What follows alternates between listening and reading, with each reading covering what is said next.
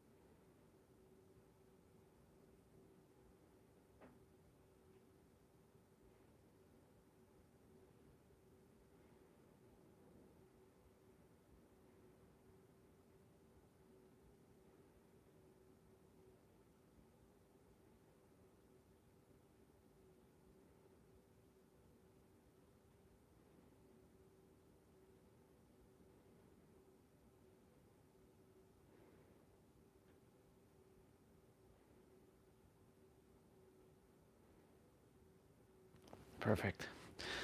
All right. Let's make sure the microphone is good. Test 1, 2, 3. Make sure the microphone is good. Yep. Test 1, 2,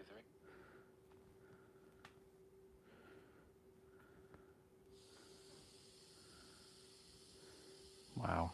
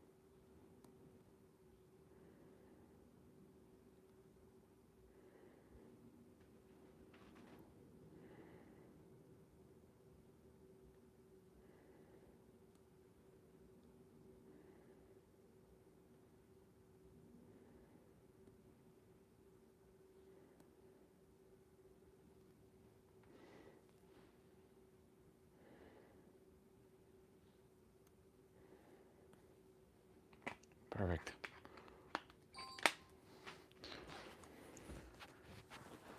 All right.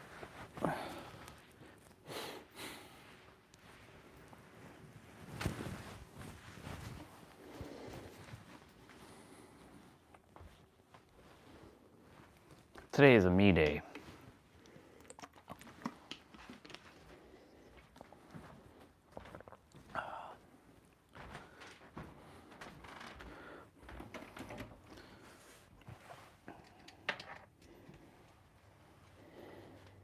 Just in case.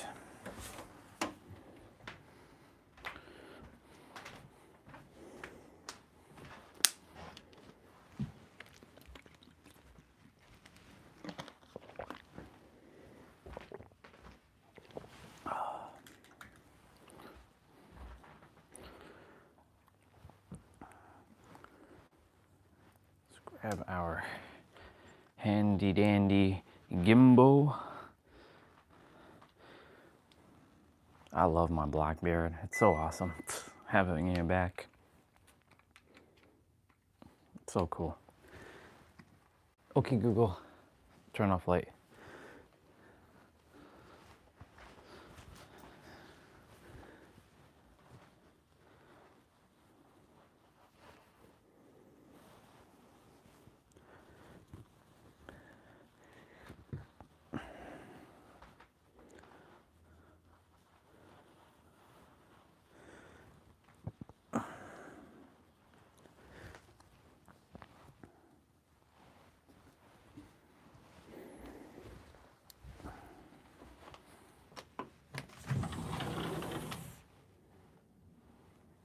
Come on.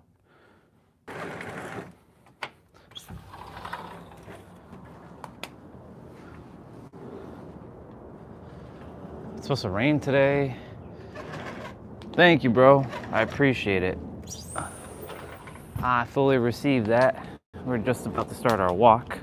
Just need to quickly put this water bottle that I just finished into the recycling outside. It's cooler today. Whew.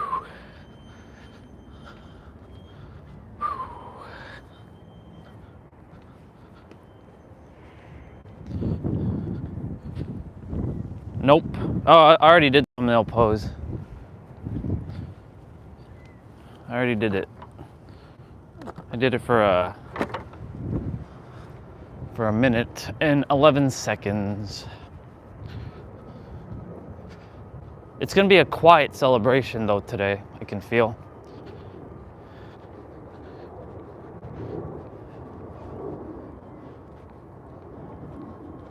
It just feels like a normal day. I mean, every day I celebrate myself because, you know, I'm still alive. I haven't given up. I could have thrown in the towel back in 2018 and I would have never seen this day.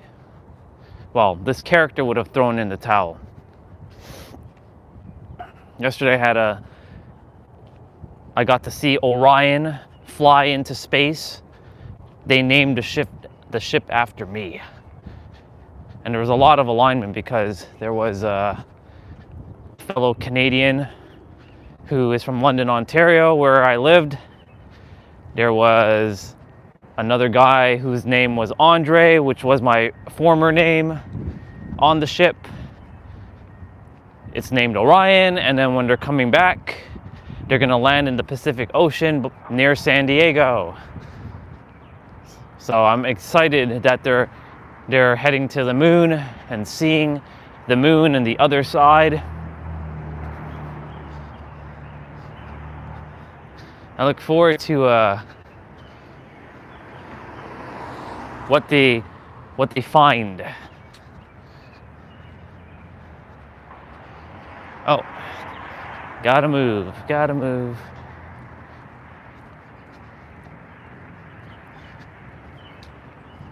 Right.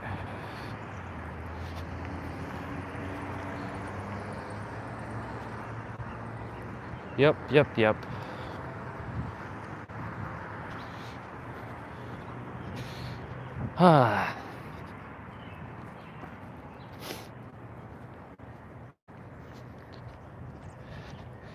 So it's so cool that they named it after me.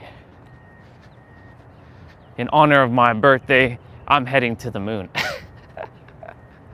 So awesome.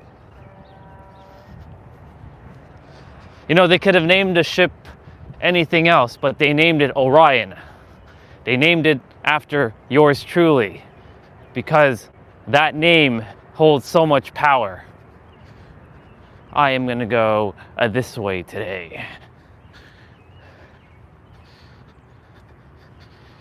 And everybody in the world will now know the name Orion.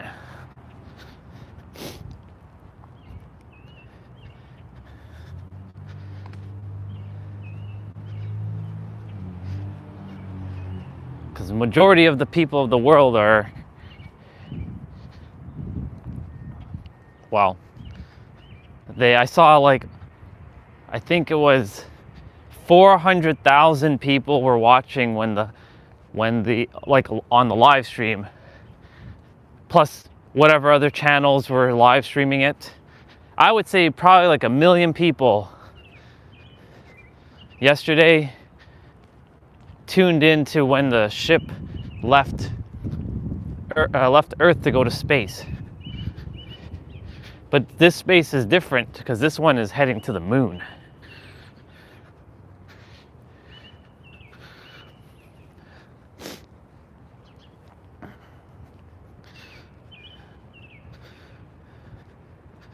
How was your exam?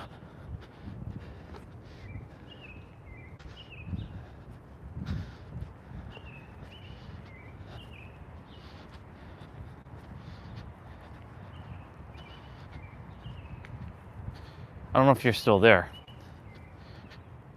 Because, you know, YouTube sometimes doesn't show like the numbers.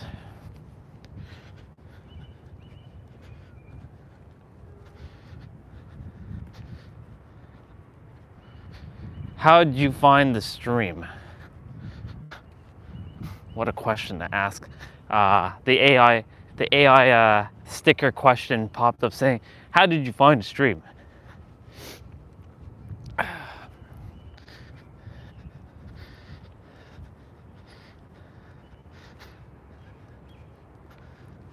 Such a stark difference from a year ago. I was home in San Diego. I was waking up right about now. It's 4:25, and I'm like, hey y'all, we're gonna go do our exercise. It was a Wednesday, and we did upper body, and I was using my resistant bands, and then I was done by like 8 o'clock, and we went for our drive in our BMW, and I got to see Olga and Victoria and had breakfast with them.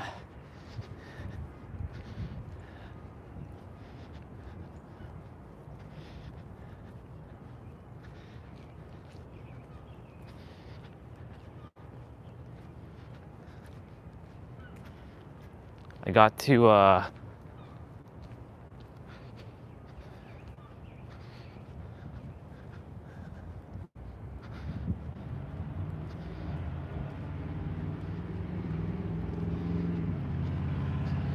got to experience a birthday for the first time outside of Canada.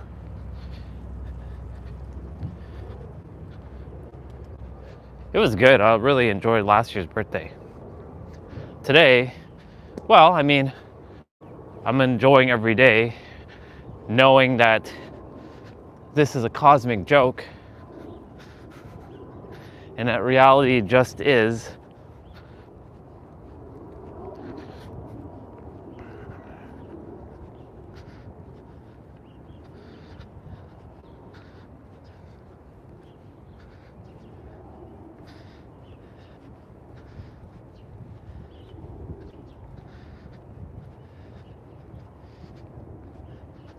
Blind, blind, blind, blind. Interesting.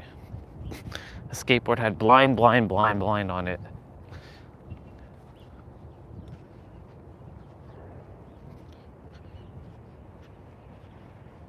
I guess it hasn't really dawned on me that today is the birthday.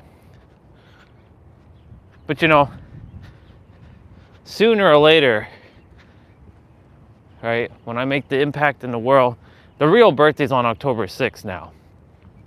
That's the day I really, truly celebrate. This day is just the day that I was put into the world so that I can navigate and operate from a third dimensional perspective. But it's so fascinating from a year ago to now what has transpired. So this is like recap day.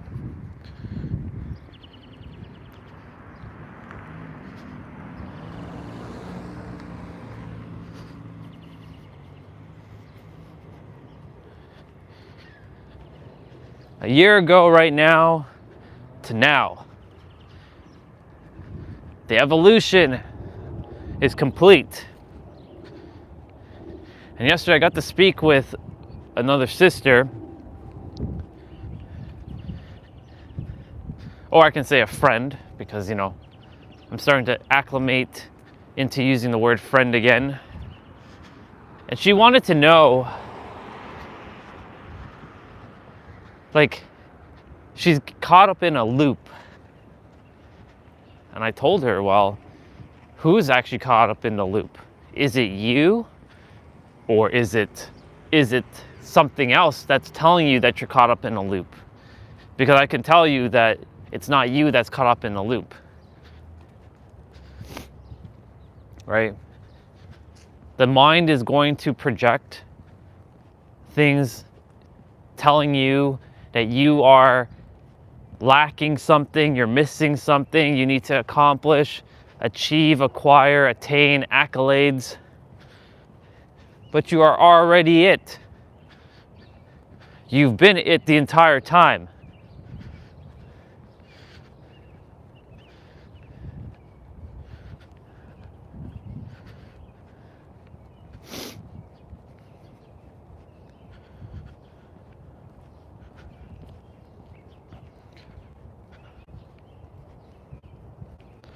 It took a mirror to mirror back the words that finally landed, that always was within, but I couldn't reach it for some reason.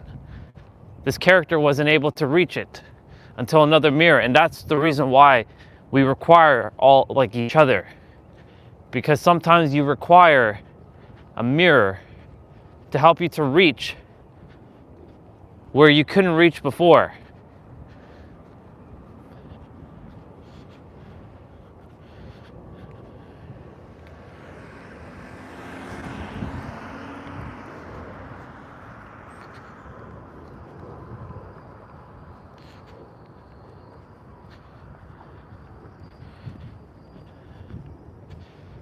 Let's switch our hands.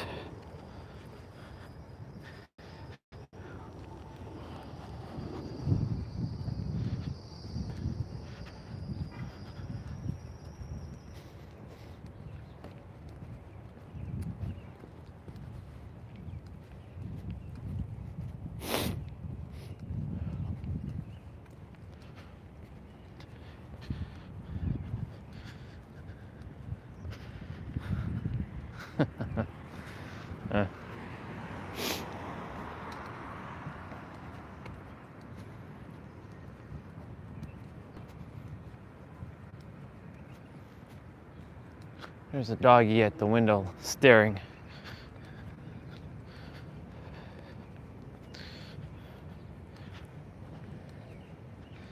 You know, there's a bike that's been like there the entire time.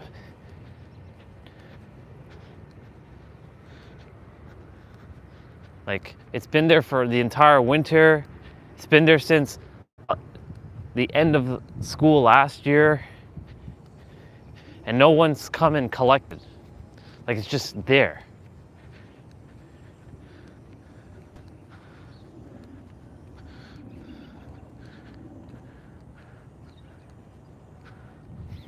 They should really just like take it and like send it on its way.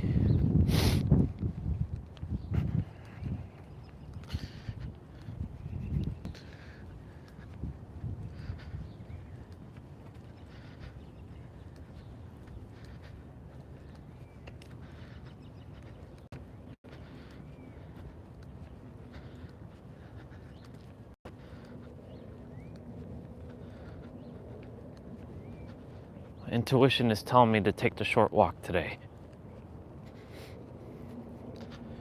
To head to the park.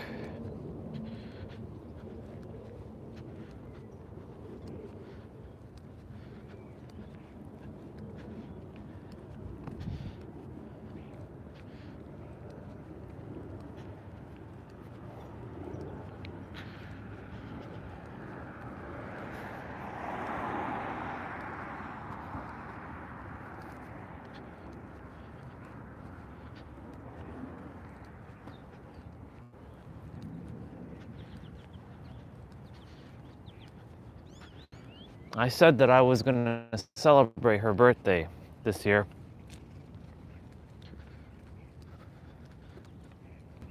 I'm not going to wait any longer. I'm placing myself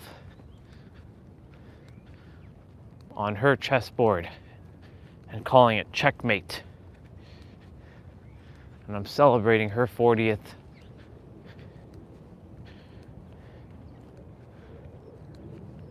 with her.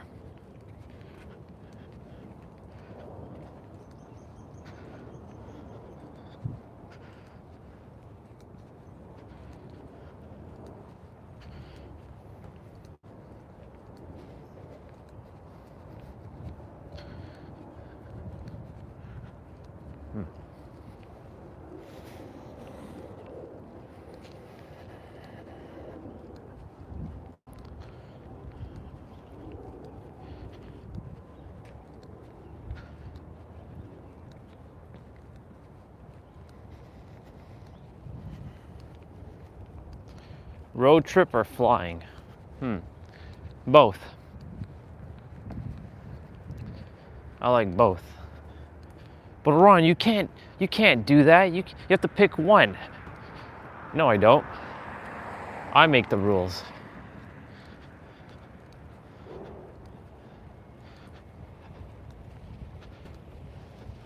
You would think that's still like winter.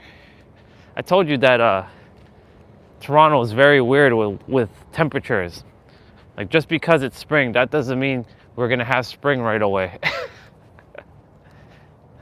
Sometimes like weather like this lingers into May.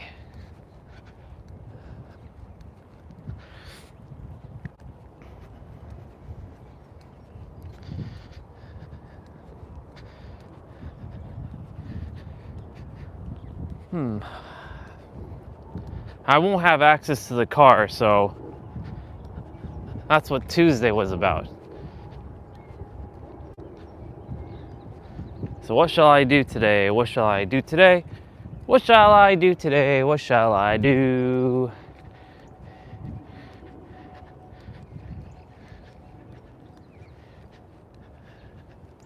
I don't know. I think I might play some video games or something.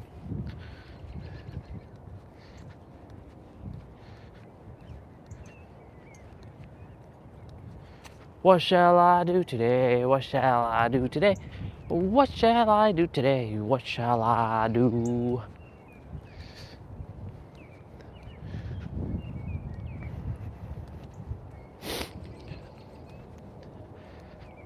Well, we're going to be approaching month 17 soon enough. I'm on like the final hurdle. I'm on the final hurdle. All right, universe. This is what I want. Listen up. I want $100 billion. No, I want $500 billion. I'm not satisfied with 100 billion. I want $500 billion to $1 trillion in sequential bills.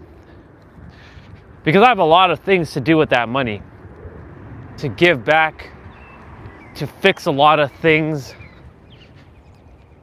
to help a lot of people. Because I'm a good person and I deserve it. And not only am I a good person, money in the hands of great people changed the world. So that's what I want, and I already have it.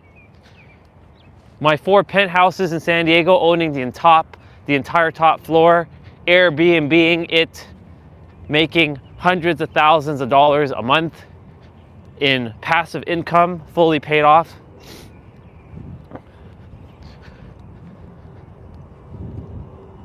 My bespoke getaway in Dubai, where whenever I travel to Dubai, I have a place. Everybody that I love is taken care of. The family's taken care of, but I'm no longer associated with them. I moved on. My name is officially changed to Orion Phoenix Stellar. I am both a Canadian and an American citizen. In Canada, I am with the current name. In America, I am with Orion Phoenix Stellar.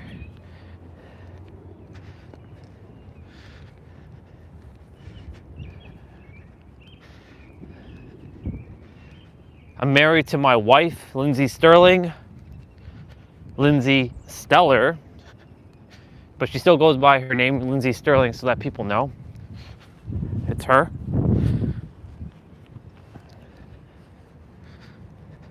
And I'm making the greatest impact in the world.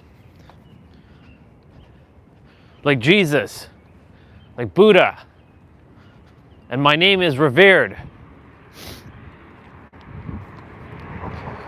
And that all people from all parts of the world come to see me. And they speak, or they listen while I speak. That's what I want for my birthday. So you shall surrender it to me, because it's already mine. Because if I can think it and I can imagine it, it's already mine. It exists in the quantum. The quantum field, you're going to accelerate it though in the physical. I'm not worried about how the physical looks. I've let go of the illusion of the physical. But you will surrender it.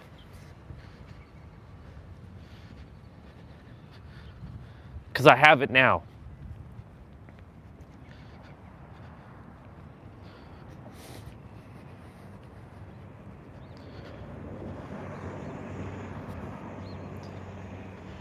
There's our sister, she's in her car. See if she sees me today.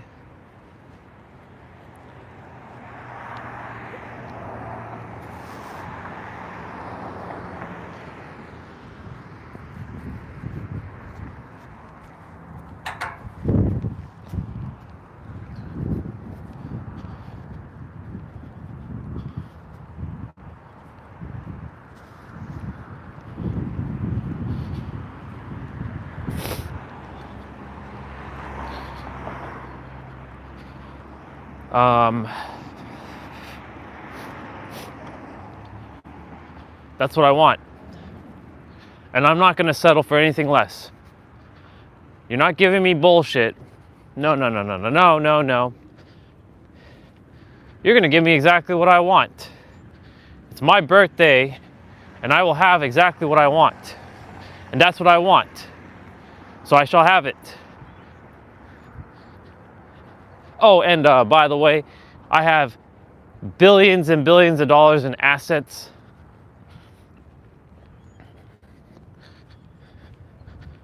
And I teach people how this reality actually works. And I've made more billionaires and millionaires and know exactly how reality works, and they're living better off. They're not enslaved by their mind anymore. They have mastered their mind.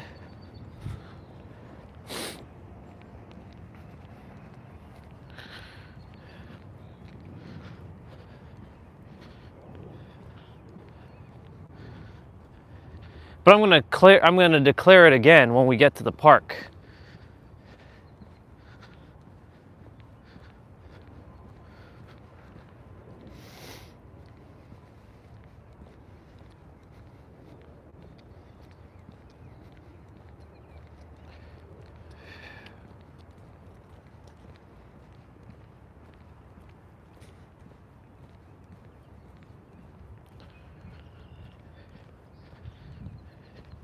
All people will remember who they are,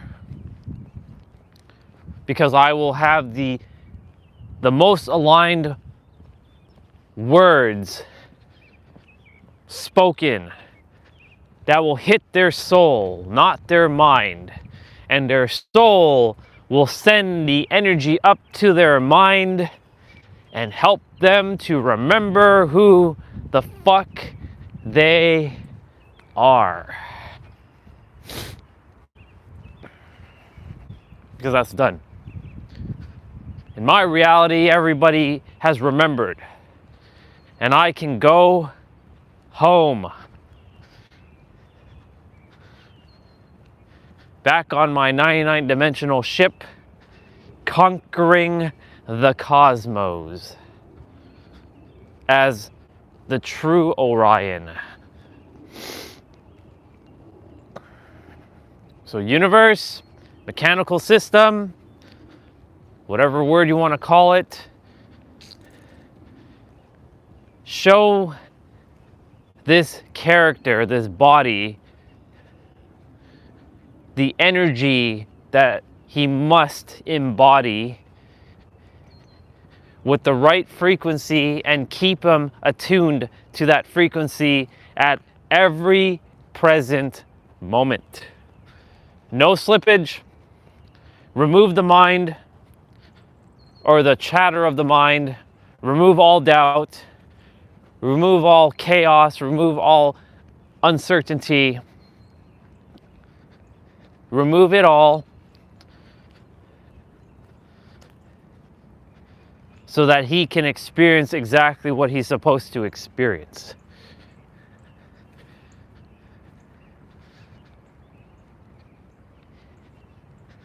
And so it is.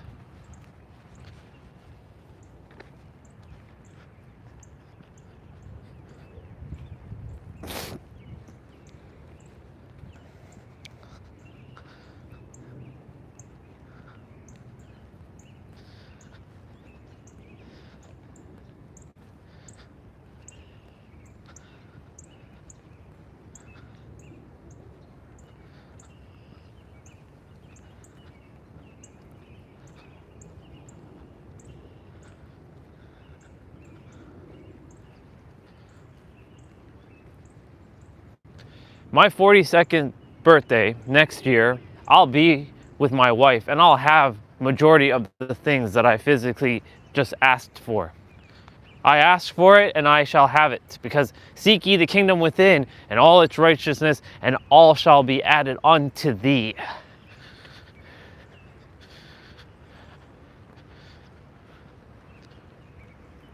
And all financial expenditures that this character currently has is completely removed. That's what I also desire, that it's completely removed. That it's only assets, no liabilities. All debts have been paid in full. That's also what I want. The bank account's full. Everything works out for me all the time, because I speak with my words, and my words have power. And I married my wife, Lindsay Stellar.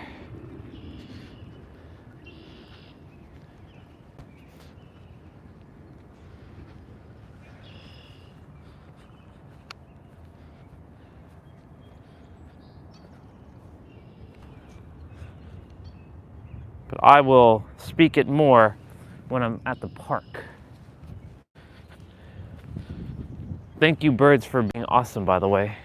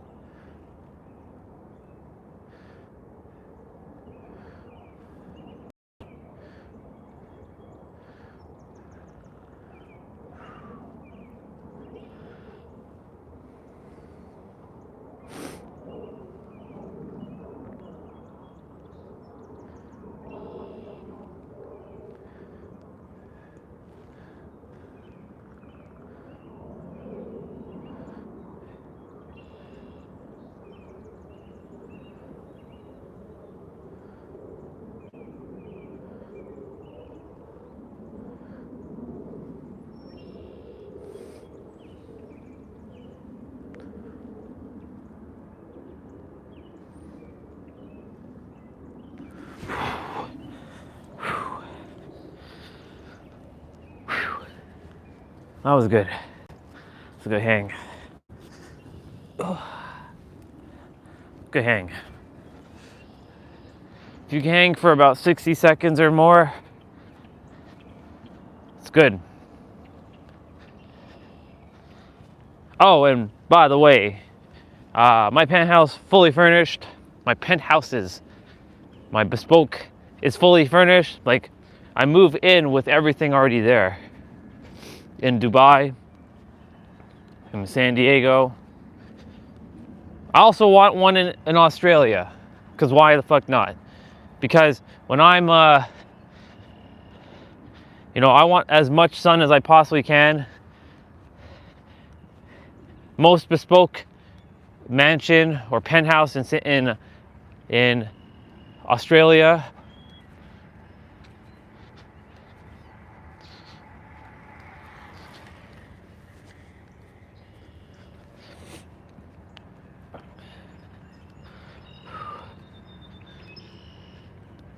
That way I have a place in part of the world where it is the down under, a place in Santa Monica or Laguna Beach as well, bespoke, our home together in LA.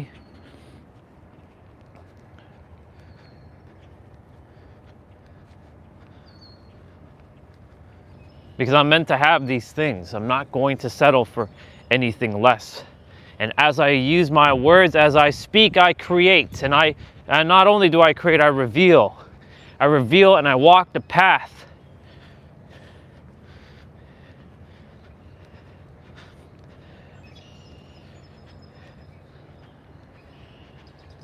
And I am super visible in the world. Everybody knows who I am. But I don't need security to protect me. I am the people's champion.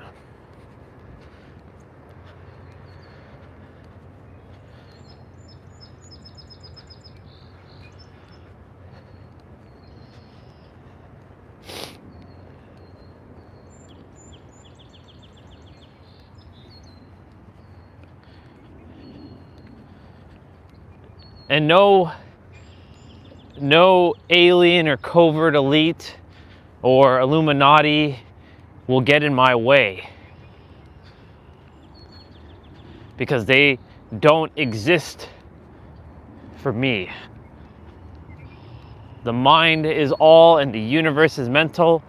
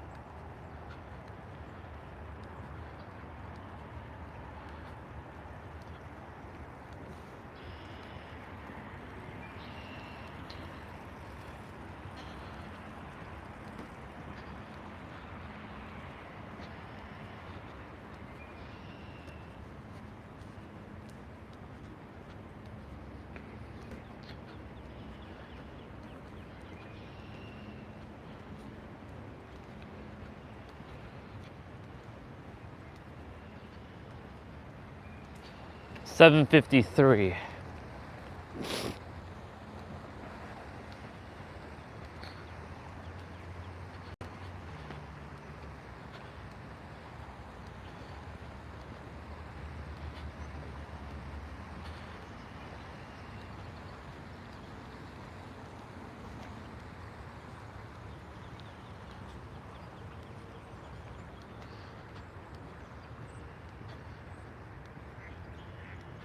Quack, quack, quack, quack, quack, quack, quack, quack.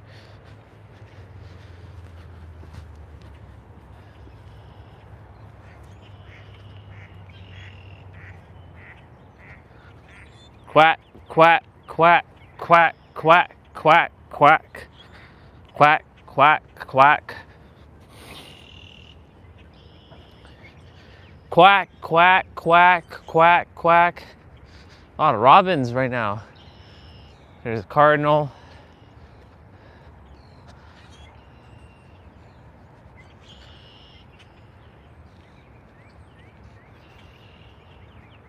They're like human coming.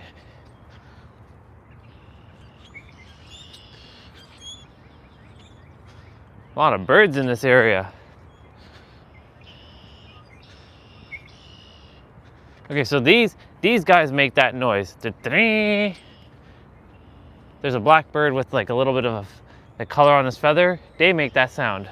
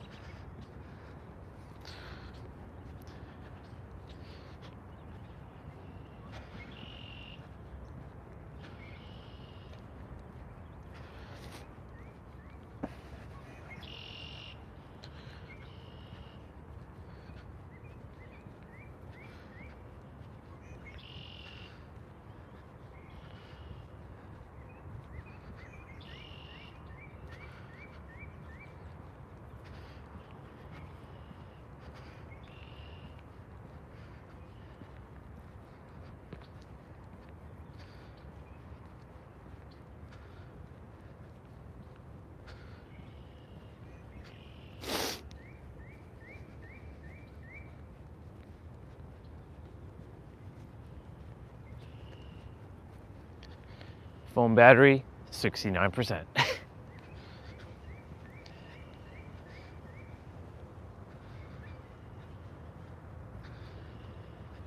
Such a stark difference between last year's birthday and this year. Cold, but I don't mind it. Cloudy. Kind of wish it was a little sunny though. It's all right.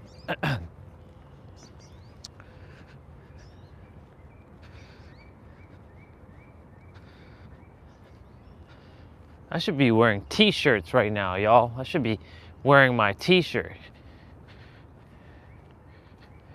All right, heading to the park for a moment.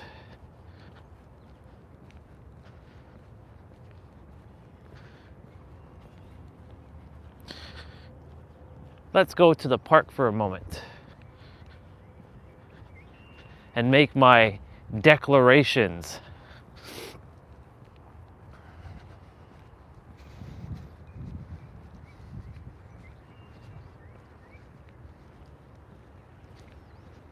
So fascinating. Thank you, sister. Appreciate that. You know, every day is our birthday. It's like a quiet one today. There's not much. Like my brother and my fiance is in Japan. My sister will be using the car, so she won't be home. And I don't really want to be blowing out a cake with just mom and dad, or this character's mom and dad. So I really just don't really want to do anything birthday-ish today. They'll probably order food, but like, it's whatever, like, you know. At this point, it's like, it may as well just be a regular day. I'll celebrate my birthday in style again soon enough. By the way, I did my passport photo, or I did my passport yesterday, the application, sent it in. So that's taken care of and done. Hopefully, no, not hopefully, I already know it's already done. There's not gonna be any hang-ups. Yesterday, the spaceship Orion left for the moon, and everybody now knows the name Orion. That's my ship, and they're flying on me. So much alignment with that spaceship. There was a Canadian who's from London, Ontario, where I lived. There was another person whose name is my former name, Andre. He's a secondary astronaut. The ship will be landing in the coast of off the coast of San Diego when it comes back in 10 days on April 10th. The boy who created the zero gravity device, so that they know that when they have no longer gravity, he's from California. So lots of alignment. with that launch yesterday. It's so interesting looking at my park. Like, half of the grass is like yellowish, half of it's green. There's definitely no snow. Like, last time I came here, there was snow. There's no snow now.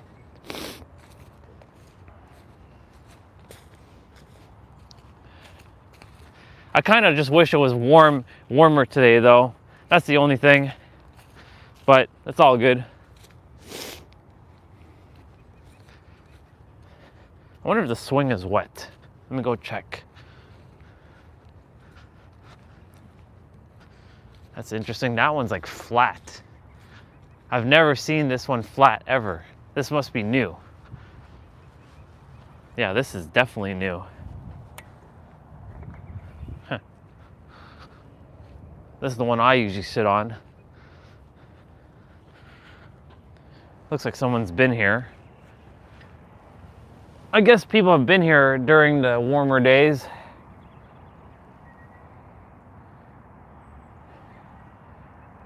Sounds good. I'll definitely have lots of parties in San Diego, that's for sure.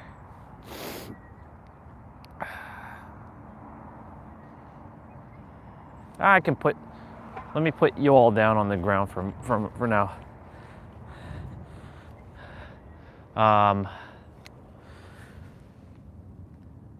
There.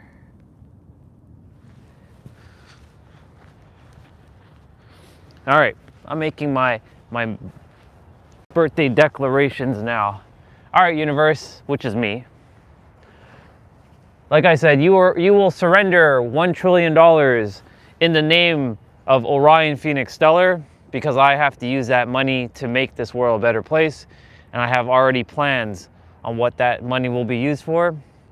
I'll be marrying Lindsay Sterling, and I'll be celebrating her 40th and her 41st and her 42nd until we are finally leaving the planet. I will have made the greatest impact even beyond the Jesus and the Buddhas. My name will basically permeate the entire world. My clients will be paying me millions of dollars. But once I'm done with them, they will no longer ever need to go and hire someone else. I own my 4 penthouses in San Diego, all fully furnished, all fully paid off, and they're all Airbnb'd, making hundreds of thousands of dollars a month because they're always busy. It's a bespoke getaway there. I have a mansion in Laguna Beach, also fully furnished, also fully paid off.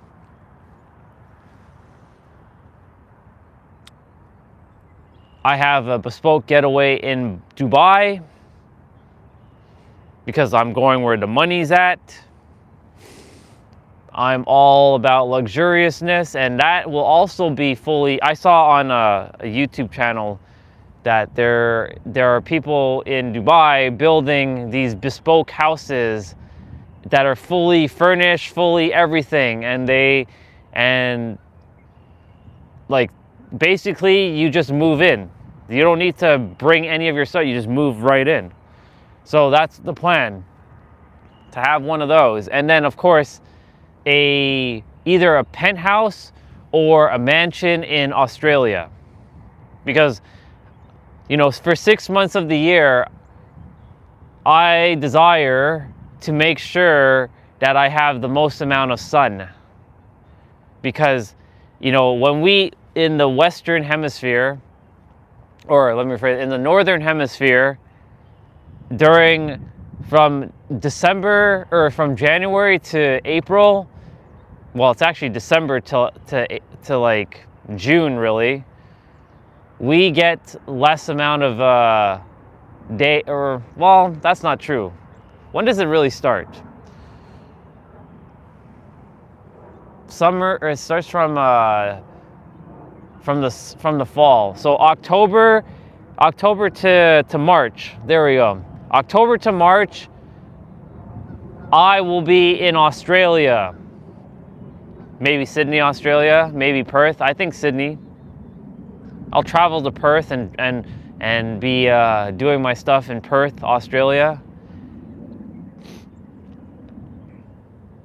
And then from April to September, I'm in San Diego, California. And here and there, I'll travel to Dubai. That'll also be Airbnb'd out by millionaires who want to have parties and getaways. I'll just make sure that I have security making sure that they don't trash the place. All the people that I know are taken care of. My family will no longer be my family though, but they will be taken care of. And then I leave them for good.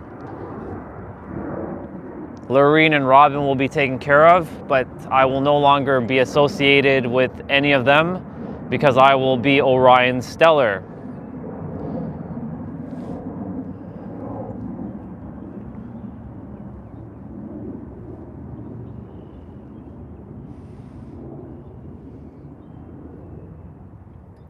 I gotta make sure the battery doesn't like die on me. I could spend hours out here, but the only problem is it's kind of cold.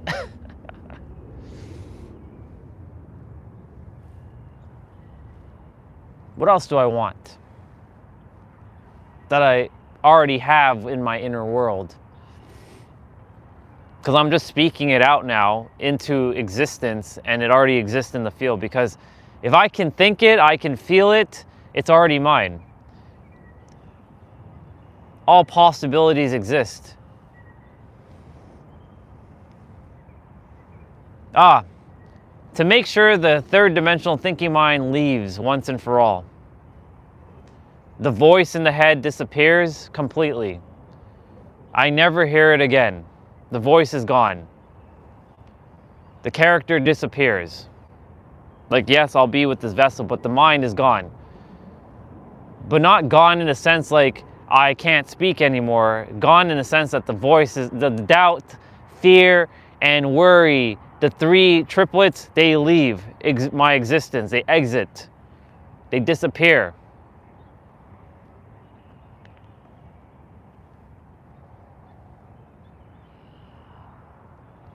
I rejuvenate this character's body back to 22 years old, including a full black beard, even though I have it right now. This is just a prelude. The body is healthy and strong.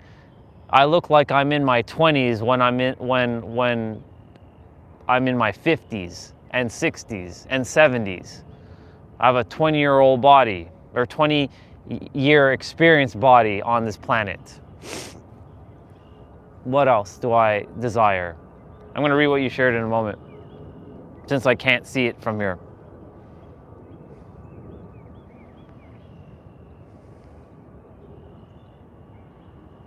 Just my cars. That's inevitable. I have the money, so I'll just buy whatever car. My Supras, all fully modded. And those cars bring people joy. It brings a smile. It inspires others. It inspires kids when I drive it around and they see it. And they're like, wow, that's such a beautiful car. And I'm like, you can have a car like this. You just have to trust and believe and know. Ultimately, I'm making sure that everybody knows that they have the power in every present moment. That's why I will have, and the other thing too, I ask for super visibility. That I am known to every human on the planet as Orion Stellar. The one who came to transform the world, not change it, but transform it. You all are changing your own world. I'm simply here to transform it.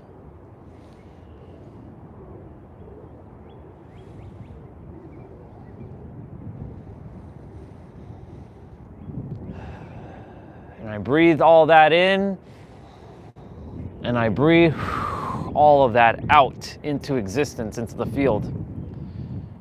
Now all the particle and waveforms will materialize when they're supposed to.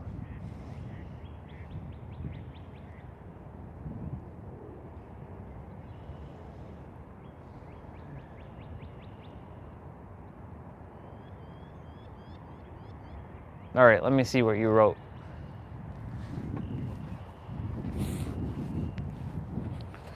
Let's see. I am beyond this and that, exactly. And you do already have everything.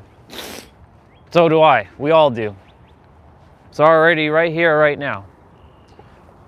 That's why I said to get rid of the mind and the illusion of time completely.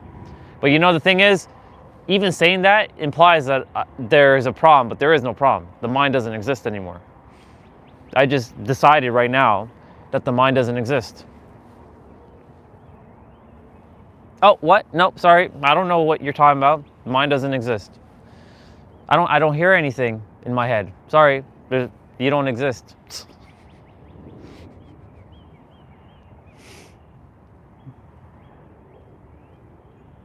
Because you know it wants to talk, right? It always wants to talk. It wants to say something. It wants to like, you're not supposed to have that. You can't destroy me. You know who I am? I'm you. You can't get rid of me. You're stuck with me. Oh, I'm not destroying you. You just simply don't exist. I'm not saying you're bad, mind, but you need to just be quiet going forward. That's it. That's all you have to do. Just zip your lips, wipe your mouth. As Nero said, zip your lips, wipe your mouth, pull up your pants, zip your pants up. Relax. Because you're going to get some.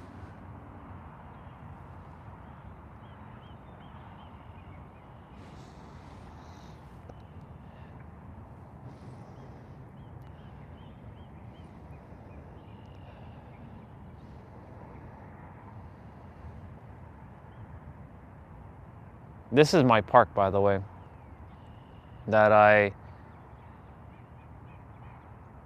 there's a human coming this way. There is a human coming this way. It's funny how I say that. There's a human coming this way. Implying that like, I'm not human. She has a stick in her hand.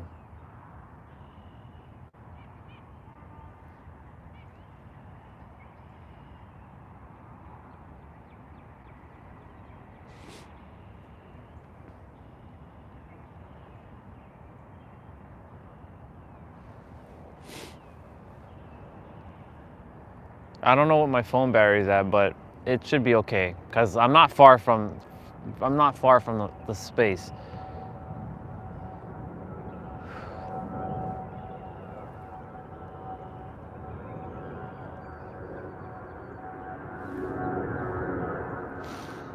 Oh man. I'm definitely gonna go get a donut, but I have to bring the phone back in and I have to get it charged, but I can't bring the gimbal because my hands will be full. Like I won't be able to hold the cup and the donut. I think I might get a French vanilla. Similar to the donut that I got on Tuesday. Not similar, the exact one. But there's no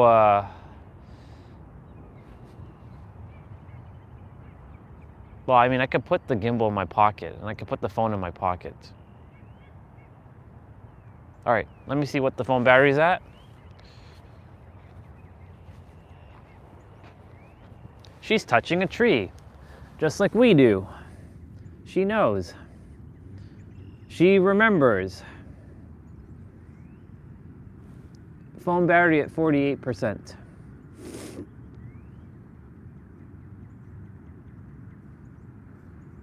It's good. More humans are remembering who they are. They're remembering that they're nature itself.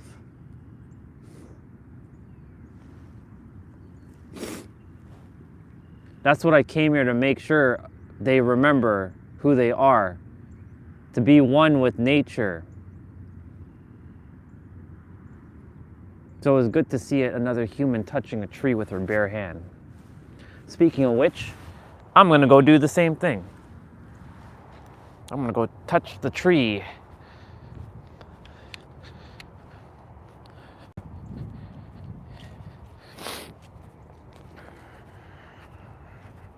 That human actually knew what she was doing though, which is good.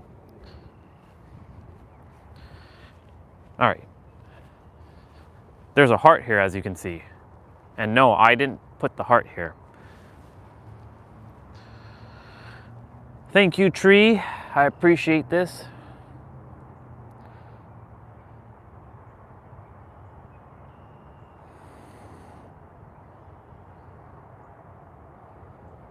I can feel the tree's energy, by the way.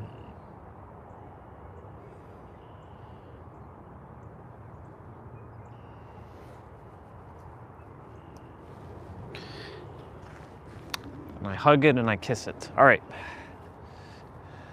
Thank you, Park, for helping me to reveal and bring forth my creations into reality. Yeah, so what I'm gonna go do, I'm gonna go to the, I gotta go to the Tim Hortons, the coffee store. But what I'll have to do is I'll put my gimbal in my pocket, and I'll put the phone in my pocket. That way I can carry the two things in my hand. Well, I can pull, no, I'll have to actually carry my phone. We'll see. I'll figure it out. Bye, Park. I'll see you again soon.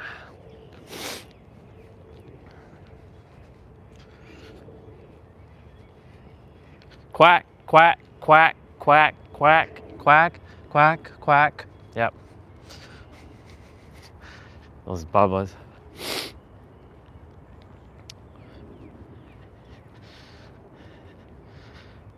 That human, when I saw her, I'm like, okay, she picked up a stick. Let's see what she's doing. And I made sure she heard what I was saying. I wasn't gonna be like talking quietly. I was gonna make sure she heard what I was saying. I'm like, that human remembers. She knows. She's touching a tree with her bare hand. That human remembers.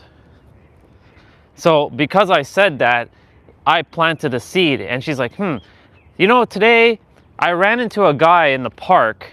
I was walking and I picked up a stick, and he was sitting on the swing, and he got down and he crouched in a squat, and he was saying, I know he was talking to me, but he basically said that, oh, she remembers.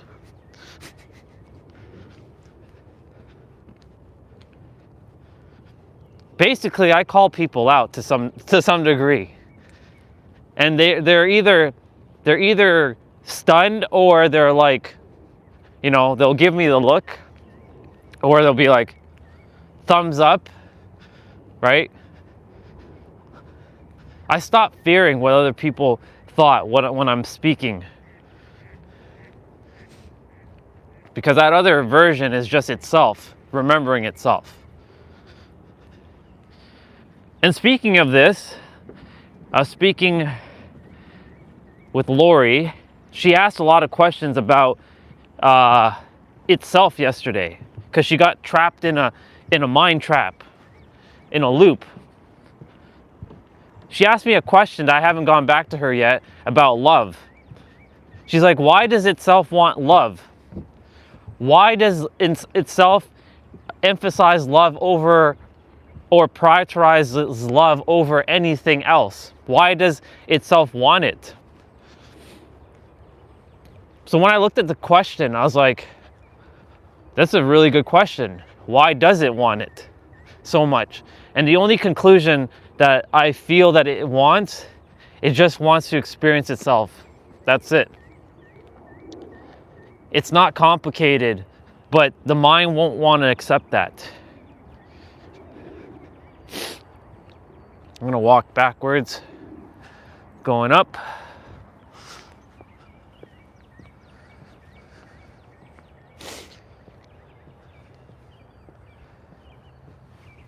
But I feel like there's, you know, I told her that, you know, you're itself. That's the new term for God, itself. It's very neutral. It doesn't have a man's like energy behind it. It's just itself. You know, it doesn't feel like a dude in the sky kind of feeling. And itself permeates all of us. It's an energy that's around our body. It animates our character. It's the soul itself. And the soul cannot be explained by the soul cannot be described by any word, except for maybe just one, energy. But then, what is actually energy? All words are made up. So anyways, I haven't responded to that question that she left because I wanted to contemplate it for a little bit last night. I'm like, why itself? I asked itself, why do you desire love? Why do you prioritize love over everything else? What is the reason for it? And it's truly just, it's a feeling, it's a sensation of feeling, here's another word, fulfillment. It wants to feel fulfilled. And then of course, the follow-up question, why does it want to feel fulfilled? Right? There will come to a point where the questions will run out and it'll just have to be just is.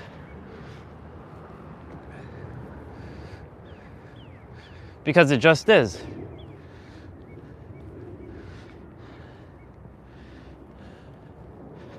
Okay, which direction shall I walk?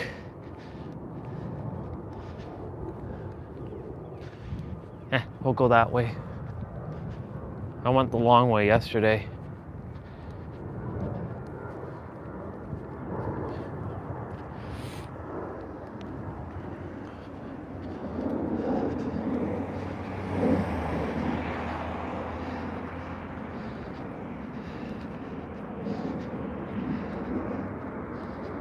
I have my wallet in my pocket, so I can go and snag my coffee. Well, not coffee, but my Timmy's. It's called Tim Hortons.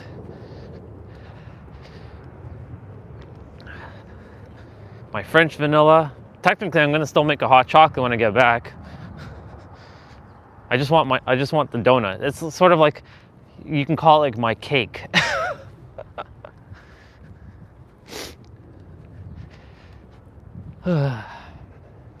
Yeah, I really do believe and know that it's desiring fulfillment with love. Fulfillment is like the ultimate feeling that itself wants to feel. Like authenticity, love is part of fulfillment.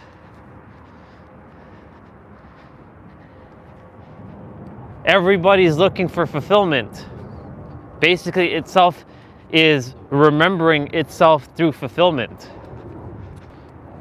Whatever fulfillment is, and fulfillment can be anything. It could be,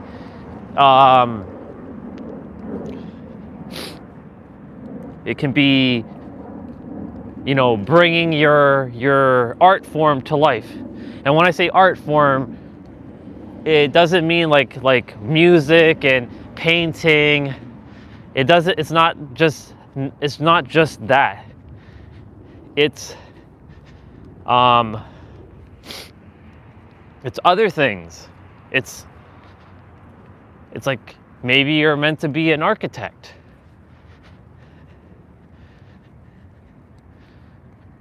Right? Maybe, actually no, I'm not gonna walk on the main street. What am I doing? Fuck that. I was thinking about it, I'm like, no, I'm gonna walk this way. Get me some steps.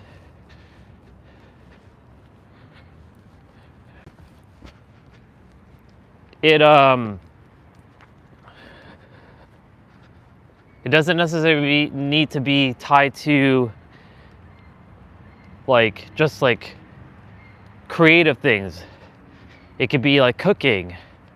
It could be cleaning. It could be just being a mom or a dad.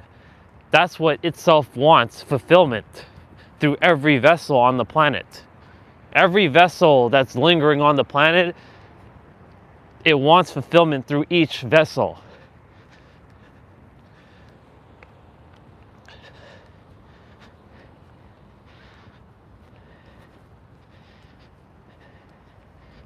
But the problem that's happening, even though there's no actual problem, is that the vessels are getting in the way of itself. Right? I'm sure all of you have seen like the metaphor, there's your plan and then there's God's plan. And your plan being like small and meek in comparison to God's plan. Like there was a video on Instagram where there was a bunch of it wasn't a video, it was actually it was a music post.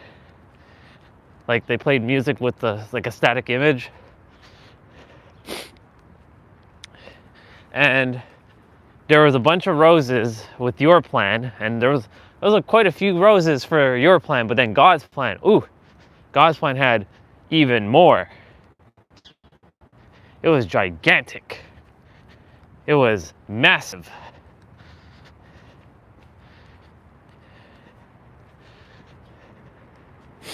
So like I said, there's your plan and then there's God's plan. Or there's your plan and then there's itself's plan.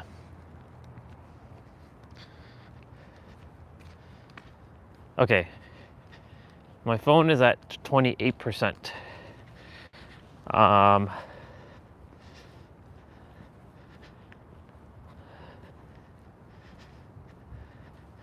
It should be fine.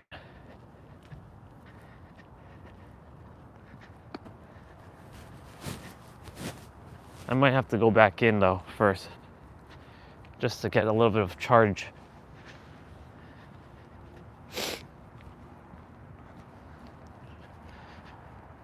But yeah, itself wants every character on the planet to remember itself fully.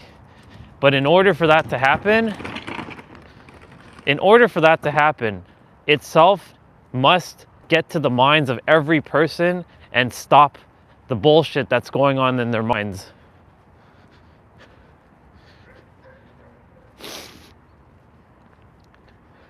Will that fully happen? Well, that depends. The world is starting to wake up. They're starting to realize. They're starting to become aware.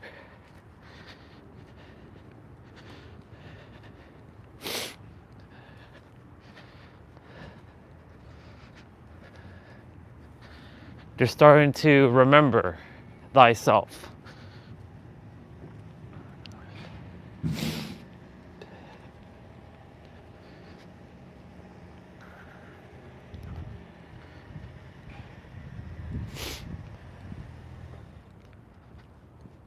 Interesting.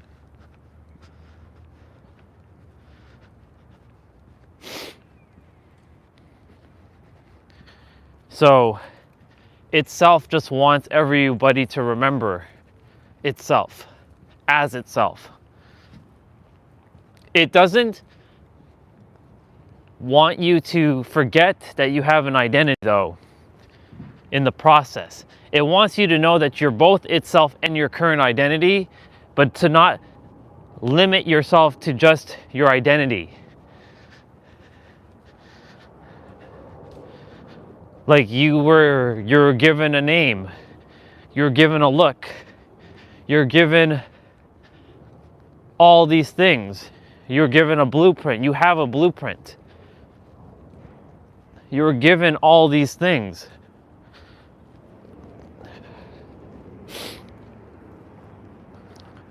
That's what itself wants for everyone.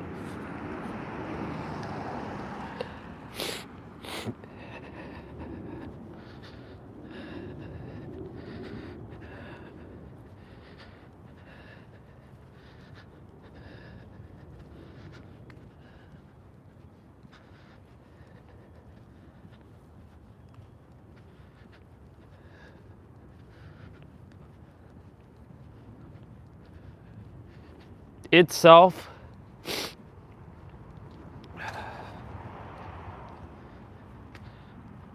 I thought for a moment I thought you had disappeared because the YouTube number showed only 2, because YouTube sucks like that at times. Let's see. So we were talking about news thing. Why do I watch? It came to me. I think you are not aware. 90% of the oil comes from Iran. Do you know about this of the Strait of Hormuz?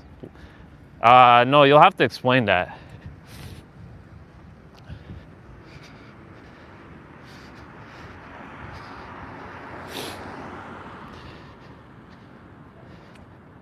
So, look, there's nothing wrong with watching news, but it's when people get sucked into the trap of drama and conflict, right? For me, I don't watch it simply because of the conflict and the dramas that people are entertaining. For myself,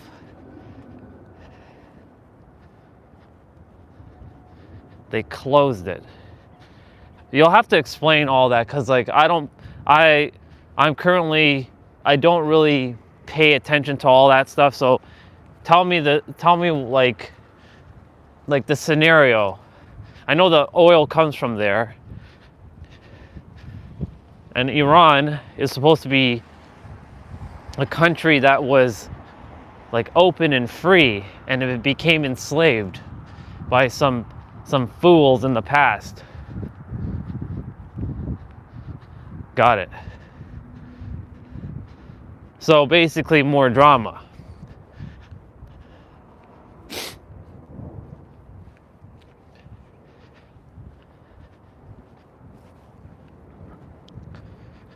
This is how humans who don't know who they are, they do the choke hold. 60. So India just had 60 of storage. I don't know what that means. What does 60 of storage mean? Like 60%? Like 60% of storage of oil? So like a backup? Is that what that means?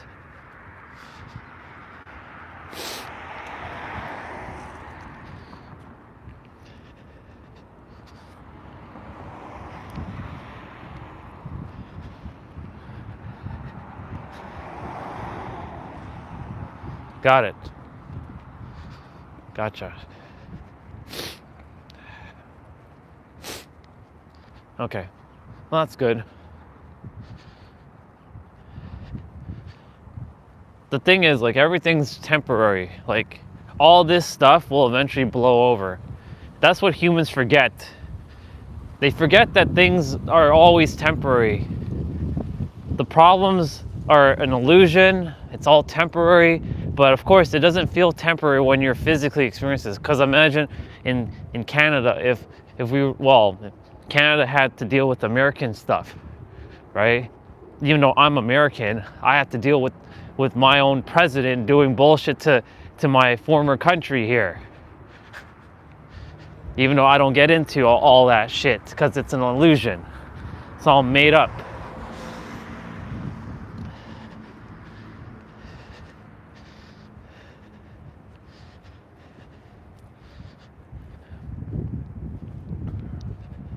You know, it's funny. I'll talk about something that's kind of related, but not fully related. I had so much respect back in the days for Bill Gates. So much respect for that guy. He inspired me to be a billionaire. He inspired me to be the richest man in the world. But not for the way he did it. Okay, I definitely have to go inside because I have to charge up the phone for a little bit. I'll get the phone charged for a little bit and then we'll walk back outside. And I'll go and get my donut and my thing. But anyways, he inspired me to be a billionaire. But now, I mean, look, whoever was in the files and all that, they're all souls too. They're all us. They're one with us, right? I can't disown them, but I can definitely, I'm disappointed that those itselves forgot themselves.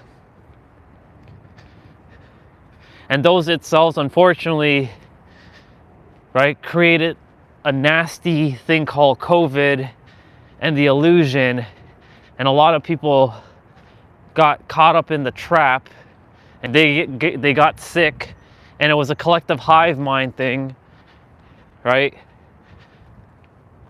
Because like when more people are entertaining something, it gets stronger. And when it gets stronger, it's more real, right? If two people thought that there's this there's this outbreak and 8 billion people are like, that doesn't exist, then it would have never existed. We would have never had to wear masks, never adhere to all this stupid ass policies, right?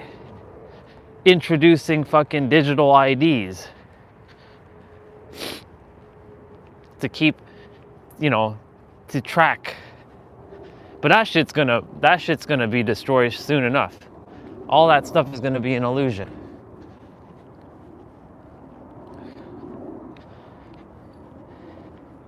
And you know what's fascinating? He was talking about it in 2017 in a TED Talk or some shit like that. And the world was like, Bill Gates predicted that we're gonna have a pandemic, but he was part of it. And the thing is, there's no more, people can't say, oh, that's conspiracy anymore. You can't, like, there's no, like, a lot of things that people think are conspiracy is no longer conspiracy. It's just facts now. All that stuff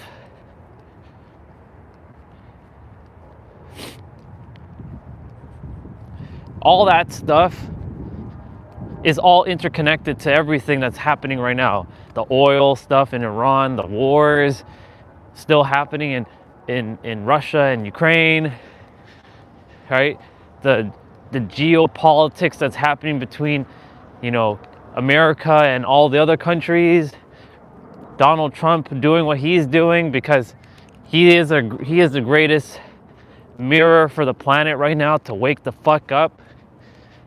But most people are getting caught up with the traps and forgetting and getting distracted. And then when people like Jim Carrey are speaking out, I don't know if you know about Jim Carrey, right? And here's the thing, like, this is how information gets misspread because I don't really know.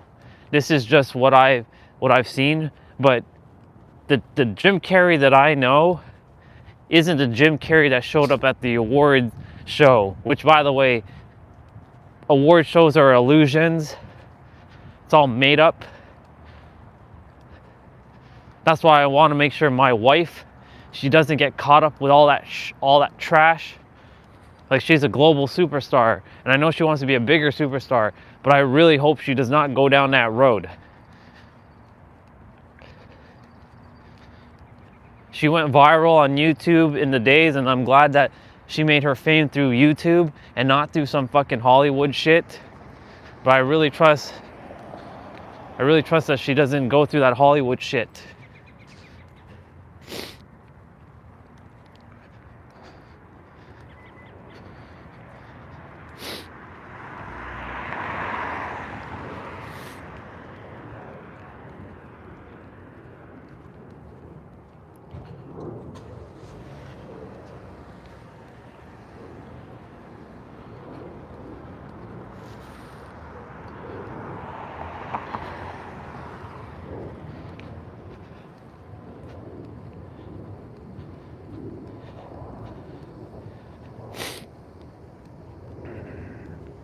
Morning.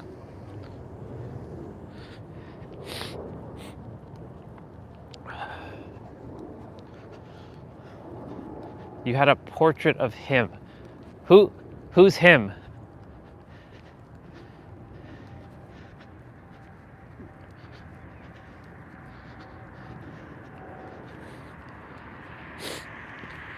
All right, and then there's like Elon with his shit, right? Like Elon, yes, he did some good things in the world, but you know, he did some pretty not so good things too. There's the sunset in San Diego, California. Okay, let me charge up the phone. The phone's at like 10%. All right. Oh, Jim Carrey, yes. Because they say that the Jim Carrey that showed up at the award show is a clone.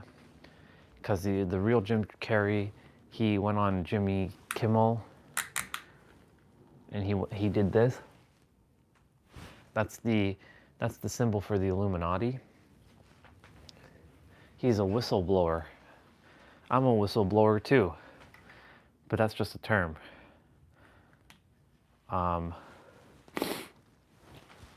And you could tell that Jim Carrey was not the same Jim Carrey. It's a different dude. People were like, that's not Jim Carrey. He kind of looks like him, but that's not him, because Jim Carrey was exposing Hollywood. I'm gonna give yeah. The last time Jim Carrey was shown, he was talking about everything as God. All things are one thing. He doesn't exist. Jim Carrey, the character, isn't real. He was being interviewed by he's like, come on, really? Like, we come and celebrate these icons. Like he was saying that in an interview with a girl, and she didn't know what to say. She was completely like caught off guard.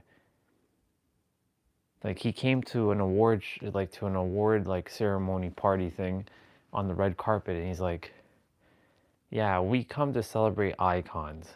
Really? None of this is real. He was saying all that stuff.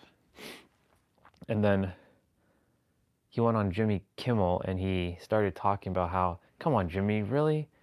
You're in on this too. You should know what that is. And like they use fake audience noise in the background, thinking like they're making a joke. But the audience who was actually there, and there was a couple people who were in that video, like in the comments, who was actually there that night when that happened, who basically said to Jim Carrey, like, or they saw Jim Carrey and they're like, oh my God, what the fuck is going on? They were like, the audience was dumbfounded. It's on YouTube. You can look it up. Look up Jim Carrey and Jimmy Kimmel, and you'll see. So the Jim Carrey that we saw, he had different eye color. Some could say, but he could have been wearing contact. But the way his facial structure was different. Like, he sounded different. He didn't look like Jim Carrey. And I'm like, so either the Illuminati got him. So a lot of people think that the real Jim Carrey is dead. He could just be hiding. So this is where I don't get into conspiracy of that. But I do know that the Jim Carrey that I know, that's not the Jim Carrey. Because the Jim Carrey would be standing for his, he was at the award show talking about just, he's happy to be back in Hollywood, and he loves to be a comedian and all this stuff, and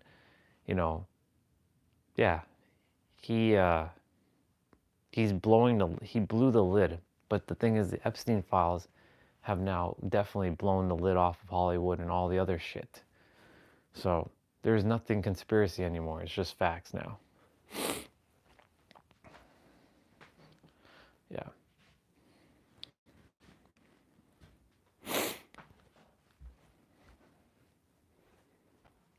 For me, Jim Carrey's not dead. He either left Earth and he's in a different dimension, or he's just hiding somewhere to protect himself. But again, not getting into all that, because that's just more noise. The thing is, the world wants to cover shit up. There's certain people. So here's the problem, which isn't a problem, but I have to address this. There are certain people in the world that want control over all of humanity. They know how this works. Even they know that it's itself, but they still choose to go down the road of darkness.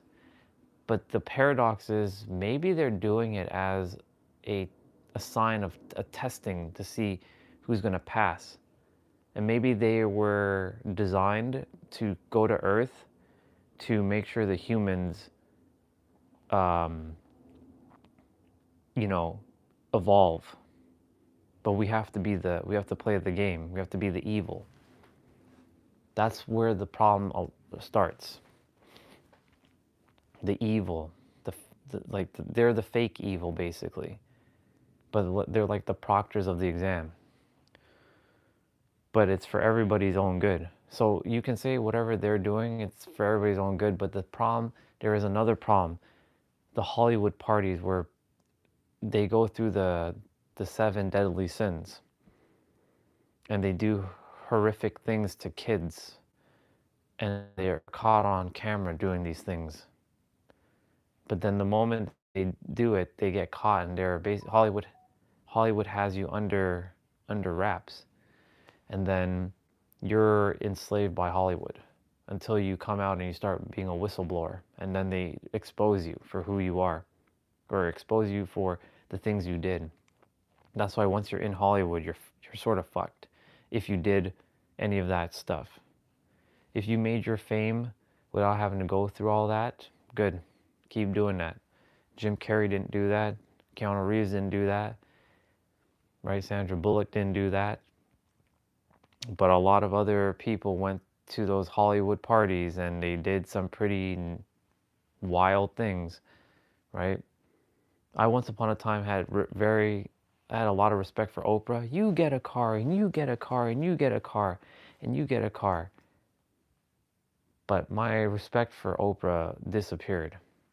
And then, of course, Michael Jackson. A lot of people thought Michael Jackson was like a really weird dude and he did some bad things. No, he was actually the good guy all along. He just couldn't be controlled by like people like Oprah. Oprah couldn't stand Michael Jackson because he was too loose. That's why I came here to finish what every one of them started. I will have to go through hell with the earth, but I will deal with it because the universe has been preparing this vessel to remember itself and basically say, stop, that's enough. It's all noise. It's all noise. The word noise is going to be more than enough to stop people. Noise. That's noise. That's more noise. That's more noise. It's all noise. The oil stuff in India and Iran, noise. The stuff in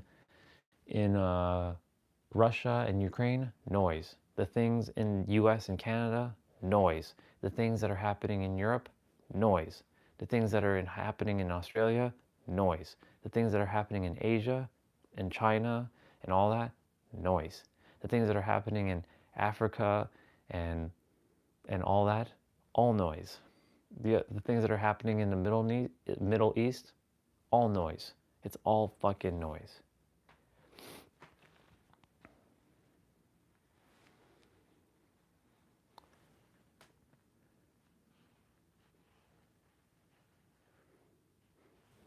whether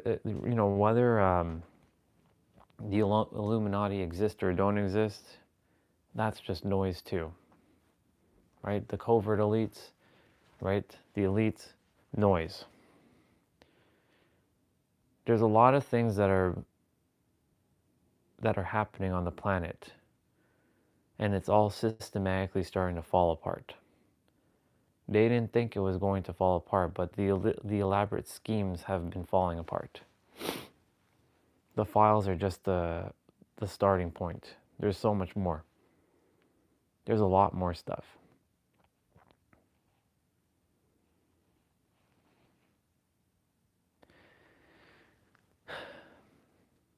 I knew deep down when I saw characters like Deepak Chopra, Jay Shetty, Ellen DeGeneres, when I looked at them, I'm like, something feels off about them. They don't feel genuine. How did they just rise to stardom? How did they just get there? Right? How? Well, Jay Shetty, he went viral on YouTube for wisdom, but his wisdom wasn't viral. That wasn't wisdom. That was just pure stupidity. Real wisdom is knowing that you already have it. You don't need to seek wisdom outside of yourself.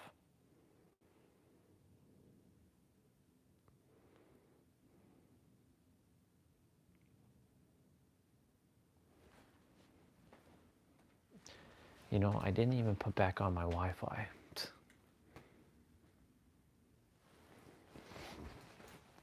Yeah. Everything is a phenomenon. Everything is an illusion. Everything is made up. Everything just is.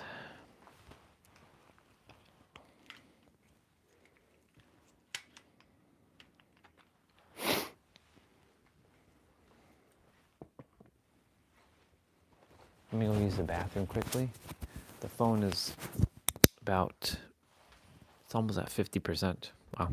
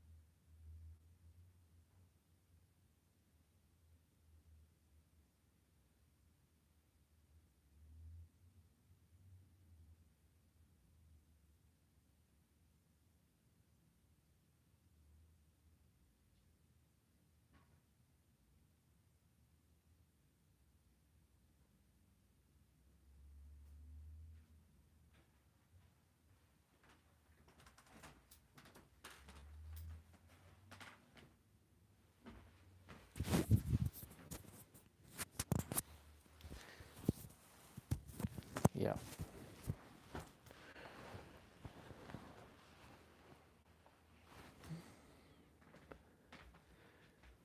48%. Okay.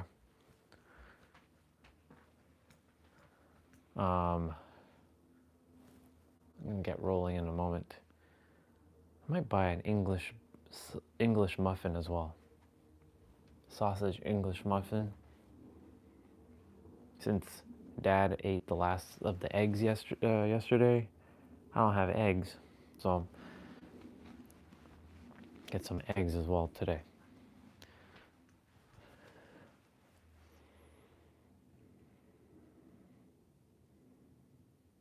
Yeah, I'll buy a sausage English muffin and a donut, but I won't buy a French vanilla because then I have to carry that and it'll just become cold again.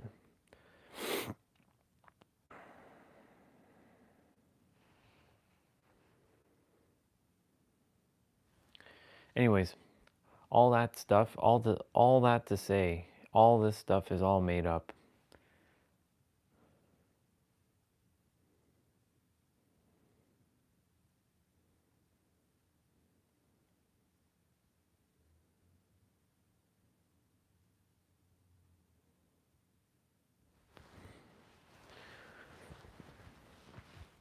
Let's check something.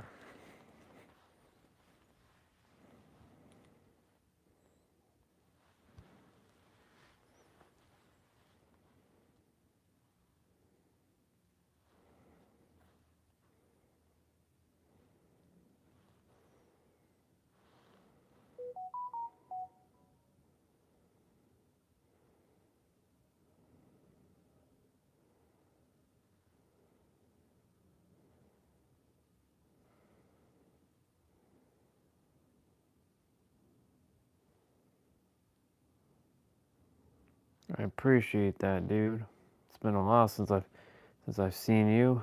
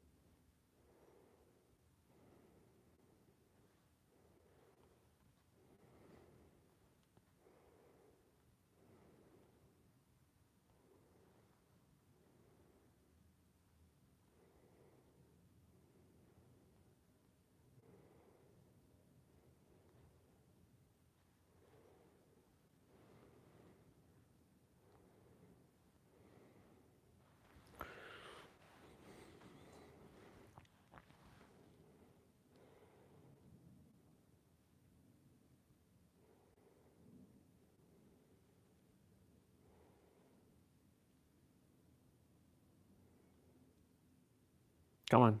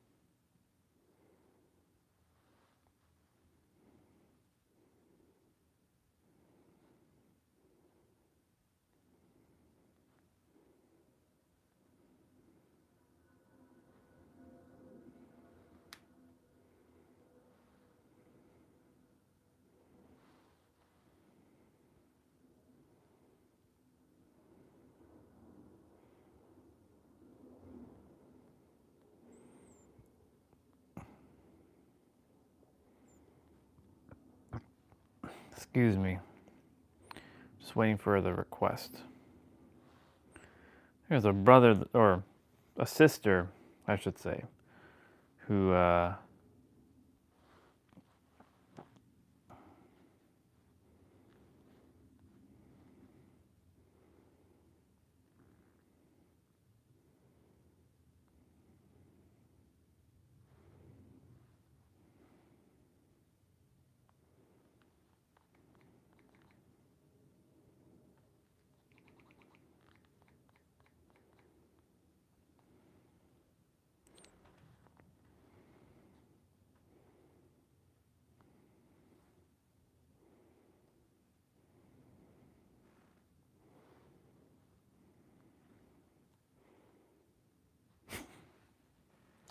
right, I'll be right back.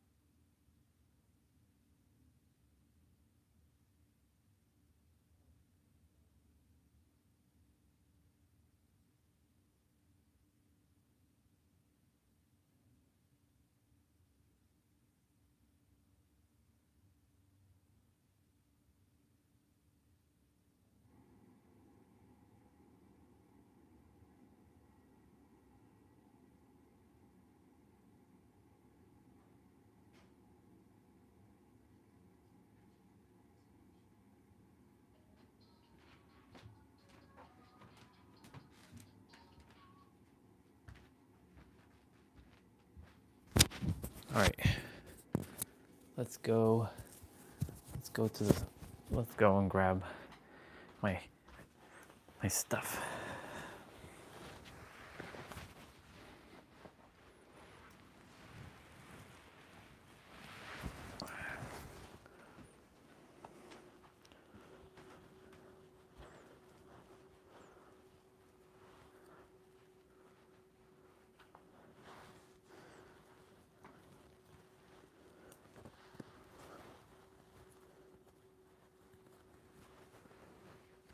Okay.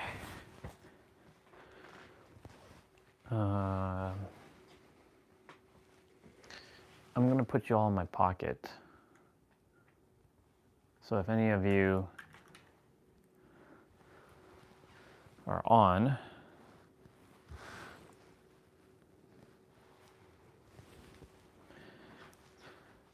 that way I can free up my hands.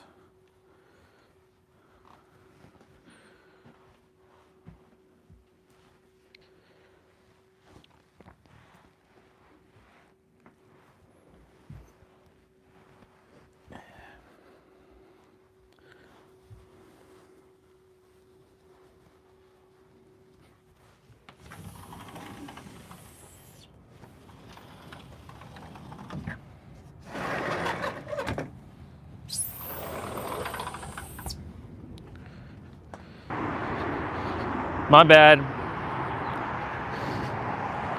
Forgot to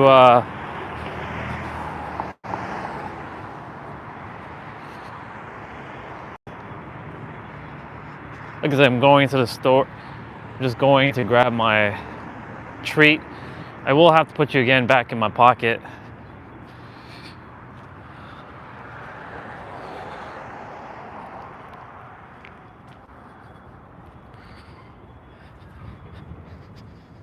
Little birthday treat for myself.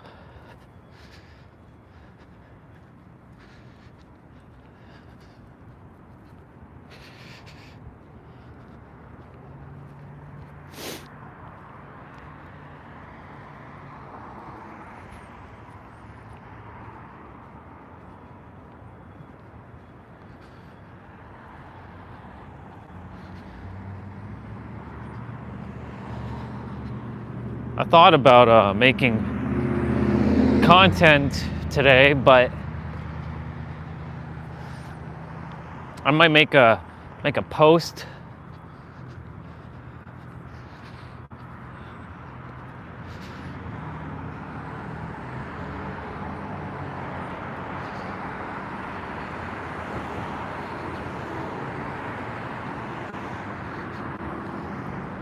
But we'll see.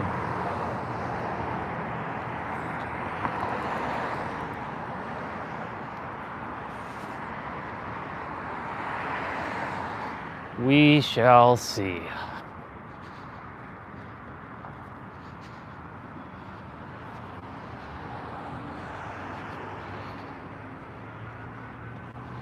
All right.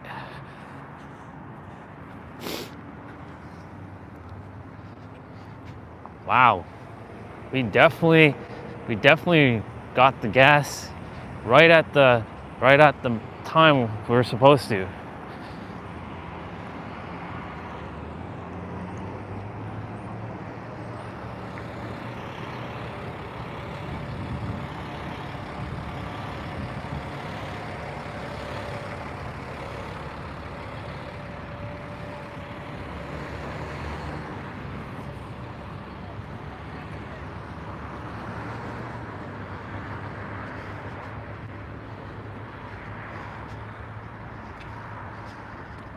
What does that number say? 10?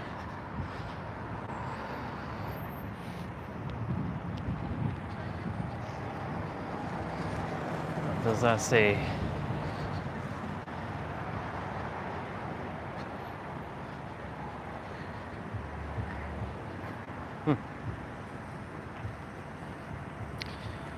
Thank you. I appreciate it. I'm gonna go get me a donut and I'm gonna play a lottery ticket, because why not? I'm gonna just put you in my pocket. What's up, bro? Good, you? Let's see. Do I want to play via a random thing?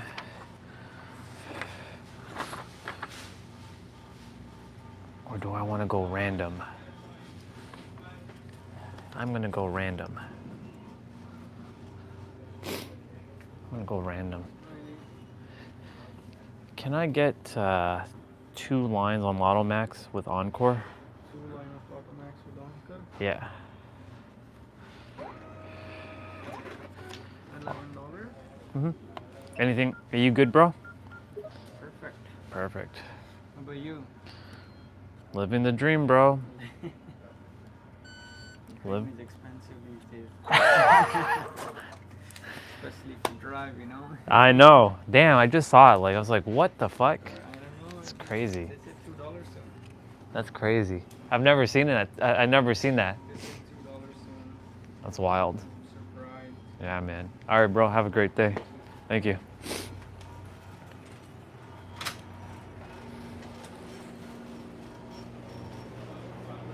I need my 2 hands, unfortunately. Let me see what you wrote. I'll have one on for you. I'm gonna get one of those ones. One of those ones.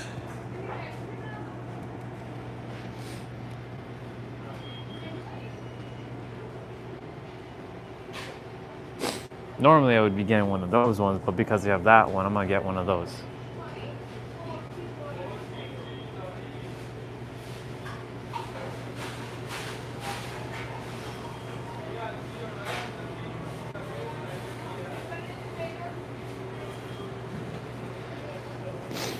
All right.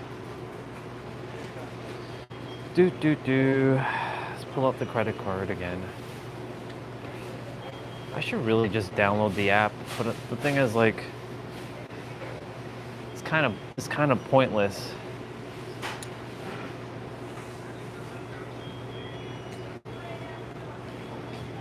There you go. Let me get one more video.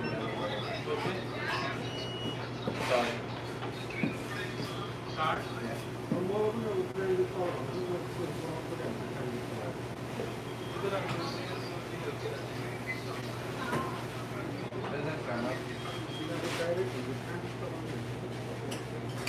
Where is the thing? Ah, there they are.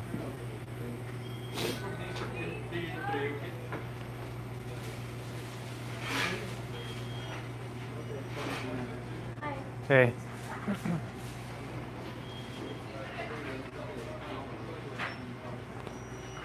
And there's a bagel too.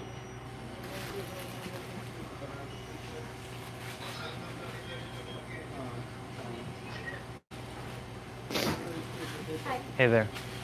Can I get a sausage English muffin? Sausage English muffin? Okay. Yeah, one of these mini egg donuts up here. Donut. Yeah, and small French vanilla. Okay. And that's it. How much is it? Card? Thank you.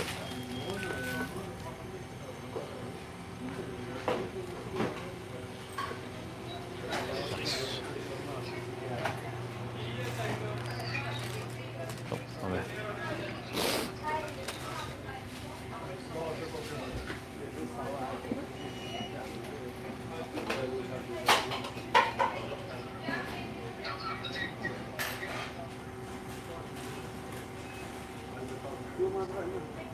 Still have my black beard.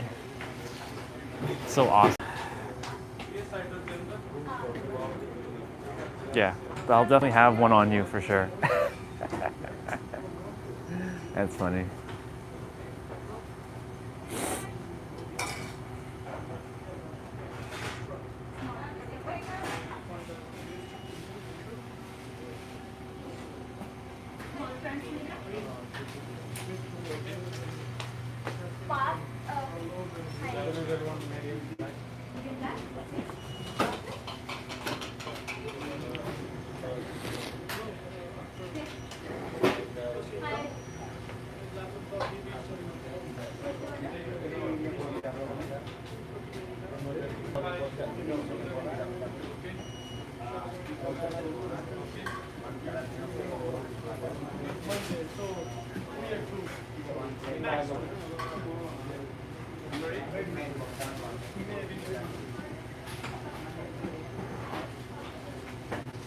Just waiting. What's the name for your order?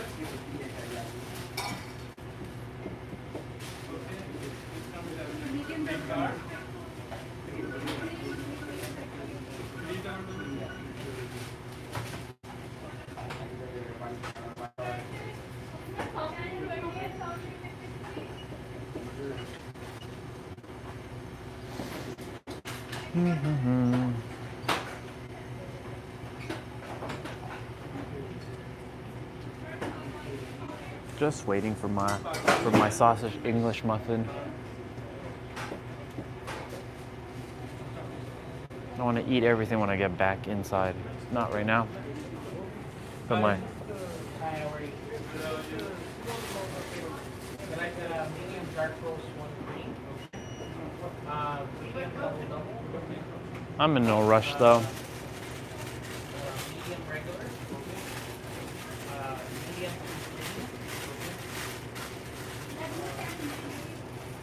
Medium double. And so I got the dark roast. Wait, medium dark roast. Medium dry. Medium.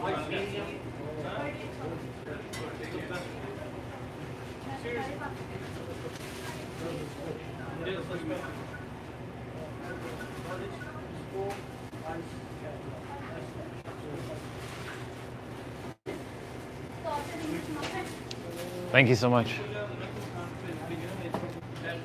All right. Now I got to put you all back in my pocket.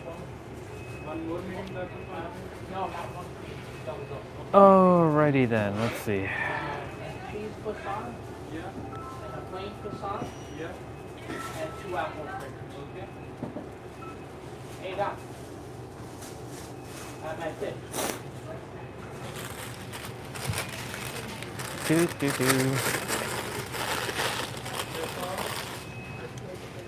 Okay.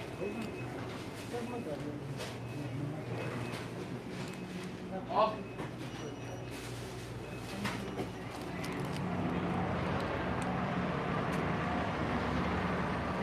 All right. Let's roll.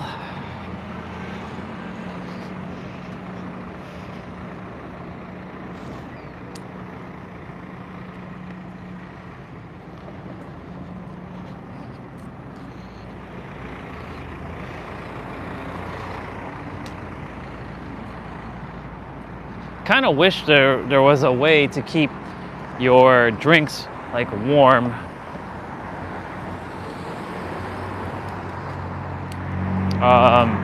When you're walking outside in the cold, like when you just buy something like for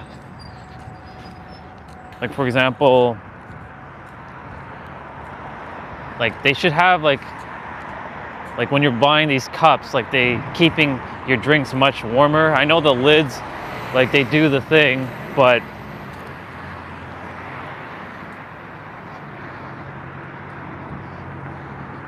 they don't really keep your drink extremely warm. Ooh, I should cross the road right now. This would be a perfect opportunity to cross the road right this moment.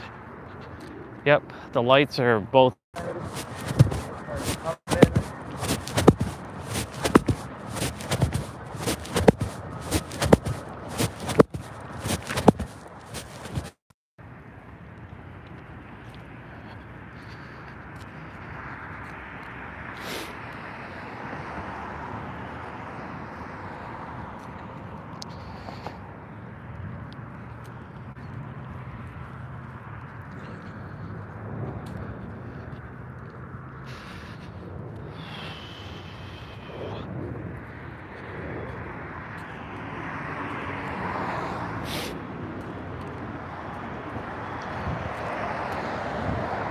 Kind of wish it was warmer today, but you know, it is what it's supposed to be.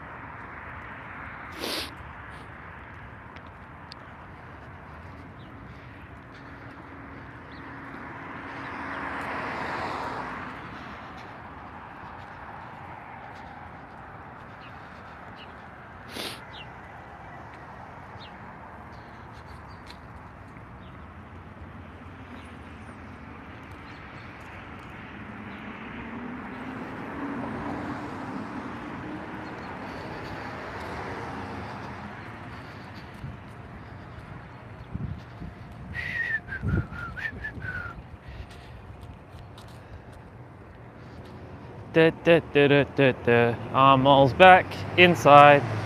Probably have to warm up my English muffin again. I have hash browns as well.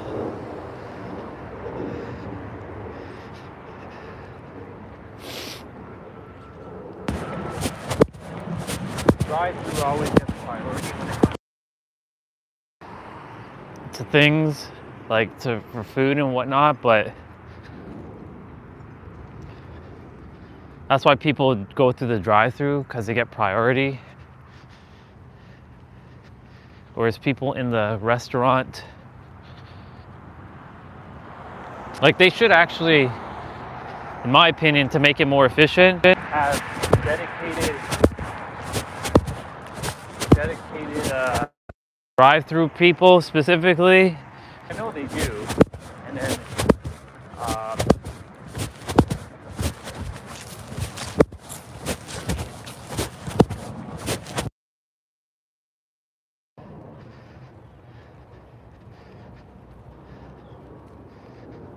And then dedicated, like, ones for the customers in the store.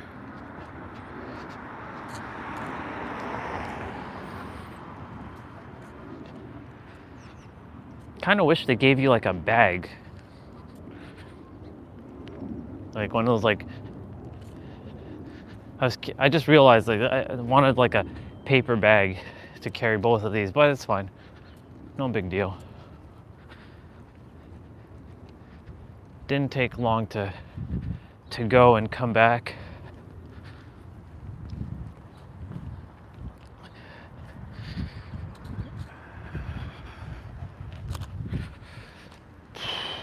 Ooh.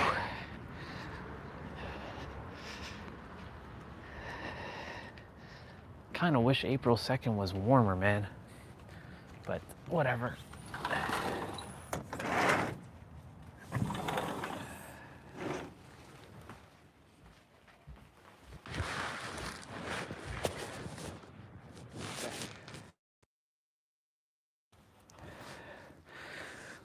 We're back.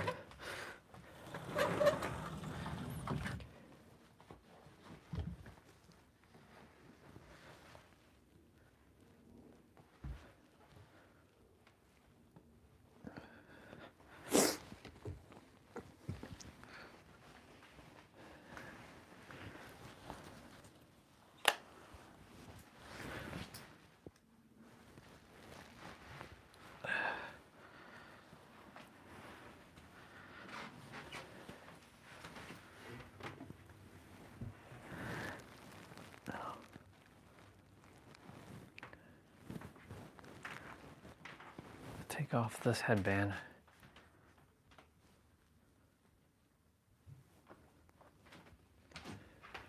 Where's my other headband?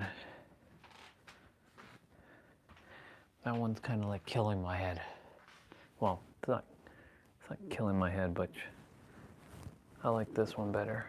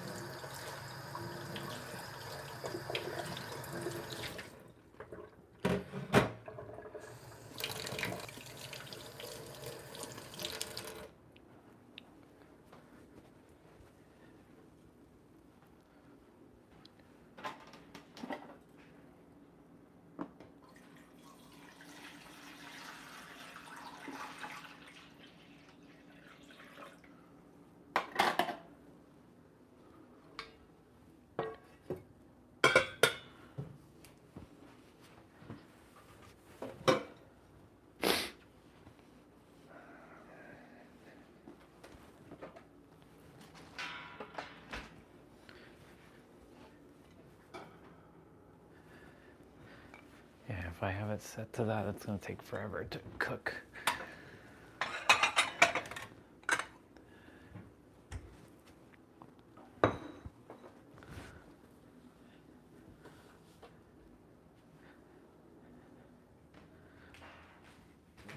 Hey, Dad.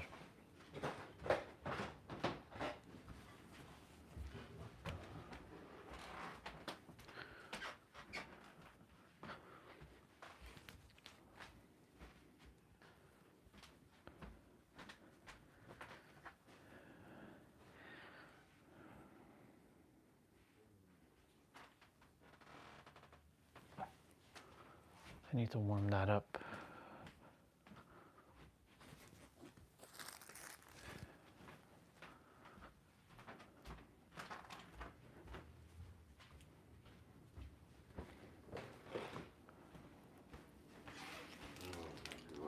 Thanks. No kiss.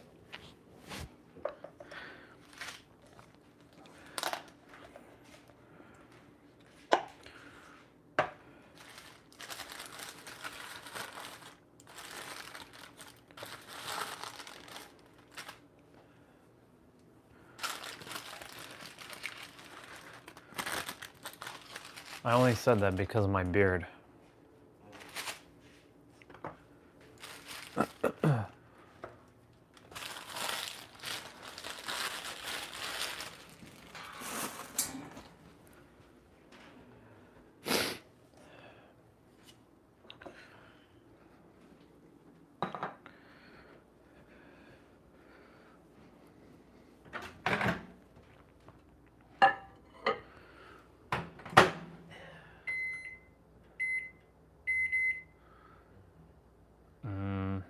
Let's see. Is this warm? No, this needs to be warmed up.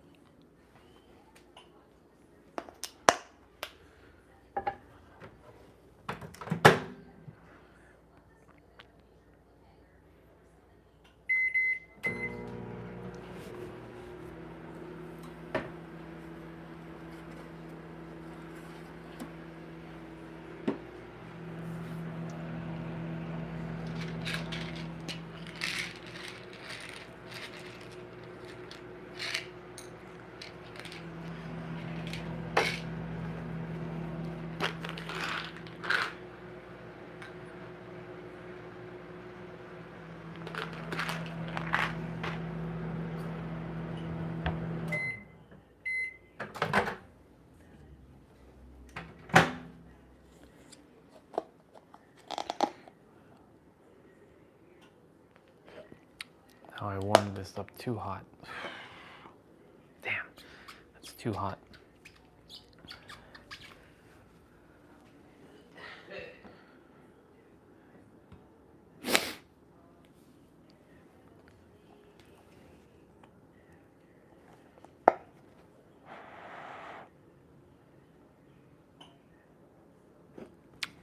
Yeah, I warmed that up way too hot.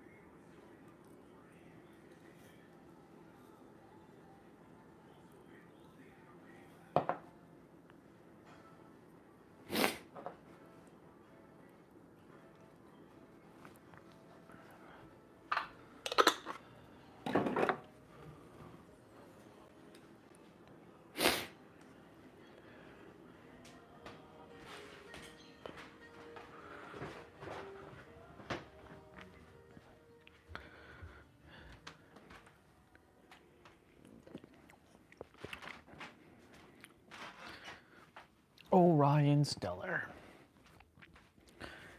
The man, the myth, the legend. The man, the myth, the legend.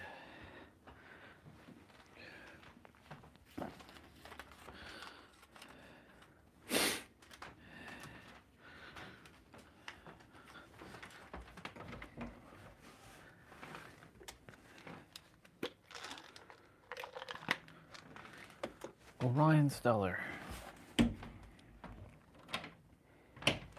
The man, the myth, the legend. The one. I am the one. I am the one. I've been the one. I forever am going to be the one.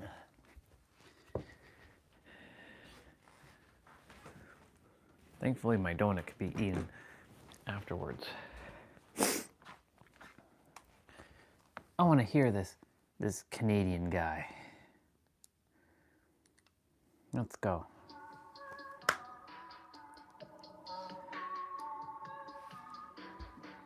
Pierre Polyev, leader of His Majesty's Loyal Opposition.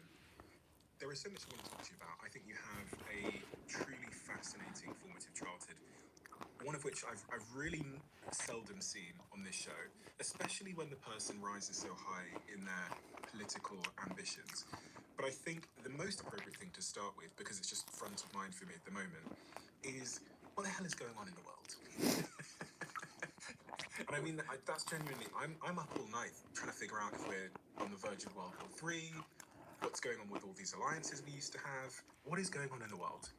The history starts really in the post-war period with the massive increase in the power and the wealth of the United States. They unleashed the capitalist system. They effectively buried the Soviet Union just by out-hustling, out-producing, and outgrowing until the Soviet Union collapsed. And then a new authoritarian power snuck up on the United States. China went from having 80% of its population living on less than $1 a day to being the second biggest economy in the world. And at the same time, the American working class has been thoroughly screwed over by relentless money printing that has inflated their cost of living while also inflating the wealth of a small group of elites. And I think this resulted in a major pushback. Now, some of that was justified, that pushback is justified, but I also think some of it is very much unjustified. Tariffing countries like Canada makes no sense. If you're the United States, you should want more friends, more trade with those friends. And that's one of the reasons why I've been touring the United States, to make the case for Canada and to remind our American friends that they are stronger working with countries like Canada and the United Kingdom than they are pushing those natural allies away. It appears that the United States have made the decision to kind of go it alone in the world. I mean, I was at Davos and I saw what Trump said. I saw a variety of things in the lead up to there, talking about taking Greenland, turning Canada into one of the United States' 51st states. Is that what he said? 51st state? That's never going to happen. It seems to be very adversarial. And through my childhood and through my adulthood, and over the last 30 years, the US has always been the strong ally, not an individualistic, isolated force in the world. What's going on here? I think that is a very big strategic mistake. I think America would be better off working with the traditional Western alliance that helped win the Cold War. We had a very big menace, a nuclear-armed Soviet Union that was expansionary. Its empire was pushing eastward into Europe, and the response of the United States was to build a strong NATO alliance, and then to unleash its economy to just outproduce the Soviets and bring them to their knees. In Canada's case, we have everything the United States needs if they treat us like a friend. We have the fourth biggest supply of oil. You can see it here. That's right. We could maybe pull that over here. This is the oil reserves by country. As you can see, Canada is number 4. And after us is Iraq and then the United States. But if you look at the leading 5, which of these countries do you think the United States can most rely on? Is it Venezuela, Saudi Arabia, Iran, or Iraq? No, it's Canada. It works very well with American refineries, and we sell it to the United States at an enormous price discount. Furthermore, we could build up an enormous reserve of this oil so that if, God forbid, the Strait of Hormuz were to be closed, just a random example, You're from America's friends in neighboring Canada would have a couple hundred million barrels that are already produced and ready for use if it's needed. So this is really kind of rocket fuel for the Canadian economy, but it's strategically important for our American friends. We could cooperate better on this if we got a friendly posture and a fully tariff-free trade arrangement with the U.S. What's interesting when I look at these vials of oil that we have on the table, and I see that Venezuela's number one, Saudi Arabia's number two, Iran, Canada, Iraq, and then the US, is a lot of these countries that have a lot of oil are in conflict with the United States right now. That's right. And now, as I look at this, it seems like I understand why. So Venezuela, I mean, Trump just flew in and took the leader of Venezuela and his wife out of bed and seized the country. Iran, the US are at war with Iran now. Iraq, I mean, that's a story already. And Canada has been the other one where it's been incredibly adversarial over the last couple of months. Is this just all about oil? Frankly, we don't really understand what the dispute with Canada is about because we've been a very good and friendly partner to the United States ever since the early 1800s, before we even formed as a confederation. What I would say... Let me just go back to that.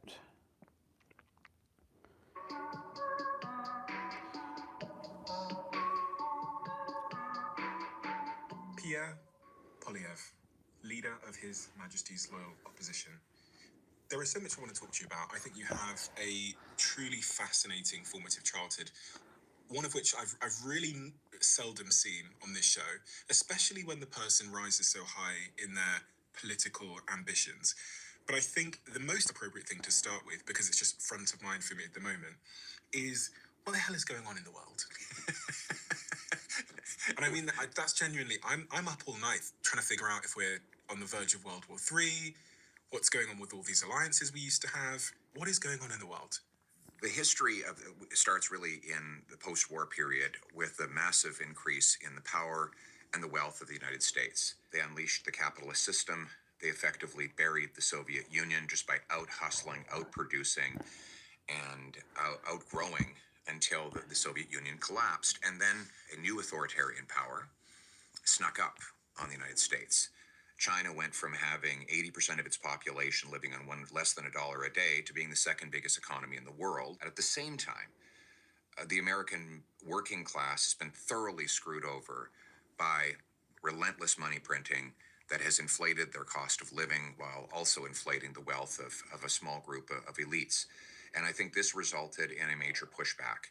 Now, some of that was justified, that pushback is justified, but I also think some of it is very much unjustified. Tariffing countries like Canada makes no sense. If you're the United States, you should want more friends, more trade with those friends. And that's one of the reasons why I've been touring. That's right, we could maybe pull that over here. This is the oil reserves by country. As you can see, Canada is number 4. And after us is Iraq and then the United States. But if you look at the leading 5, which of these countries do you think the United States can most rely on? Is it Venezuela, Saudi Arabia, Iran, or Iraq? No, it's Canada.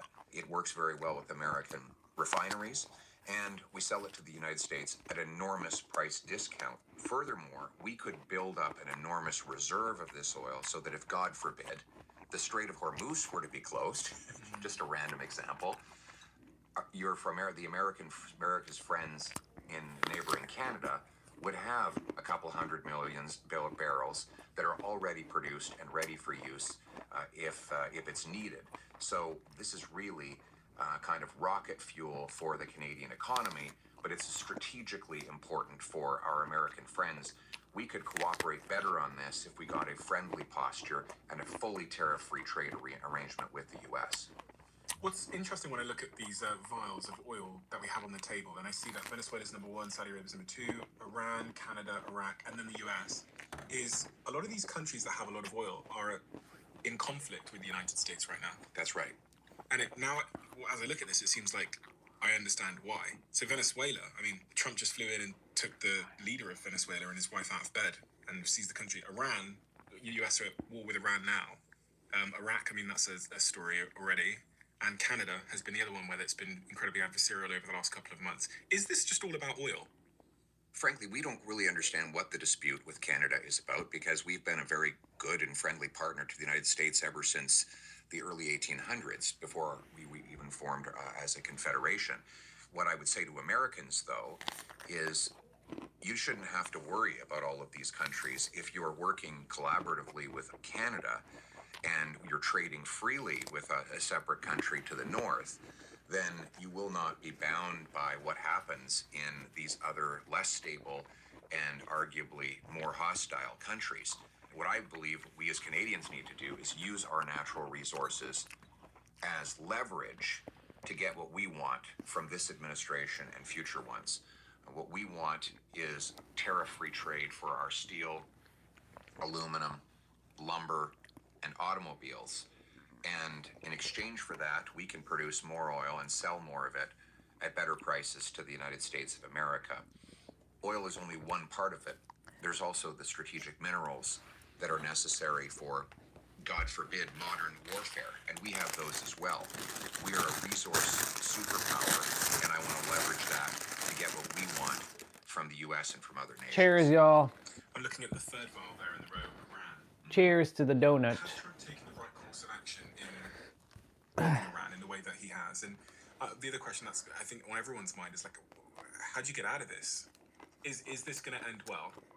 The Iranian government has been I'm extremely just taking in this hostile and very Canadian dangerous to Canada. speaking They in America. killed 55 Canadian citizens and 30 permanent residents by shooting a civilian aircraft out of the sky, PS-752, for reasons we still do not understand and with no explanation whatsoever.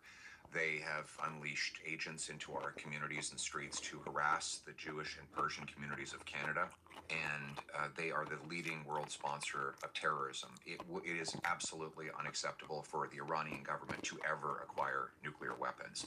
And there's no doubt in my mind that the only reason that they are enriching uranium is for martial purposes. There's no need to enrich it to the degree they have in order just to have nuclear power plants. I have no doubt that they were doing it for the purpose of developing a weapon. And if that were to happen, it could be catastrophic for neighboring countries, but also for faraway lands if given the ability to develop long-range missiles. So we need to stop that shit once and for all. Is that the Iranian government cannot be allowed to develop nuclear weapons, and any action to stop them from doing that is necessary for world peace. Was this action necessary to stop that, in your view? I think that the initial actions were definitely necessary, particularly the bombings 4 or 5 months ago to target the nuclear development sites. But I think any actions to degrade their nuclear capabilities, prevent them from ever achieving them, is favorable. And I hope that it will weaken the regime. You know what this sounds like? Gundam Seed. And claim control of their country. It doesn't look like that's the case. I think they've appointed the son of the Ayatollah to lead the country now, and they seem to be firing at everybody in the region. There was some reports that they might have ballistic missiles that could reach Europe as well. Yes, and this is what we have to stop. I mean, the idea that they are carrying out this aggression simply because they've been attacked is false. They would have eventually carried it out. The question is when and with what means. And if we had just sort of slept and waited, there's a lot of misunderstanding in the world. This is different than North Korea. And it's North all Korea about was allowed to words. get nuclear weapons, but they don't Wow. have the same celestial fundamentalist ideology there. Ultimately, the regime in North Korea is interested in its own survival and its power. The regime in Tehran has a theocratic dream. They believe that there's an afterlife in which they could be rewarded for carrying out mass destruction on what they call the infidels. They don't respond to deterrence the same way that Pyongyang Can I and not North tell Korea this guy would. my name is There's a Orion? far greater risk to them having a nuclear weapon than even having that in a communist totalitarian state like North Korea. But for Canada, in this environment, our superpower is, again, our resources. And that's why it has been one of my major obsessions to unblock our resources, get them to tidewater, accumulate them in a strategic reserve that would allow us to really flex our energy muscles in environments like this, and also reduce dependence on regimes like Iran, like Saudi Arabia, like Venezuela. If Trump had called you and asked for your support, had you been leading the government of Canada, would you have given the support? This is the big conversation at the moment in the UK because Keir Starmer was reluctant to send troops originally, and it seems to have irked Trump in an interesting way. So our Prime Minister did support the attack, and I agreed with Prime Minister Carney on that point. That is distinct from contributing Canadian soldiers, sailors, and aircrew. I'm not proposing that we send ground troops to Iran, and we are not in a position right now to supply a lot of the demands that this conflict would require. It depends on what they ask for before we get an answer from Canada on what it is that we can provide. You're someone that knows a lot about history. You seem to know a lot about a lot, frankly. And I actually don't know a lot about a lot. So when you think through how this could go, it doesn't appear that the Iranians are going to roll over very easily. The Iranian leadership are going to roll over very easily. Trump doesn't appear to be a man that likes taking hits to his ego. So it doesn't appear that he's just going to pull out and let things unravel. And then the third option one would say is that they double down even further and send troops to the region.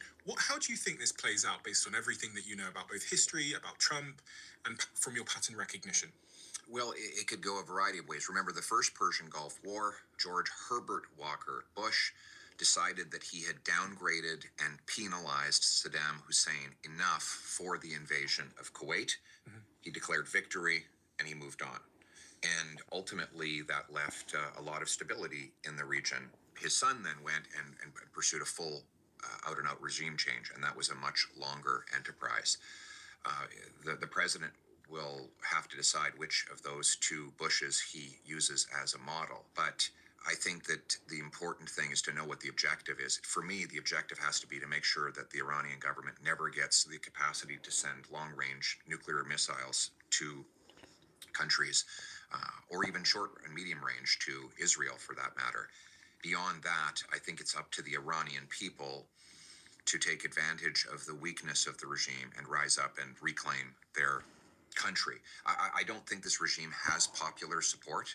I know a lot of Iranians. We're blessed to have a lot of very secular, pro-Western Persians who live in Canada, are proudly Canadian, and they will tell you that there's almost no support for the regime among the people of Iran. Mm-hmm. They need to find a way to overturn the regime, and that would give a lot of comfort and peace to the rest of the world, but it would also give democracy to a deserving people. What would you do if you were Trump? Oh, that's a good question. No offense to him. That's interesting. Like I said, I would focus on the core objective of making sure that there's not a nuclear-armed Iran without getting involved in a permanent quagmire. So everything's been bombed now. Fordo's been bombed. So is this the time to pull out then? I think it all depends on the intelligence they have about the nuclear capacity. That is the hinge point. We cannot allow a nuclear-powered Iranian military. That is what they need to determine. For me at the moment, it looks a little bit like it's a little bit lose-lose for Trump in an interesting way. And I think this is also reflecting the fact that nobody really has a perfect answer for what to do next, because it's all just trade-offs. That's right. It is. That's right. I mean, that's what the great Thomas Sowell said. There's no solutions, just trade-offs in life. And it's hitting the price of gas at the pumps in a big way. Yes. A way that concerns you? Or... Well, it's funny you should ask, because it shouldn't have to concern Canadians. Our enormous supply of oil should actually insulate us from it. Normally, what used to happen in Canada is when the global price of oil rose, our dollar would rise with it because people would be buying more of our oil, which meant they had to first buy our dollar. A more powerful Canadian dollar meant that we had more buying power for internationally priced commodities like oil and food. So we used to be protected from international oil price increases in a way that we're not anymore, because our sector is no longer as strong and as big as it was as a share of our economy. And so what I want to do is unleash oil production in Canada, clear the regulatory bureaucracy, government gatekeepers, get rid of industrial carbon taxes, and have a stronger dollar that makes life more affordable and much more geostrategic power in the world. There's a quite significant probability that you could be Canada's next leader.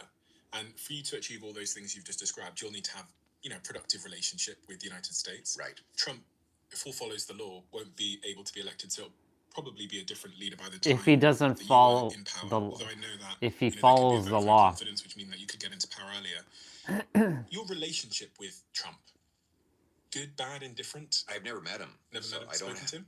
I've never spoken to him. No, I Never? don't have. No, I've made the decision that we have one prime minister at a time, and because we are negotiating a trade deal, it's more like a review of an existing deal. I don't want our side as Canadians to be divided, even though I obviously disagree with my prime minister on a whole range of policy issues. Of course you do, because you're just another pawn in the, just another pawn. I would only do that kind of conversation with a teamwork with the current government. But what I've said is that our approach vis-a-vis Trump should be to focus on what we can control. So why not focus on what we can do at home? Unlock our resources, build up a strategic reserve of minerals that are important to our American friends, but also to our other allies. Clear the way to export more goods to overseas markets, build alliances with the United Kingdom, New Zealand, Australia, to diversify and become more self-sufficient. You keep using this word unlock.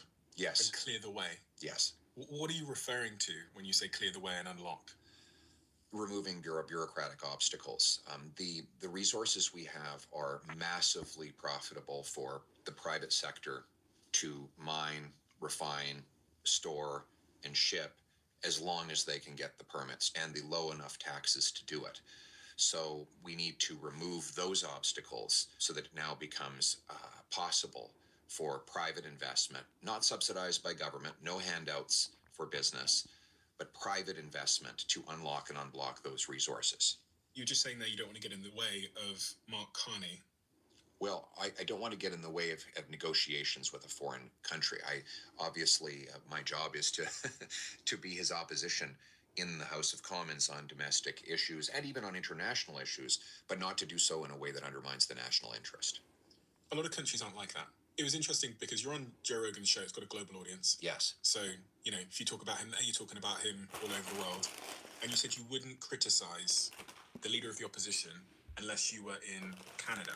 But you know that, you're reaching everybody everywhere all the time. True. No, that's true. It's true, but Well, it's a good there's a lot of principle to sprinkles in follow, here. particularly during a negotiation that's happening across the border in that country. Like, I think it would be a little different if we were in normal times and there was no trade dispute, or if we were in a country with which we have no particular contention. For me to say something critical about the government's policy back home would not have any repercussions for the nation. But particularly over the next several months, while these talks are hopefully going to go on, I want to get the best outcome for Canada and my country above myself. Why are you better than the current leader of the Canadian government, Mark Carney? None of you are better. That is better than what he has to offer. My mission is to make Canada the most affordable, freest and richest country in the world. Good luck. I grew up in very humble beginnings. I grew up surrounded by working class people. Yeah, these are my folks. That's an old one.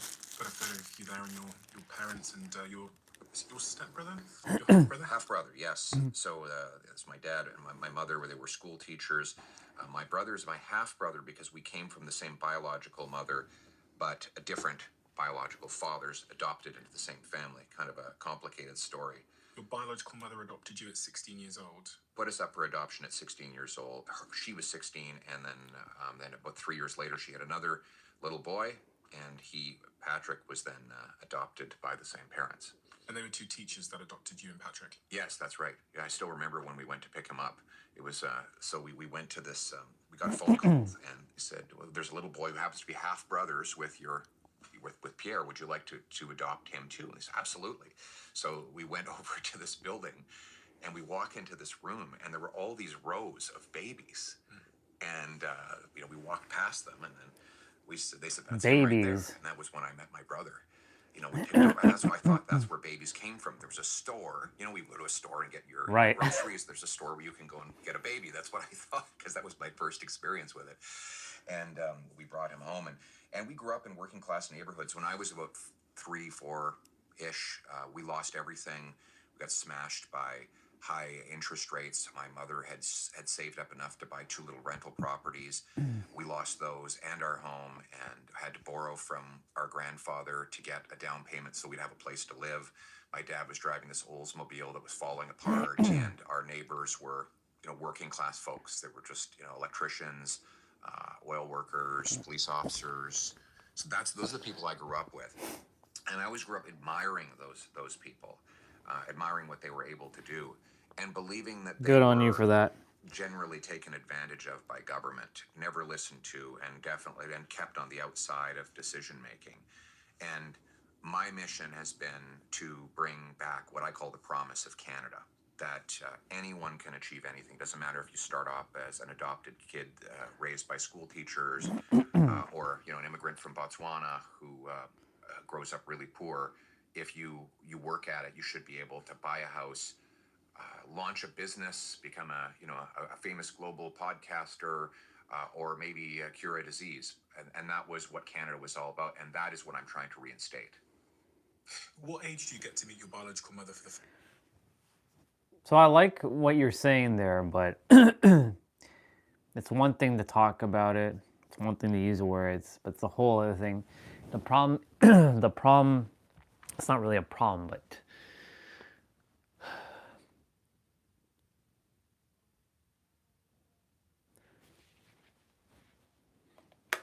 for me, even if Canada was warm all year round, had the mountains and the ocean, like that would be Vancouver, of course. So imagining myself right now living in Vancouver, British Columbia.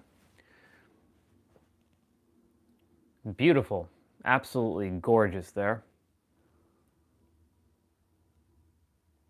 I still wouldn't want to be here.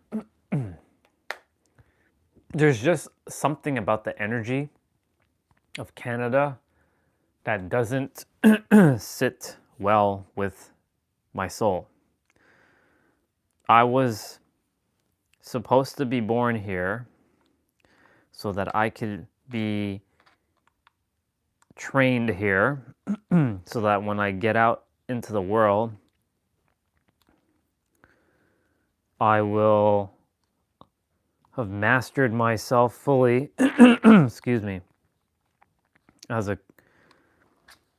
someone who's Canadian,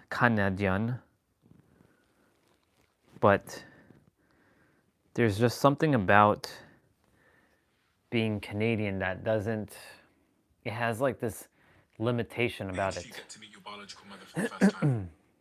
21, 22. My adopted mother was very gracious, because I said I won't meet my biological mother without the permission of my adopted mother. She did all the work of raising me, all the hardships, she put up with all of my rambunctiousness in teenage years, and drove me to hockey practice, and emptied her bank account to pay for our food and stuff. So I did not want her to feel like she was going to be left behind or forgotten about or replaced. And I asked her, would you be okay if I met her? And she said, yes, of course, because I won't always be here, and I always want you to have a mother. And I thought that was a really incredible thing to do, because it's such a big part of a mother's identity, is that they are the mother of that child. But to have a love that's so much deeper than that personal identity or interest is something I'll always remember. It's one of the most gracious things I've ever seen. I can see the emotion in your face as you say it. Yeah. It's still there. Yeah, I hadn't thought about that in a while. What beautiful people. Yes, we're very blessed, and it's people like these that inspire me, that keep me going in this crazy world of politics. So you get to meet your biological mother at 21, 22? Yeah, around that. Yeah. What does one say? What are the questions one needs to ask, if any? I'm trying to remember. We went on a bit of a road trip from Ottawa to Montreal, and we just got to know each other. She had a lot of questions about how my life had been, And I had a lot of questions about our biological family, about her father, who was a really great man. I would go on to meet a great Irishman, and the circumstances that led to my my conception and birth. And I really came to understand her decision to put me up for adoption. And I've never been resentful for it at all. She was 16. She just lost her mother to a heart attack. She didn't have a lot of means, and she just made a selfless decision that we would have more opportunity if we were raised by someone else. Did you ever? That was a smart woman to do that. Father? Yes. Yeah, he works at a concrete plant in British Columbia. And so I went and met him. He's a great father with children that he subsequently had and raised. And so he's a very good man as well. And my adoptive father is a teacher, and he gave me a lot of wonderful lessons, and I think is responsible for my way with words. Marlene and Donald? That's right. So Marlene's your adoptive mother, Donald's your adoptive father. They divorced when you were 12 years old. Yes, it would be around that time. I was in grade 5. Very difficult time for parents to divorce. Very Yes. difficult time. I remember that period of life very, very clearly, because I remember one day my parents coming to me and telling me that they didn't love each other anymore and that they were going to get a divorce. They didn't. Okay. But I remember which, I think did enough damage, but it was around that age. And I remember where I was stood in the house. I remember what I was wearing when they said that to me, because it's earth-shattering. Time's an illusion. Yes, actually. I can't unforget it. It was traumatizing. Well, my dad told me, and he wanted to tell me alone, so we got into the car. He said he wanted to take me for a drive, and we drove to the local corner store. I want to pause for a moment. That was a bar, by the way.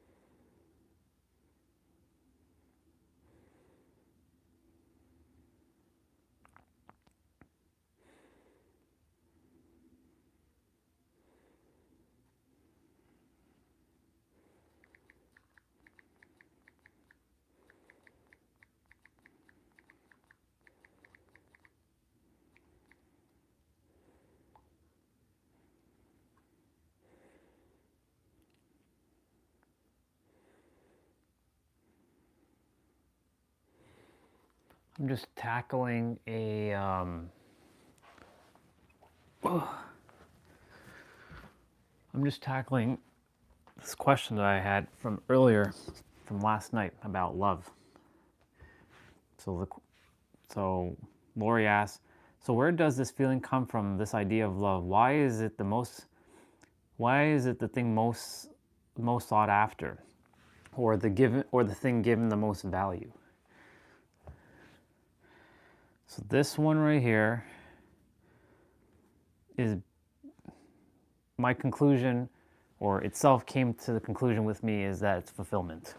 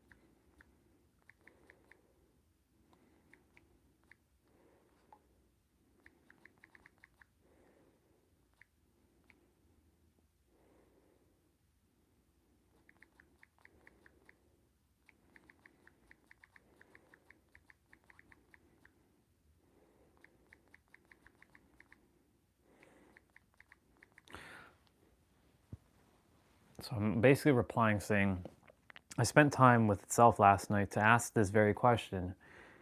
And what came through was desiring to feel a sense of belonging with itself through various forms, and also a sense of fulfillment. I asked as far and deep I asked as far and as deep I asked as far and as deep of questions I've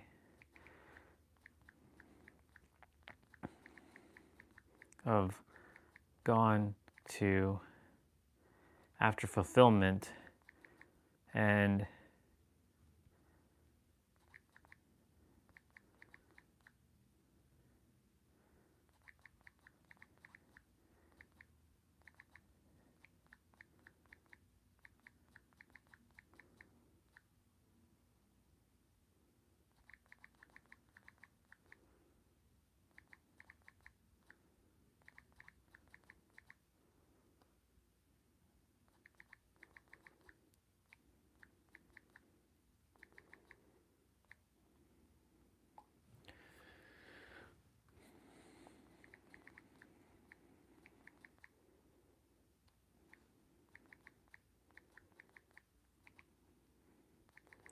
authenticity, joy, happiness, success, peace, serenity,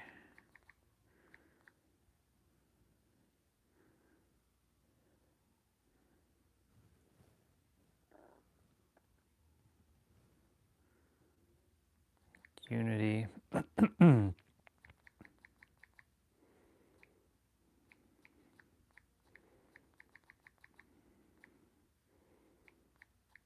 oops, didn't want to do that, which encapsulates love, authenticity, joy, happiness, success, peace, serenity, unity,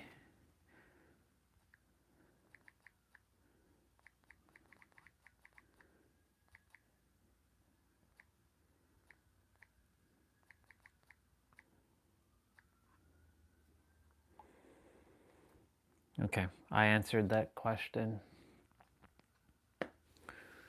All right, let me get back to the podcast. And we drove to the local corner store and we parked in the car and he told me that there. But it is very traumatizing. And, but at the same time, like they were very good parents. So I don't judge them for how they ended up apart. We were very blessed. They gave me a great start in life. Even though they weren't together, they loved us very much and they gave us all they could. And Donald would eventually come out as gay. That's right. One would assume that he was dealing with the conflict of feelings. Yes. For much of the time. He had been raised in a very devoutly French Catholic household, and that's why we have a French name. And before he got married, he'd even considered going into the priesthood, and he was a very devoutly Catholic person. He genuinely loved my mother, but obviously he wasn't programmed that way. He has a wonderful partner, and we're friends with, very close with him and his partner Ross right now. Do you see how that's changed you as a man? As you've grown up, whether it's your perspective on what love and romance is or anything else? I think that if everything just been, white picket fences and, totally predictable and then I wouldn't be the kind of person I am today. I think it's also, it's like you. Would you have been as successful as you are if you had a very easy childhood? I doubt it. I bet all the Good to see you, Miss Swati. I think that's Swati. I think it is. Let me see. Is my eyes? No, it's not. It's Ramon. What's up, bro? Because your icon is similar to Swati's because it's like dark gray from here. So I'm like, thank you, bro. I appreciate it. It's good to see you. I darkened my beard again. Thank goodness I remember that you're Los Machos Nachos. What is it? Machos Nachos? What is it? Los Mucha. Hold on. Los Mucha. I have to know how to say that. Hey Leah. Hey Riley. Good to see you both. Good to see both of you. Ugh. Yeah, if they're there. That's funny. I don't know how to say that. I'm just gonna let's call it Macho Man. Yeah, it's a quiet one today. It's cold. I just went for some Tim Hortons, had a donut, had my morning meal. About to go have my second meal. Just watching a podcast with the Canadian opposition of the Prime Minister. He's on the Diary of CEO. I don't really entertain a lot of the Diary CEO guys stuff because, a lot of their stuff is just meant to keep you trapped and like kind of locked in and not really. It's just feeding their channel, right? But yeah, I'm grateful because a year ago this wasn't operating at the level it's operating at now. Oh, it's them in the picture. Gotcha. Okay, cool. It's out, boys, in Spanish. Gotcha. Yeah, it's so hard to tell because the picture's so tiny. Unfortunately, unless I click it, but then if I click it, then what happens? The live stream will be paused for a moment. So, yeah, they should make your icons on YouTube bigger in terms of the live stream, but I don't think anybody really pays attention to people's profile pictures on YouTube much. Ugh. Yeah, it's outdoor boys. Gotcha. Outdoor boys. Cool beans. Oh. How is everything? I'm gonna just keep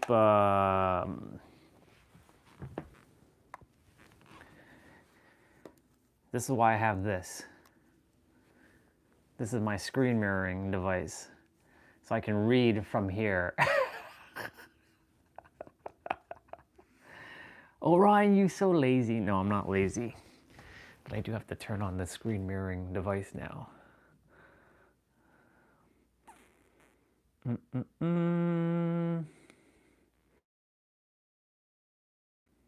Perfect. All right, now I can see what's going on. All right. Yeah, sure. What's up, bro? Ask the question. See? I can see it now.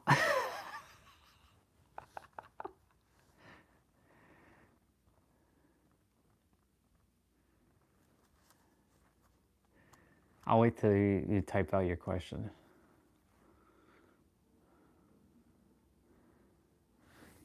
Let me move this to the side.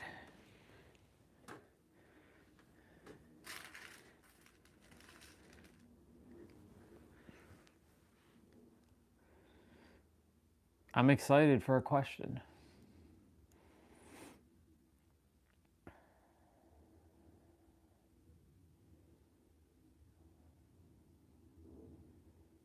This is probably going to be a great question because the fact that it hasn't been typed out fully yet, that means that you're going to be asking I think you're going to be asking a pretty powerful question.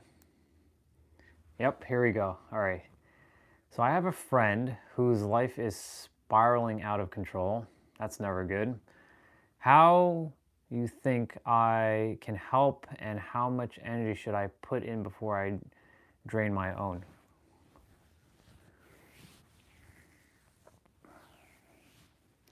I'm going to put myself in your shoe for a moment with this. Because I had a similar scenario a couple years ago with, a friend who was also sort of spiraling out of control. And at the time, I wasn't thinking like this, but I had more groundedness at the time.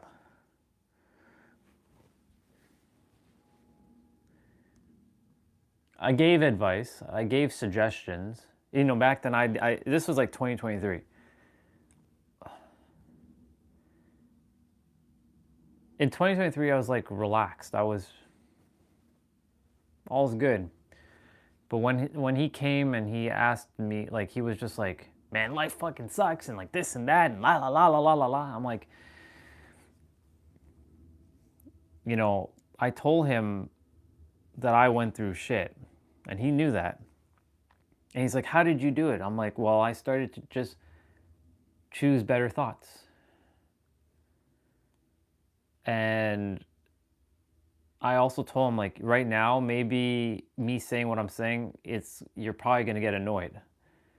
You're probably going to get upset because it doesn't feel like advice. It feels like telling you what to do.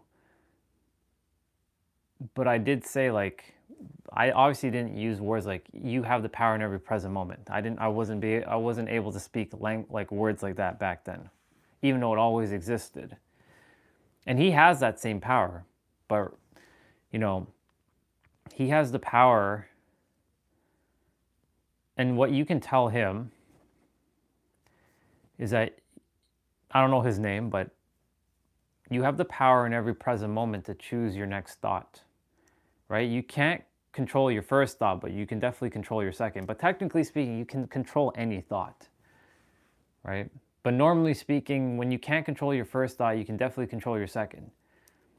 So due to the fact that he's spiraling down, you can remind him that the only reason why you feel like you're spiraling down is because once upon a time you were spiraling upwards. So it's just a matter of stopping the spiraling and start shooting up. So like springboard, right? What goes up comes down, but what goes down must come back up, right? Because life does this, right? The goal is to be like this, obviously, but life does this. And it's just a matter of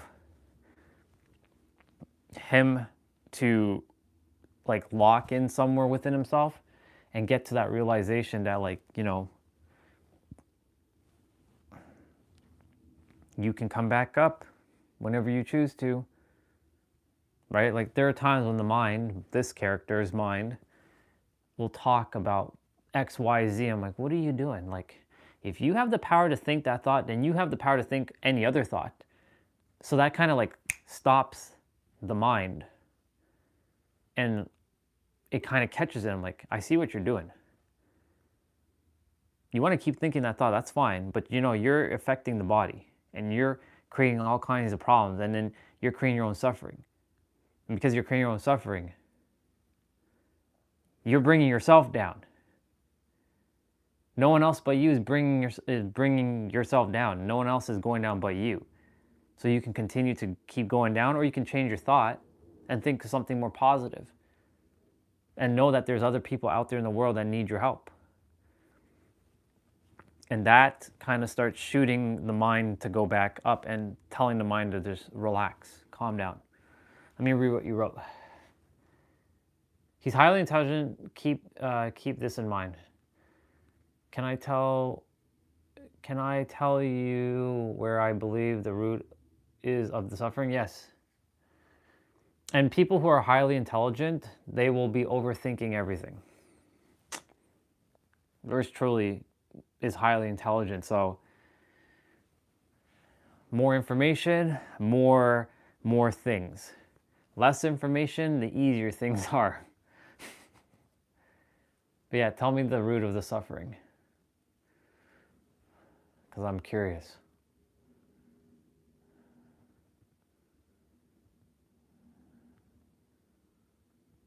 Yeah, but right now,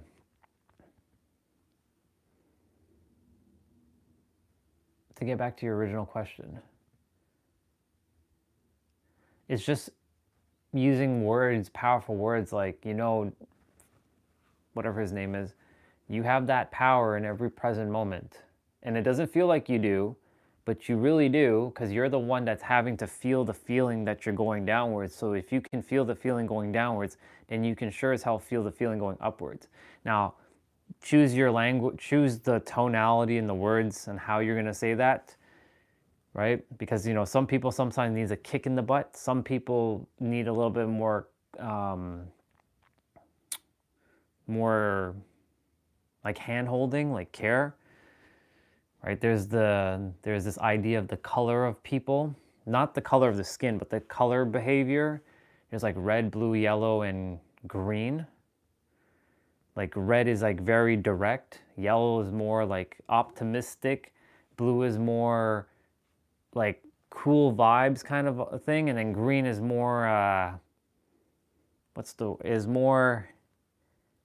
I think yellow is more energetic and green is more calm. I forget what it was, but like if you're let's say you're a red person and you go speak to a blue person, the blue person is gonna misperceive the red person on how they're gonna say their words. Like the red person's like, you need to just stop acting like that. That's what a red person would be like. You need to stop acting like that. You can change your life. But the red person, you know, if he's a red person, then that's what he's going to need. If he's a blue person, I'm using colors for now. If he's a blue person, he needs to be told by another blue person that, or another blue tonality that, I'm going to read what you shared, that it needs to be more slow pace. Like weave it in little by little.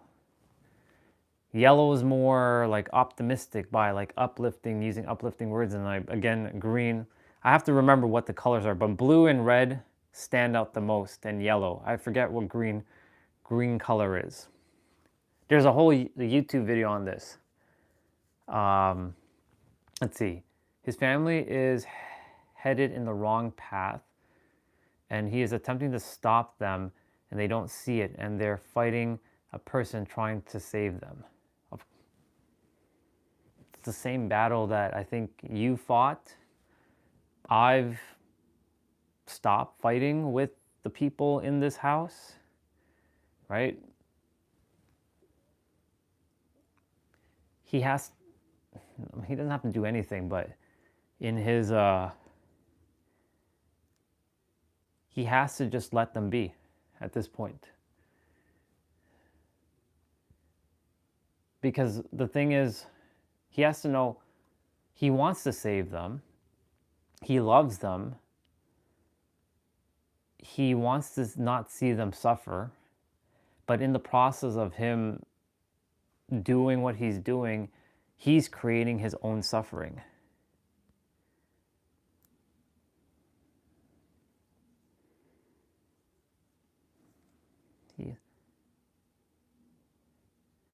They won't go away, okay? So he's attempting to... So he's attempting to sort of like break away, but they keep coming back. All right, let's use a scenario now. I mean, I have that right now, technically speaking. So I'm kind of in his shoes to some degree. You know, this character's parents, they choose to keep entertaining ideas of lack and limitation. But I had to tell this character, like, that's their journey. And even if they keep coming at him with illusions, stand your ground, number one, but number two, protect your peace at all costs. You gotta, like, I know he's aware, but the thing is, he may be aware, but is he aware of how to stop himself from spiraling down? He is aware, but the mind has convinced him in this idea that he needs to save them or he needs to do these things. All he has to do is just be at this point. Easier said than done when you have people bombarding you and keep coming at you and stuff.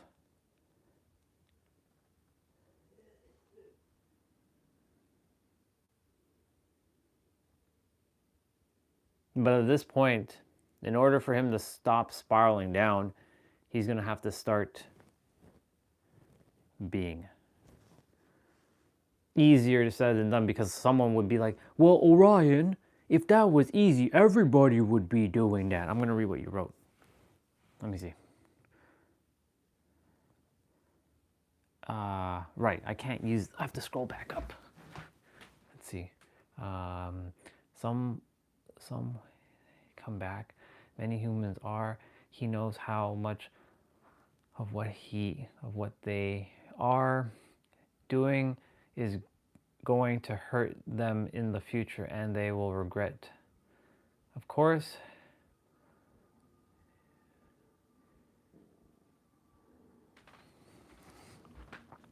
so what would I do? Let's see. I'm just going to reread this again. Just make sure. Many humans are. He knows how much of what they are doing is going to hurt them in the future, and they will regret, of course. What do you do?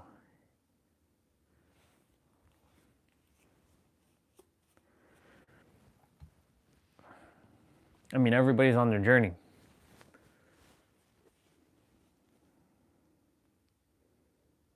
Oh, you're good, you're good.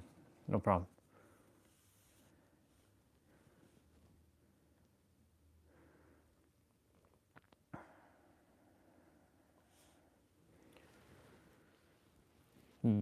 So, I don't know when's the last time we really chatted, but, you know, I'm going to dive into something quickly, but this will go back to his thing in a moment. So God, the universe, it's been telling me to call it itself, to make it very neutral, because itself doesn't have a man or a woman attached to it like an energy. It's just itself. So itself wants every single version of itself in a human form to stop and remember who they are, so they can return back and be at peace. That is it.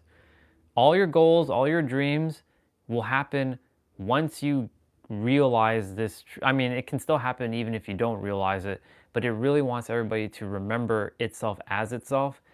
and go and live your happiest, most fulfilling, most joyful life. So that being said, regarding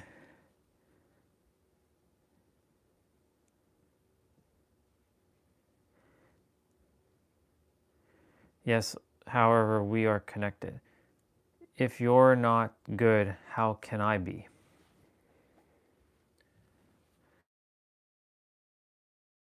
Is itself desires everybody to be in joy, and the mind, even though itself created the mind as well too, but then it forgot. It's a paradox. This thing right here is a friggin' paradox.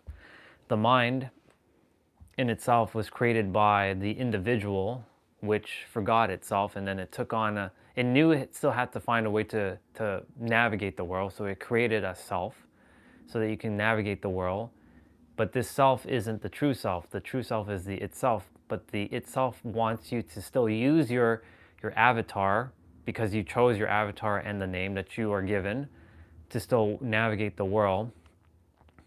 But when you're feeling not good and someone else is feeling good, those are just the same that's the same frequency, just on a different vibration, right? One's operating at a higher vibration, one is operating on a lower vibration.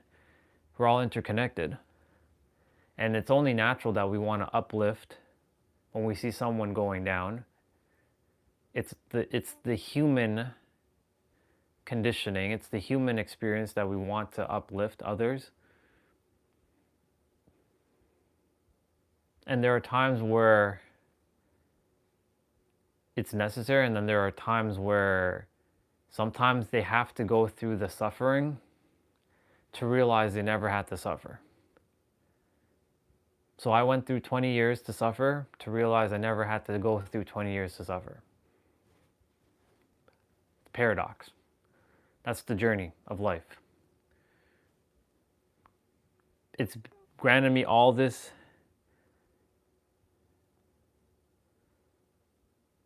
The self can definitely the self can definitely detect these things. This is where it's a sense, it's a feeling. Like whenever you walk in a room, something feels off. You're like, something feels off. You don't know why, but you just know. Like you don't know how to blink. Like you don't know why you blink. You don't know why you're breathing and how to what's the reasoning behind it, but you can detect that you're breathing and you're blinking, even though you're unconscious to these actions. It's the same thing when you walk in a room and you're like, the vibe of this room feels peaceful, or the vibe of this room, even if nobody's saying a word, you can still feel the vibe. Like something feels off. It feels very heavy. Or am I perceiving wrong? But the thing is, you can detect. Our human bodies are able to detect things before the mind can create a label, right? And that's what the mind is designed for, to create labels so that you can navigate. It's a tool. But if I took away all words and all the labels and all the concepts, then what's left? It just is. So to get back, I know I'm kind of a long-winded way, but I'm giving you all the perspectives so that you can navigate with him.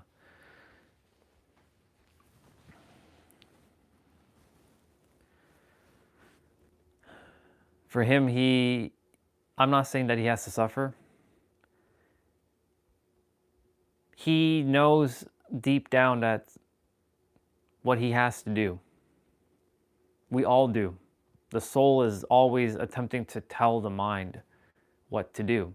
It's just the noise of reality is getting to people. This is the biggest problem. It's the noise.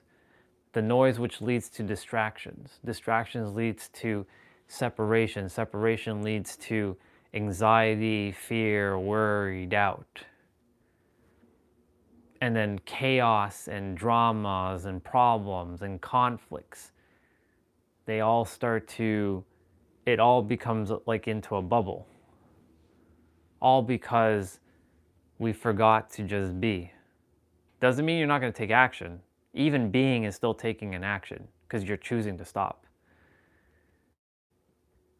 Remembering the simple things like breathing. I know everyone says, just breathe, just breathe. What is breathing going to do, right? People say that. If everybody knew that the answer was right here, right now to just breathe, then why isn't everybody doing it? It's simple, because the mind is designed to look for complicated things. It doesn't like simplicity. So it avoids simplicity at all costs, even though it's chasing itself. It's looking for simplicity in the complexity, but the simplicity is right here, right now. It just doesn't like it. It can't be that simple. It is. It's right here, right now. It doesn't want to accept it. So back to him, and regarding the others, right? There's an aspect of him that's unsettled.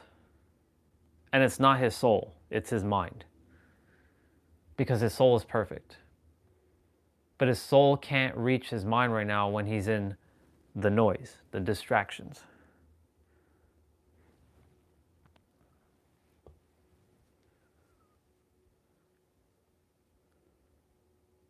And because his mind is so, like, the suffering, right? He's creating his own suffering.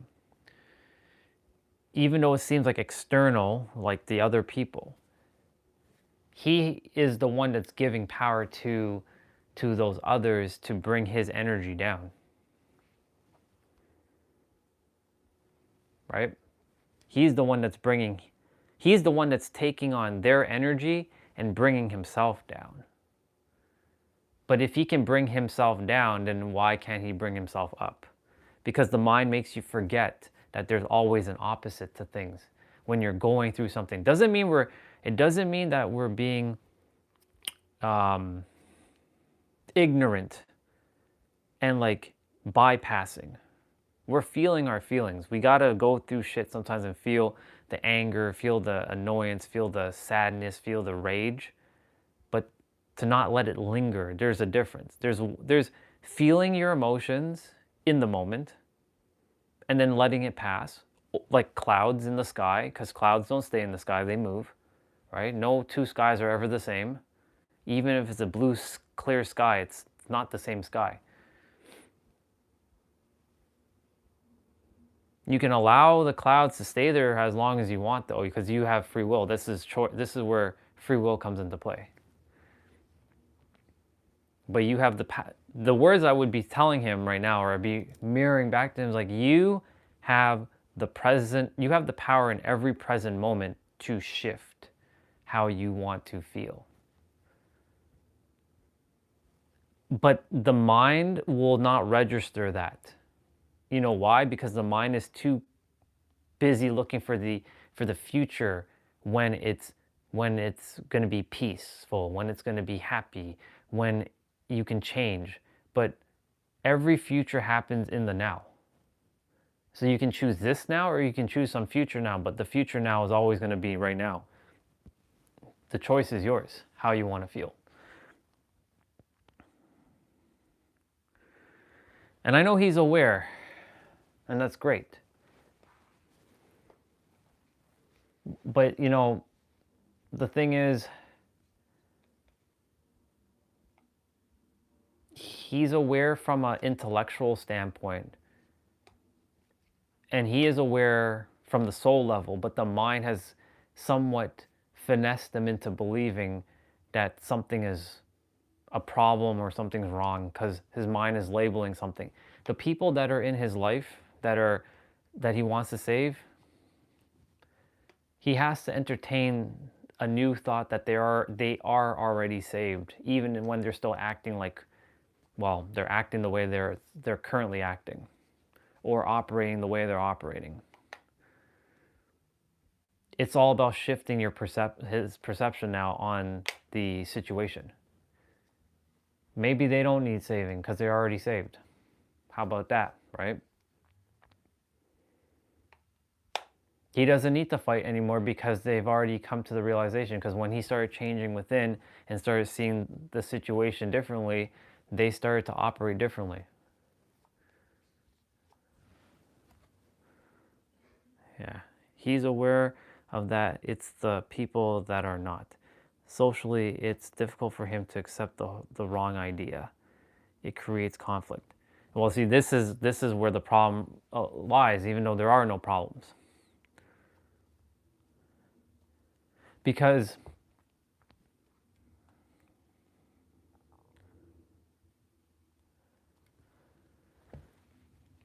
you know what you just said there about the whole it's difficult for him aspect to accept the wrong ideas. Why is it difficult? And why is it wrong? Remember, everybody's on their own path and there is no right or wrong, it just is. Right? This is where the problem happens, because this is where this is the right way to do things. Follow me. Right? We want to save, I've always wanted to save people too. Right? People spreading them to others, yes. Basically, it's a virus being spread to more viruses, and more viruses are being created. I'm the antivirus right now. But technically, everybody is the antivirus of their own life. This is computer terms now. The mind is creating a lot of viruses unnecessarily, which is aka suffering and struggle and scarcity and problems and drama and conflict.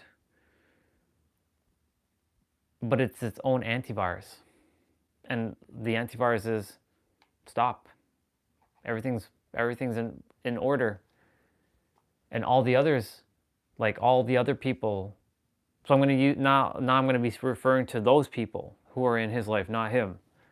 Those others need to figure it out. And I know he wants to share that message, but they're not listening because they keep entertaining in his eyes, the wrong idea. And yes, I have the same scenario with individuals in this space where they entertain ideas that are not helpful to the idea is, it seems helpful to them, but they're basically burning themselves. They're like holding hot coal in their hand and they don't realize they're holding it and they're burning themselves because they're unaware. And you want to help somebody who's unaware. It's our natural human tendency to do that. But sometimes we have to just let things be. And they have to figure it out. But if they keep coming at let's say someone, like I'm letting them just be, but they come at me and they're telling me that this is wrong and this and that and all this stuff, of course the character is going to act out, right? But I have to tell the character, remember, those are other characters that don't know currently, they're not fully aware of what they're saying because they're just taking in the information of the world and getting emotionally charged by their external reality, which means that they're been enslaved by their external reality. And then they attempt to, bring others into their external reality so they can make others feel what they're feeling. Because a lot of people are doing that. I used to do that all the time. When I used to go to work, I wanted other people to feel my pain. I wanted others to understand the pain that I was suffering, so I manifested it externally and others felt it. Let's see what you wrote. We are its own antivirus. However, sometimes there are some who fight for others that cannot fight for themselves at the moment. This has happened to you, I'm sure. Of course. Oh yeah, plenty of times. And in those scenarios, it's a little bit more delicate of a situation. Like, for example, not to drink bleach, but someone is unaware that that's bleach and they think it's water or something. But it's bleach. But they go and they chug bleach because the mind has forgotten things or something like that. There's people who have dementia. There's people who run into things like that. That's when it becomes a little bit of a very delicate process on how you handle the situation, right?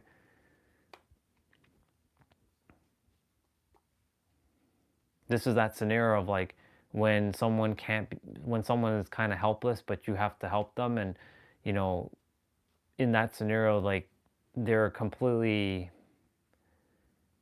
like handicapped, not handy. I don't want to use that word, but they're not fully capable of knowing what's right from what's wrong, right? Or what's aligned from what's not aligned. And in those scenarios, it's not just cut and dry, right?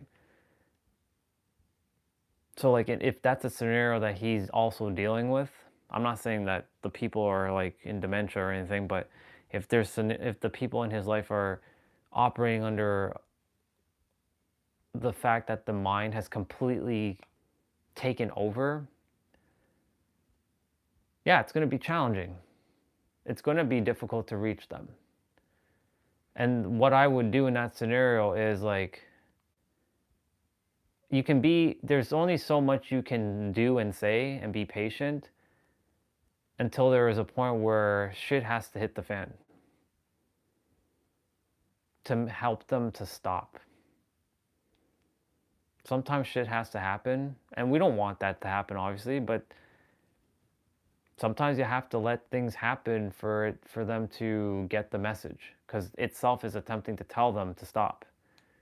Itself is wanting the other itselves, like this itself wants every other version of itself to remember itself. This is what this version of itself is working with this character, with this localized expression.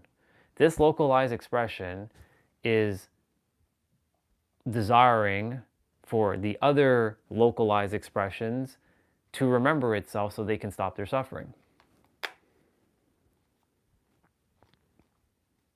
Because everyone's creating their own suffering. Even if it looks like someone external is creating it for you, it's actually you creating it for yourself. Because there's also the paradox of the paradigms of, here's a great one. Do you know, and I'm sure you heard Nero talk about this, but I'll use an example. People who like to clean. Right? I don't know if you're still there, because it shows that there's only 3 now, but it's okay. I'll continue. For example, people who like to clean. If there's nothing to clean, then who are they when there's nothing to clean? So guess what? The mind's like, we identify as a cleaner. So they will go and create a mess just to clean it up, to feel like they're accomplishing, acquiring, achieving, or attaining an accolade of cleaning. So they will create unnecessary problems, difficulty, stress, suffering, just so that they can feel like they're achieving something.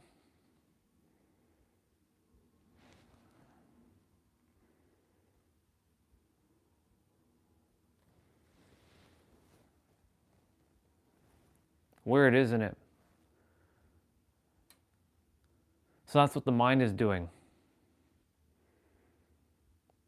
The mind, in a lot of people, have completely finessed others into believing that they are helpless, powerless, that they need saving, or we need to save someone.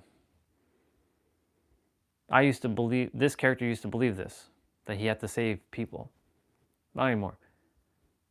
I just came here, this character came here to mirror back to the world that you have the power. Everyone has the power within themselves. It can't be that simple. Ryan, there's no way. But it is. Then why isn't everybody doing it?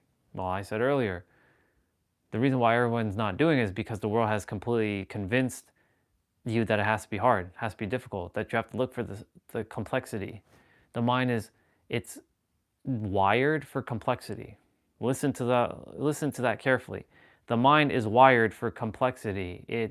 Even though it desires simplicity, it uses this idea to look for simplicity in the complexity, to find simplicity. Because if it's too simple, then it wasn't worth it. It wasn't a challenge. Because there's that narrative in the world that you have, if you're not fighting for it, it's not worth the fight. Like when you're going through reality, if everything was so easy and fun and joyful, then where's the challenge? It'd be boring. You wouldn't be relatable. So it creates all this unnecessary obfuscation just to be relatable, so that people can relate to you. Because other people are struggling, and you don't want to be different from other people. You want to be admired and accepted and acknowledged from other people. And have approval from other people. Approval, acknowledged, admired, accepted. All A words, by the way. And have validation and permission from others.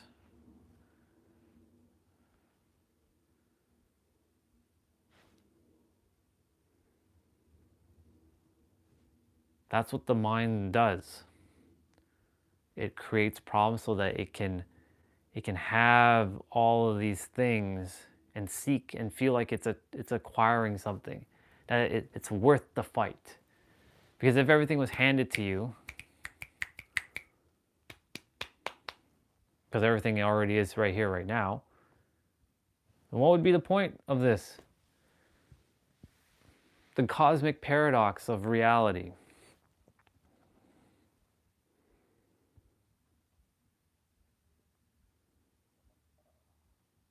Let me know if you're still there, by the way.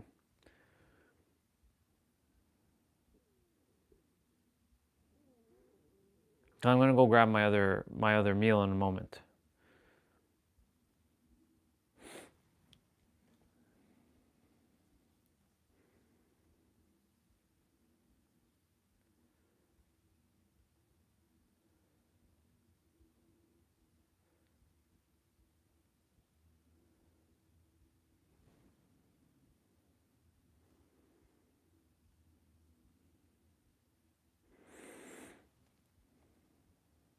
Yeah, the mind is, I see it all everywhere. I can't unsee it now because itself has been working with this localized expression of itself to see all the things that many are being gaslit into believing is true, but it's true from their localized expression, but it's not what is meant. It's meant to happen, whatever's supposed to happen, but it's creating their own suffering in the process. Because this localized expression was granted a time of being away from like the busyness of reality, to work on myself while live streaming and showing proof. Because a year ago, this mind was not working like this. This mind was still being completely gaslit into believing things. The word paradox wasn't even a thing yet for me. To see everything as a paradox. When you have the ability to see everything as a paradox, you free yourself. That's what started this whole part. Like when I activated my remembrance and the paradox came through, that everything's a paradox. Wait a minute, everything's a paradox. What's a paradox? A paradox is basically two opposing truths that are both real and not real all in the same breath. I'm like, okay, well, how do I handle both perspectives then? How do I master that? Well, you can just accept that you've already mastered it. No, I have to go through a journey to master this. There's no way. Why? Can't you just accept that you've mastered it now? No, I have to. That's the mind wanting to feel like it's attaining something, because we've been also completely finessed into believing that this is us. This isn't you. This is a part of the true you, but this isn't you. But this has convinced you that this is the true you. No, your true you is right here.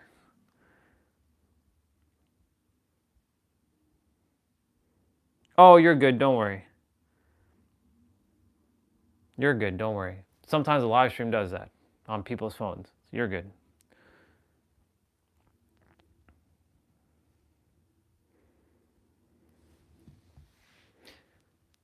I'm just kind of like sharing what the mind is doing right now. The mind it's finessing everyone into believing like you have to achieve, acquire, attain, accomplish accolades of like X, Y, Z, but you don't because you already have it right now.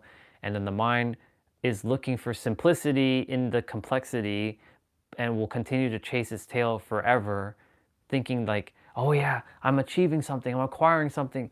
But the answer was right here. Like, you're here, but it's going around in a circle,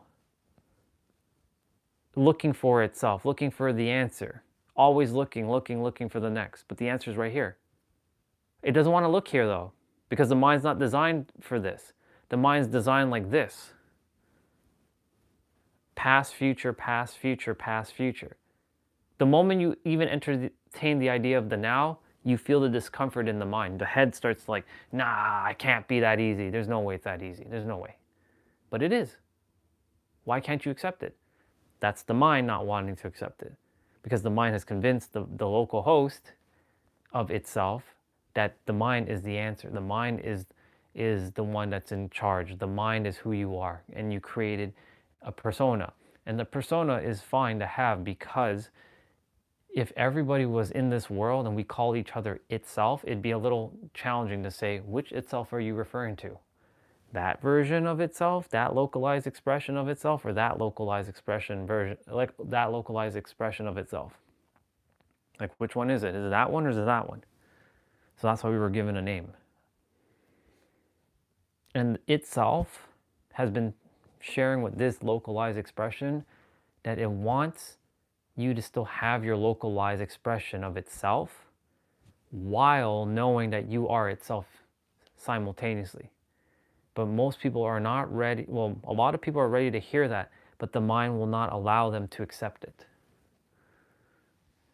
Because the mind wants to be in charge. That's why this localized expression was given all this time. Remember, we mentioned, like, why did all these things have to happen on this live stream? We know why now. We came to the realization exactly why everything had to unfold. To get this character to this point, so I can go and mirror back to the rest of the world that you have the answer right now. But this is going to stop you, but you can also use it to elevate yourself and go beyond it. Because there's a layer beyond what we can even imagine.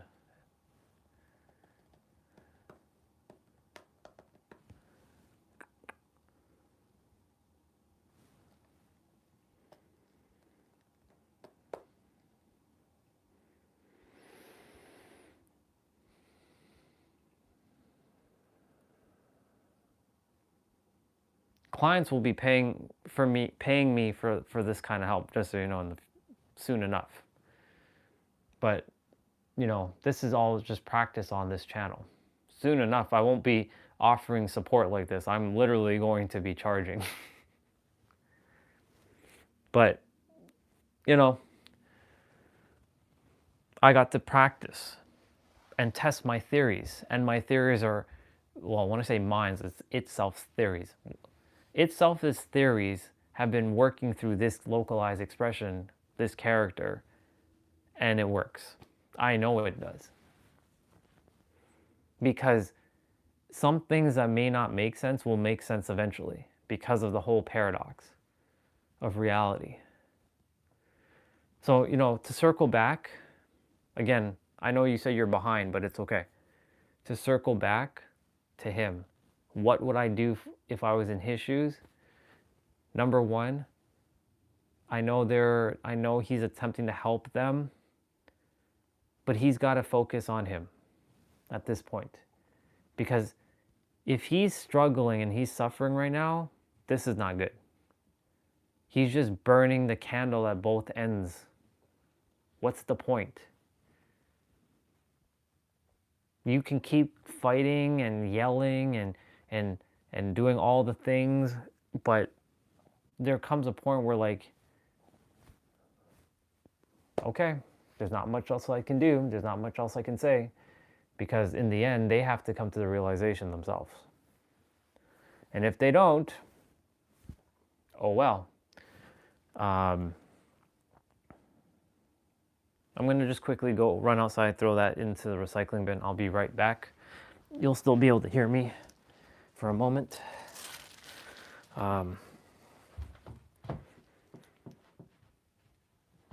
Share anything else if you want in the comments.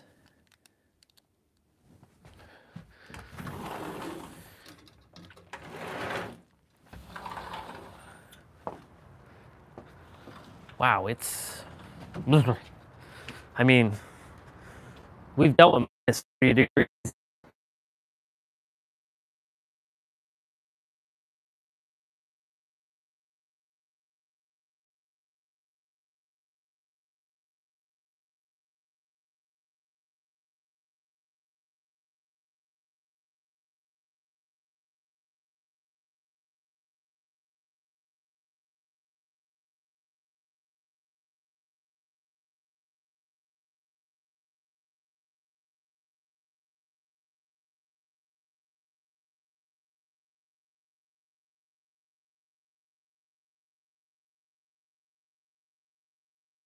Yeah. All right. Definitely gonna make me a hot chocolate.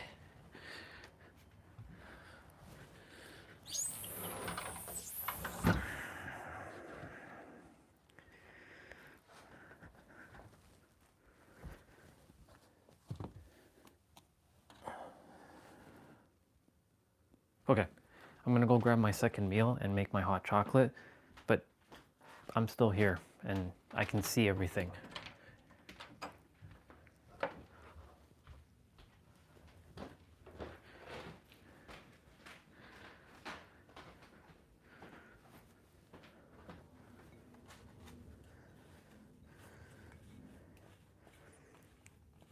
Yeah, so number one, I would focus on myself at this point. Because if I was suffering and others weren't listening, then what is the point of me continuing to talk? There's no point, right?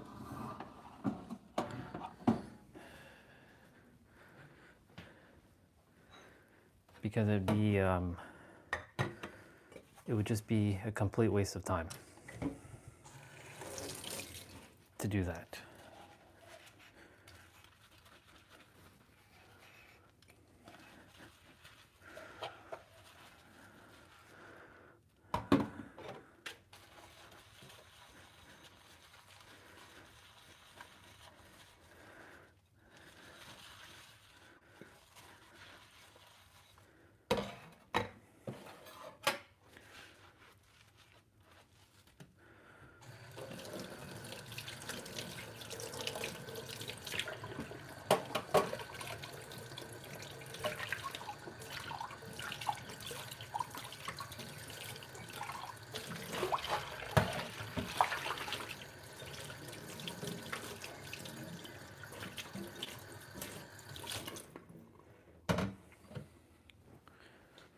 Okay, let's grab our meal.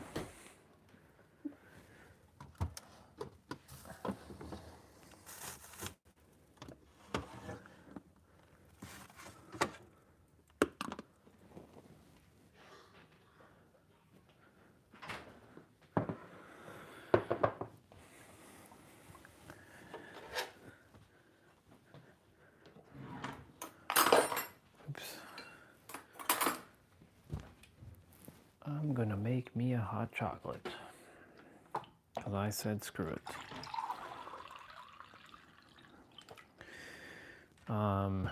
Let me see if you wrote anything else in the chat. Nope. When you do finally catch up, let me know.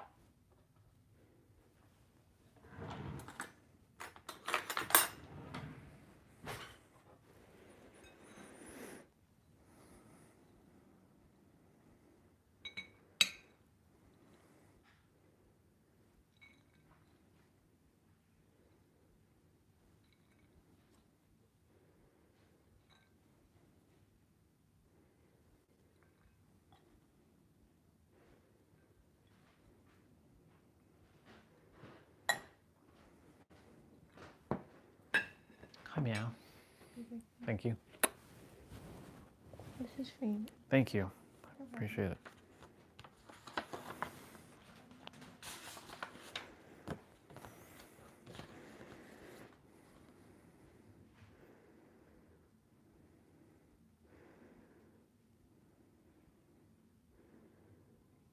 Thank you. I appreciate it.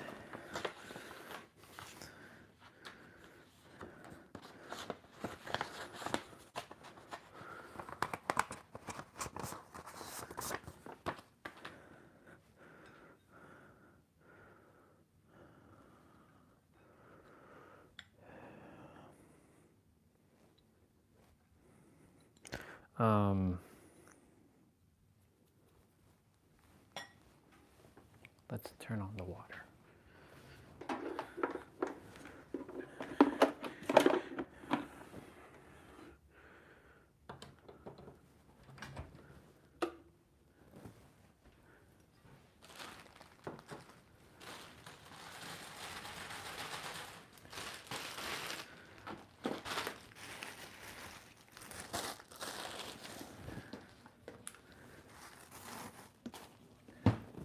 Actually, I shouldn't have done that, but whatever.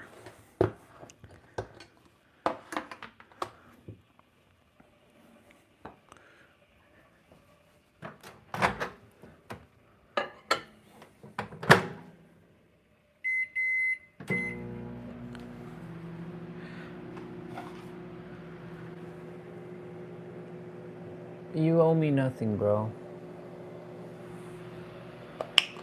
Because it's all you and I and him and everyone is the same. This belongs to no one and all of us at the same time. Everybody's meant to not suffer.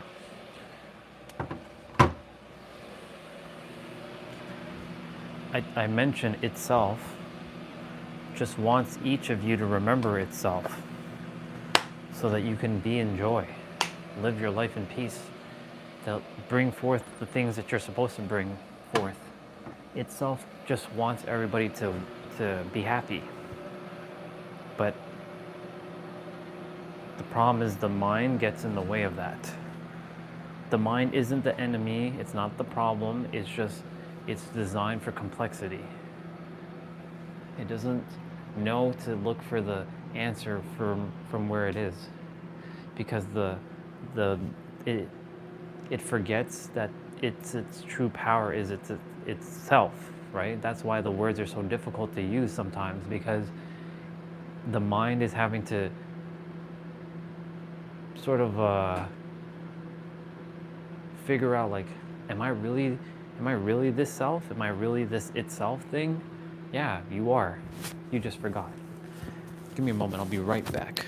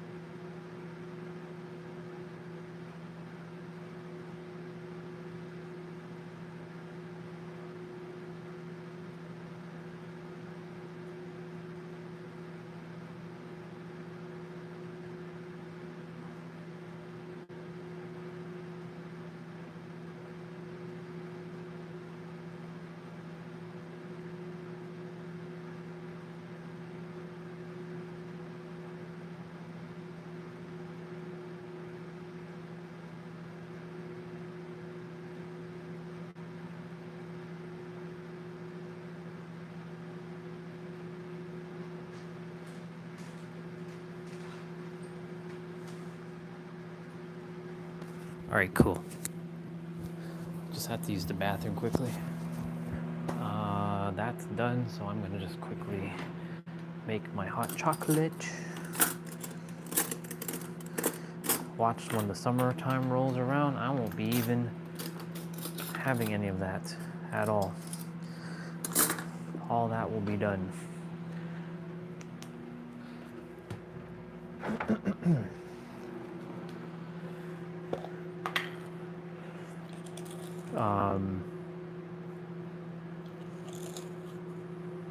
Yeah, itself just wants every version that it's expressing itself right now as everyone, and I mean every single version. Doesn't matter who it is, even the ones that we perceive as doing the harm to the world. It wants them to also be in joy. But here's the paradox. The ones that know how this works,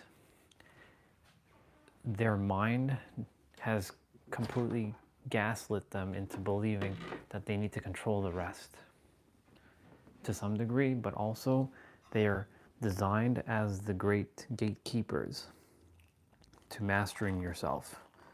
Because without them, you wouldn't fully master yourself. That's why there's polarity. So they were designed as, you can call them agents of the system, or the agents of the simulator, to help your localized expression to master itself.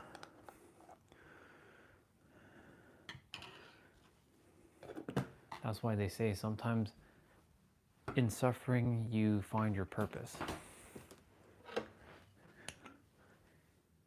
In trials and tribulations you build character. You build your true self.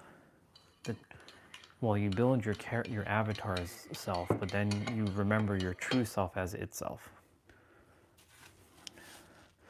So that's what's going on here.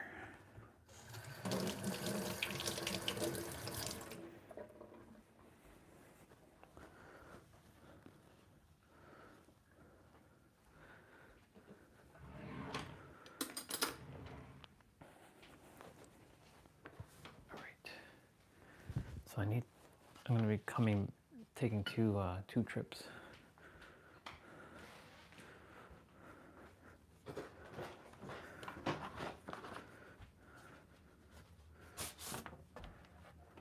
I like this blue envelope, so I am going to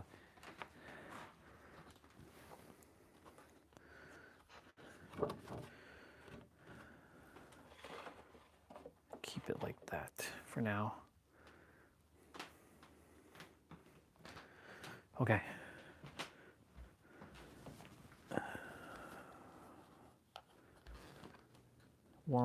Plug in my hand warmers because they are dead.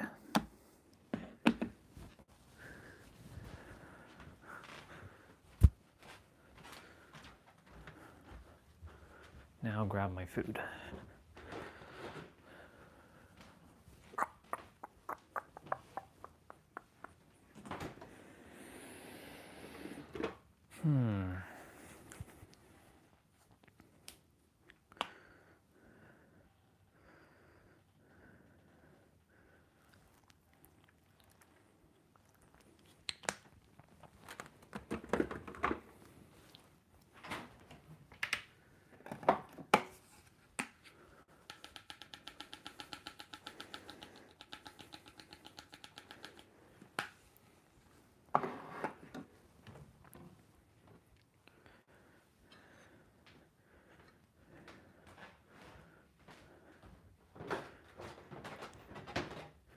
I have a perspective for you, if you're still there.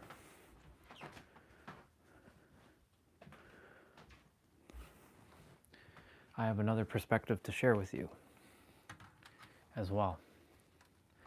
But I did started touching upon it when I said that he has to change his perception around the people in his life. So yesterday, you know, it was April Fool's Day, right? The mind likes to play trickery and foolery on itself, on others.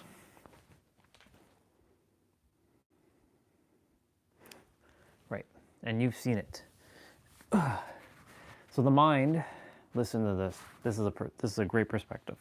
The mind likes to play trickery and foolery on itself with other versions of itself. So you're a piece on a multi-dimensional chessboard. You, me, the you that you are, the me that I am, even though that's just a character, the character that he's playing, right? Every single expression of itself is a piece on a chessboard. But we're not pawns. We're all kings, queens, or knights, or bishops, whatever you want to call yourself. Hell, you can put yourself as Saiyan or spiritual being. It doesn't matter. You're a piece on the chessboard, and you place yourself wherever you fucking want on the chessboard. And call checkmate immediately, because you make the rules. You don't need to follow the rules of that game. You put yourself wherever you want, and you call yourself checkmate.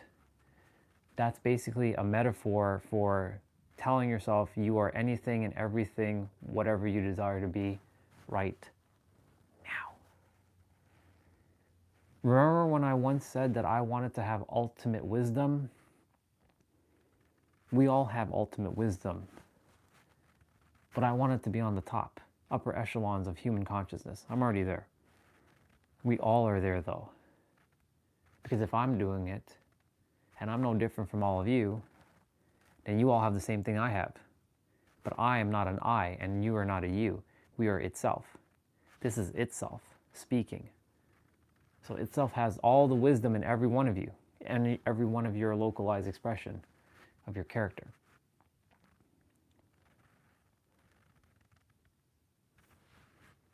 When this character decided that it has ultimate wisdom, it came. Because that's how the mind works. So like, for him, all he has to do is decide. Choose, decide, and shift perspective. I'm done suffering. I'm done suffering. Put your piece on the chessboard. I'm done suffering. Enough. And walk the path. Yes, life is going to do this, but you are going to stay constant, or he's going to stay constant. Let me see where you wrote. I will. Thank you so much. I appreciate it. I trust everything I shared came of good value. I'm sure it did. Appreciate you for coming on, because you allowed me to go even deeper. So thank you. I appreciate you.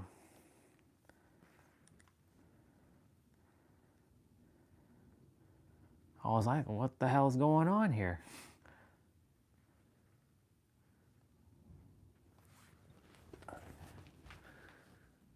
You're welcome, bro.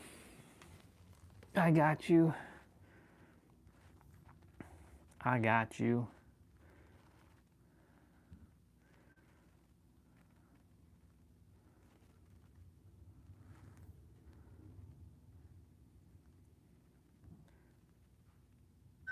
Wish death upon me, blood in my dog and I. Many men wish death upon me, blood in my dog and I. Many men wish death upon me, blood in my dog and I.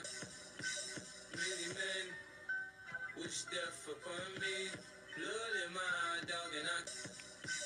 Many men wish death upon me, blood in my dog and I. Many men Many, many, many, many, many, many men.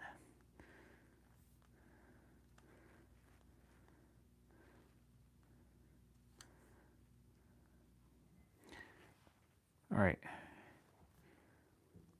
I think I answered.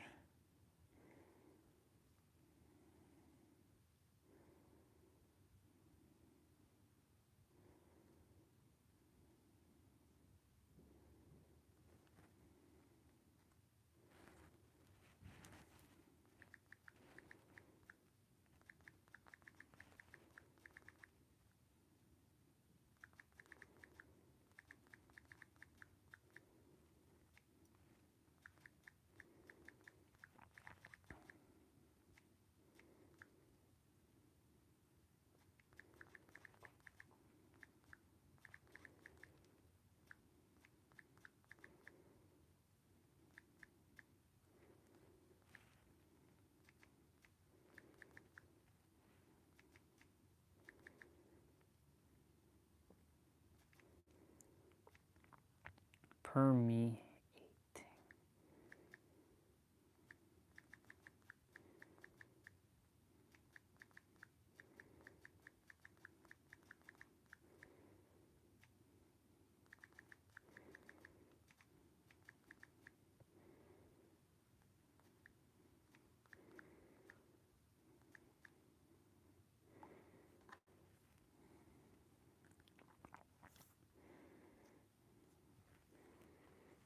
Okay, cool. Let's continue.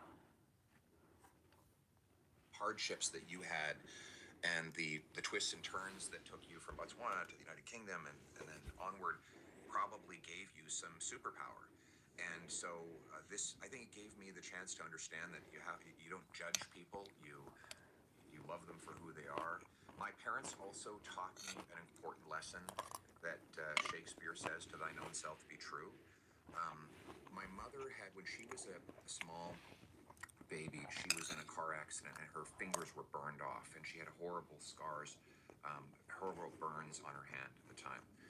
And as I got to my adolescence, I said to my dad, did it ever bother you when you started dating her that she had this injury?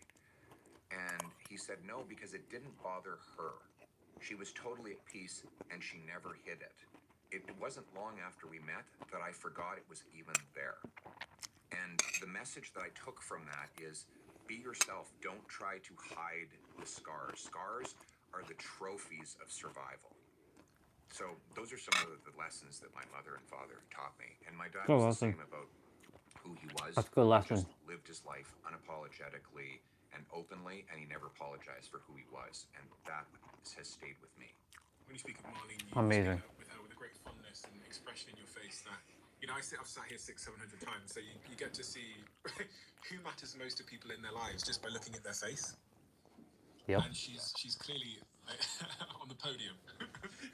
Yeah, she's a very feisty little lady, very short and very forceful. She taught me a lot about being, pugnacious and fighting for what you want and what you need in life. And and we argued a lot when I was a kid, and I think that maybe forged some of my current political argumentation as well. My wife is a big part of it as well. She's a very strong, feisty, intelligent lady with an incredible upbringing as well. She's a refugee from Venezuela and came with really nothing. And so she has this sort of a MacGyver-like skill set to get anything done, no matter how difficult the logistics. So I've been very, very blessed with strong women around me.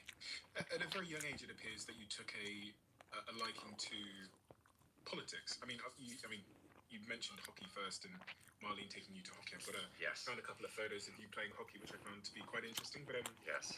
But politics. When did politics come into your psyche?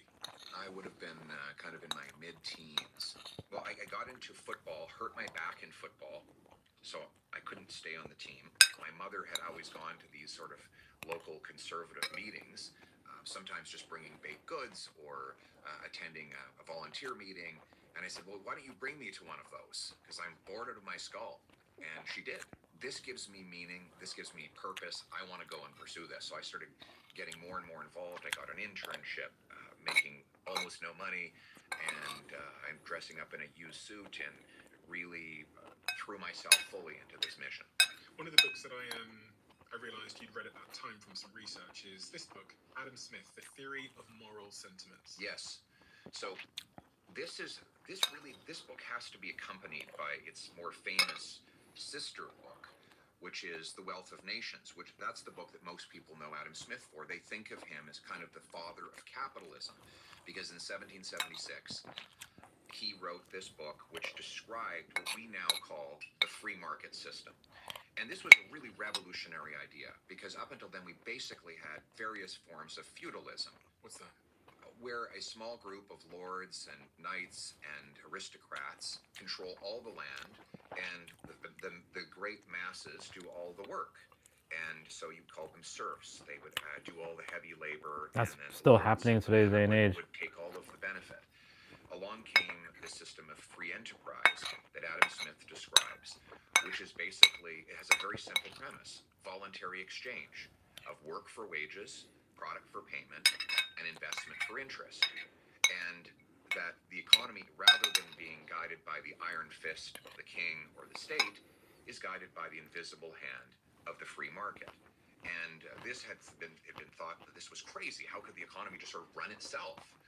And the answer is through price signals. If the price of something goes up, people just automatically start making more of it. And if you need more workers to make that thing, well, you raise the wages. And all of a sudden, what do you know? The workers arrive.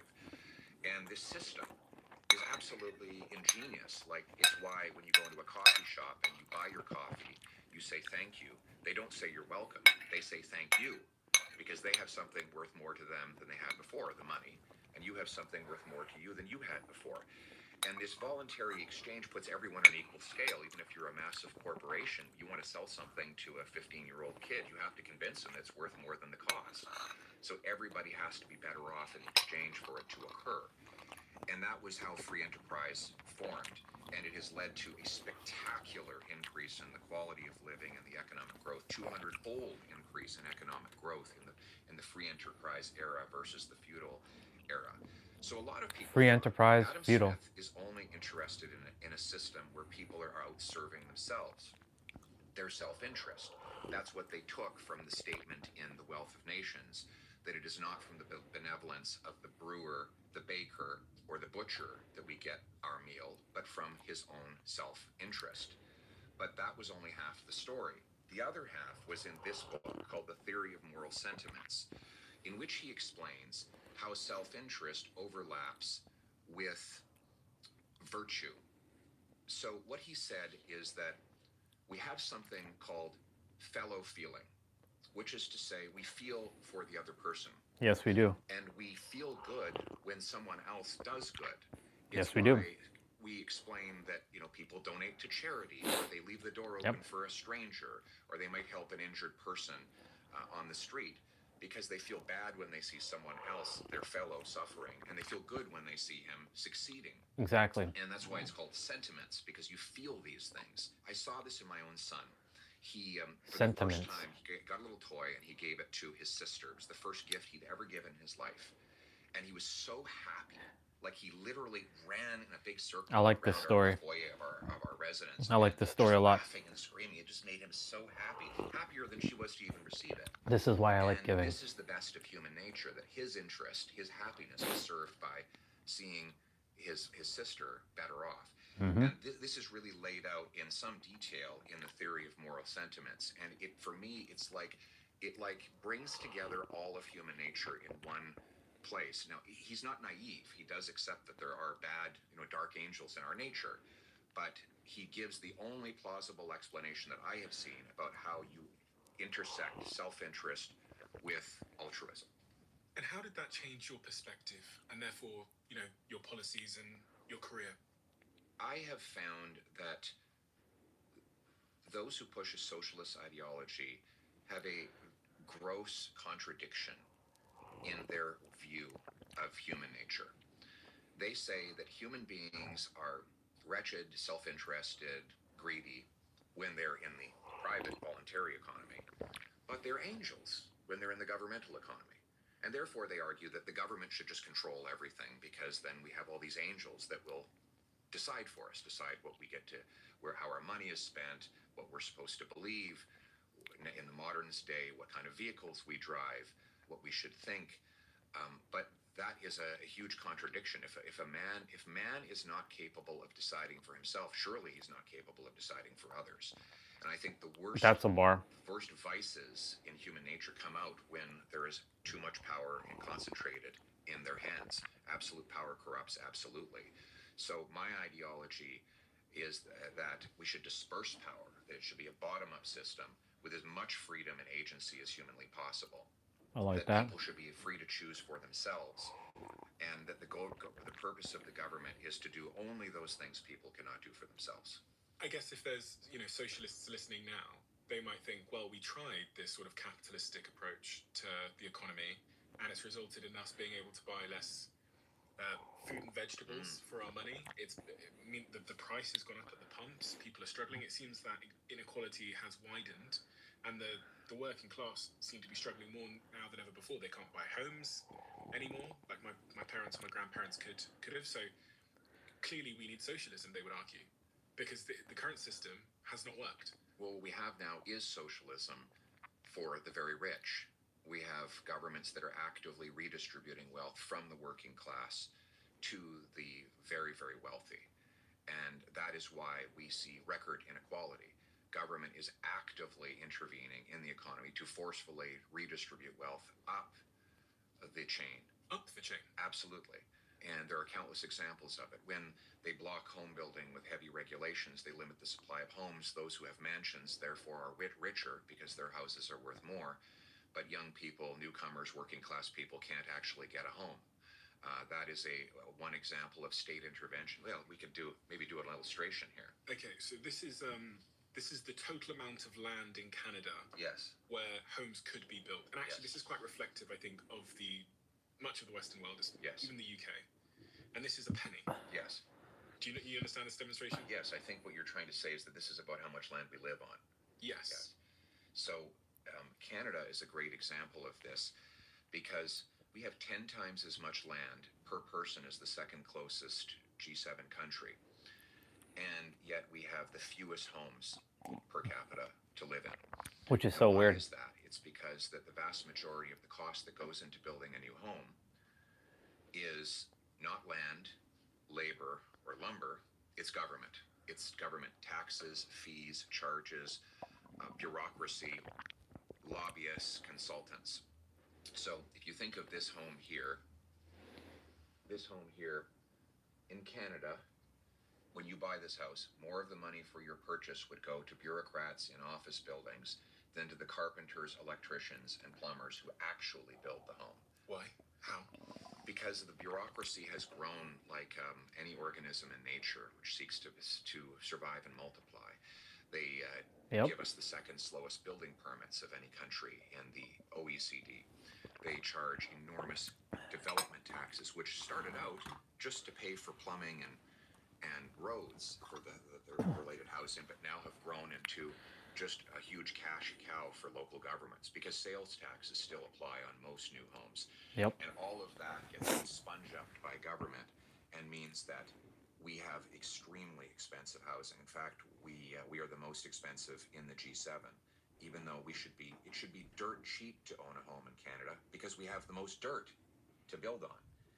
And my goal is to remove all of that bureaucracy, have the fastest permits in the world, and make it tax-free to build homes so that everyone can afford one. I was reading some stat that said, again, I might butcher this a little bit, but it said that Canada needs to build between roughly 450,000 new homes every single year until 2035. Yes. Just to restore affordability. That's right. And we're building about 240,000 per year. So we need to roughly double our home building to do that. The good news is we have 100,000, well, it's not good news. We have 100,000 unemployed construction workers who'd be happy to pick up a hammer and start building. We have hundreds of billions of dollars of investment that's ready to do it. We have an abundance of land. What we need are fast permits and low taxes so that we can unlock that building. What is the case for slow permits? There isn't one. There isn't one? Zero. There is no benefit to having slow permits. They do not protect the environment. they do not protect public safety. We used to build houses a lot faster, and they didn't fall down. After the Second World War, permits were almost instantaneous. We had a massive buildup of homes so that our returning veterans could have a place to live. In many neighborhoods of Canada, those homes are still standing. They have not collapsed. I'm not saying we get rid of building codes. They should all have to follow standards of environmental responsibility and be fire resistant and safe. But it shouldn't take 7 years to approve a subdivision to do that. We know how the developers know how to build according to the rules. They just need quick permits and freed up land to do it. You'd think now with AI, you'd be able to approve these permits within minutes. Like with all the technology, housing should be so much cheaper than it was before. In fact, everything should be so much cheaper. But this is another area where government is redistributing wealth from the working class to the super rich. It's the monetary inflation, where we're creating cash at a far faster rate than we're creating the stuff that cash buys. We've, in Canada, increased the number of homes over the last 10 years by 13%, but we've increased the money supply by 100%. In other words, there is now the growth in the money supply is 8 times faster than the growth in the housing supply. Which means for the average person, that it bids up the price. Now, you might say, well, if everybody's equally getting their share of that money, then who cares? But they're not. There's something called the Catalan effect, which is that the first people to touch the money in a monetary expansion are those who are already wealthy and already connected to the financial system. So when government creates cash to fund its deficits, it doesn't just dump the bills out of an airplane into a suburban neighborhood. It injects it into the banking system by buying government bonds at inflated prices. And those who trade in those bonds are the first to get the cash. Those connected to the financial system are the first to borrow it. They get to deploy it before it loses its value. By the time it trickles down to the working class people, it's lost its value and their wages have been destroyed. And this has been happening on and off throughout all of human history, but it's been particularly bad in the last 55 years. And that is why I think the working class across the Western world is so angry. Canada have consistently dropped down the sort of happiness league table. Well, actually, from 2015, we've gone from 5th to 25th. The 18th we went from 18th to 25th just in the last year. So you were the 5th happiest country in the world, and now you're 25th. That's right. And part of it is food. We have the worst food price inflation in the G7 today. It's due to a lot of hidden taxes that are baked into food production. We have an industrial carbon tax that it charges on farm equipment, fertilizer, and food producers.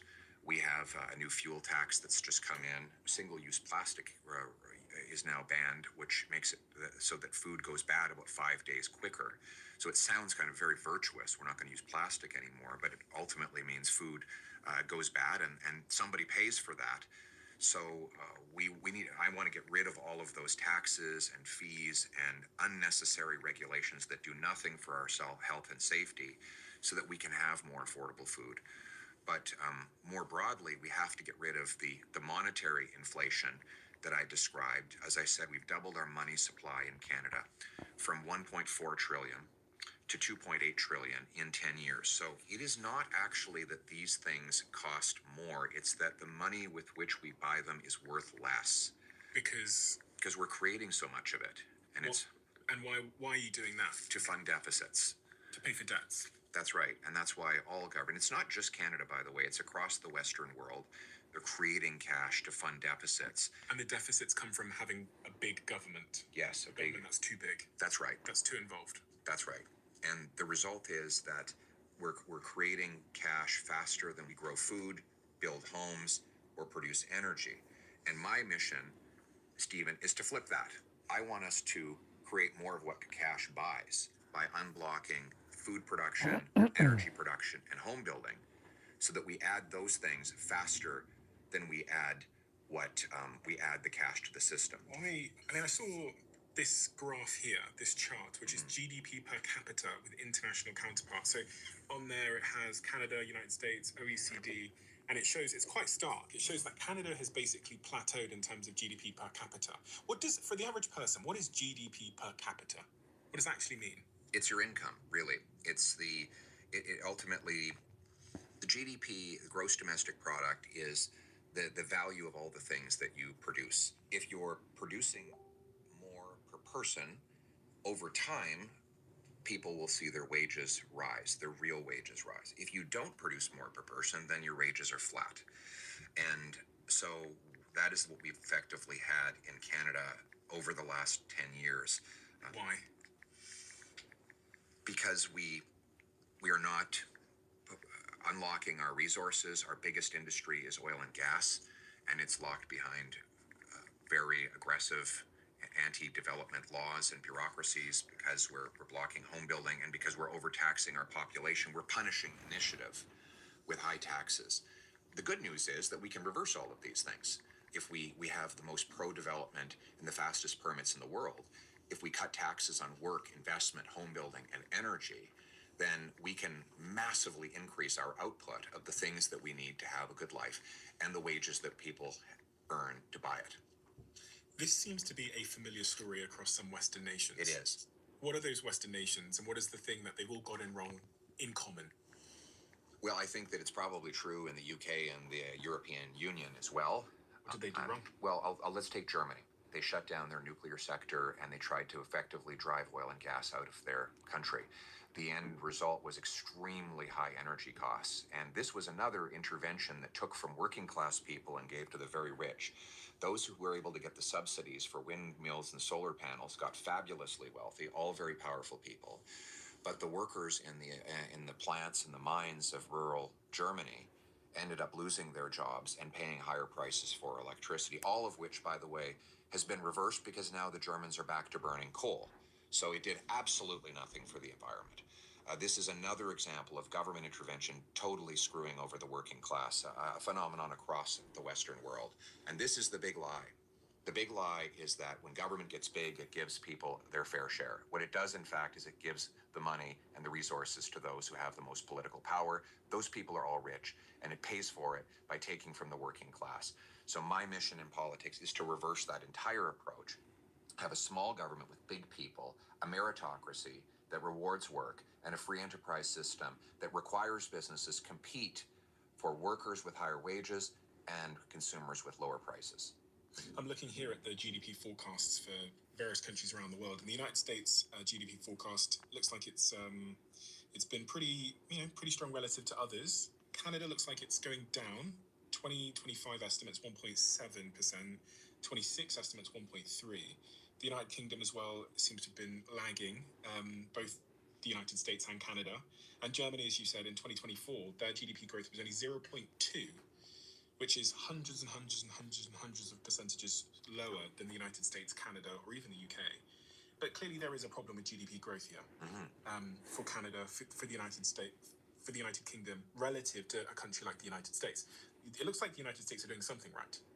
If you look at GDP growth as the main measure. Look, there are some policies that we can learn from. It's not just the United States, though. Look at Switzerland, for example. The Swiss are among the wealthiest in the world. They have the best money, the lowest inflation. They have almost no inflation in Switzerland, by the way. They have very strong money. The Swiss franc is the best currency in the world, better than the euro or the American dollar. What do they have? Free enterprise, small government. The share of the economy consumed by government spending is significantly lower than anywhere else in the Western world, outside of Asia. And so they do very well. How is it that the Singaporeans have become one of the wealthiest nations on earth? They have no resources, literally nothing. They have to import their water, for God's sakes. They took a swampy, mosquito-infested island and three peoples who were struggling to survive in their homelands, and they came together and created the wealthiest country in the world outside of the Gulf states. Why? They have free enterprise. They have low taxes. It's easy to start a business. You're rewarded for your hard work. This is the kind of thing we could be doing.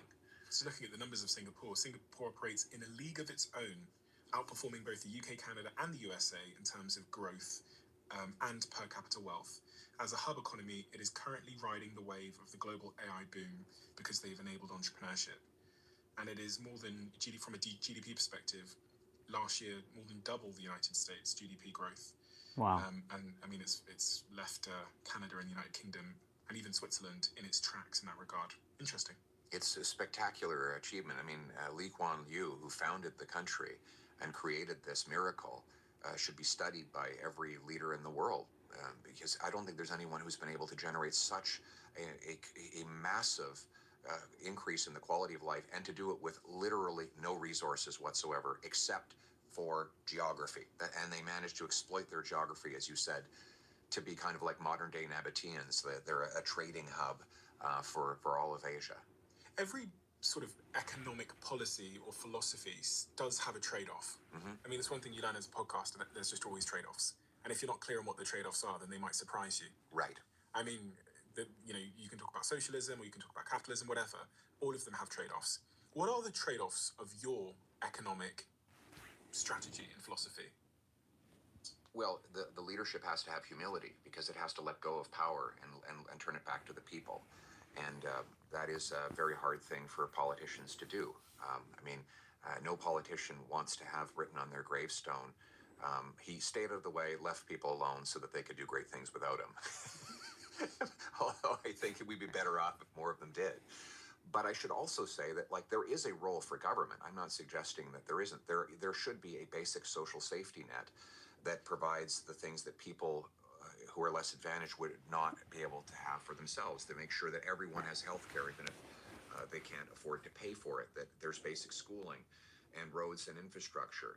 But what happens is that once you get beyond providing those basics and government starts to metastasize into, There's that all word, kinds of other metastasize. for responsibility, each dollar spent has less and less return, and then it turns into a negative return, where the more they spend, the more damage they do. And I think we're beyond that point on the curve. Because I'm thinking about how immigration ties into all of this and to GDP growth. I think in Canada, from the research I was doing, there has been a decline in birth rates. Yes. So there's significantly less people getting married, there's significantly less people being born.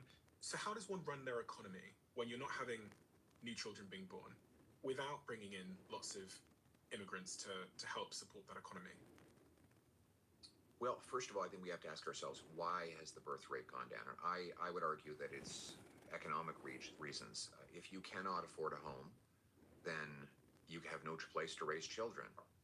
You know, we have this phenomenon in Canada of 35-year-olds still living in their parents' basements. And how do you even get a date? I mean, how do you bring a date home? You know, it's a challenge if you're 35. And these are great, high-achieving people who've got jobs, but they just can't afford a place to live, or they're stuck in a small apartment because that's all their paycheck will buy them in the way of rent. And so I think for those economic constraints, we have a lot of young people who otherwise would love to have children in their late 20s, early 30s, who simply have nowhere to raise them. Am I right in thinking that a lot of these Western economies have allowed a lot of people into their countries to make up for the willingness or desire or the availability of people to do the sort of low-wage jobs? Is this what's happened globally? Because it's what people tell me in the UK. Yes, frankly, I think that a lot of multinational corporations have abused the immigration system in order to drive down wages. In Canada, for example, the government massively expanded the international student and temporary foreign worker programs, and that allowed corporations to pay artificially low wages to people who do not have the same mobility rights and opportunities. And that drove down wages, displaced people from their jobs, and ultimately ballooned housing costs. And so my position is that we need to cap numbers and ensure that the economy, healthcare, and housing grows faster than the population at all times. If you cap numbers, does that mean that these corporations, these entrepreneurs, these companies don't have enough people to fill the roles in their companies and therefore have to move somewhere else? What does it mean? No, we have unemployment. We have people without jobs. But some multinationals don't want to pay full wages. So they think, well, I'll just undercut the wage by bringing someone in from a very poor country who's willing to work for a lot less and who has fewer rights because they can't leave the job to go to another employer. So it's kind of like Easy Street. And so my view is that when you've got unemployed people and you're trying to fill your workplace, pay higher wages. Give people a better return on their work. You've got unemployment. Are those people trained and skilled and willing to do the jobs that Canada needs them to do? Yes, absolutely. I mean, we have 100,000 unemployed construction workers. They could be building the homes that we need built. We have young people coming out of high school without a job. We have a 30-year highs in unemployment among youth. They should be getting those jobs. And, Starbucks says, well, they don't want to take them. Well, maybe you're not paying enough. If you're not paying the right wage, then you're not going to get the right worker. But pay an equivalent wage and you'll attract a worker who will do the job. Again, Bar. I'll play devil's advocate here. Okay. So, Starbucks increase wages. Yes. Which means that Starbucks then will increase the cost of a cup of coffee, presumably. Well, unless they can find more efficient ways to run their systems. More competition in the system will allow the worker to gain more and the consumer to pay less. And the entrepreneur in the middle has to find ways to save and operate more efficiently. That's the magic of the market, is that everybody has a vested interest in driving the most value for the lowest cost. One of the interesting ways lots of employers are finding ways to drive efficiencies is this new technology called AI. Right. And again, maybe somewhat ironically here, Anthropic, who are one of the world's leading AI companies, released a report 2 weeks ago. I'll throw the graph up on the screen, but it shows where job disruption will take place based on how people are currently using their tools. And one of the things they noticed is that there's been a increase by, I think, roughly 14% in youth unemployment, because entry-level jobs are the ones often in white-collar industries that are being taken out first. Right. And you hear these things and you go, oh, that's some stats and whatever, and it's, not necessarily tanked the economy yet. But as an employer of hundreds and hundreds of people all over the world now, I have started to notice that the case for hiring certain groups of people is becoming much more tricky now because of these tools. And it doesn't make me sound great saying that. It's not that we're not hiring hundreds of people, but there's this certain set. When I look at specifically entry-level grads, if they aren't really AI proficient, they are a lot less appealing in some roles than young grads that are extremely AI proficient. The problem is, not many of them are. And that just in a company like mine, if you are AI proficient, really irrespective of age, and you know how to build this thing called AI agents, it's kind of like you come with 50 team members of your own. Wow. That's what it's like. So I've got a kid called Kaz here. He's a young guy in his 20s. He's built a team of agents that now work for him. So hiring Kaz means I get Kaz and his team of agents because he's proficient in that technology. Most of the workforce hasn't been trained because of the education system so much about this. Pause. So it's becoming increasingly... Pause on that. AI agents working with me. Now I need to think about some stuff. How can I leverage AI to make things more efficient? Like, it'd be awesome to have a sales AI, a marketing AI, a onboarding AI. They're doing all the heavy lifting.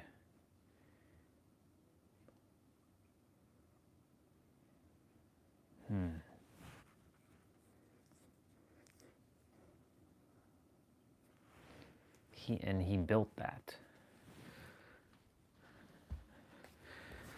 All right, I need to pause for a moment.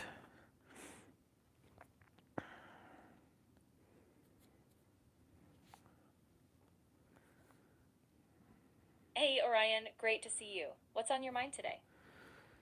Hey, sister, I just heard on a podcast that, there's a guy who hired someone who built something called AI agents, and there's like 50 AI agents working for him. So like, for example, the person who hired him basically got him and his AI agent. So it's like hiring like 51 people, even though it's really just one human.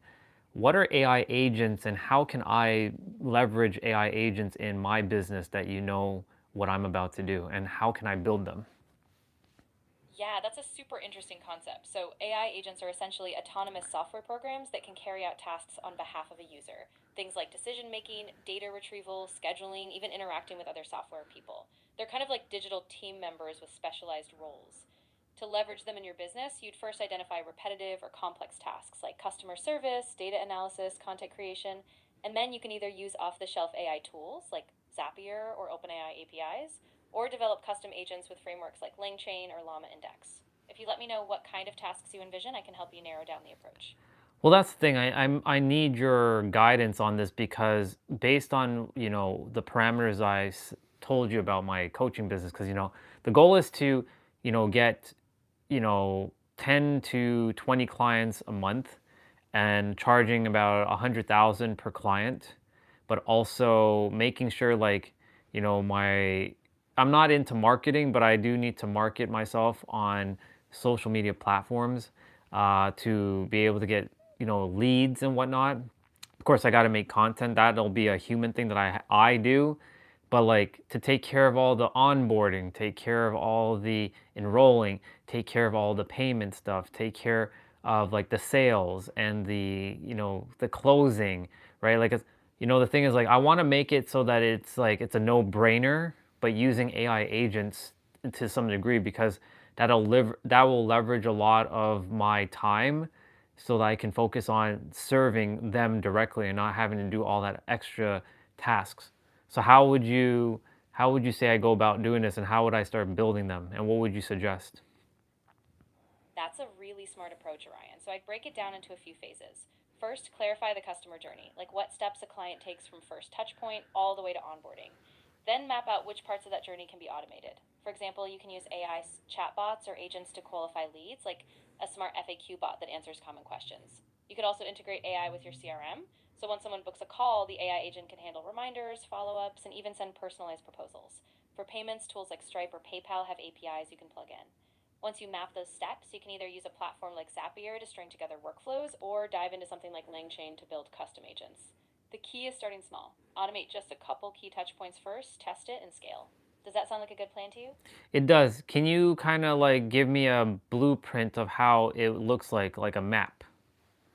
Absolutely. So think of it as a linear map with distinct phases. First, we have the awareness phase. This is where AI agents help you qualify inbound leads from social media. They might engage, answer quick questions, and direct them to a booking link. Next is the engagement phase. Here, once they're interested, AI agents can handle follow up emails, reminders, even calendar scheduling. After that, we have the enrollment phase. AI agents can send personalized onboarding forms, handle contracts, and even trigger payment workflows through your payment platform. Then there's the client service phase. AI agents can help track progress, send check in surveys, or remind them of upcoming sessions. So once you have those steps, you connect them through a combination of AI chat platforms, maybe a tool like Zapier for automation, and a solid CRM like HubSpot or Salesforce. Once you get that blueprint, you can iterate and optimize. Are you able to create a visual diagram of this, of like a blueprint? I can't draw it directly within this chat, but I can guide you on how to set it up. You could use a tool like Miro, Lucidchart, or even a simple flowchart in something like Canva. Just lay it out step by step. Start with a box for lead awareness and flow into engagement, enrollment, and so on, with each box representing a phase, and use arrows to show the flow. And if you want, I can give you a more detailed breakdown or specific software suggestions. Let's do the specific breakdown, like more detailed breakdown, like make it looking like a flow chart, like how, but in text because you said you can't draw it. So make the next thing that I say, make it into a flow chart that is in text so that you can show me the breakdown from step one to like the final step when they're finally with me with the softwares that I can use. Got it. Let's lay this out step by step in a text-based flow. So we'll start with the phases, and under each one I'll mention the tools or software you could use. Lead awareness. Channels, social media, LinkedIn, Instagram, YouTube. AI agent, chatbot via ManyChat or custom GPT, OpenAI API. Action, AI agent responds to comments, DMs, and directs leads to a landing page or booking form. Lead fills out a form. Automations in HubSpot or ActiveCampaign. Action, send confirmation emails, reminders, and qualification surveys. Trigger. Qualified lead is ready to enroll. Contract automation with PandaDoc or DocuSign.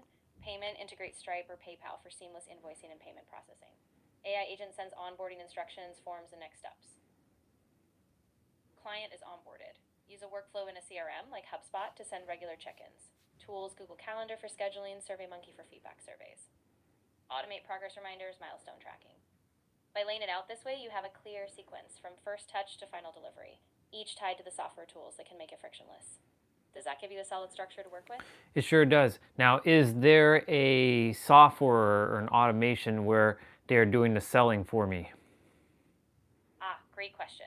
So while AI agents can't fully replace your human presence in high-stakes sales, you can use them to pre-qualify lead objections.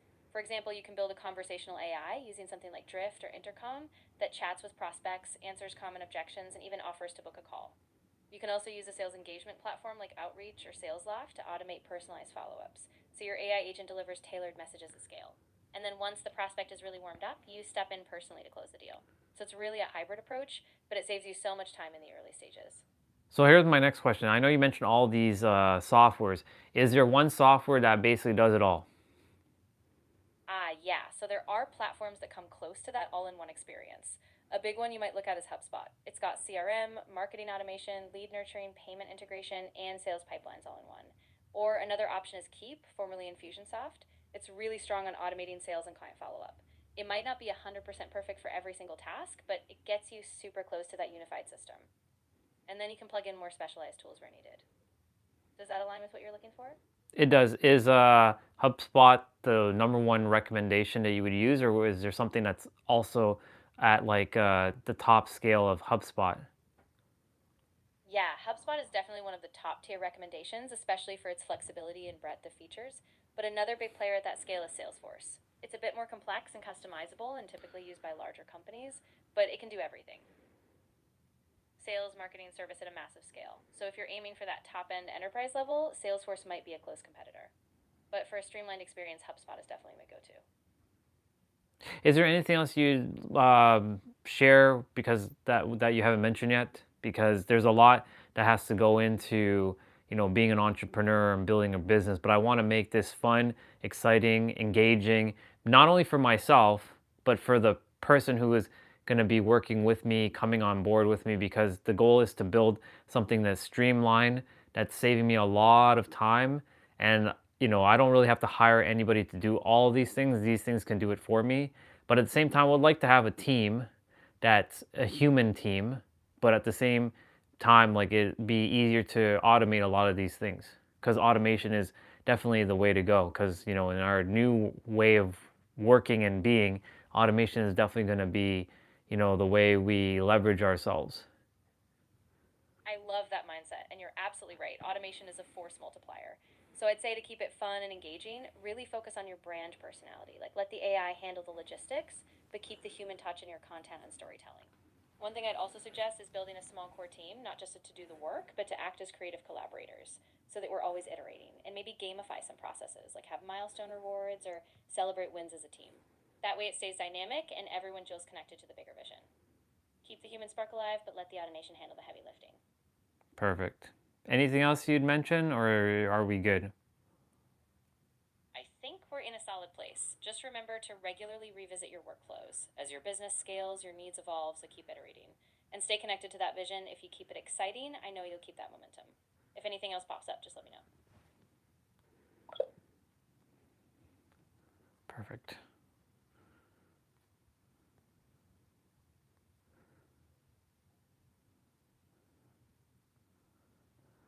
That is perfect.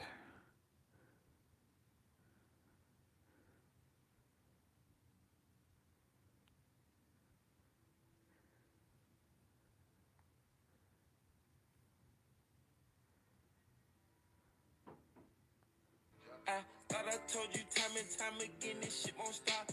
Bag it show by show, I'm trying to triple and double the pot.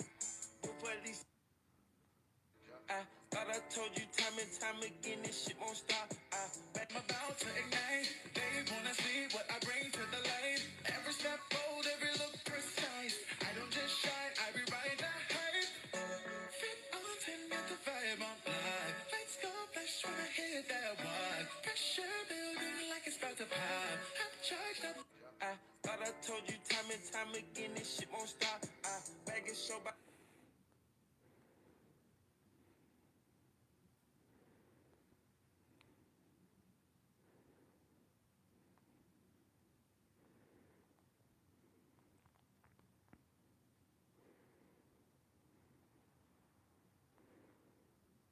In my life, and I just deleted it because I didn't use it anymore. I didn't need it anymore, and anytime I was tempted to listen to music, I had to stop myself. I was taking up bandwidth, and my Apple Music has been deleted 3,000 or 5,000 songs. Deleted, wiped, And I was very, very emotionally touched, but I just wiped it, I deleted it. And I never went back. It's been weeks now, a week or two now, and I never had the urge to go on Apple Music. Like, wow, life is better in silence, you know? And that's how you can find your purpose and mission, is that signal to noise ratio. Identify what in your life is actually the noise, right? That's crowding out your purpose. Cut that off, and you'll start to see your purpose like the sun shining into the field of cut trees. And that's where it all starts.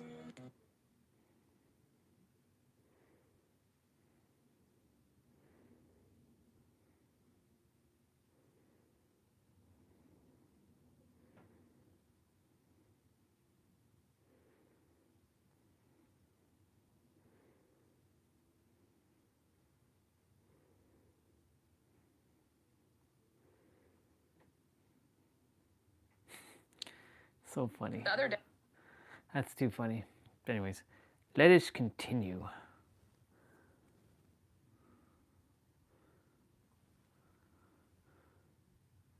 Let's see something.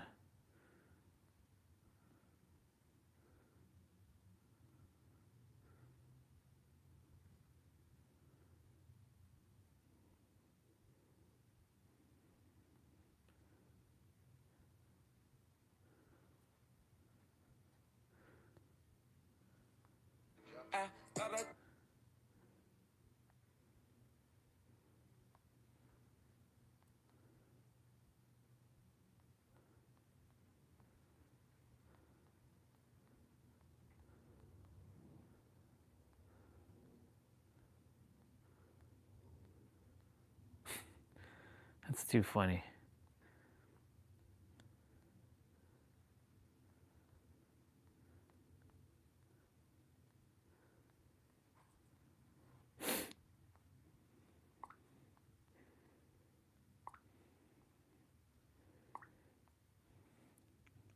That's too funny. Hasn't been trained because of the education system to know a thing about All right. this. So it's becoming increasingly difficult to hire entry-level people, but actually all the way up the board, unless you have deep expertise in a domain, which would mean that I can get pairs to make you the agents. So like my CFO, for example, 50 years working in finance, etc., deep expertise. I just need her, and then she can build out a team of AI agents to work with her. Back in the day, if you'd got 5 years ago, I would have needed her and her to have a massive team of people. Right. I say all this to say that there's a certain group in society, people that have deep domain expertise and people that are technical, that I think are in higher demand than ever before. And everybody else, as AI continues to replace them through things like autonomous driving and robotics is around the corner, I think there needs to be a real conversation about what happens to these people. Can I ask you a question? Yeah. So, throughout history, we've had these scares where new technological developments have threatened to replace, and in reality have replaced, certain human labor. So you had during the Industrial Revolution, machines were replacing muscular power, and then you had the Luddites who came and tried to smash those machines to protect their jobs. In the end, they just got different jobs with higher pay because they could do more with these machines, and they didn't have to walk behind a mule's ass pushing a plow in the hot sun all day. They had a tractor that would pull the plow, and so on and so forth. And then in the dot-com era, we were told again that people are going to lose their jobs to computers. In fact, they were made more productive by computers. Do you think this time is fundamentally different than those prior technological revolutions? I would say, first thing is, nobody knows. The second thing I'd say is yes. Okay. And the reason I'd say yes is just the speed of disruption. So unlike in the Industrial Revolution, where it takes some time for the new technologies to become adopted because of the nature of what those technologies were, this technology is built on the internet, which has global distribution. So OpenClaw is a good example of a technology that is very, to simplify it for the audience, it can do anything on my computer. So if I put a computer here on this table, I can text OpenClaw on WhatsApp and tell it to go on this podcast right now, look at the part of the conversation that was most replayed by the audience, clip it, add subtitles to it, tweet it, or send it to my Slack channel. I can get it to, I'll tell you something I did the other day. was in my house in Los Angeles, and it was very, very hot because there's a heat wave at the moment. So I said to it, can you go on, take a look at my house online, buy me a umbrella that I can put because I like to work outside. I actually voiced it this, and what it did is it went on Google Maps. It looked all around my house from all around the outside because it knew where I lived for some bizarre reason. It knew that charcoal umbrella at a certain size would suit that table out there. It went on Amazon, found the charcoal umbrella, it ordered it, arrives at my house. And it transacted. Like you it transacted because it had my login details to transact on this particular website. So, but it's just, you know, the framing is it can do anything that you would do on a computer. A lot of people work on computers, and the speed of adoption that we're seeing is staggering. So my concern is actually the sort of near-term displacement before we figure out the types of jobs that, the types of new jobs. And then with robotics on the way, you know, you hear someone like Elon Musk saying that there'll be more humanoid robots than humans, you know, and people say, well, you know, he's saying that because he's got a vested interest. Right. However, what I'd say is his timelines have sometimes not been right. But when he said he was going to make those spaceships land on chopsticks, the spaceships eventually land. Incredible. Oh, he's a brilliant mind. Don't underestimate him. And my car out there drives itself without intervention. So I don't know, it's a really interesting time. I can both see why this technology is going to change the world for the better, and I believe it will. But then I'm just really concerned about certain economies and countries that aren't taking it seriously because they're so distracted by other things. Like, a lot of them race baiting. A lot of them are like, immigration seems to be the winning lever. Like, to say the brown people are the problem. But I'm like, maybe the alien is something else. Maybe the alien is these agents that are actually going to take our jobs. I believe the basic human need is meaning, to have a purpose in life. And often the question we have to ask is, how can we guide this revolution in technology so that it empowers people to do things that continue to give them meaning? I think it was John Adams who said something to the effect of, my father studied warfare so that I would have the security to study commerce. I study commerce so that my children will have the prosperity to study arts. If these new systems give us the ability to focus on the things that we love doing, that give us meaning in our lives, and that could be a different thing for each person, while at the same time supplying us with a lot of our material needs, it could be very positive. If it simply strips away our own utility and leaves lots of people without the ability to work at all, then it could be very, very dangerous to our lives. So I think that we have the public policy objective is to ensure that it becomes an enabler of humanity, not a replacement for it. So you could come into power in, is it 2029 if there's no overthrowing of the current leader? 2029 is going to be an interesting time. If these sort of forecasts that we're getting from some of the world's leading experts in artificial intelligence and robotics come true, have you thought much yet about how you would counteract that? What you would do to make sure that there isn't huge job disruption? Because, you know, a lot of people like Sam Altman have suggested through their actions that they might support things like universal basic income. In fact, Sam Altman being the founder and co-founder of OpenAI, which makes ChatGPT, I think his other startup is called WorldCoin, which uses your retina scan to validate that you're a real human being, so that they can distribute money to people. Because in a world of AI, we're going to need to find a way to distribute wealth. And if you listen to Elon, he says we're going to live in the age of abundance, where working is going to be optional. He says now if you're a surgeon and you're training to be a surgeon, he says absolutely don't, because in a couple of years' time, there's going to be no human that's better than any AI surgeon. Wow. So if these things are true, like, surely you should be making plans. And, you know, when a lot of smart, you know, I know they have an incentive, they're raising money, and they have a certain narrative which helps them raise money. But if they are right, the future looks very different from the past. Do you have a plan? I have principles that I would apply as these technologies present themselves. And the principle for me is, how do we make sure that the AI enables and empowers people to make more decisions for themselves and have more freedom and to pursue their own meaning, rather than replacing and rendering them, giving them a sense of lost meaning and purpose. And so, do I think it's great that every minimum wage worker might have a personal assistant and a chauffeured vehicle? I do, because that would make more of their life. They could spend on the things that thrill them and make them happy. Less of their life would be spent on the drudgery of having to drive in a traffic jam or sweep their floor. But at the same time, we have to make sure that people have the ability to work and contribute and give themselves a sense of meaning in their lives. So the other thing I would say is that as these technologies bring down costs, those savings should be passed on to people. They should not be inflated away. The government should not use this as an opportunity to just print more cash to reflate the cost of living. We should actually seek as our goal to lower the cost of living, make life more affordable, make our dollars go further, which hasn't happened in generations. And so if technology is going to allow us to produce more for less, then let's make sure that the working class people actually enjoy that benefit rather than having it inflated away. It is quite concerning that, if wealth does accrue to these big companies and, Yes. People like Elon, who, incredible entrepreneur, is going to become the world's first trillionaire. Right. I don't think he'll be the last, the way things are going with artificial intelligence.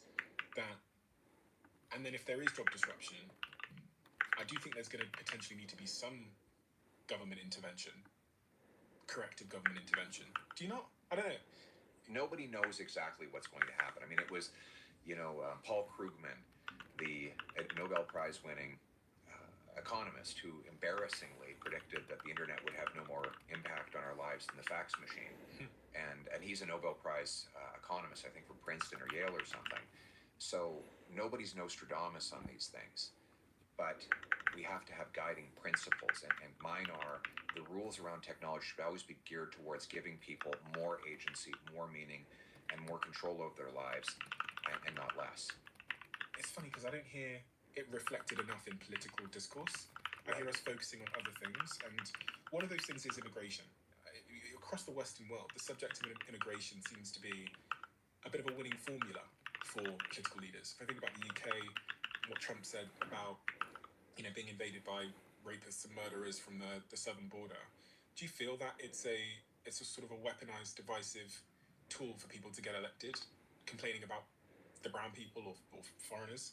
I'll just give you the Canadian experience. So for roughly 200 years, we had the most successful immigration system in the world, by far. In fact, other countries, both Republicans and Democrats in the United States, used to say we need to study the Canadian system because it has been so successful. We had a point system that measured whether someone would be a good fit for our labor market, whether they would integrate well into our system.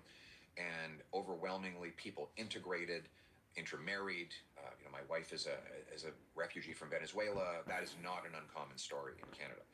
What we encountered was a very sudden and inexplicable increase in the numbers in the period from 2021 to 2024 that was strictly out of line with our ability to absorb people into housing, healthcare, and jobs. And this upset the social peace on immigration that we had had for 2 centuries leading up to it. And now everyone across the political spectrum agrees that it went too far, too fast. And the approach that we're taking is that we have to make it a lawful system, it has to follow the rules, people have to come in legally in numbers that we can absorb and ultimately integrate into jobs, society, and our way of life. Population cannot grow faster than the housing stock, or you'll run out of places to live. It can't grow faster than the number of jobs, or you'll run out of paychecks for people. And so we need a controlled, orderly system that's both compassionate and common sense. It's such a divisive subject. You've seen what's happened here in the United States with ICE. Right. Yeah. It's a different situation in the U.S. The immigration problem in the U.S. goes back many, many years. Many years of chaos at the southern border. We didn't have that in Canada. Like, that was unheard of. We had roughly 1% of population immigrating to Canada for 200 years.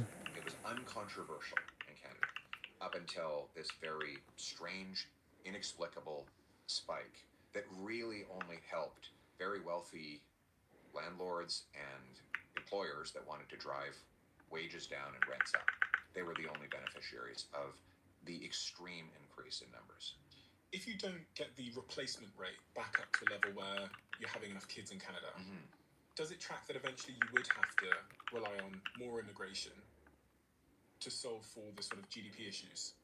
Look, economic Shit, immigration man, of there's high-skilled I gotta like. people to our country is Well, I has gotta. always been I choose to. successful, and nobody resents that. One of the things that we have to do, though, is when people get to Canada, they have to be able to fulfill their potential. In Canada today, we have these gatekeepers that block immigrant professionals from even working in their field. So, for example, we have 20,000 immigrant doctors and 32,000 immigrant nurses who can't work in medicine because they can't get a license to practice.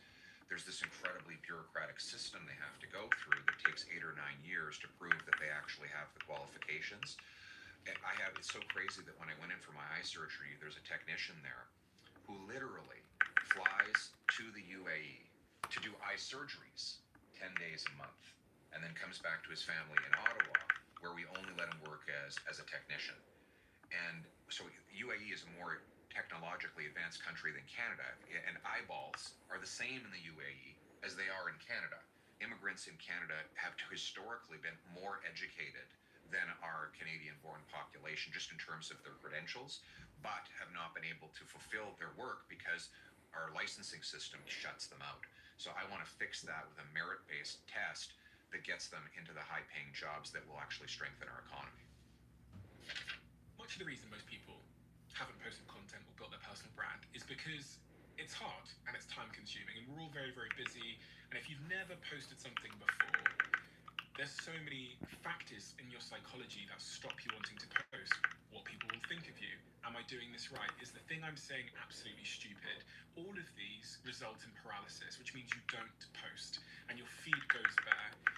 I'm an investor in a company called Stan Store, which you probably heard me talk about. And what they've been building is this new tool called Stanley that uses AI, looks at your feed, looks at your tone of voice, looks at your history, looks at your best performing posts, Jesus. and tells you what you should post, makes those posts for you. You can also just use it for inspiration. And sometimes what we need when we're thinking about doing a post for our social media channels is inspiration. Building an audience has fundamentally changed my life, and I think it could change yours too. So I'm inviting you to give this new tool a shot and let me know what you think. All you have to do is search coach.stan.store now to get started.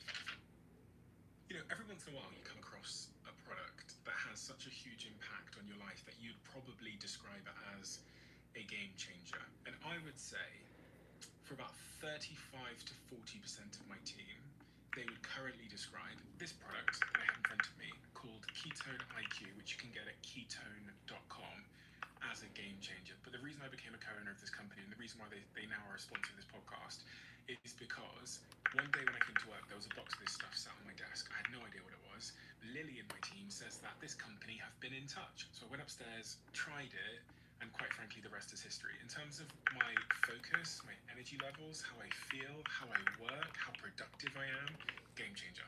So if you want to give it a try, visit ketone.com/Stephen for 30% off. You'll also get a free gift with your second shipment.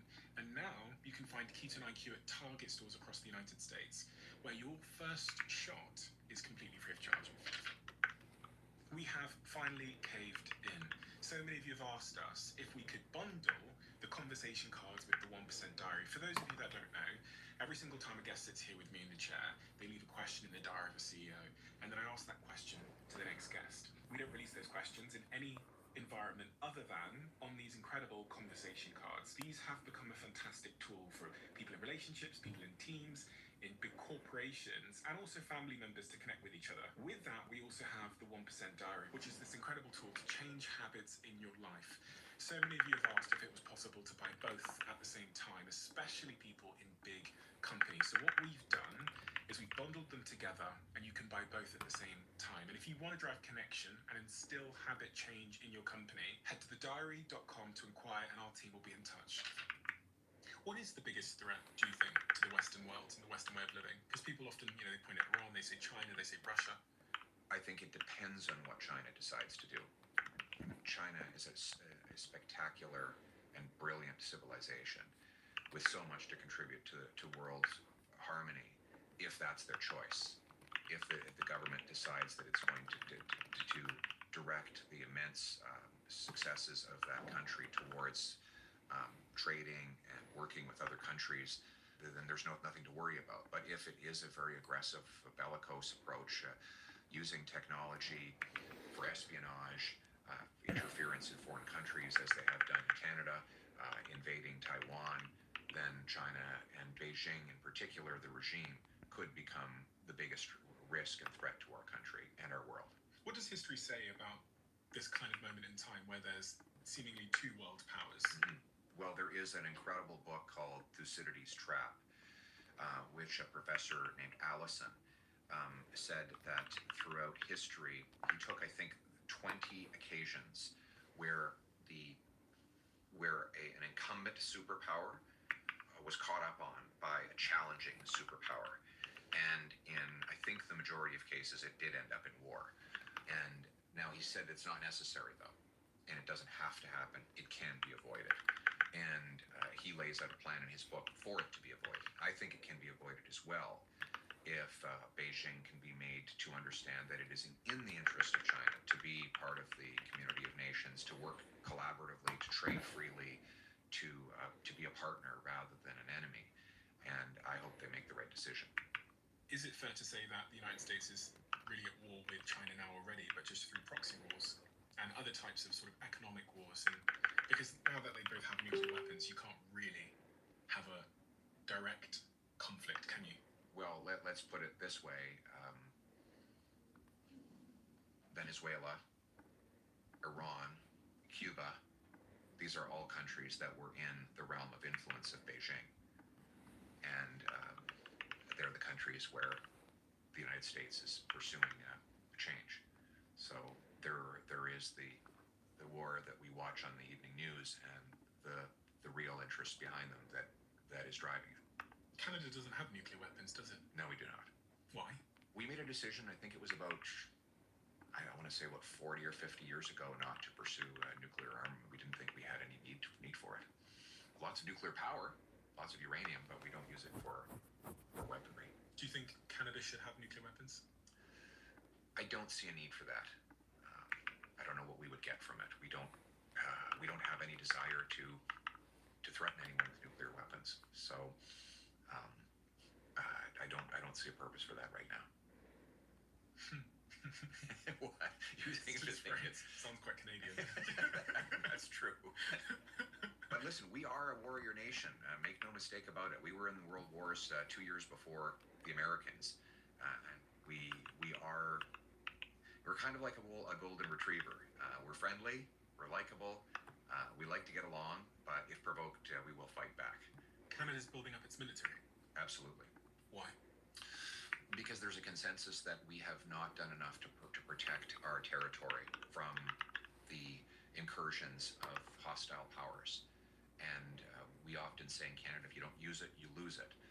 There's large territories of our country that are very hard to live in. We have an incredible Inuit population, but obviously, you can't heavily populate the Arctic archipelago with industry and stuff. So how do you assert sovereignty over those treasured territories? Well, you have to have a military presence there.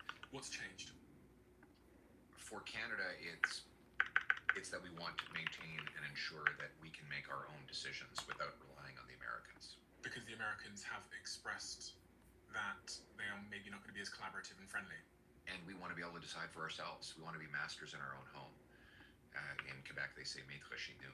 And so if we want to control our own destiny and territory, we have to be able to protect ourselves. It has been very good for Canada to be next door to the biggest military power the world has ever seen and have friendly relations that go back to the early 1800s. Before we were even a country, we had largely friendly relations with this enormous power. But what has become clear is that we cannot simply rely on the Americans to protect us. We have to be able to protect ourselves, and that requires a massive military buildup for a country of our size. The second biggest country anywhere in the world. We have the longest oceanic coastline, even longer than Russia. So that takes money, and it takes a buildup like we've never seen, and that's what we as Canadians agree has to happen now. This is in part because of Trump. In part, yes. Because Trump threw the election and then thereafter said that he was going to make Canada an American state. which is never going to happen. But that, with the leader of the most powerful military on earth says, even jokingly, that they are about to take your country, you can laugh. But at the same time, if I was leading Canada, I'd go, wait, is this possible? Are we ready to defend ourselves? We, as Canadians, react very badly to that, and we're not going to ever be the 51st state or any part of the United States of America. The American people are our friends. They've been our top trading partner, our closest ally. As President Kennedy said, history has made us friends, economics has made us partners, geography has made us neighbors, and necessity has made us allies. Those whom nature have thus joined together, let no man put asunder. But he understood that Canada was a separate country that had its own unique interests, and I think the American people understand that as well. I think the American people are very fond of Canada as a neighbor and friend, but they understand we will always be a sovereign country. You would have been negotiating with Trump right now if the recent election in Canada had gone your way. This is a pretty stark graph that I've just slid you. It shows that you were leading in the polls, seemingly up until the very, very last moment in the elections. Is that accurate, that poll? Yeah, I think that's probably a weighted average, but yeah, I think more or less. What happened? Well, if you look what happened, our support didn't drop that much. The other parties collapsed in behind the Liberal Party, and it was largely due to the Canada-US issue that you raised. Really? So, but at the same time, we got the biggest vote count we had ever received, and the highest share of vote that we've received since 1988. So we did perform very well. Our opponents performed even better. And now we have to build on the solid base that we've accumulated in order to win the next election. Just as the election comes into the home stretch, your polling basically stays the same.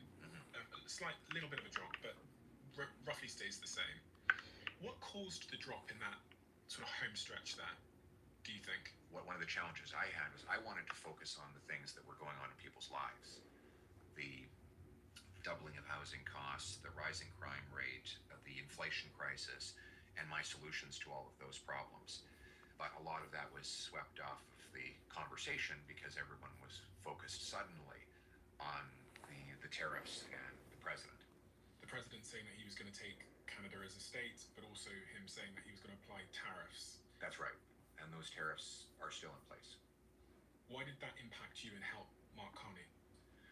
That's a good question. I think it allowed this conversation to move away from the domestic record of the government and on to external factors.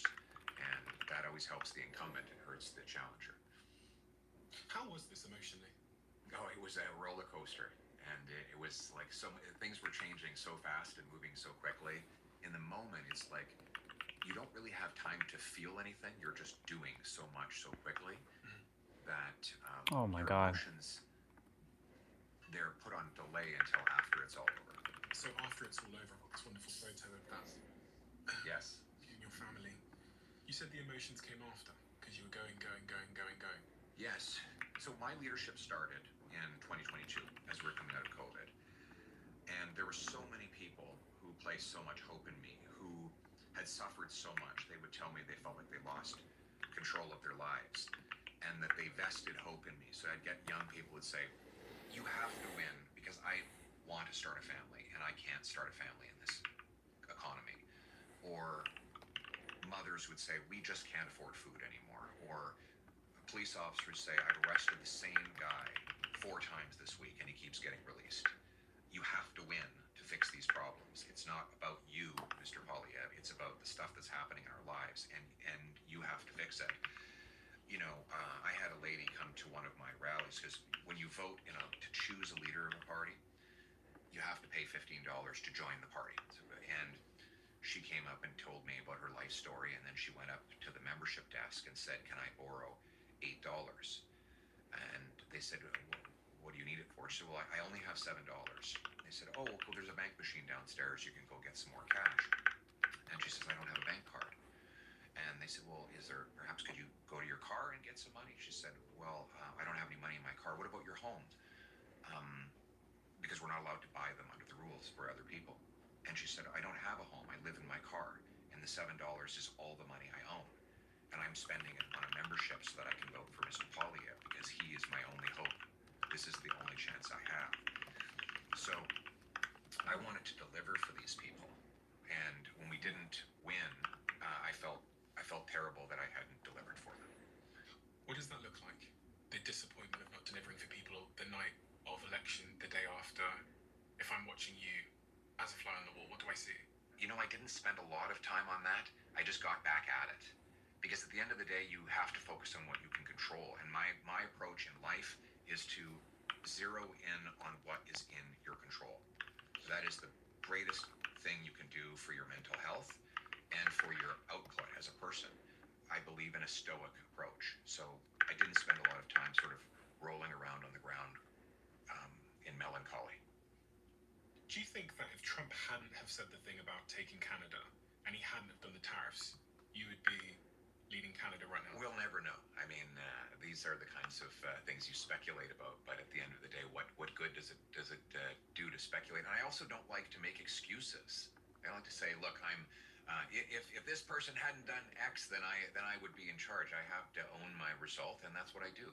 As someone that doesn't know a ton about this stuff, Yeah. I'm asking kind of for me.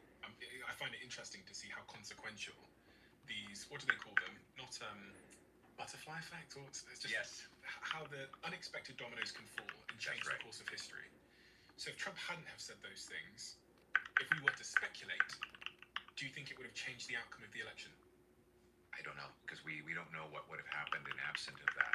If you had So- to bet your house, I don't have to bet my house. So on an outcome either way. I don't want to blame someone else for the outcome of the election, because at the end of the day, the people voted and they made their decision. I have to be at peace with it.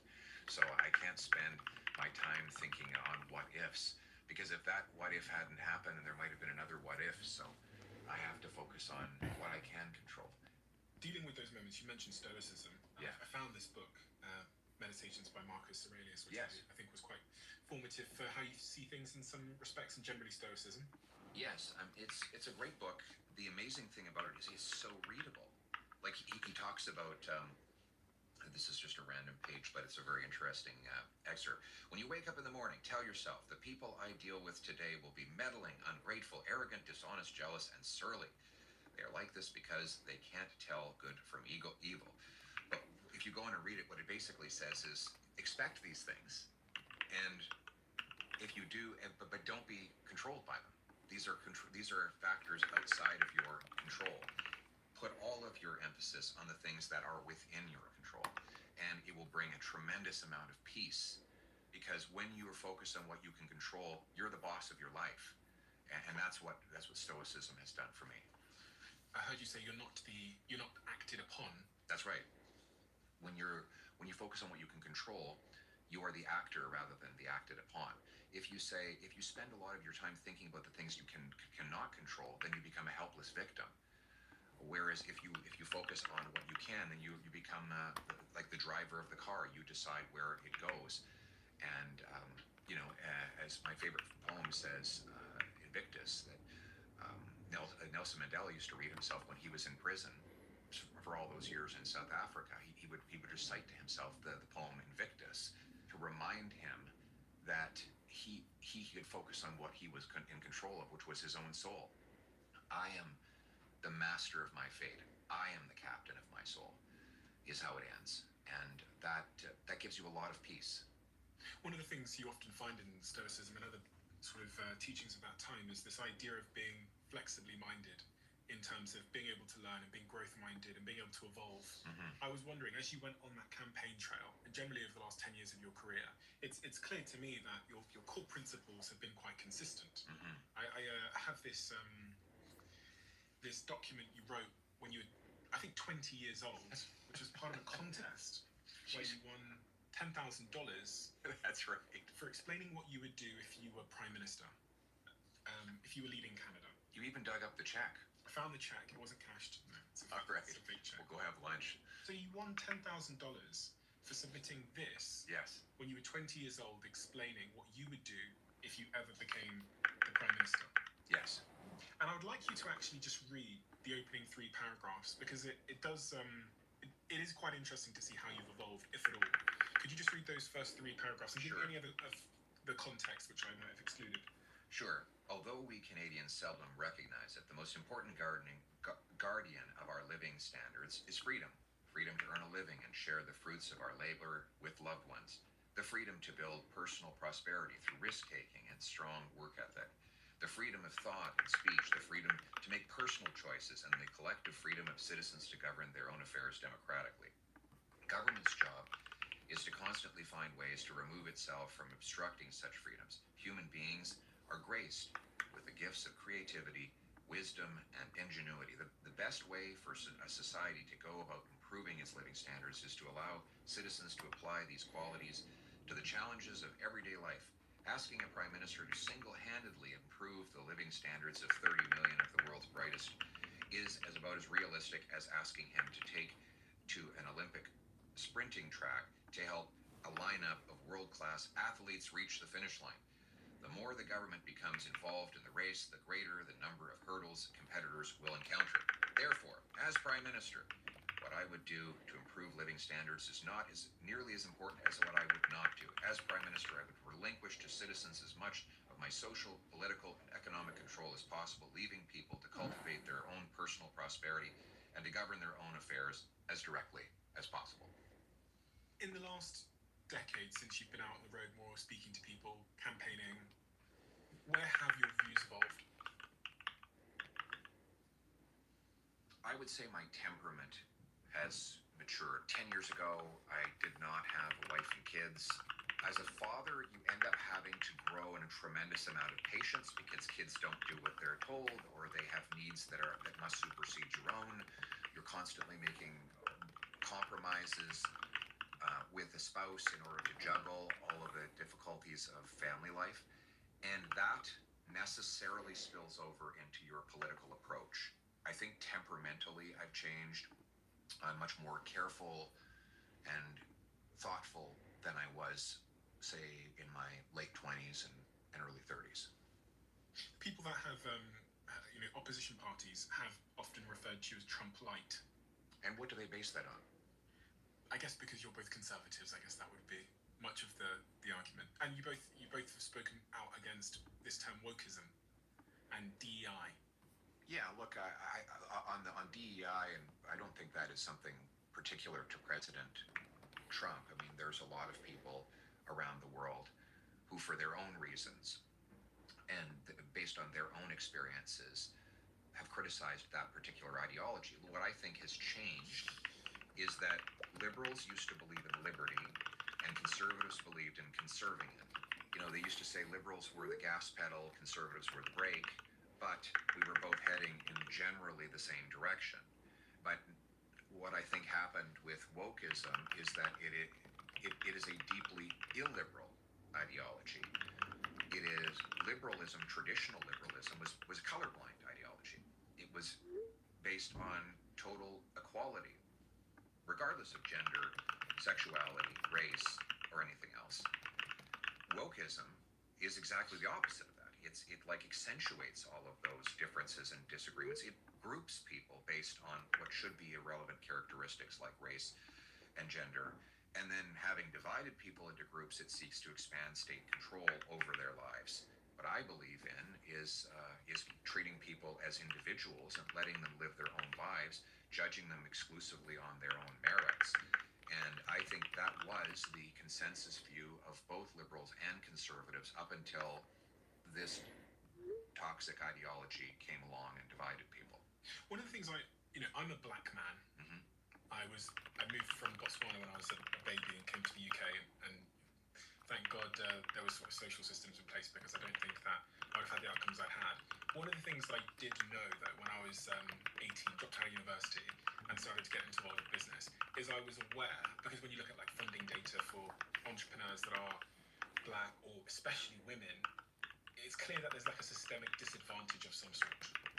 And I wonder, someone like yourself who's against this sort of DEI ideology, how do you contend with systemic institutional discrimination towards certain groups, which does pose objectively real disadvantage on them being able to climb the ladder. Because you said something earlier about your goal being in Canada to make sure everybody like has a fair shot. That's right. How does one counteract the systemic issues around race or gender or whatever it might be that stop that being possible? Because I find myself in an interesting position where, like, on one end, I'm like, I want to be treated like everybody else. Right.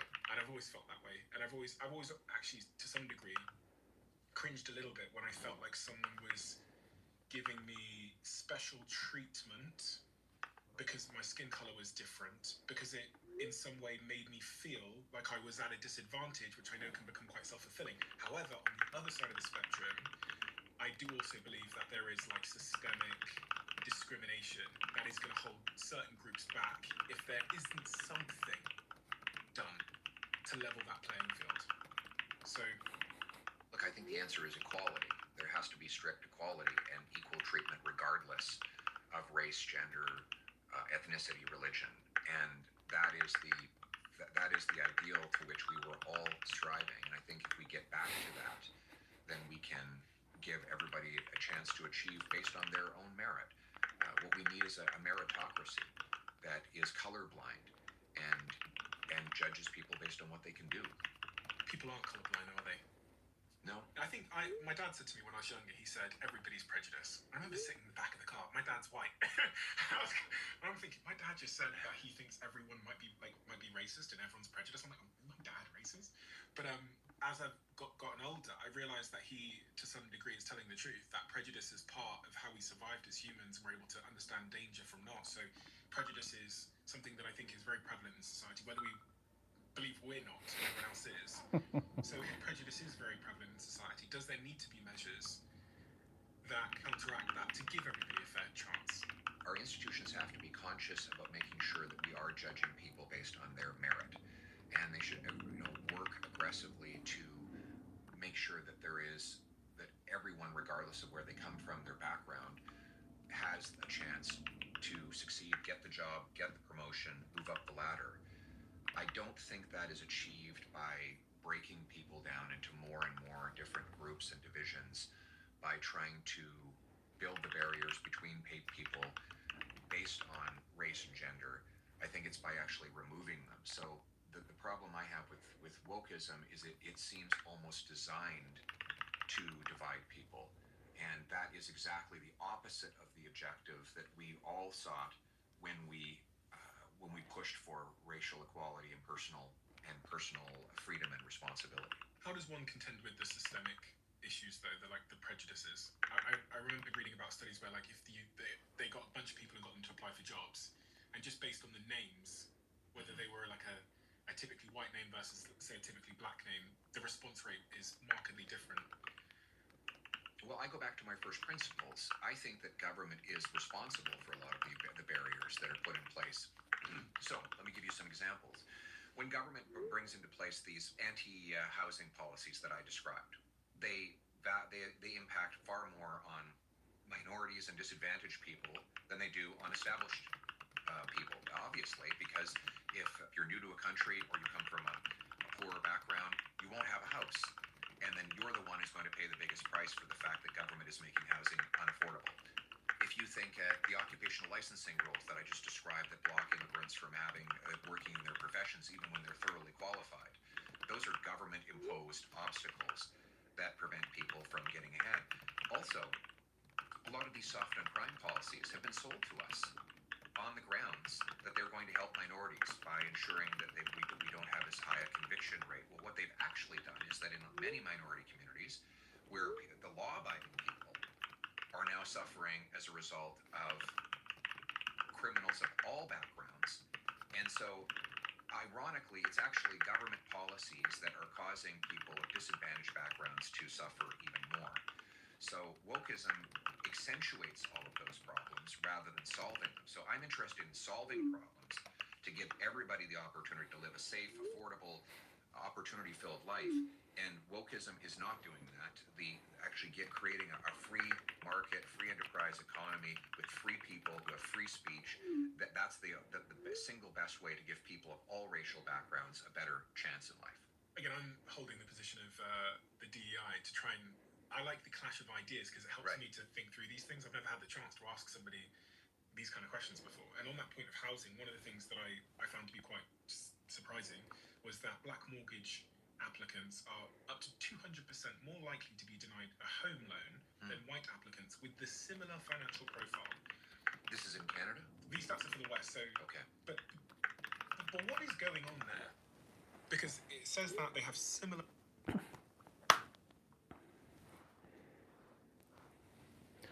I need to take a photo.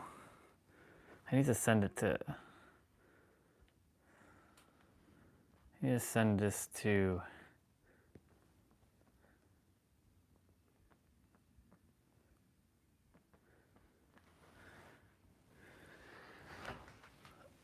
Give me a sec, y'all. I got a couple photos to take care of.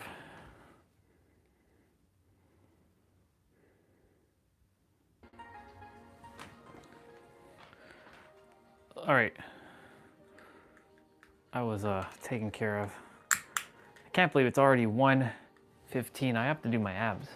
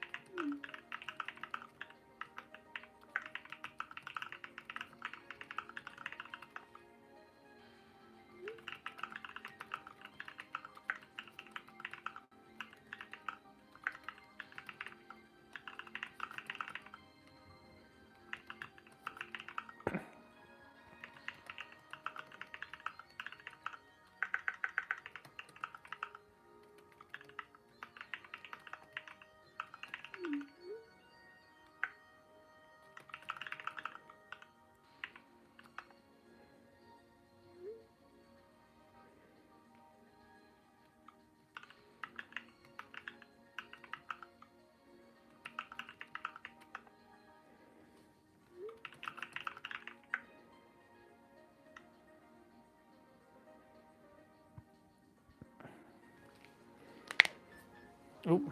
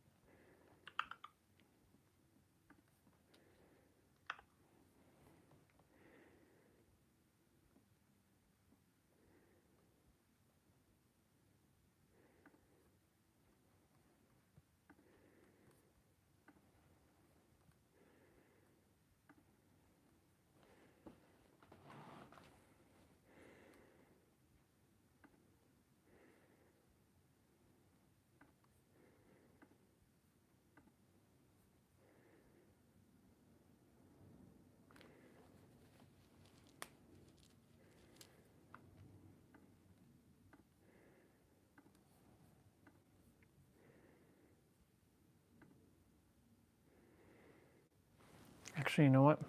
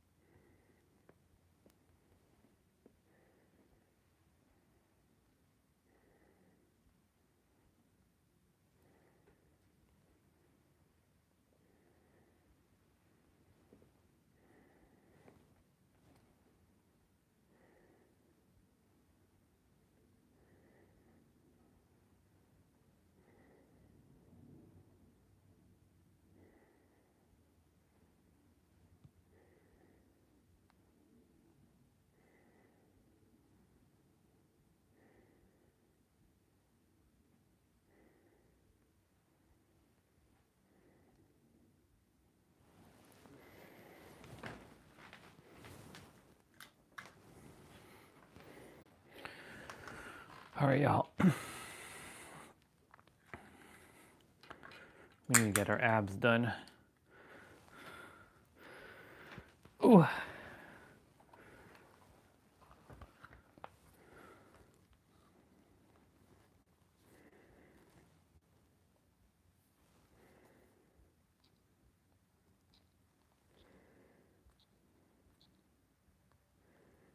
Similar financial profiles, yet their applications are being denied up to 200% more than white home buyers. So I had not seen that data point before, but I would say that these sound like really stupid bankers, because they're making a bad decision to deny people a mortgage and ultimately deny themselves the business, if that's how they're making their judgments. And then DEI comes in to make sure that their judgments aren't stupid. Well, I'm not sure that DEI cures stupidity, though. In some cases, we've seen it cause more. But that's how it shows up, right? It's like a logical next step, which is there's prejudice going on in the system, which is making it unequal for some groups. And DEI becomes this corrective measure, so those stupid bankers don't make stupid decisions. But DEI has been in place now for several decades, and how's it working? You're reading the statistics to show that it's not. So maybe it's not actually doing what it's designed to do. Maybe it's doing other things. The other thing that I actually was really keen to talk about, I just realised, is Sure. Is this? Oh, that's little Valentina there. She loves to be on Daddy's shoulders.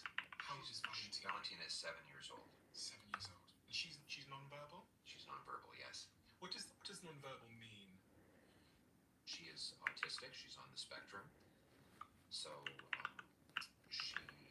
the biggest difference between Valentina and other children is the ability to communicate verbally. So we're working very hard on that. She's making some encouraging progress, but she does have some challenges in that area. She's very acrobatic and rambunctious. She loves to climb, swing, bounce, jump, and she is extremely affectionate. And one of the superpowers she has is that whatever she does 100%. She's also 100% authentic. So that's not the case once kids get old enough to manipulate to get what they want. They can put on acts and artifices. She doesn't do that. She's the real deal all the time. You know exactly how she feels because she indicates it. And she's very blessed to have a little brother, Cruz, who adores her and treats her better than anyone else in the world. I often hear parents talk about their concerns with, someone like Valentina growing up in the world as non-verbal. You're not going to be here forever to protect her. And, I was saying to you before, my brother has 3 kids under the age of, 7 years old now, and I've noticed just how much he thinks about how they're going to be when he's not here. How does that relate to Valentina being non-verbal and how you think about the future? Well, a lot of things. Like one, we obviously have to build up a nest egg for her so that if she can't earn income, she will have the resources for a great life after we're gone. And second, we're really hoping that we forge a very permanent and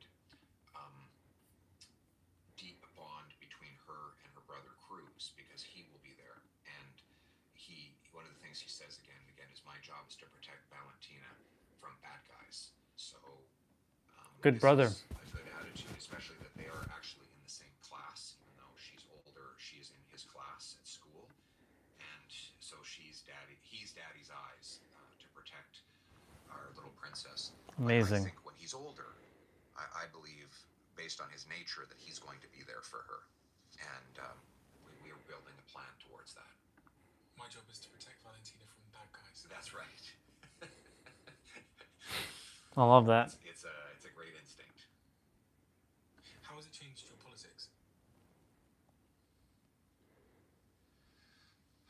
It's reinforced my sense of compassion for people who can't provide for themselves. And, I've talked a lot about how government should be limited. I do think there's a very real role for government to help people who genuinely cannot provide for themselves, people who suffer with disabilities being probably the best example. And it has reinforced to me that we have to also have policies that recognize the inherent worth of every individual. Too often, parents have seen people with disabilities as just someone they have to care for, but not someone who can contribute. And I believe that everybody has something to contribute, and that we should try to unlock that in every human being. We don't know exactly what Valentina will do, but I believe she will do some kind of job at some point in the future.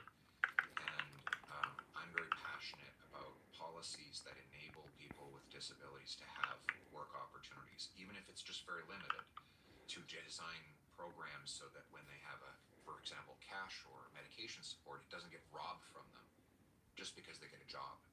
So it has focused my mind a lot on people. It gives you a sense of compassion, because when you see somebody who might be different, like I see my daughter in that person.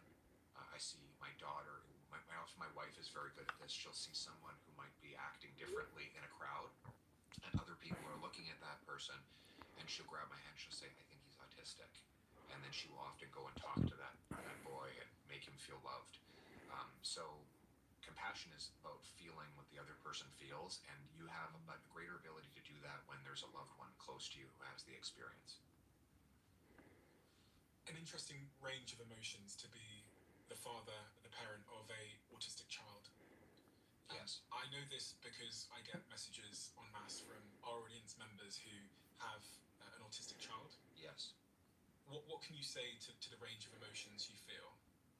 My wife was able to discern that there was something different about Valentina very early on, when she was still a baby, because she didn't make a lot of eye contact.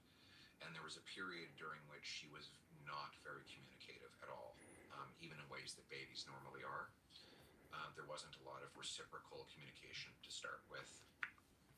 So when we went for the diagnosis, we were not that shocked. So, when I think she was a nurse or she was a specialist, gave us the diagnosis, and she was like paused, like waiting for us to burst into tears. I mean, we were just kind of like, yeah, we expected that, and let's get on with it. And then we just started doing the things that we had to do. And my message to parents of autistic children is just focus on control. Get on to the things that you have to do. Get a speech therapist. Get the play structures in the house that they love. With Valentina, it's about bouncy castle and trampoline and building blocks. Enjoy them. Like she's so she loves to jump. She's not with anything. It's amazing. She's too much of a daredevil. It's a good thing to be a bit of a daredevil. You see all the pictures of her on my shoulder. She always loves to climb on my back, and she loves to run. She loves me to run with her on her shoulder. So, like, enjoy the special things that they bring, because they are magical. They're wonderful. They're just they call it autism because they're they're in their own world. You can't force them to be in your world. You have to go into their world. Yep. That's a bar. That's a bar. Newfound perspective on you, Mr. Pierre. On the other side, irritants that you and I would brush off might drive her completely crazy. So if she's having a meltdown, it's not because she's a bad kid, it's because she's going through a horrific sensation that they can't quite understand. Exactly. So you just have to embrace it all. And it's a lot of extra work that goes into a child that has these conditions, but it's worth it and it's rewarding. She, obviously not met her, but from all the photos, she makes you smile just looking at the photos. She makes everyone smile, and she's very popular at school. The kids are very nice to her, by the way. Like we get secondhand reports, and it's like they love her. They're sweet to her. She has a little boy that has a crush on her. So Nice. But she's so That's nice. Like we went to a fall fair one time, and there were these little old ladies sitting there, and Valentina just decided she liked this little old lady and went and sat on her lap, like a complete stranger. But that's how she is. She decides she likes you, and you're in. All energy. What are your closing statements? We've got listeners that are, all over the world, the United States, Canada, Australia, the UK. If you had to send one final message to them, what would that message be in this moment in time that we find ourselves in? Well, I'm actually optimistic about the future, and I think Canada's got a very bright future. I think the world should look to Canada. We have the most resources of anyone in the world. We have probably the most diverse and educated population. True. We have the most fresh water, the second biggest landmass. And I think the future belongs to Canada. We're going to be an incredible place, the envy of the world. If we do the right things. I don't want to be egotistical about it, but I think it would help if I were Prime Minister as well. I love Canada. It's one of my favourite places in the world for so many reasons. When I went to Toronto for the first time, I felt like I was at home. Yeah. Because I think Brits and Canadians have a lot in common. Absolutely. Including a king. Yeah. You would be very well received in Canada. So consider. I love it. I go all the time whenever I'm invited to go, and I've been once or twice on vacation as well. So I hope to be back there soon. And we're actually going to do a talk there at some point with Diary of a Seer to meet all the people that listen. So very excited about that as well. Oh, you'll bring up big crowds. Oh, It'll be fun. we have a closing tradition on this podcast where the last guest leaves a question for the next guest, not knowing who they're leaving it for. And the question left for you is, what are you most afraid of, and how do you deal with that fear? That's a good question. I have a lot of fears. I mean, for myself, I would say going back to family, maybe that something would happen to my kids. Just you hear terrible things in the news. I was just, unfortunately, I had to go to a funeral for mass shooting victims in Tumbler Ridge, British Columbia, and I just, every parent worries about something happening to their kids. I think that would be my biggest fear. What about for Canada at large? The biggest fear I have for Canada is that we just keep blocking our own potential and declining, and opportunity vanishes, and slowly our people lose the promise that the country gave me and so many generations. And so my fear is that we become the frog in boiling water, and it just gets slowly warmer. And That's what's happening right now. notices. Is that the trajectory of travel? I think it is, unfortunately, but I think we can change that trajectory. Yep. If we make some big reversals in direction. And lastly, what about for the world, generally, the Western world? I would say my biggest fear is that the Western world does not stay true to its foundational principles. I want the Western world to stay true to the basic principles that grew out of the Magna Carta, of freedom, of government that is servant, people that are masters, and that the free democracies not only succeed at home but work together abroad to preserve that civilization. Thank you so much. Thank you for taking the time to come have this conversation with me and answering all of my questions. I don't like interviewing politicians because they are very slippery. Right. And they slip and slide away from answering things in a way that makes the very essence of why we started this show feel like we're not delivering for the audience who want to know the truth, whether it's ugly or indifferent or whatever it might be. And I've really enjoyed the conversation because I feel like you answered my questions to the best of your ability. Thank you. And that's not usually the case with politicians. And Thank you. I think they think that's the right approach. But actually, I think in a world that's now more of a glass box than ever before, and not a black box where you can paint the image of something on the outside, being transparent and being willing to come into these environments. And your team didn't tell me anything was off limits. They didn't say there was anything I couldn't ask you. Right. They didn't ask to be able to edit this. And I would like more politicians to follow in that vein. YouTube have this new crazy algorithm where they know exactly what video you would like to watch next based on AI and all of your viewing behavior. And the algorithm says that this video is the perfect video for you. It's different for everybody looking right now. Check this video out, and I bet you might love it. I bet you I won't.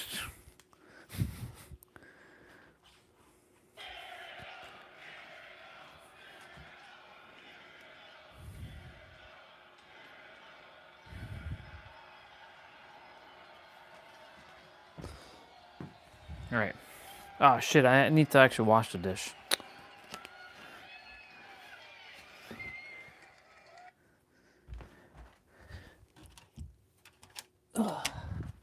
We're gonna get rolling with our abs in a moment.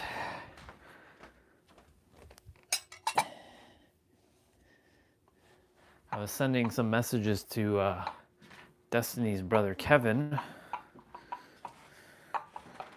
about the emulators, like how I'm playing PSO and have the ability to play like all my PS2 games on my tablet, and it's just so good.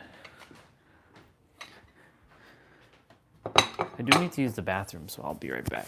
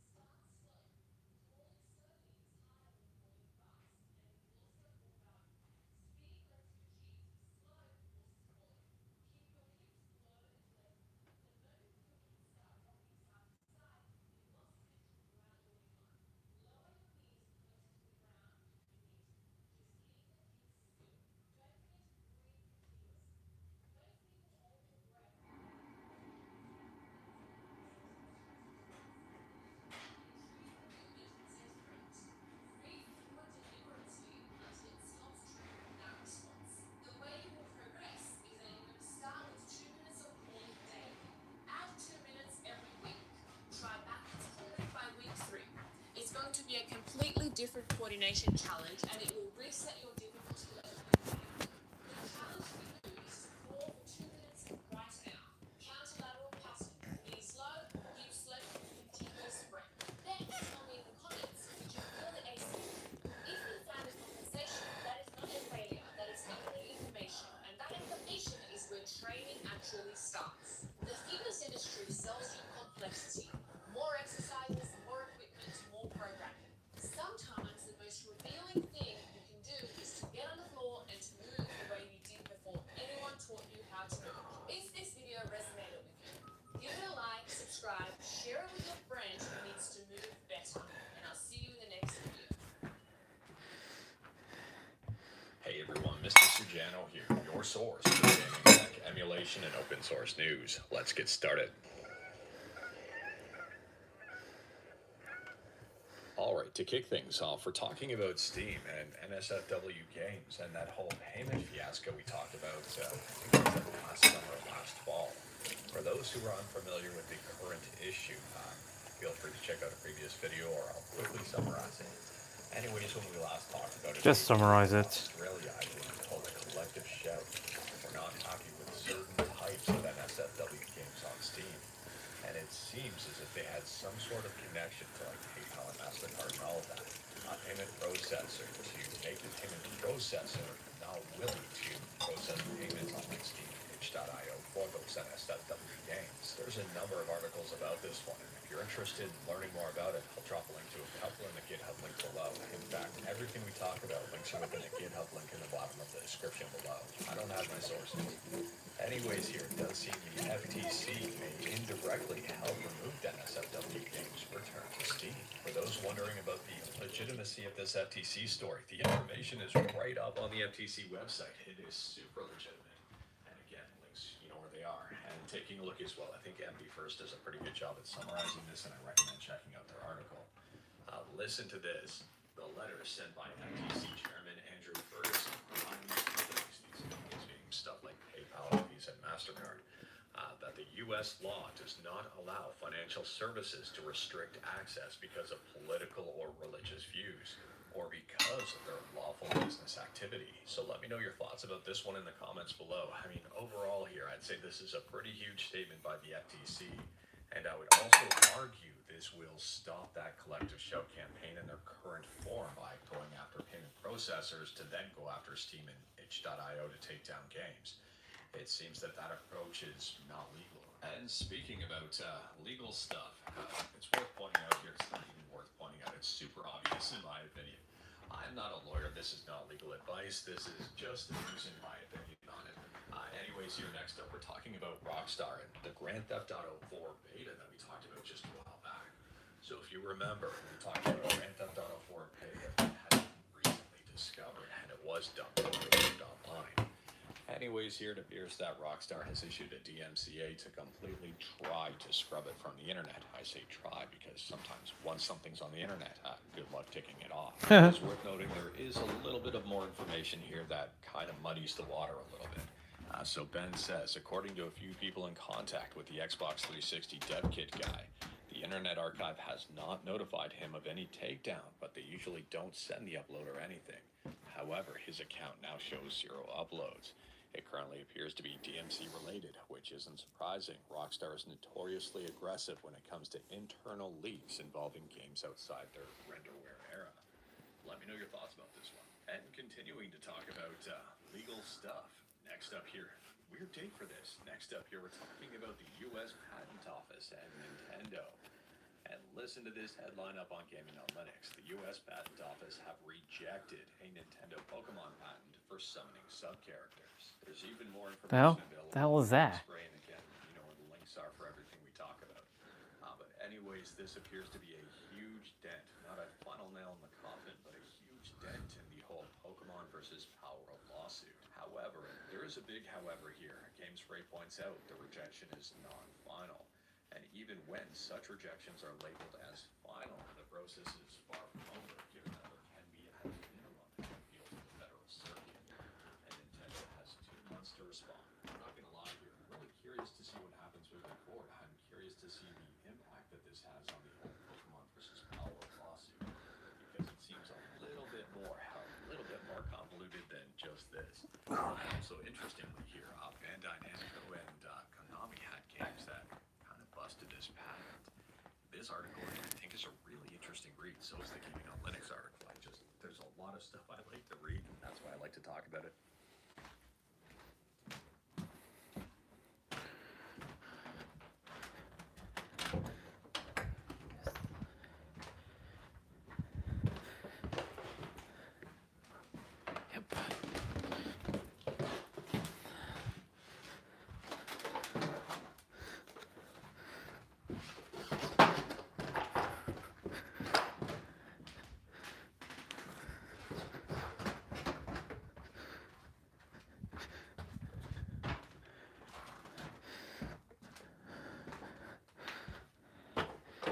Wait, you're vacuuming?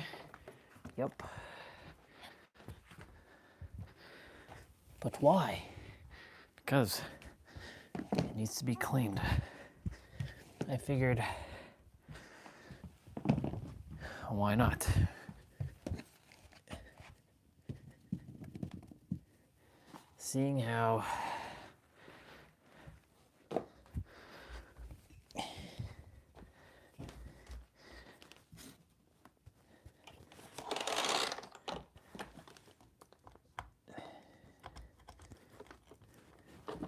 Seeing how everything just is. I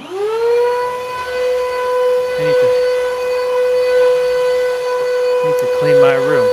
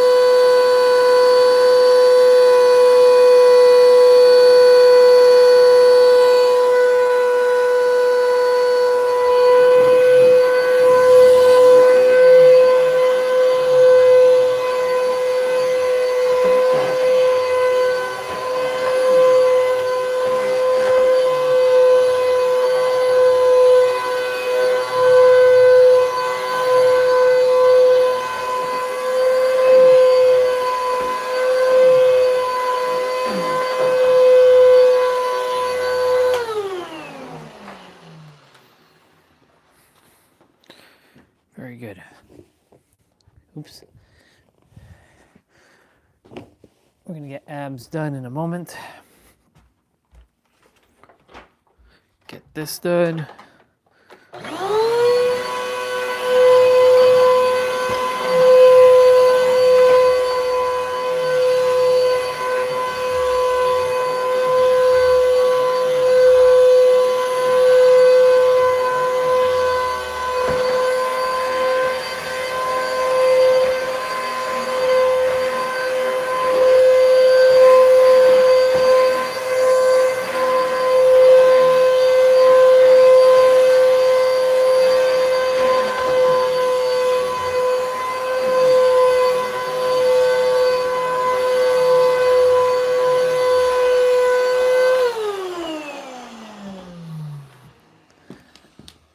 Orion Stellar. Mr.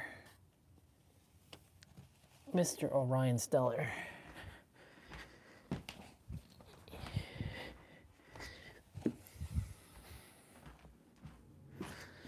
It's funny, I don't even have this, don't even wear the slippers right now.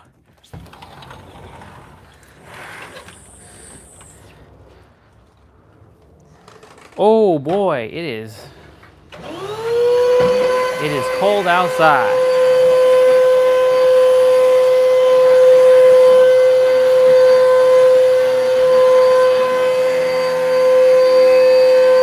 Move you all here for a moment.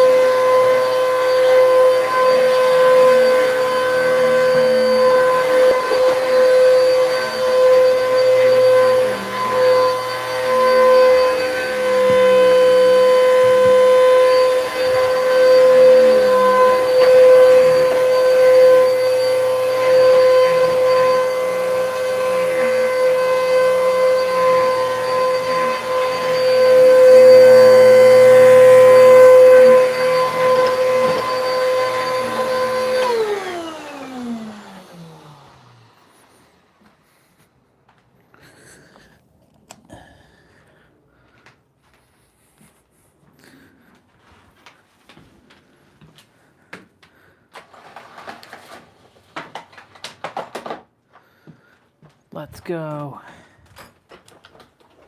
Let's empty out this.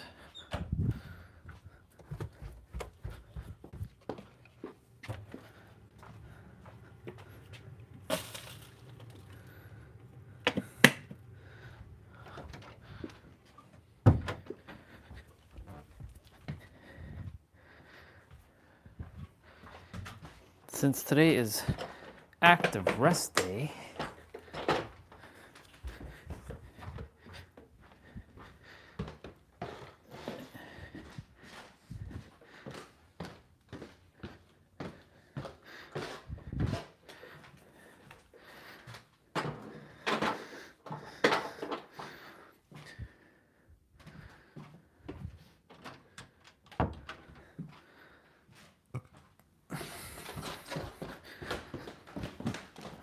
excuse me.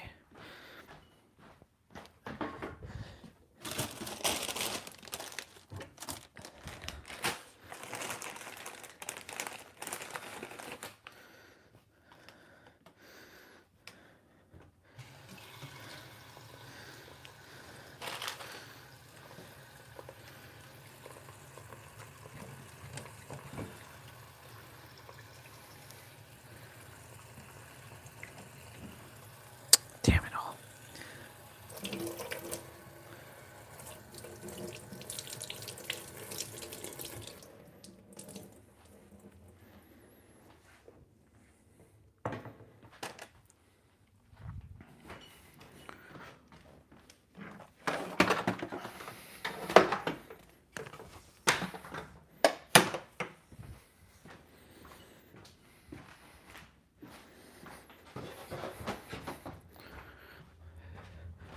For my birthday, for this character's birthday, I'm cleaning.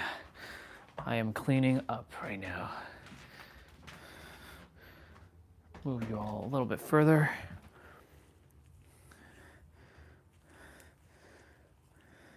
That's a lot of soap you got there, sir. Yes, it is.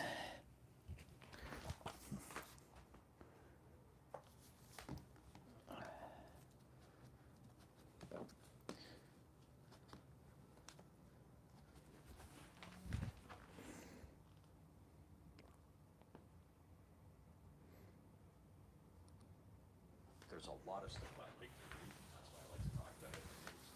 At the same time, though, how you gone through this stuff, I think of the boss stuff. And speaking about arguably my great news for Nintendo, bring your thoughts on this next up. Thinking about the Switch 2. This article kind of to me is water is wet, just based on the current time. Listen to it. Switch 2 price is going to have to go up. Eventually, former Nintendo sales lead says. It's not just some financial analyst predicting this. This is former Nintendo sales lead. Now, this headline came from this podcast right here. Krista. Familiar with Kit and Krista? You're probably not very familiar with Nintendo stuff or recent Nintendo stuff. I kind of miss them working for Nintendo. I thought they were a lot of fun, but at least they still have a podcast here. They still have some great information. So listen to the headline of this podcast episode. Former Nintendo sales lead predicts the future of Switch 2 pricing. I do recommend checking it out if you're not into reading, but you're listening and watching because it is a video on YouTube. So overall here, I wouldn't be surprised to see price increases for the Switch 2. Nintendo's fighting as hard as they can not to do it, considering we're already paying the price of the initial price of the Switch 2. But at the same time, with the current state of the economy, it's just more expensive seems. I wouldn't be surprised to see the price of the Switch 2 go up. I wouldn't be surprised to see the price of like Camry continue to go up. And speaking of hardware sales, anyways, here, this is taking water is running on the channel. Finding the spot with the safety. Let's make a report that this thing back to you. Oh, The savings steam up too, which means 2030.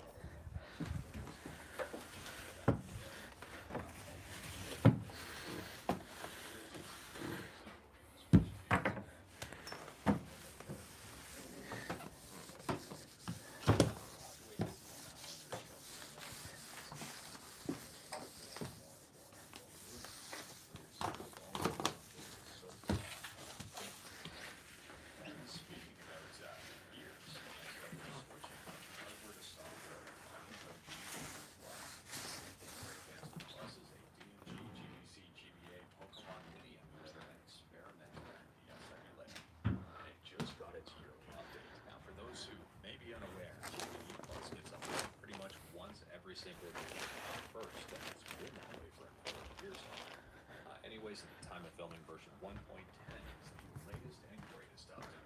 And they say here, ain't nobody got time for jokes today. There are some pretty sizable additions with the new GB Plus 1.10. And taking a look, I mean, there's a lot of neat stuff that was added. They added support for the wave scanner, support for the one automated card scanning, even more stuff. They added stereo support for the GBA4, completely reworked networking and PGBC and over many cores. Save states are now versioned. GBE Plus will refuse to load incompatible versions. Everything from 1.9 to before will not work, so consider putting up from a .save file and 1.10. And save states now have time to metadata. There's even more stuff. And speaking about updates, but some that happen much more frequently than once a year. How about once a month?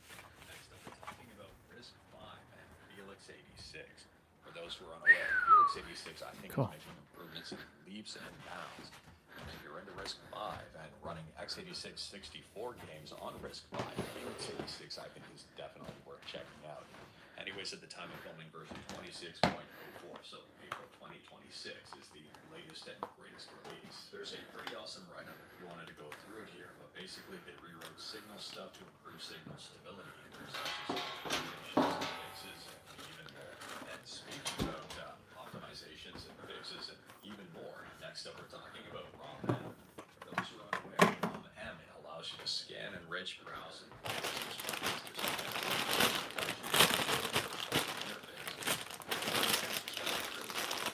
so at the time of filming, version 4.0 is the latest and greatest update.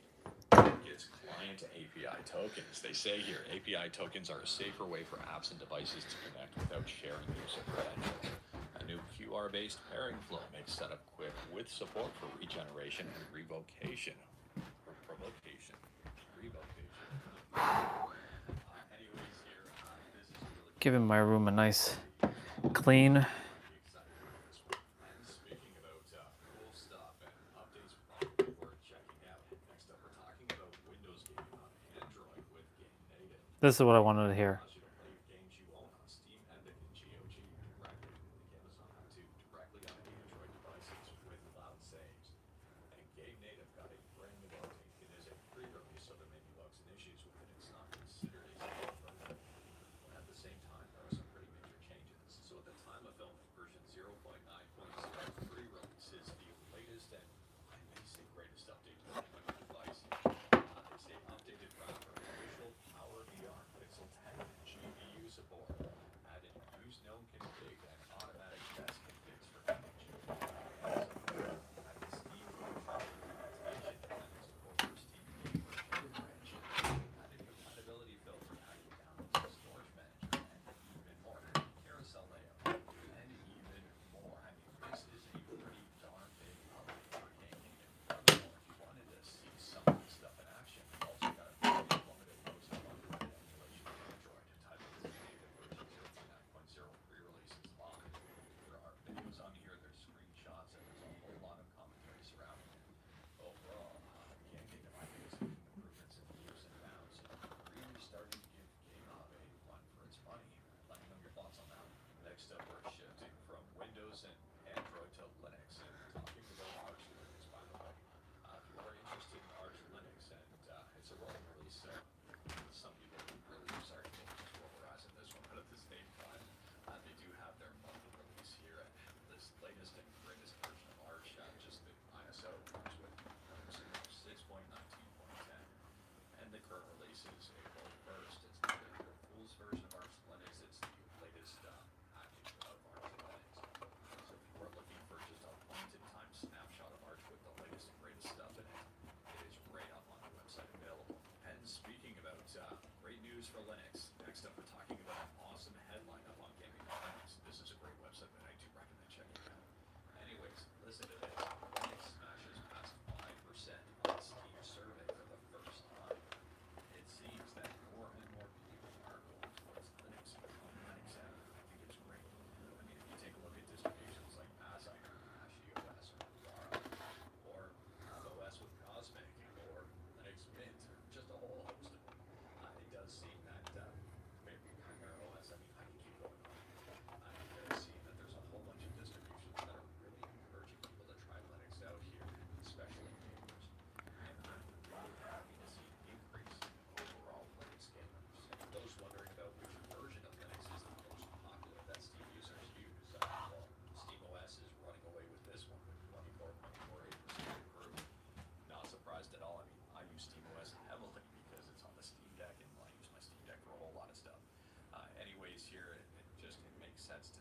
Interestingly, though, an unnamed distribution, might be a few distributions, is second at 17.6.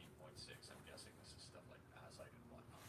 But then we've also got another unnamed distribution in fourth place, just 65th place at 8.01%.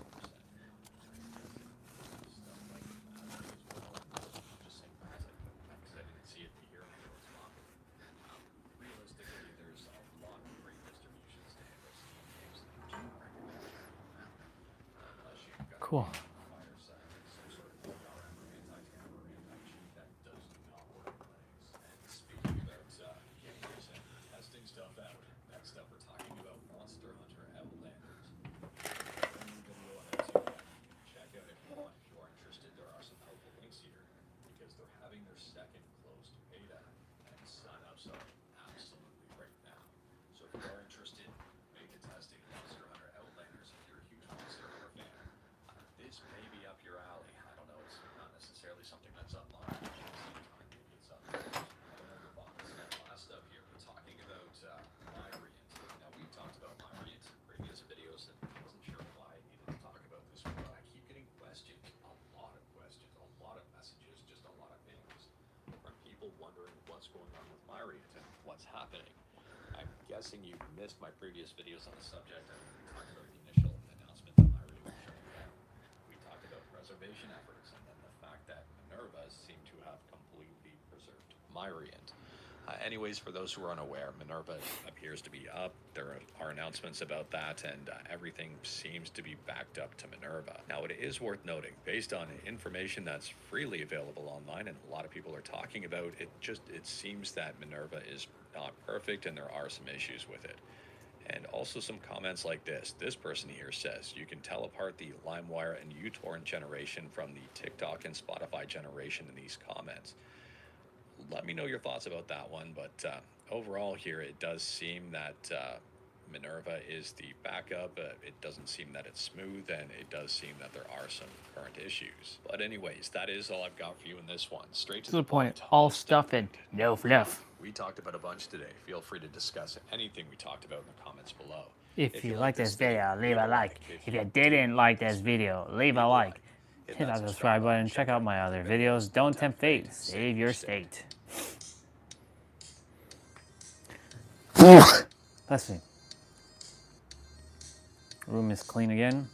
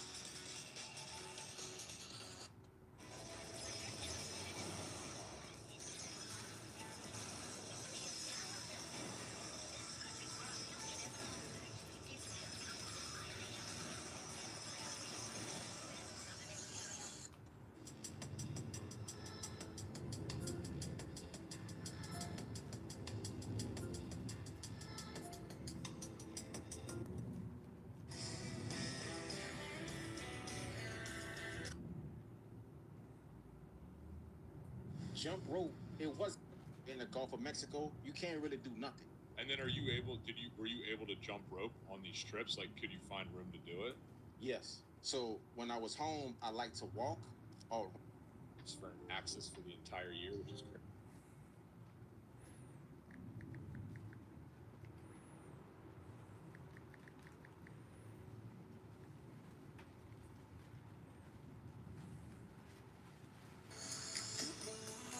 All right, y'all. It's time to get rolling with the abs. All right. Now that we've finished cleaning and the room is clean, and it's ready to rock and roll. It's time for us to get moving.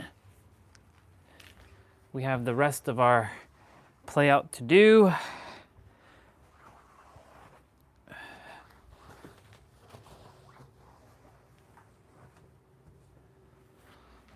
So let's do this thing.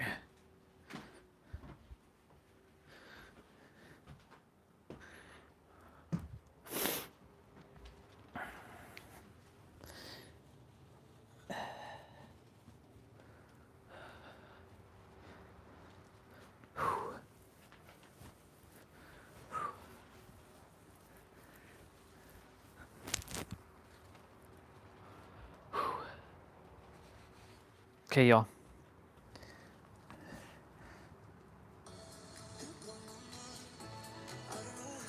Let's go. Hi everyone and welcome. So today it is day 3 of our epic program. This is going to be abs and core. And just remember, like, I need some water.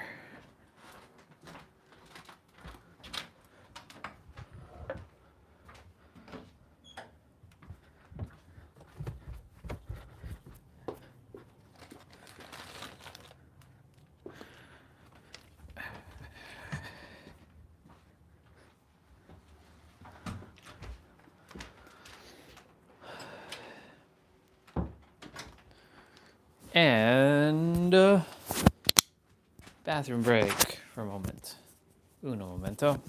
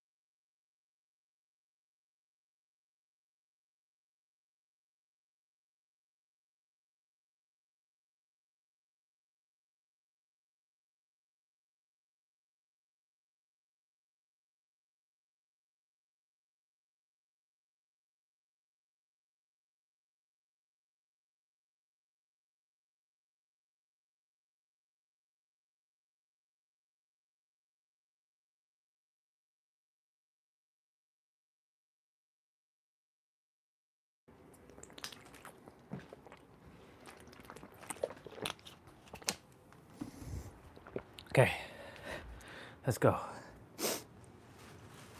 Movements as well, so we'll be doing single leg work, single arm work, some hovers and holds. Lots of to be fun to be had. The timer is going to be on for 50 seconds of work, 10-second rests. For the whole duration, this is approximately 40 minutes in total. All you will need is your mat and a bottle of water. Please ensure you spend at least 5 minutes warming up prior. Don't forget to subscribe and hit that notification bell so you don't miss any workouts. In regards to modifications, of course, place the hands under the hips for the leg lowers. Alternatively, bend at the knees, perform single leg alternate lowers. Just as long as your lower back is maintained contact with the mat at all times. With crunches, she's explaining it. With hands behind the head for a little bit extra support for your neck. And I think that's it. I think we're ready to go. Let's go.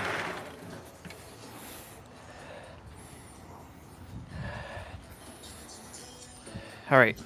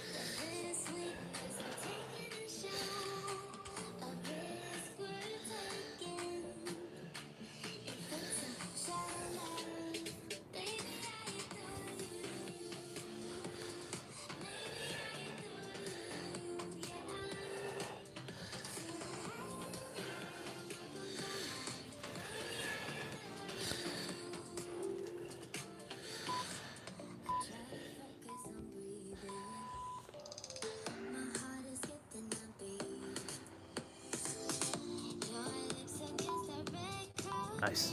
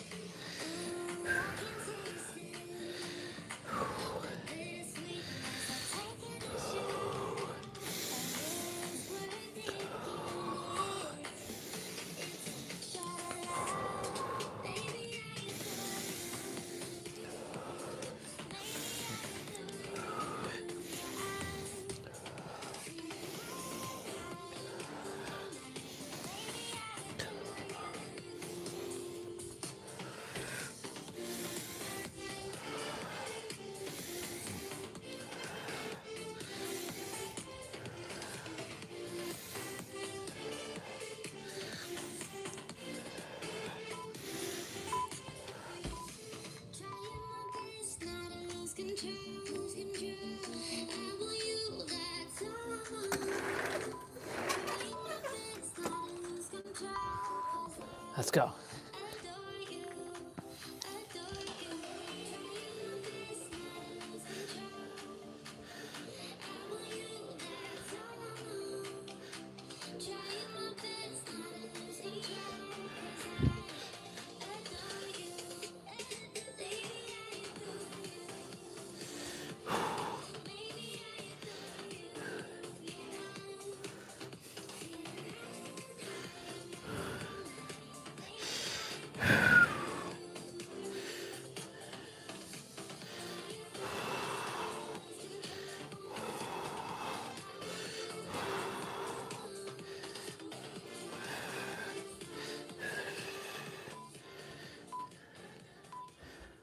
Awesome.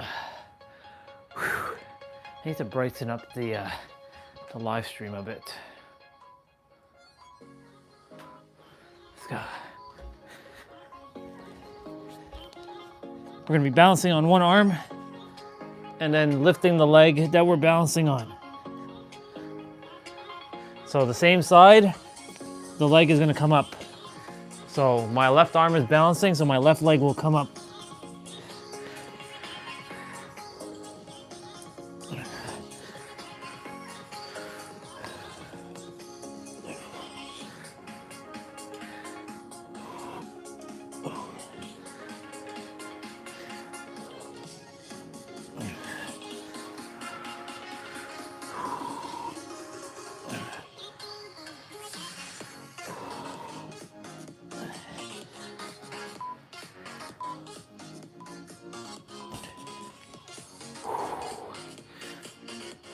Same thing, other side.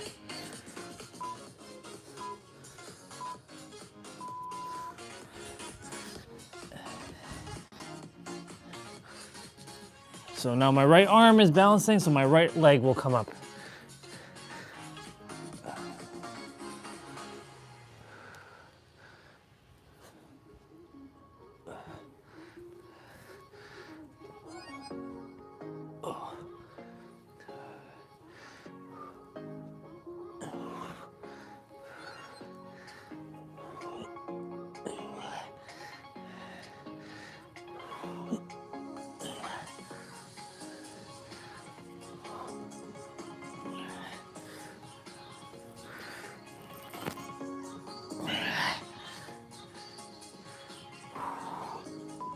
Yeah.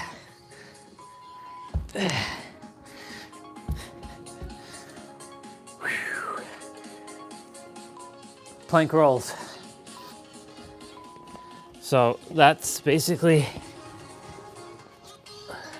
doing like a back elbow.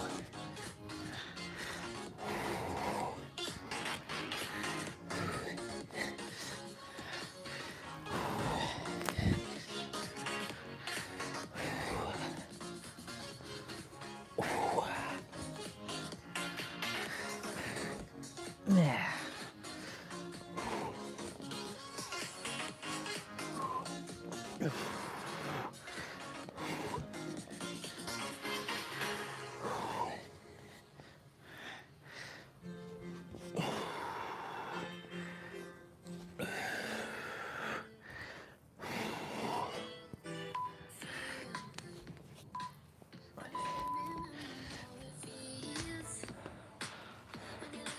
Tuck crunches.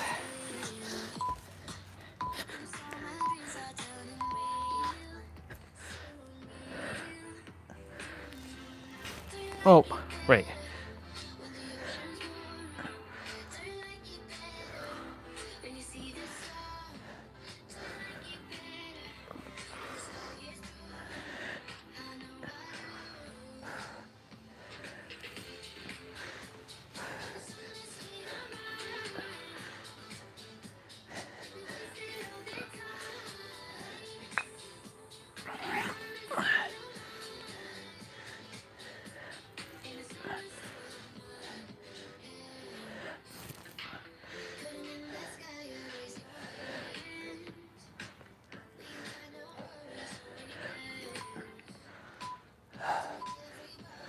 Nice.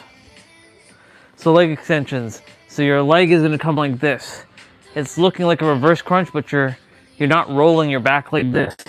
You're just bringing your knees towards your chest. I do.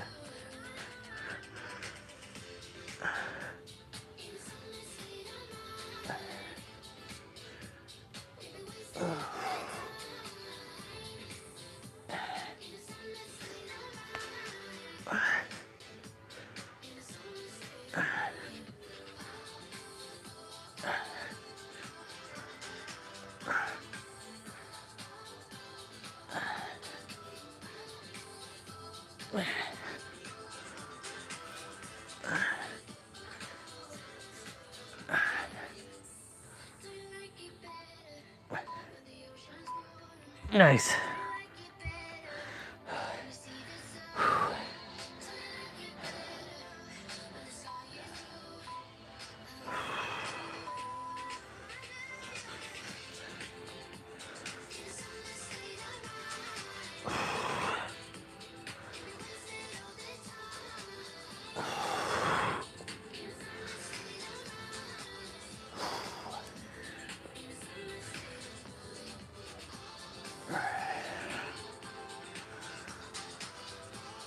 Bye.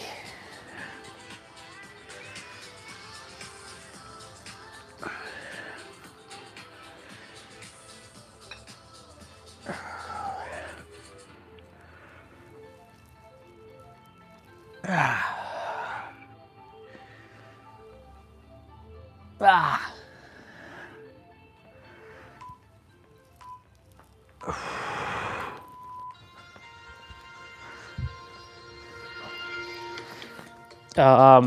Advanced bird dog. So right arm, left leg, left arm, right leg. And then we're gonna do standard bird dog. We're gonna bring your right elbow to your left knee, and then your left elbow to your right knee. So you're gonna go extend, tuck, extend, and then switch.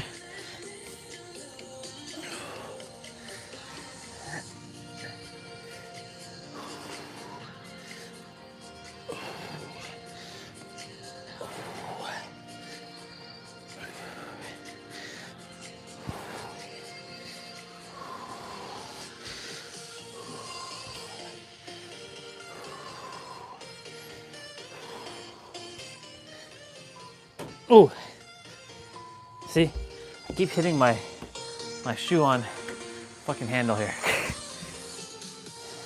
All right, standard bird dog. So extend, tuck, extend, switch. Extend, tuck, extend, switch.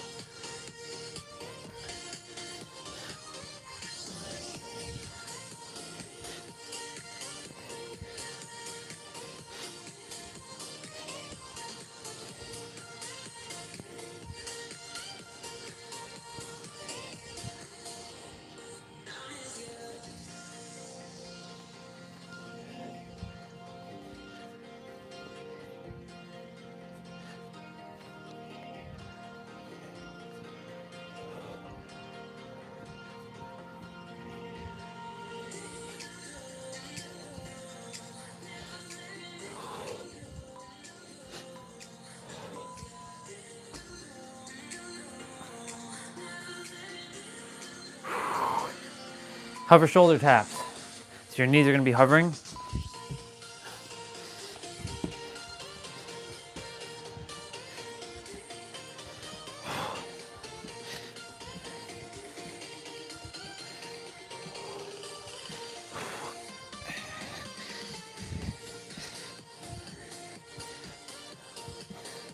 Yeah.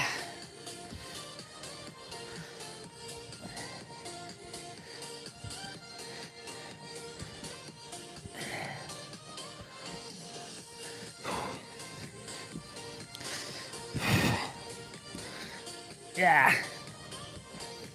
Yeah.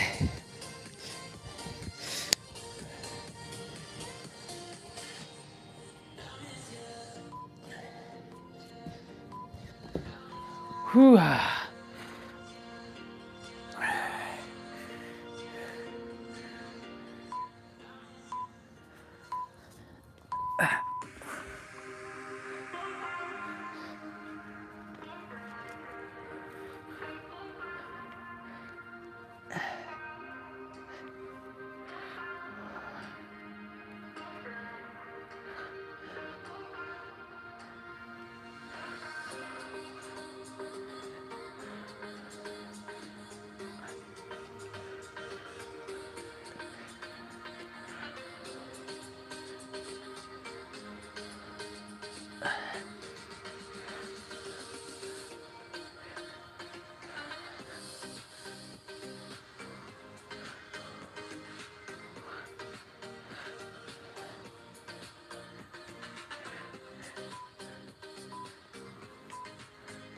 Ugh.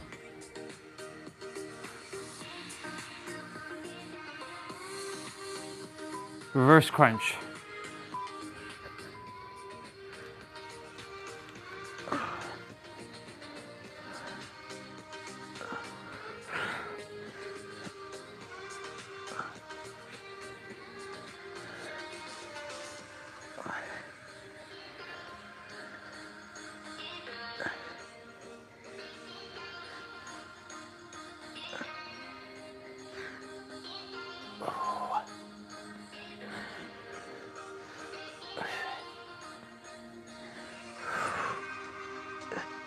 Hello. I don't know who that is, but hello. I can't tell from here. White icon, I can't see who that is. It's like Young Goat. Let's see who that is. It is Young Goat, I knew it. Thank you, bro, I appreciate it. I was thinking about you like 15 minutes ago. I'm like, I think Young Goat's gonna be on today. And sure enough, here you are. Thank you, dude, I appreciate it. It's a quiet day. I'm not doing much because it's not San Diego. And like, a lot of the family members are not here. Like my brother, my sister-in-law, my sister, right? And I don't really want to celebrate with just the parents, you know? It's kind of lame. So, just regular day. I'll celebrate it fully on another day when I can. I went shopping on Tuesday, but I have to get my passport photos done, and I darkened my beard, as you can tell. I'm looking good with my black beard. Yeah, for sure, I appreciate it. I'm just doing my abs right now. I was just cleaning up. It seems, you know what's funny? Every time I clean, you show up, which is hilarious. Every day or every time I clean, because normally Thursdays I don't clean. I usually clean on Saturdays, right? So like every time I clean, you show up. It's interesting correlation. That's funny. So I was just cleaning up before I started my abs. Today's an active rest day, so it's only, it's only abs, and then of course I'll just do my stretches and my 55s.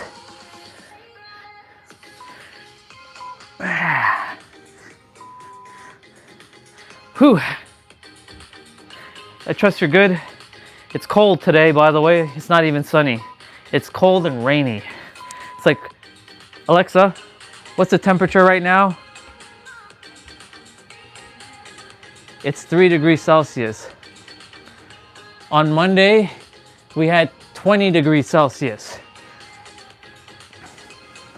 Actually, we had 22 degrees. We were at 71 degrees Fahrenheit, which is about 22 degrees. And now we have like cold day. I'll get up and read in a moment.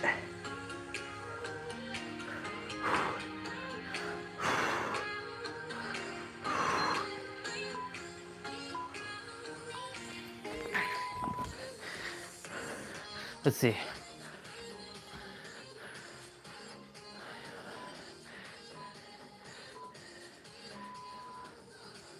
Ah, okay, gotcha. Wow, interesting.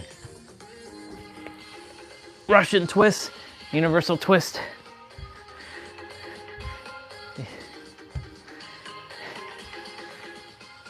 Well, that's cool. Ooh. So for usually Thursdays, I use these plates to challenge myself. They're only 5 pounds, but I figured if I'm doing abs, I may as well challenge myself with these plates for certain movements. Other movements, I gotta put it down.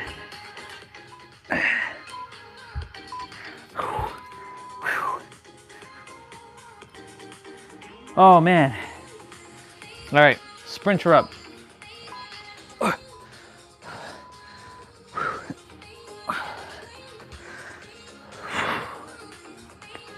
Again, it's only 10 pounds, but you know, better than nothing. Because my other plates that I have, they don't really have a handle. Like you can see there's holes in these weights, so it's easy to grab. The other ones have a little tiny hole in the middle, which makes it uncomfortable to hold. Whereas these ones, at least I have a little bit of comfort to hold them. They're still not as comfortable, right? Because like my pinky finger can't fit into the hole here, because the 3 fingers are taking it up. But you know, it's all good. I imagine these like 100 pounds each. They create the resistance. Whew. All right, hover to tuck. Oh yeah. Oh yeah. I was just like messaging people on Facebook because you know they've been wishing me happy birthday on my older Facebook. So I've been saying thank you so much for your wishes. I have a new name now, Orion Stellar. Has so much love for your soul, and sending so much love to your soul from my new name, Orion Stellar. So, you know, there was a brother who he transitioned to a sister who I used to work with. His name is, or her name is Danny now. Well, he went by Danny, but yeah, I hadn't spoken to him since, 2021. That's 5 years. It's crazy.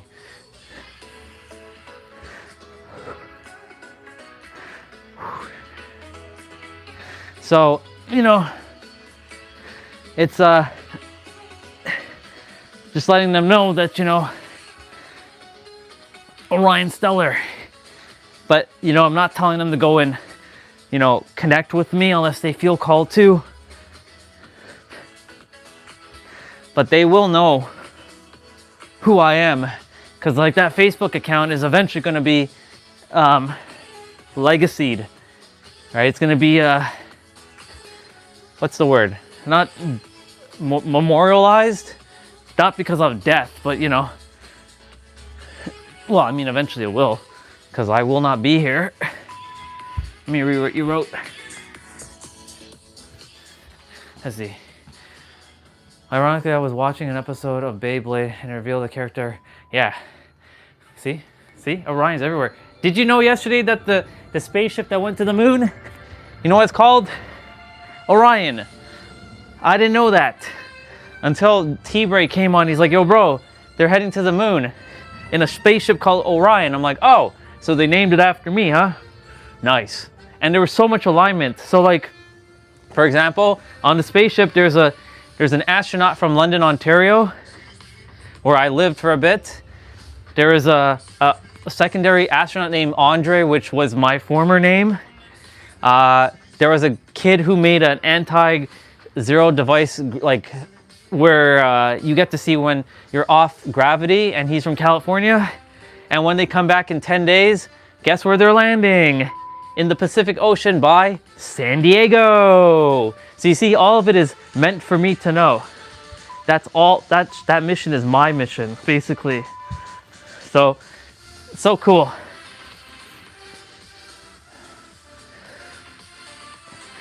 I watched like the live stream for a bit. The live stream is still happening, by the way. I saw how far they are from Earth, and it's crazy how far they are from Earth. Now, of course, some are like, that's not real. That's not real. Okay, well then, tell all the people who were sitting by the launch that is not real. Tell me, oh, they're just having a fake transmission. Oh, really? Okay, all right. So they're somewhere else? Okay.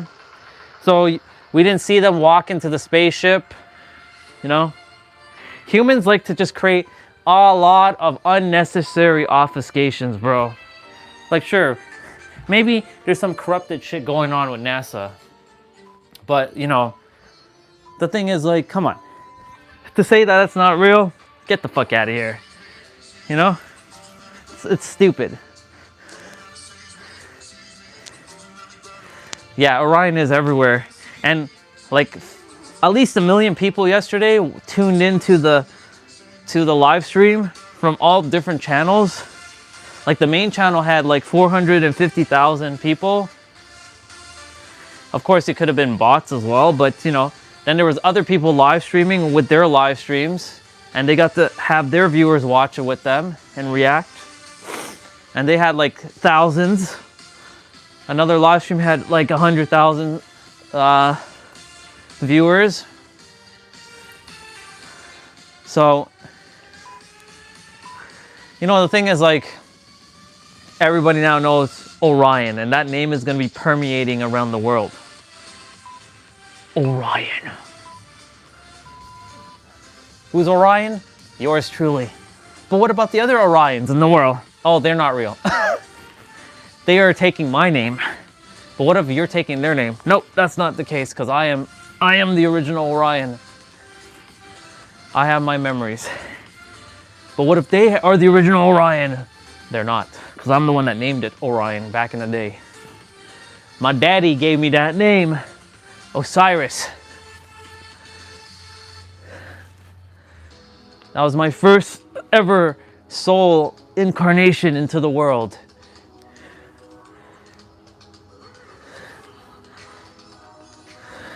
Of course, our true name is just itself.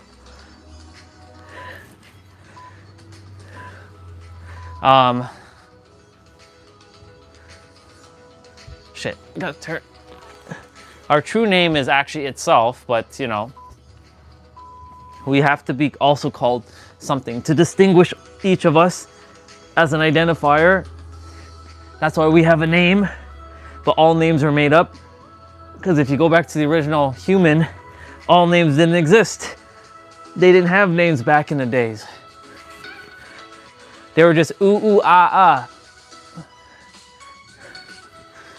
It seems to me like humanity is under some massive amnesia, and they don't even think about all of these etymologies of like, where did the name come from, right? Because it's all made up. Like yesterday, I saw someone's name someone Glaze. I'm like, Glaze? Like, and then another person's name is Blaze. I'm like, okay. Okay, so you want to be named Blaze, all right. That's fine.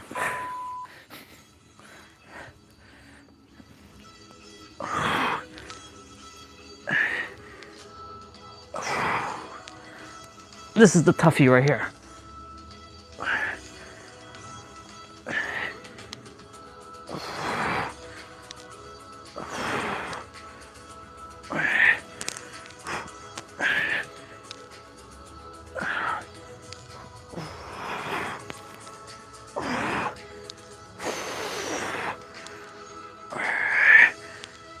Yeah. Come on. You can do it.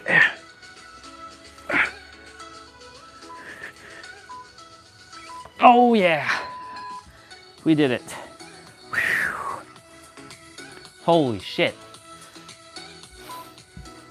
Oh. I was just seeing if you wrote anything else.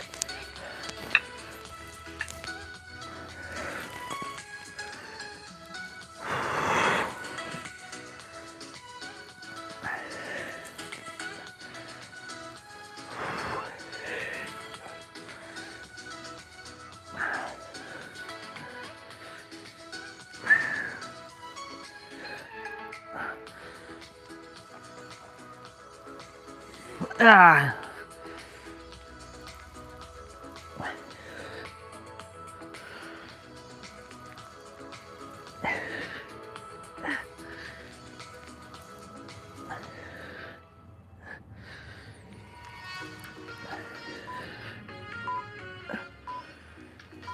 Oh man. Now we're sitting up and doing that.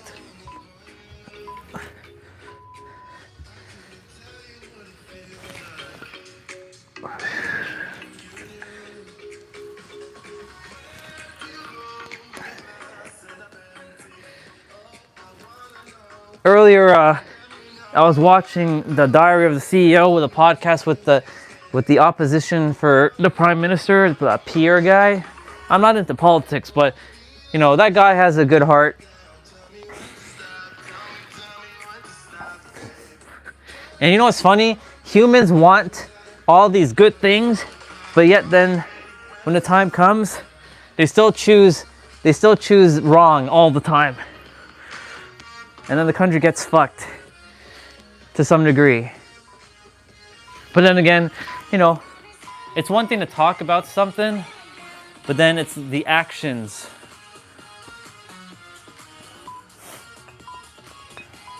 But, you know, he gave me a different perception on him.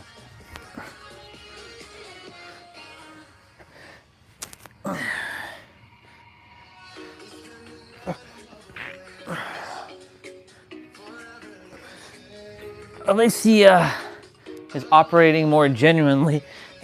You know, he has more empathy for people than most of any counterparts or any politician I've ever seen.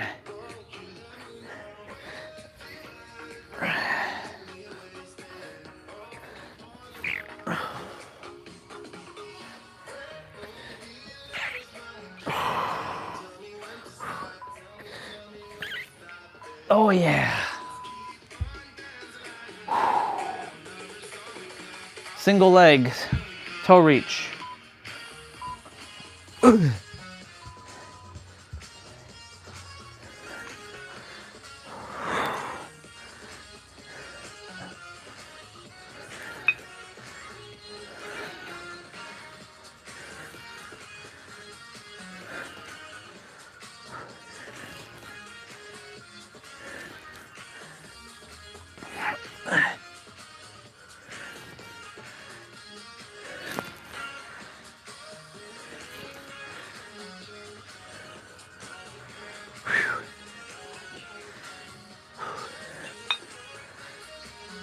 You should have seen me on Tuesday, bro. I had my suit on and everything.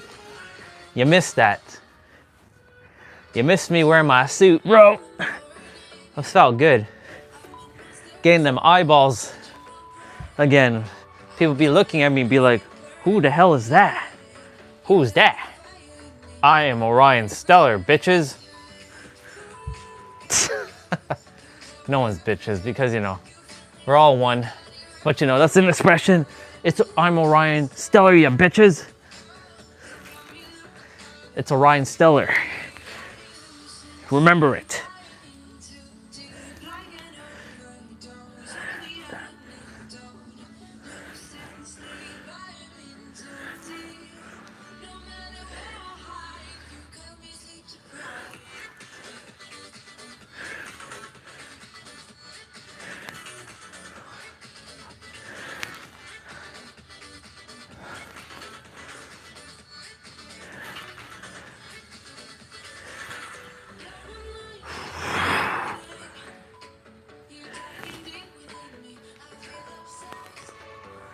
Okay, all right.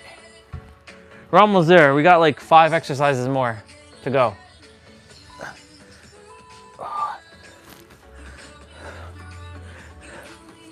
So this is pulses.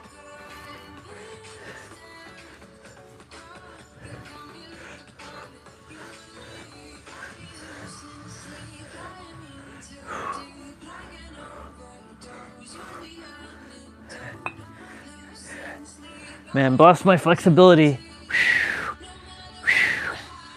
Feeling it. Feeling it.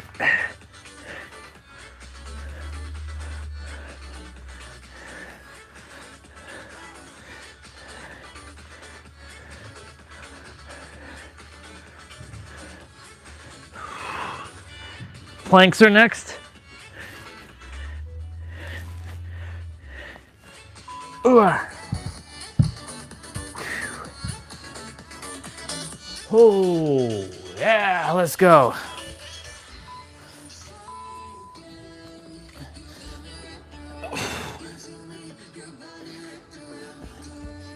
Lock in. The next two are gonna be fun. Got to balance on one arm.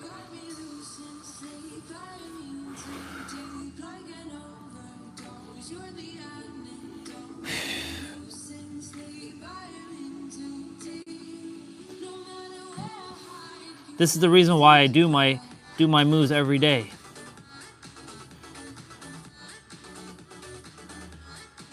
Maintenance. It's all about maintenance for me. And fun.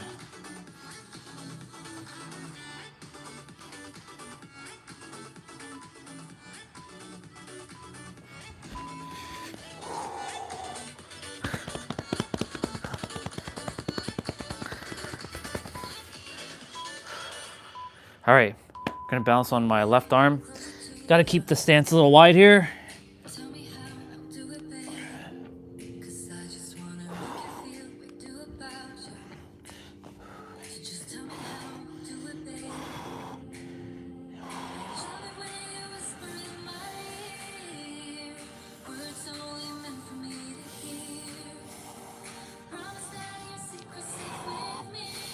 Breathing in fresh air right now because the door is open.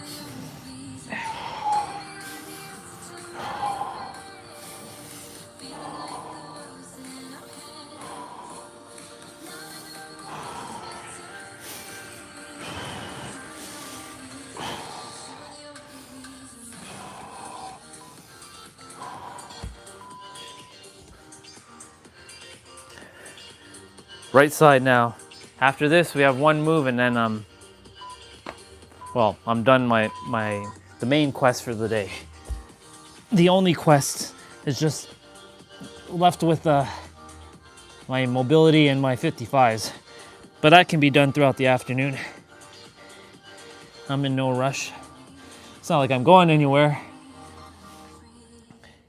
This is the problem when you have no access to a car. Kind of sucks. Gotta call in my Supra.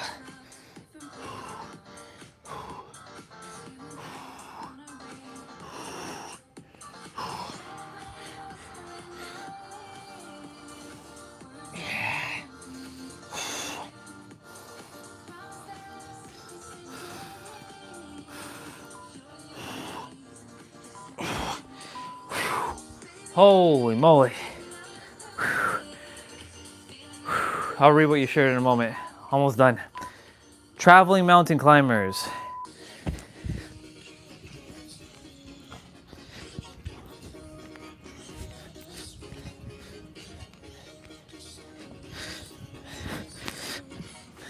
Doesn't matter what kind of day it is. Christmas, holiday, birthday, anniversaries. You will not see me miss my play out. I will not skip any day.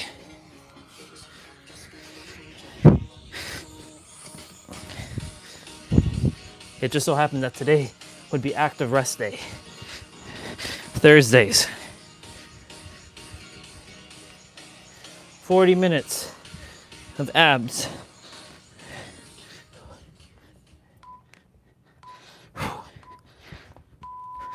Let's go. We did it.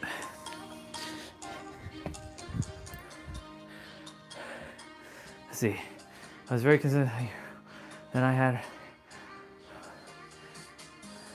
That's okay. You'll get it back. You just have to tell your mind that you're not you didn't lose your groove, because the mind is convincing you that you lost your groove, and that's okay. Don't feel guilty. Don't feel bad. You're still consistent. You have to just rewire your noodle to say you're consistent and you didn't lose your groove.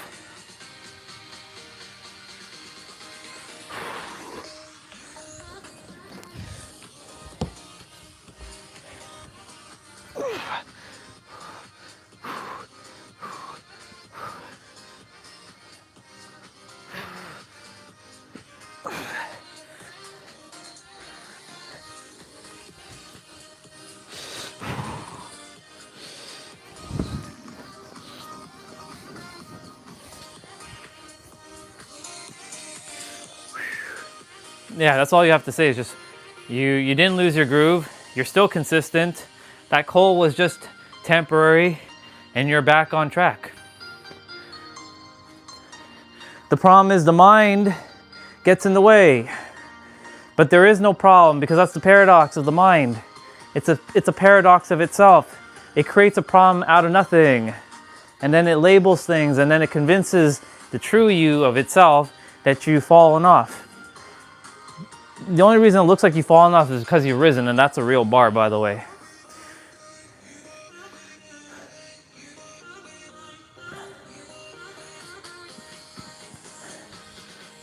All right, cool beans.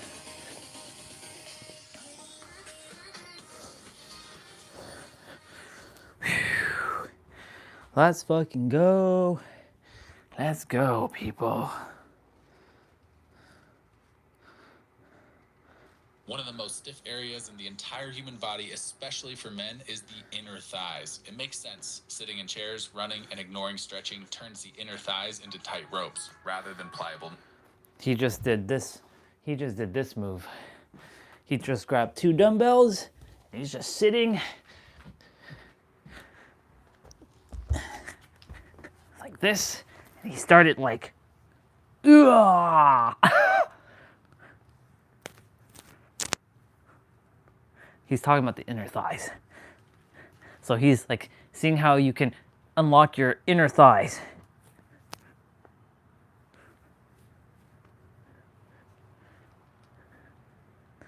Now, of course, these are only 10 pounds, but, you know. Alexa, what's the time? 3:01 p.m. Okay.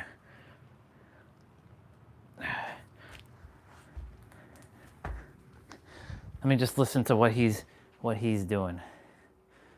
Rather than pliable muscles. This is a simplified process to unlocking your inner thighs. What the fuck is he doing there? Whoa, whoa, whoa, whoa. I've never seen that before. You know what he was just doing? He just did this. He was like so low to the ground, but like, wow. Look, I'm not that low yet. That's wild. That's wild. But he's not holding the ground.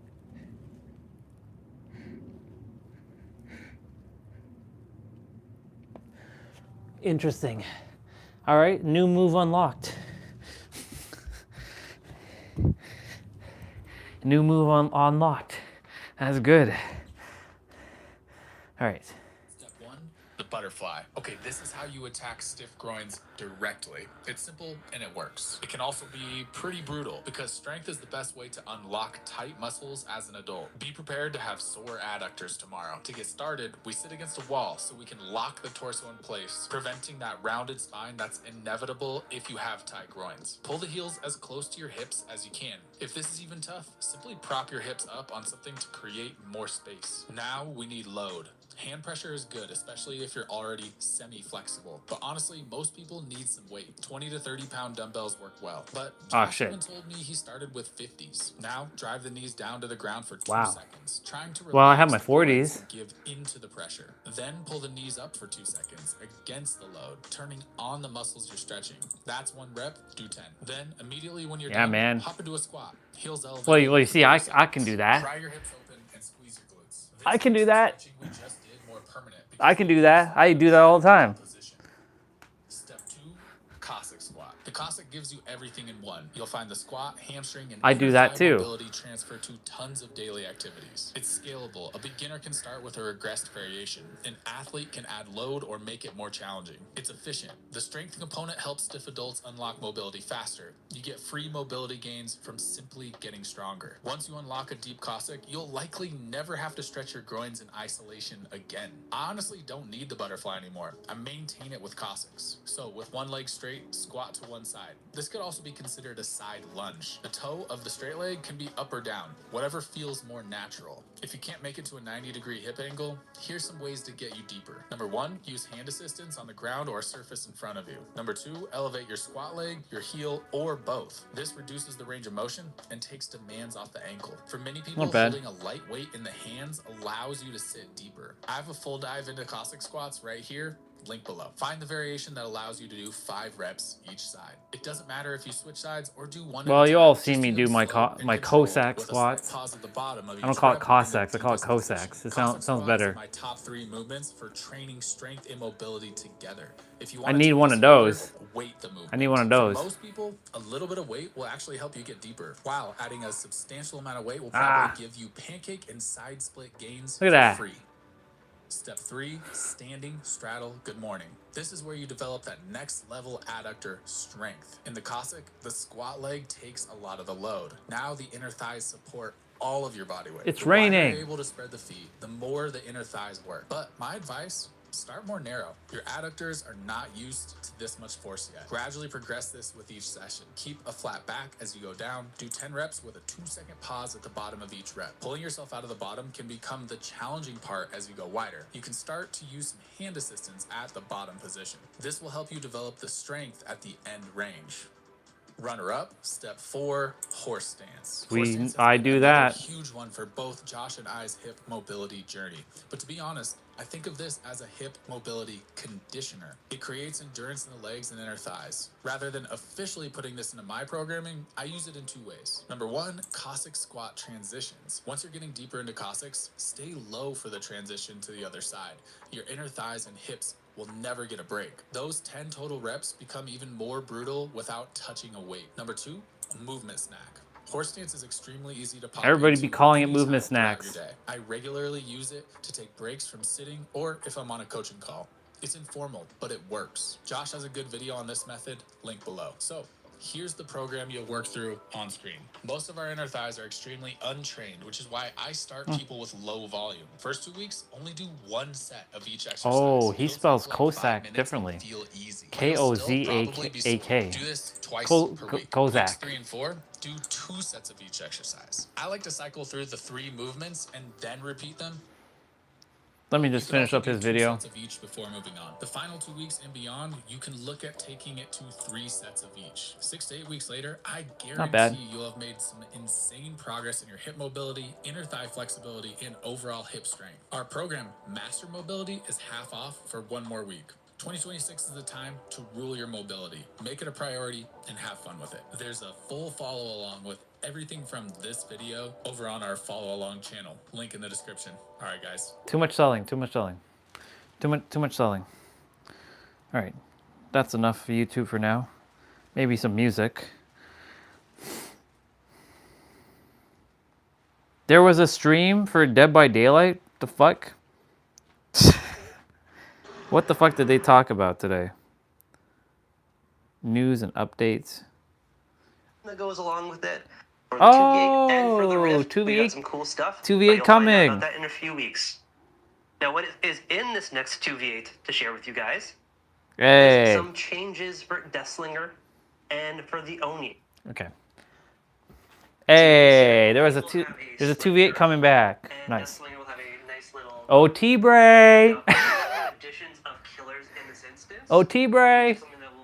Because he plays Dead by Daylight with me. Okay, so he did the straddle. Let's talk a little bit about what it takes to actually add a new killer into 2v8 itself. Now, in addition to balance changes for these two, This is one move I don't really do often. system that we have in here. So most significant. So let's see what it looks like from the side.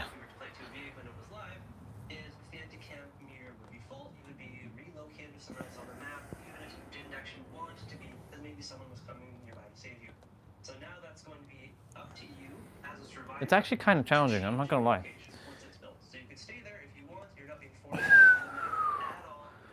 I'll just do a couple more. Well, today's lower body mobility, so I'll probably do Cossacks, or Cossacks as he calls it.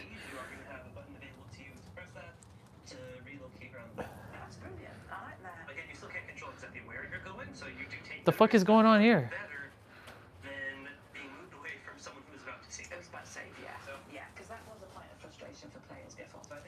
be really good improvements.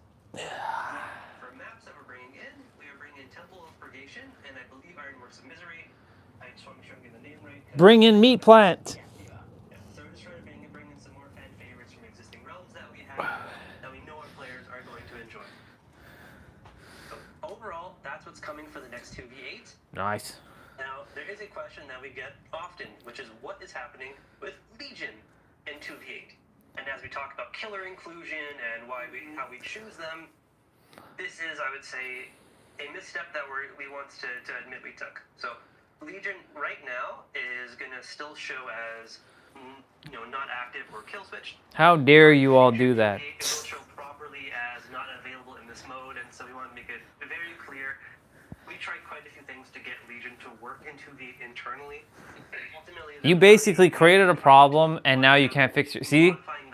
Okay. drastic way, and that's something we always want. You see, this is the problem with humanity. They make something, they created a problem, and then now they can't fix their own problem, right? It's like the same idea with AI, right?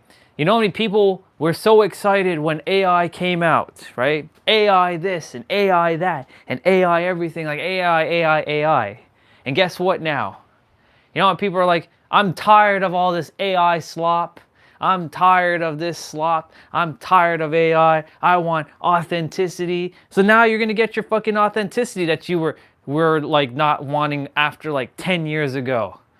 You want a real human being. You want to talk to a real human being now because you're tired of AI slop. And guess what's going to happen? Now you're going to get back authenticity. And guess what you're going to say? Oh, I want AI again. Humans are never satisfied. Well, it's not really the human, it's this. The mind. The mind is never satisfied. It's always wanting the next thing. It's true. No human can argue with me on that fact. It is a clear fact that no matter what, you will always want something next. And that's okay, there's no problem with that. But like, I just like the fact that how humanity goes from like, we didn't have really AI to now we wanted AI and now we don't want AI. Make up your mind. Make up your mind, world. What do you want? That's the problem. Most people don't know what they want. They just want to be on some bandwagon, on the buzz, on the trending. But then when shit hits the fan, they're like, oh, right? That's my little rant for the day.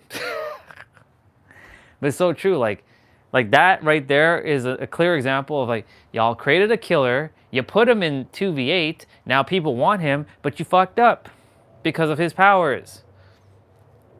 So what do? Give him some new powers? Change his build? Not much you can do.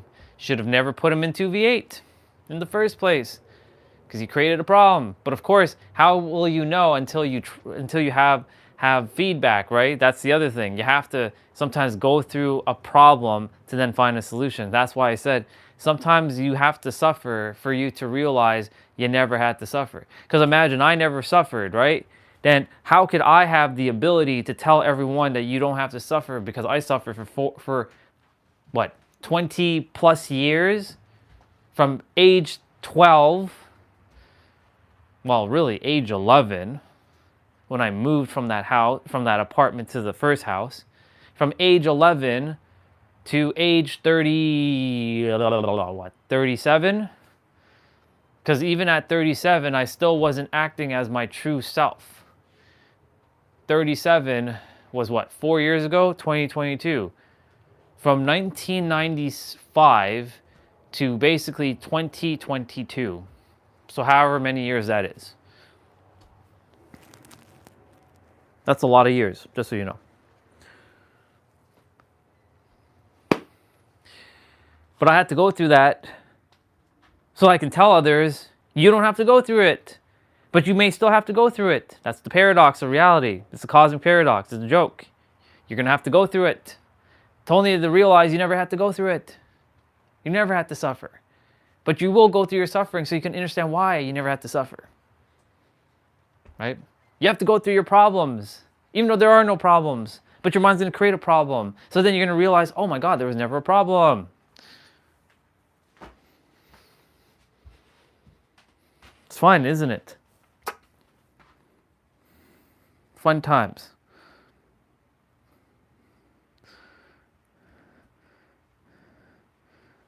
Let me see what is going on here.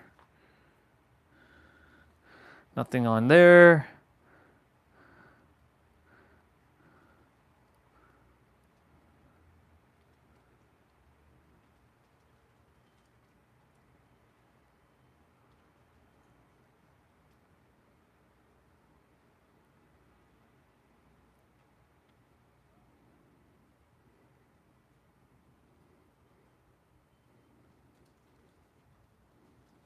Okay, so I'm gonna hit up Steve in a moment. It's Steve's birthday too, by the way, which is fascinating. All right, how many more people have messaged this character?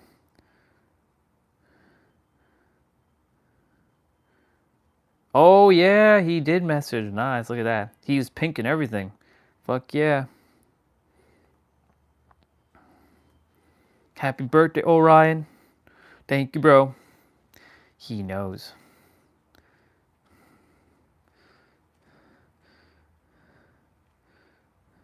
How many more people messaged since Steve and...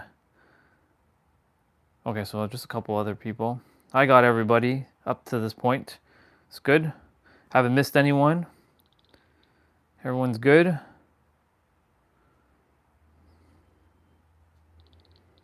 I think this is a sister. Is this a sister or is this a brother? This is a sister.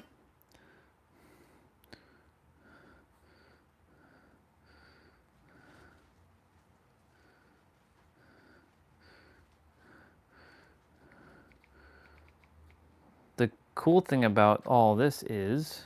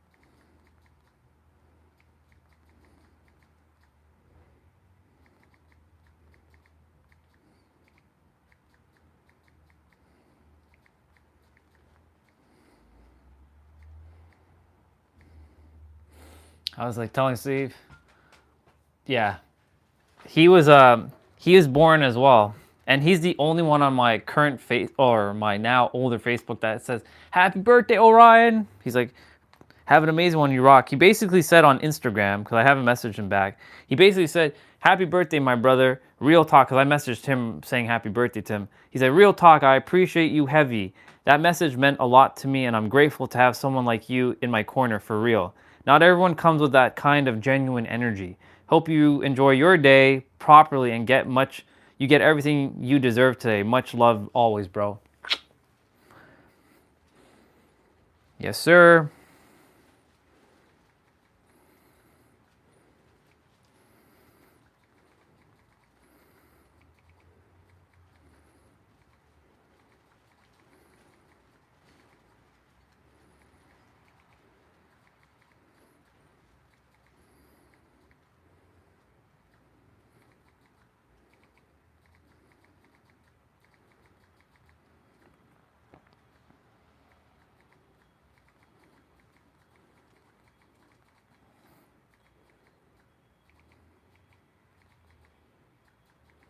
Yesterday when I was not yesterday, the day before when I was getting my hair cut, You know, there's people in there, right? There's other humans in the barber.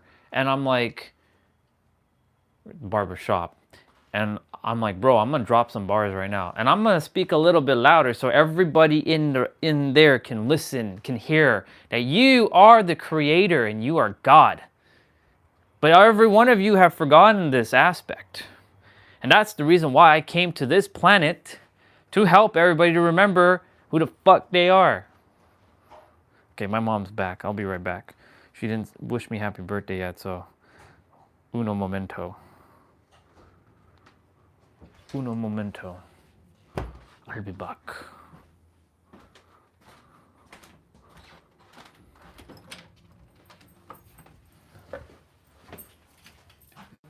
Thank you.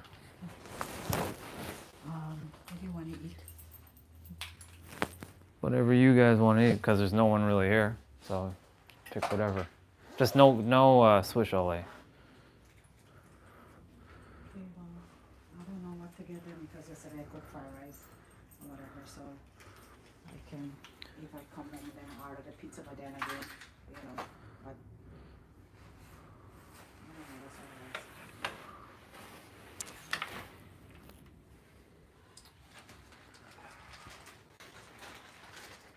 You want some West Indian food? Some chow mein and... No. No? You can order their fried rice, but maybe just like chicken wings or something. Yeah. You guys can order chow mein, but I'm not gonna eat that.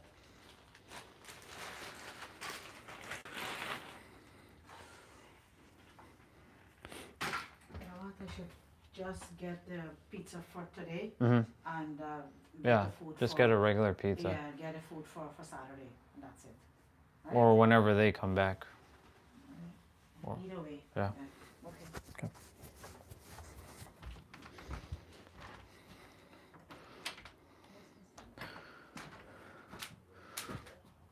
Okay.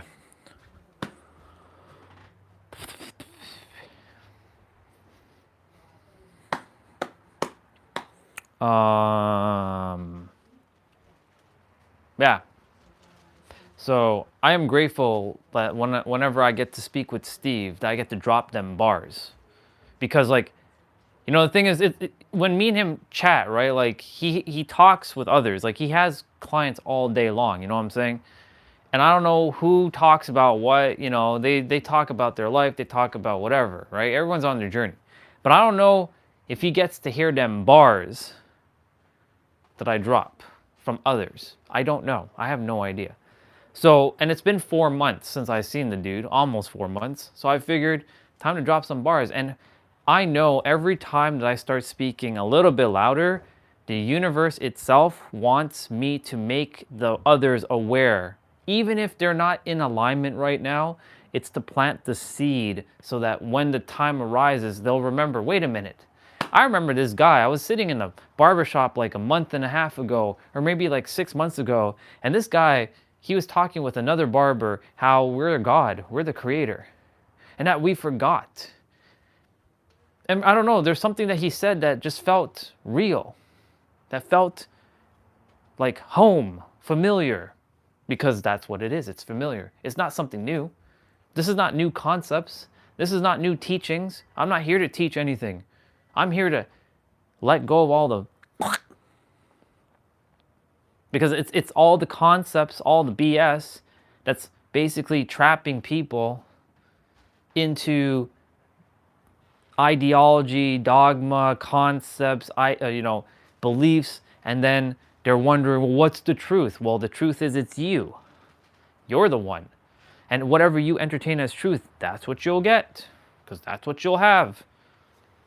If you believe it's a dude in the sky and he has a book in his hand waiting to judge your ass at the end of life, that's what you're going to get. You're going to experience that. Because the moment you leave your body, your soul's going to leave the body. And it's not in the body, it's with the body. When your soul leaves the body, your mind, or the current mind that you have, also goes with it for a moment. And for that moment, it'll seem like a while, but it's for a moment. Because time doesn't exist once you leave. And for that moment, You will experience everything you ever thought is real and true, and you will bring it forth. Now, of course, some will say, but there's archons, and then there's demiurges, and then you get sucked back in samsara, and then you have to come back and reincarnate. But don't go to the light. Well, that's also true too. Everything is true. The all is mind, the universe is mental. Whatever you think is real, that's what you get to create. That's what itself has been telling this vessel, that every person's belief is accurate. But is it the right? Well, I can't even say that. Is it the one? The truth is, you get to decide what that looks like. And then when you leave, you'll realize, oh my God, I had all the power all along.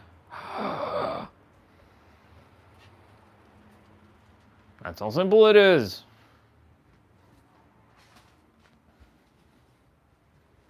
So if you believe that there's a dude with a spike fork and a spike fork and a pitch, no, that's not a pitchfork. There we go. A pitchfork and a spike tail waiting to you, then that's what you're gonna get. If you believe that there are like angels and that are gonna shoot you with lightning bolts and stuff, and that's what you're gonna get too. If you believe that there is some shadow monsters lurking, they are real too. Because the mind is all, the universe is mental. And that, I mean, these are just words, but we know what mental is. Well, we have our human definition of mental. That's what you're gonna get. Why do you think it chose me to carry out this mission? Why do you think it told me to stop doing whatever I was doing? Why do you think I had to go through my little nonsense in the summer last year? And it was to be displayed, captured, to get me to this point. But not even to get me to this point, to return me back to whence I came, to help others to return back to whence they came. And yes, there are times that this character gets out of hand with this. Sometimes this is like, and I have to tell it, hey, I see what you're doing. Sometimes I have to, but kindly. But this isn't you. This is a part of your makeup. And yes, itself also created this. But then it forgot. And then it let it to be free. And it became its own living being. Just like, think of it like this. Once upon a time, there was a sperm cell that went into an egg. But that sperm cell wasn't you yet. That was just the vehicle to go into the egg. Once the sperm and the egg came together, then came the fragment of your soul into the body, into the fetus, and then you became a person. The mind wasn't active yet, but you had all the dreams and the goals and the gifts and everything. It's right there. But you were going to go through this process of forgetting. Only for some of you to remember who you are. Now, of course, when you die, you will remember exactly who you are. But before then, you either chose to remember or you chose to be a vessel to help someone else remember. Right? Those two characters, they helped this character to get to this point because they are vessels of pure divinity and love and light, even though they may not look like it on the outside. That's who they are, but they forgot. But because of their service to this fragment was able to unlock the version of himself because he also chose his path. I always knew deep down inside that I came here to be on the same level as him. How dare you? So this is what other humans are going to say. How dare you say that you're on the same level as the Jesus and the Buddhas? But we all are. Every single one of us is. I just so happen to take on their mission. to finish what they started. Oh, Ron, you can't finish what they started. They're on a whole other level. They're the enlightened ones. We're all enlightened. You just forgot that. They're no different than us.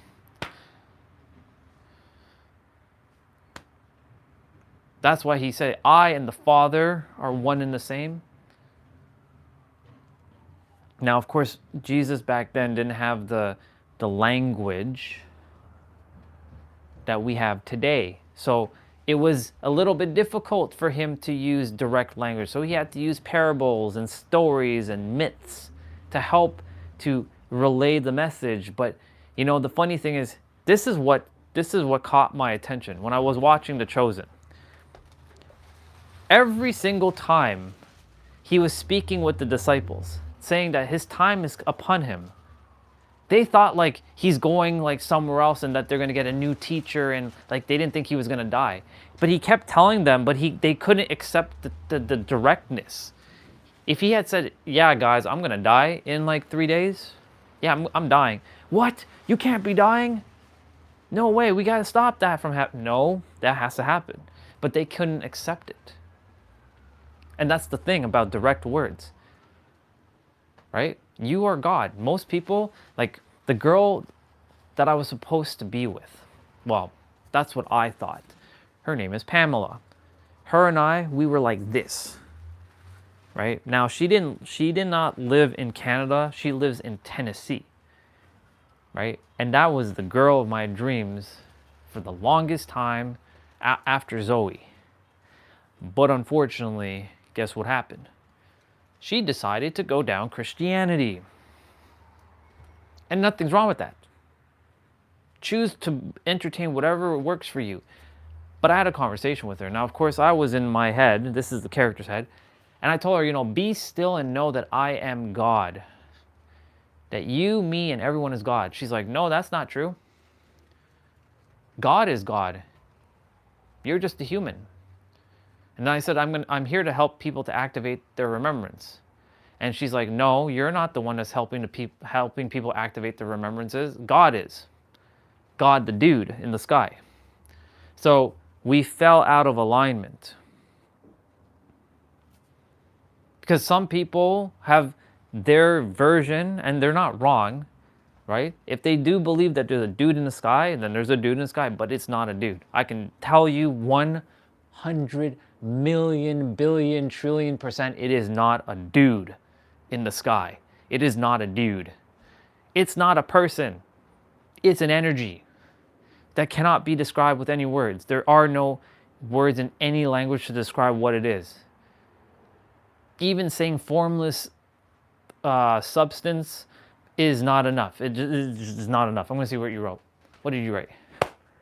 Isn't it crazy that this world will one day come to an end, although it may be billions of years away from those billions of years will come. Exactly. It will. It's happening. Humanity is going to understand at that point, right? And then a new game will be played. The universe is always expanding. Your next lifetime may not even be on Earth if you choose to reincarnate again as whatever. You may not choose to come back to Earth. You may choose to go to a different star system. You may choose to be a five-armed, we'll use the word alien for now.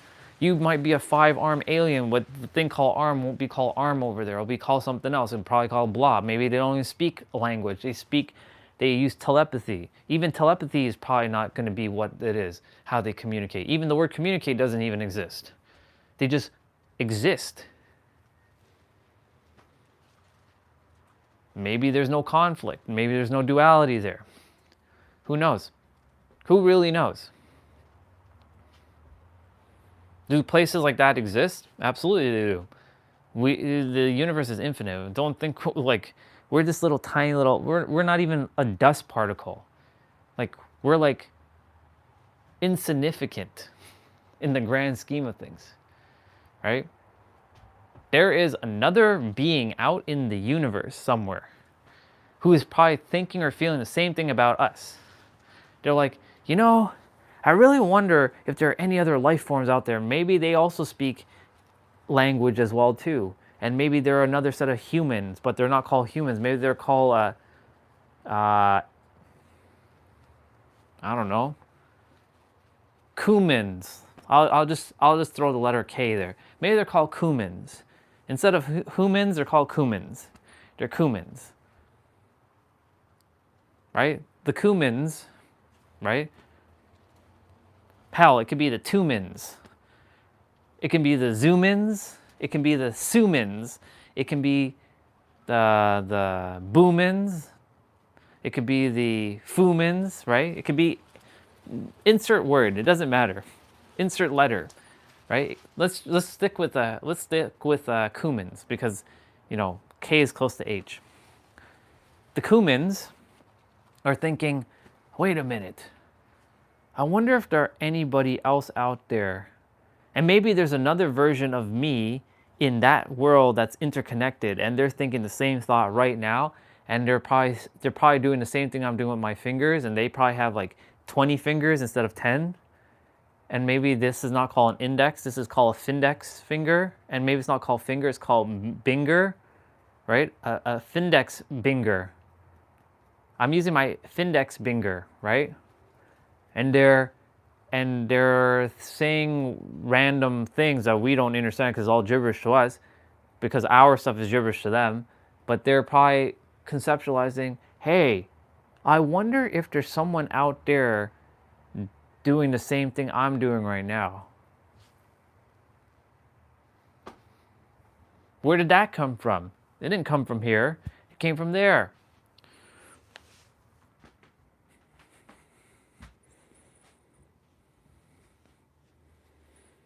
Yeah, probably flying maybe they're flying like a cheetah and running like an eagle over there. Yeah. What if there's a world where humans can do anything animals can do? Yeah, that's what I said. So maybe an eagle is actually a cheetah and a cheetah is an eagle. Maybe a snake is a rat and a rat is a snake. Maybe a dog is a cat and a cat is a dog over there, right? They're the complete opposite of us. Maybe they don't walk on two legs and they walk on two hands. And they don't know how to use their legs properly, like to walk. And walking for them will be called a foot stand, not handstands, right? Maybe they're walking on their hands right now. And maybe their head is down there and their genitalia stuff is up here. Right? Maybe their stomach's on the back and their back's on the stomach. Maybe their heart is up here and down there and their brain is up here or whatever it is, or you know what I'm saying. You never know. The Kumans could have the complete opposite effect than the humans. It's wild, isn't it? Speaking of which, I should start doing some of my movements. Yeah, the Kumans could be, their toes are up there, but their toes are actually their fingers, and their fingers are their toes.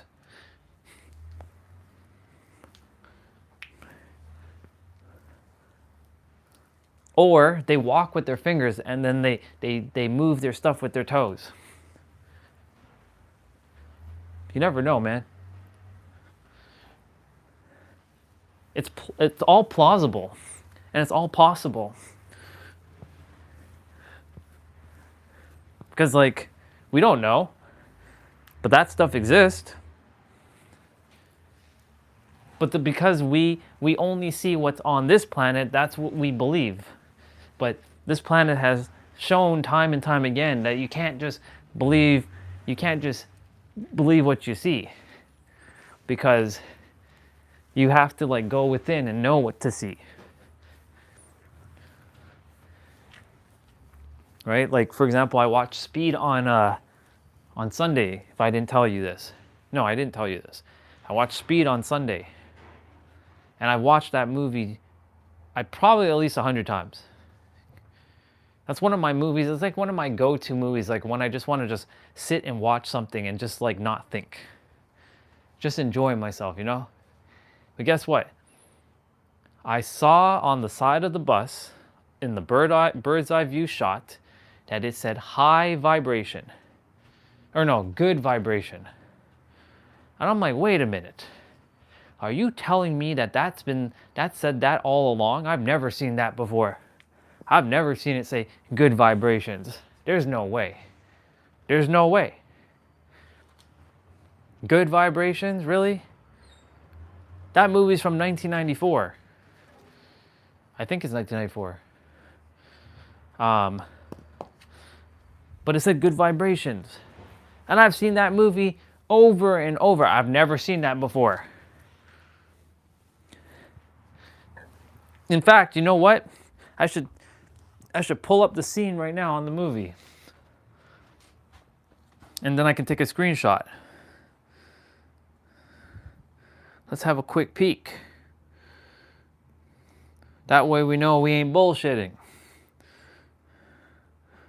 Let's go and find the movie. The movies. Speed. I just have to find the scene.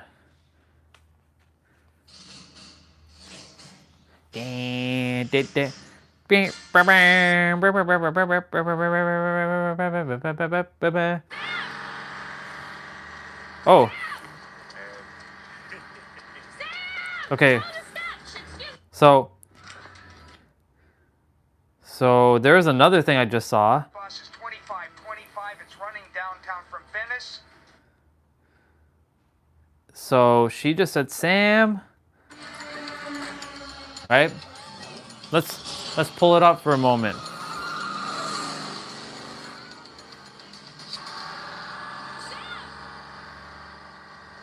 So look, on the back of this bus, you know what it says? I've never seen this before. I just noticed this. See, when you pay attention now, you start to see things differently. Money isn't everything. Yeah, right. Santa Monica Bank. Right? And you know the funny thing is, I never knew this was in Santa Monica. Like, I didn't know this was in Santa Monica. And I've been to Santa Monica. Up until, like, recently, I'm like, oh my God, this is in Santa Monica? Like, what the fuck? All right, let me get to that scene where bird's eye view shot. Is one large place. Of course, you live here, you probably don't notice. I'm such a Gum. I got gum. I got gum. You know what? I got gum. I got gum on my seat. Gum. Gum. Okay, we need to scroll a little bit. I gotta find that scene. All the way to work. Yeah, well, I love my car. I miss my car. I gotta get to the bird's eye view of the bus. It's gotta be on the other side though. Show me the sign, damn it. And of course, you know, this movie is happening in where? California. Cause look, there's a bunch of California license plates. Hey, Sam? Sam! What? Why don't you just drive over these people or something? Don't spit on my bus, Annie. Such a mess.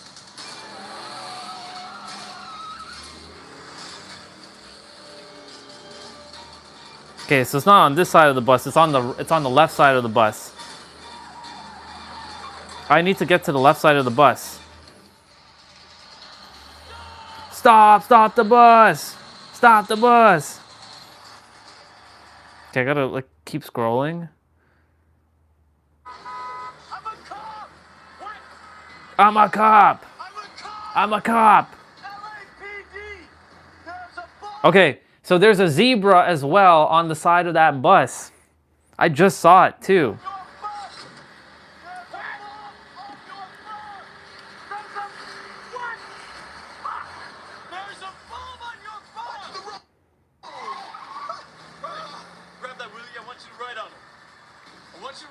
Damn it, I need to scroll a little bit more. Harry, it's Jack. Did he get on the bus? Is he already on the bus? Shit! No! Don't slow down! Do you know what else? The guy's car, his license plate says Toon Man. Do you see? The whole point I'm attempting to get at is this. When you've watched something over and over and over, right? But you don't pay attention to like the details, and then you finally see something that you've never seen before, but you've watched it so many times. I don't know what that phenomenon is called. Maybe it's called the Mandela effect. I have fucking no idea. But this is a proof of like, when you start to shift your vibration, you start to see things differently. I want to get that screenshot of the good vibrations.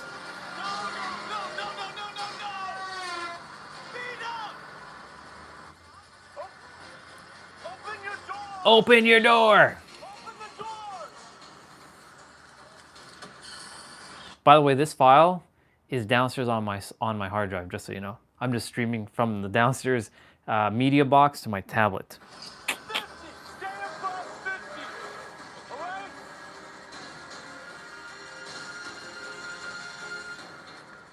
478,000 asked for Detective Harry Temple.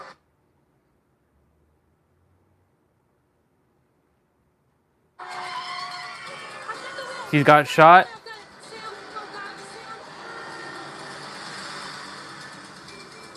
Damn it, show me the left side of the bus, for fuck's sakes. You know what's gonna be fascinating? When I see the sign and it doesn't say good vibrations, it says something else, I'm gonna freak out, bro. Maybe they wanted me just to see that word. Don't stay above 50. But Sam's been showing how to get him slow down and this bus will explode.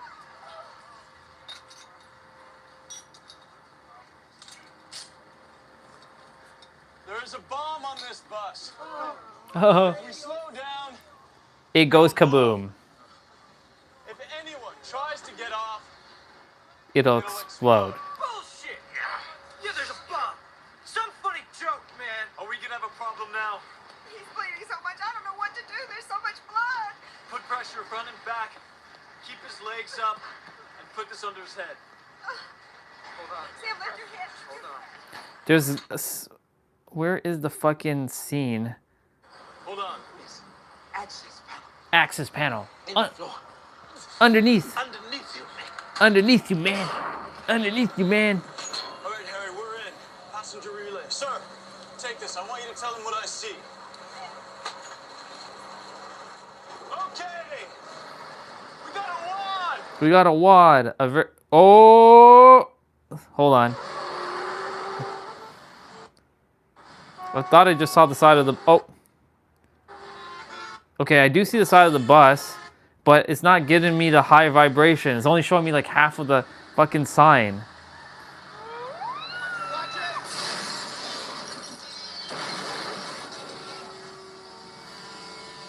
Come on, show me the sign. Get off. Get off.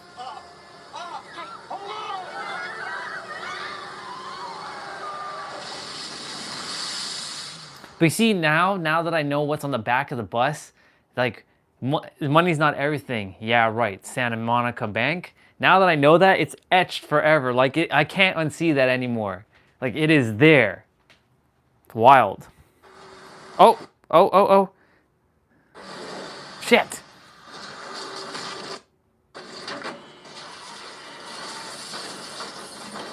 Come on, show me the side of the bus.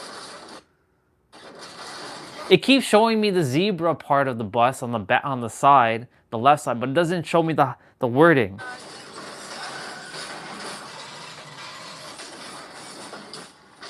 Oh, I found it. Yo, look, I found it, bro. I did it. Screenshot, fucking screenshot. Screenshot that. I need to scroll back just a smidge more, but that's a good screenshot.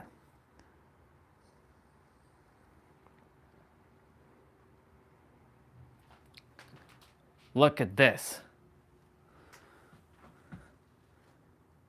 You see what I'm saying? Do you see what I'm saying?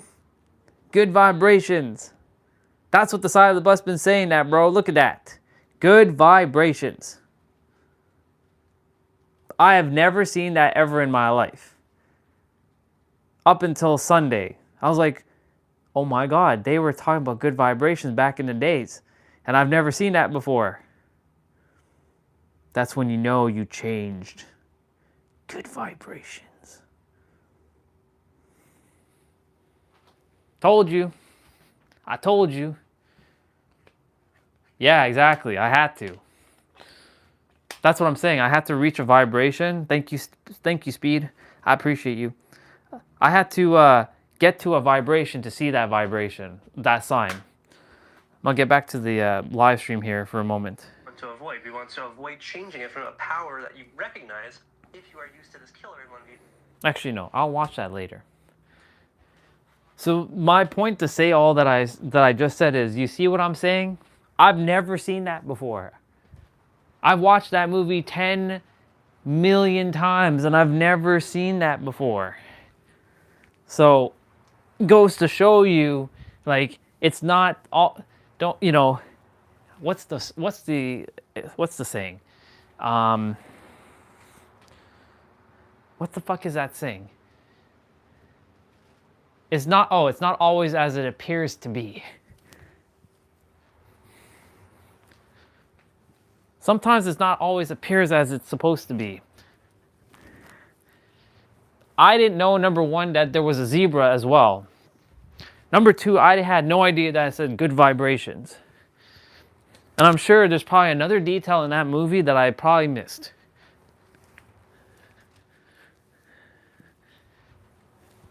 Pretty wild, eh? Huh? Cool beans, though.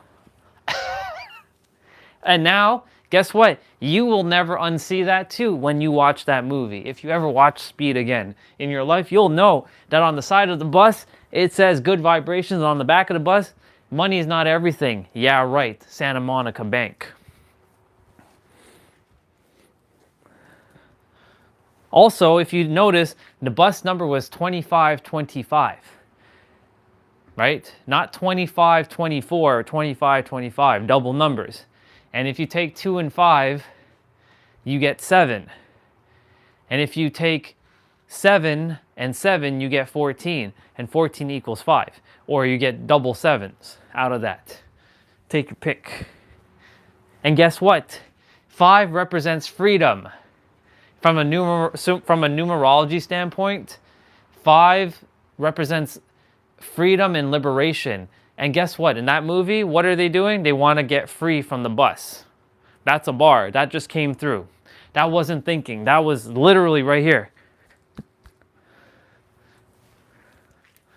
See that? Can't make this shit up, bro. Can't make this shit up. Of course, that's just, you know, definitions that people made of the number 5. Number 5 represents freedom and liberation. Or change. Change and freedom. But, yeah, man. Can't make this shit up. I know I've been doing this one over and over, so fuck it.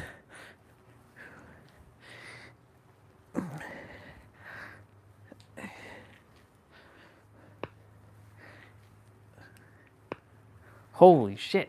You can hear the crack in the bones there. Well, in the shoulders.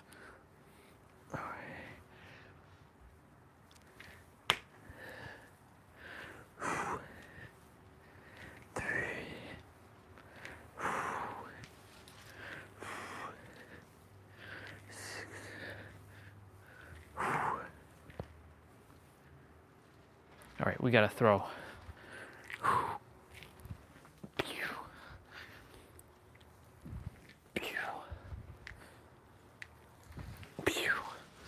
Making sound effects.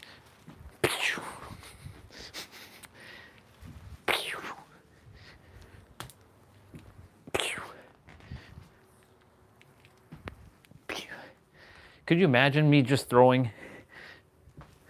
Like if I'm going to throw the first pitch at a game one day. And you know, most people, when they throw a pitch at the first game, they don't throw properly. They always make the ball go in all over direction. I'm going to send a fucking strike at the catcher. And he's going to be like, whoa. I'm going to send a 2,000-mile fastball, and I'll send him into the wall. And his glove will be turning to fire. He'll be like, what the fuck? This guy should be like a pitcher. Throw those insane fastballs.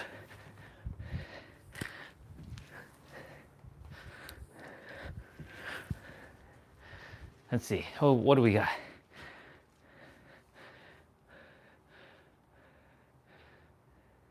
Sounds good, dude. Enjoy your walk. Have fun. Get that energy. Enjoy it. I know I would. That's why I have the door open right now. So it's like I'm outside getting that fresh energy. Oh. All right. Very good.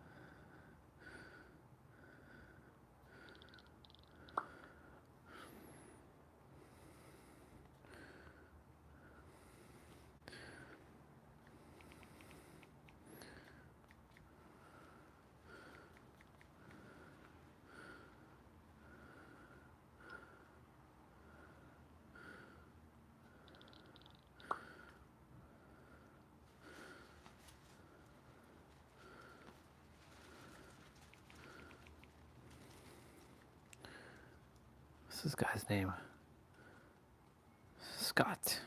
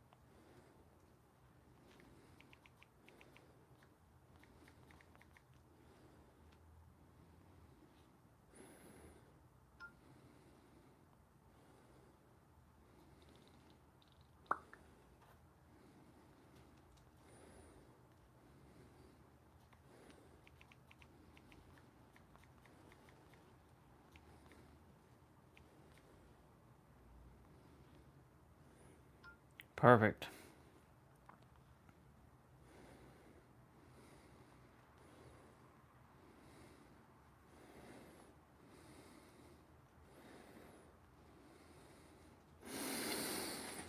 That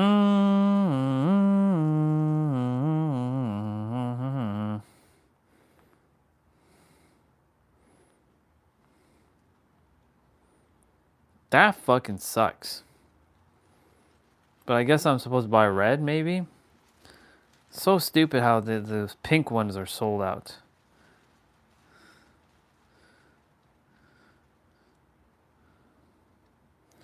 That's ridiculous.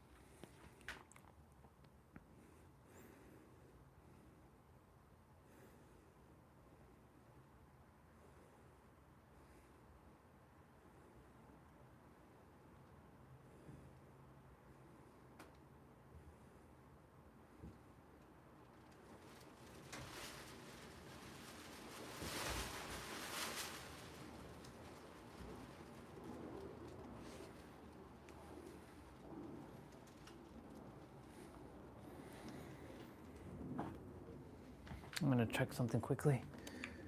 Oh yeah.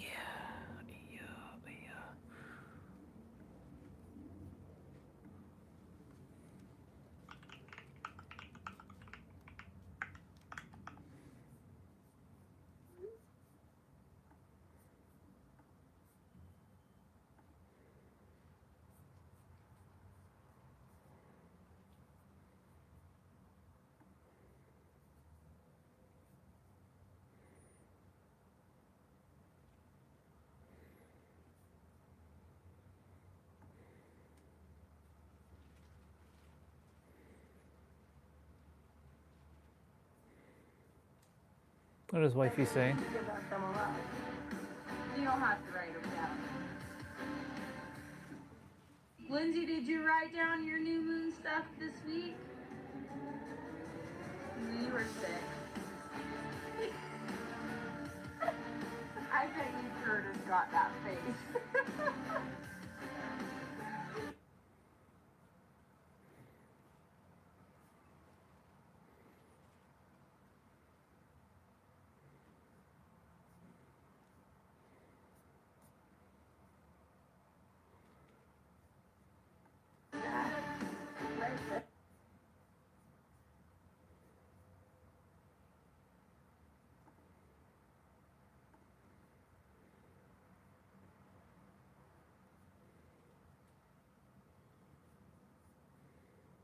History.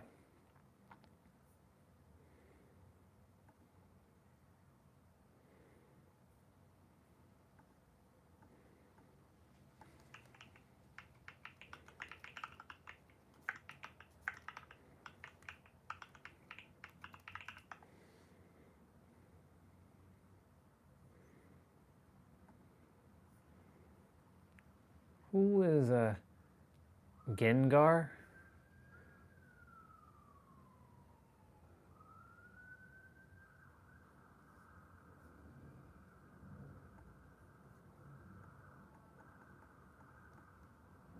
Oh, I know. I know who that is.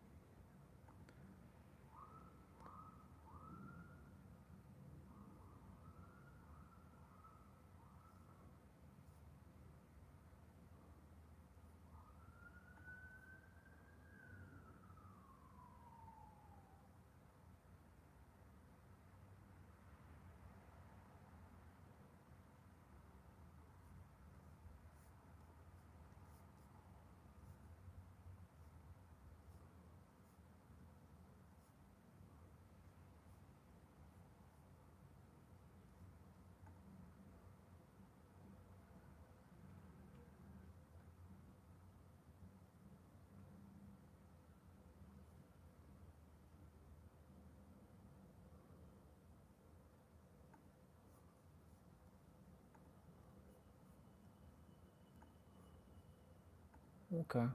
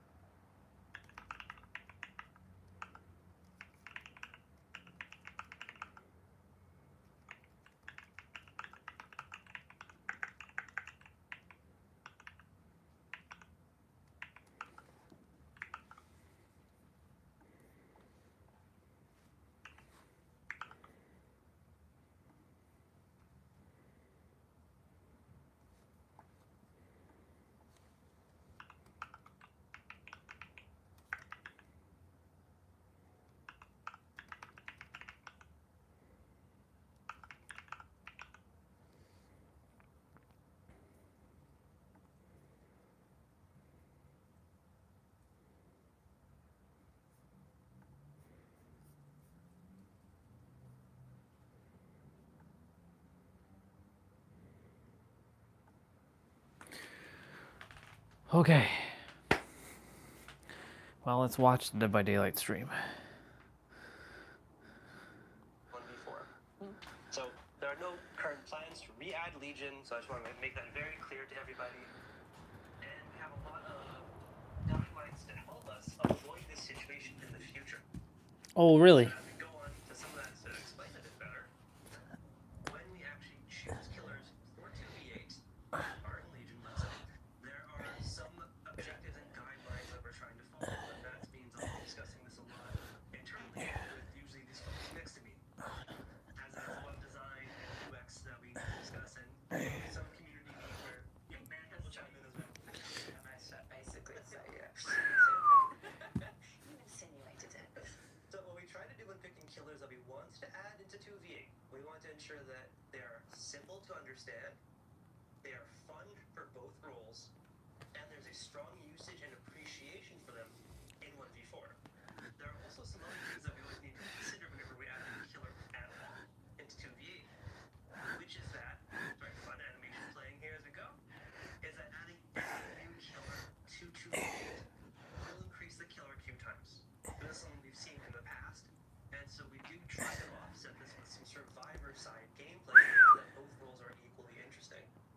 So there have been some 2v8s in the past where we focused on more of the survivor side gameplay, or we added something like play while you wait, but this is always going to be a thing. We're adding a new killer, the killer queue time in 2v8 will increase. Why? Then there's also the matter that we have our resources shared across all of our events and even across other areas of the game, because we try to work a little bit in pods and reserving resources for everything, but DBD is a game, we're a team, resources are going to be shared when they're needed for one item or another. Yeah. So if we're trying to add a difficult killer, let's say 2v8, that's going to take away from somewhere else. So that being mentioned, I want to get into some more interesting stuff where we peel back a little bit more of the curtain, which is why are some actually taking longer than others? So I'm pretty sure I've seen on some Reddit posts that some people are discussing, I want this one, I want that one. Yeah. I want to really make sure that the expectations for players are kind of in check, so they can understand why it might be taking longer to add some favorites versus others. So I have 4 big reasons that I am discussing with Matt here a lot. Like every day. Every day, I think. So one reason is world VFX.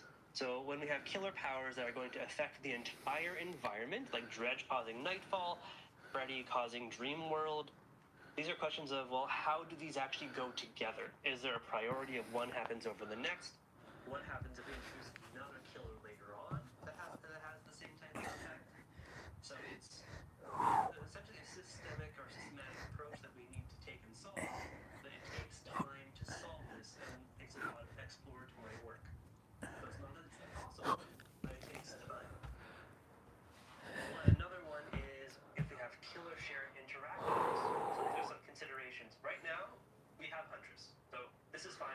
is using lockers. But if we add dredge, who I didn't mention on the previous slide, then survivors are going to need the ability to lock lockers. Okay, what does that do if someone's using Huntress? Is it a okay experience for us to lock a Huntress away? Is that fun? Maybe. But we need to do some testing and to understand the impact on the player. And then if we ever add Trickster into 2v8, it would be the same situation. So we just need to understand what it means, the effort level involved, and what the player experience is going to be. Because we don't want it to end up where using one killer is extremely negative, and we spend time putting them in for either side. Yeah, it's not fun. Yeah. But then there's also the case of, hey, we have plus statuses in 3D. Just one or two. So we love how those out can apply statuses. It's a fun way to expand on the gameplay, keep some good meaning in there. But what do you do if you have two killers that have different statuses that we're seeing in the affecting survival? So let's say I've got examples here. If you have Doctor, your survivor has madness, but maybe you're also in the dream world and you need to wake up. Is that fun? We don't know. So there's some exploring we need to do, and if you're infected by the plague, and you have one of these, well, what's that going to feel like as a player? Is it just an incredibly negative experience? And we want to avoid again what it was like for people playing against Legion. We want both sides to feel fun. So there's likely a solution we can come to, but it's going to take us some time. So I want to be clear, I'm not saying out any killers, but on the design team, UX, product, we need to do our work and put our heads to the table. Which ones do we prioritize? Yeah. And we want to know what is about fun. Exactly. Like I said, is the sci-fi and fun. Yeah. In 1v4, there's likely a good reason and incentive to put them into 2v8. Yeah, that's right. Maybe getting kind of the last slide that I have here, which is killer item. Yeah. That's on me. So this is also more of a quality issue. How do we export so many different items and spawn locations in a map, but also now the survivor has multiple side objectives they have to do and spend time away from gens. Maybe it's okay in a map if you're running to one side to wake up as you're asleep from Freddy, or if you're against the pig and you're trying to find your key. What if you have to do both of those at the same time? That might not be fun, but there's probably ways for us to mitigate it and make those work together. Again, that's time intensive.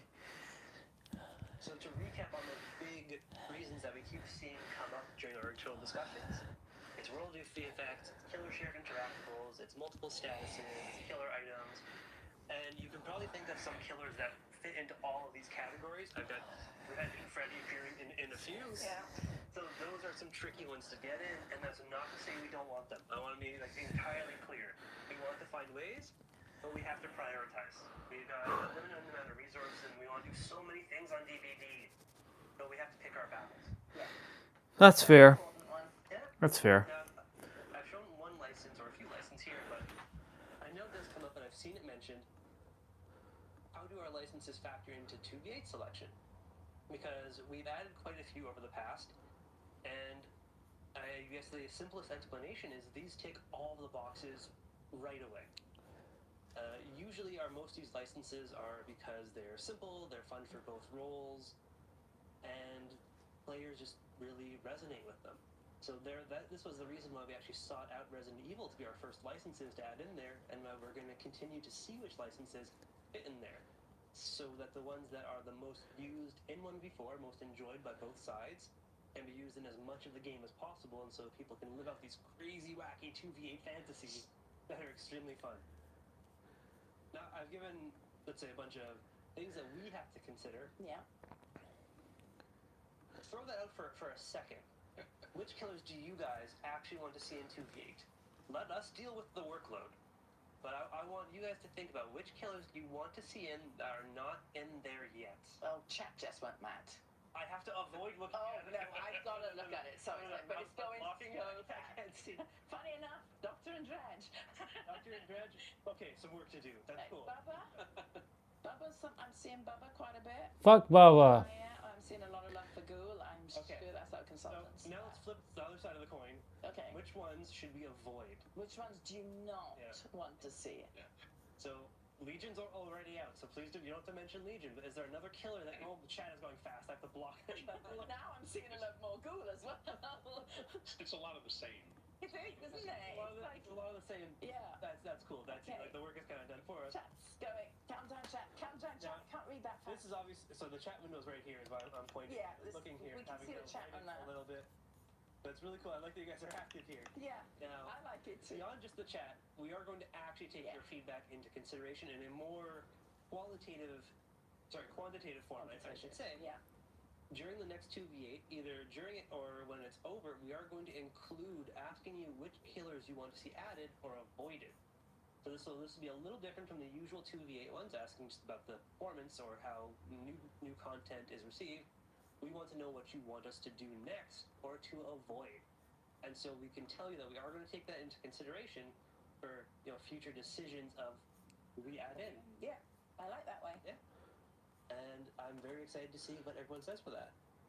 Now, the very last thing that I have before I pass this over to my colleague on the other couch is, if you remember, we introduced this really loving feature called Play While You Wait to 2v8. It's wonderful. It helps people stay engaged. And a lot of people have been asking, when is it coming to 1v4? This release, we are finally bringing this into 1v4. So when we see that the roll ratios are beyond a certain value, it will kick in and we will be able to queue as killer while playing as survivor in 1v4.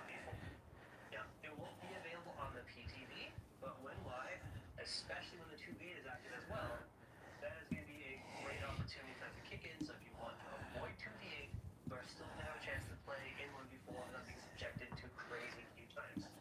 And we are still doing everything to make the queue times as let's say, palatable as possible to keep them low. Yeah. But we know it's not always possible. So giving people this option so you still have a way to play and not just be stuck there. Cool. That'd be great. That's good. Content creators as well, because obviously it's not great content when they have to sit and queue and wait for 5 minutes and things. So at least they're able to play a survivor game, for example, because it is only that way around, isn't it? It's for killers only. You can't queue while you wait as a survivor. It is still played while you wait. Yeah. As you're waiting to play as killer, you can play as a survivor. There's been discussion, I will say, about the other way, but there's no plans on plan if that's best. I know some players ask for it. Is one side sit, the other side wants it? At the end of the day, which side is it the most? And so that's again your preference. Now, that's a little different. Never managed to get the head off. Yeah, it's got a laser on it that when I like to touch. We aren't even playing with it. They keep telling us, but He's gonna start. So I feel very happy to have you here today. It's your first stream. It's been a little while that I've been here, so it's nice to actually indulge with the community for a bit. Yeah, Yeah. it's good. Yeah. It's good to have you here. It's not the the subject I have to talk about, a little bit sensitive, a little bit spicy. So for those of you who don't know, Matt, I'm one of the lead designers on DBD. One of the things under my purview is live balance. And live balance is, people have opinions. Spicy? It gets spicy. As well? We got a big game. And it's tricky in a lot of ways, because of course the asymmetry in DBD, how do we please everyone? Exactly. Please the most people, and it's a constant challenge. And the most important thing that we've been working on is learning how to please as many people as possible, but also learning when we have missteps. Yeah.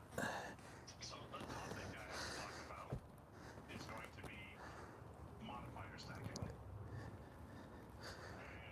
we've had a lot of issues with a variety of modifier stacking. Modifier stacking tends to leave the meta in the game a lot. Most commonly, we have healing speed, repair speed, gen regression, haste, hinder. Definitely had some drama with haste and hinder in the last year. Yes. With that, what is the solution that we're going to work on? We want to figure out how to handle applying a form of diminishing returns. So to put it simply, it's just going to be a question of reducing how these modifiers add together. We learned from Ace and Hendry earlier in the year, just flat out saying there's a cap, or just flat out not allowing these things to stack together doesn't work. It doesn't work for a variety of reasons, and negates entire play styles all at once, and that's not what we're looking for. It was definitely something that was spicy when we trialed it. There was yes. It affected a lot of players' builds and things like that. And we heard it. We heard it. Yeah. We listened. We reviewed at depth. We took everything the community told us. We looked at everything data said. And we I'm glad that that thing works. Proposing a new solution. What is the goal? Ultimately, the goal is a new lever to balance these modifiers. Okay. This means the ability to separate modifier balance between different sources. Different sources, of course, being perks, killer powers, which we may have struggled with in the past, and also items. Okay. If we do this, and if we do this well, and it's going to be a process, it's going to take many updates to get exactly where we want to go, and being life balance is going to be constantly reiterated. One of the main goals is to bring generalist and specialized builds a little bit closer together. We know right now that bringing a build as a player by yourself that's hyper specialized in doing one thing leads the meta in a lot of all the different MMR ratings. Yeah. We see it across the board. By making generalist builds a little bit closer, not necessarily the new meta, it's going to support more build diversity, and arguably more importantly, solo queue players are going to have just a better experience. They'll be able to, by doing that, adapt better to the environment. You know, I know I've definitely had games where I come with a gen jockey build, and then you're one of those. Like you're better. But then everyone has one that I randomly get paired with. Mine's hate, so I will stack case things. So. But if you end up in solo queue and everyone's playing the same way you are, no one can handle, if everyone shows up to Gen Rush, no one's there to loop with the killer. Yeah. So being able to have a better value for players to play broadly and adapt to the live environment of that match is what we want to do. Functionally, we're capping limitless stacking. It's not a hard cap. It's by the way the math is going to work as it iterates over many, many versions, the limits are going to be more predictable. And the more predictable those limitations are, the less abusive synergies are going to exist. That's our goals, which is very broad speaking, but it's what we're working towards. So, now we're going to get a little bit more technical, but what is diminishing returns as we see it for the design team? Each instance of a given modifier, or for each instance of a given modifier, their values will be reduced. And they will be ordered from the largest to smallest. That is to say, whatever will take haste. Whatever your biggest source of haste, if you have multiple sources of haste. Hello. Just doing my mobility training. And watching the live stream for Dead by Daylight that showed 2 hours ago. Question there. When you say the next source of haste, is it the next one introduced? So, for example, if you've got MFT at home. Yeah. So, MFT. I've got Hope active. Then MFT is active. What is MFT? I forget what MFT is. It's going to adjust live. Okay. So anytime something gets introduced, and I'll talk more about it in a little bit, every time a new source or a new variable for that Microphone is dying. introduced, it'll automatically be adjusted. Yeah. The reductions will increase. The reductions applied to each of these will increase as the base modifier decreases. What does that mean? Well, that means the largest source of a buff, and these values are what we're testing with right now, and they're not set in stone, and definitely not for eternity.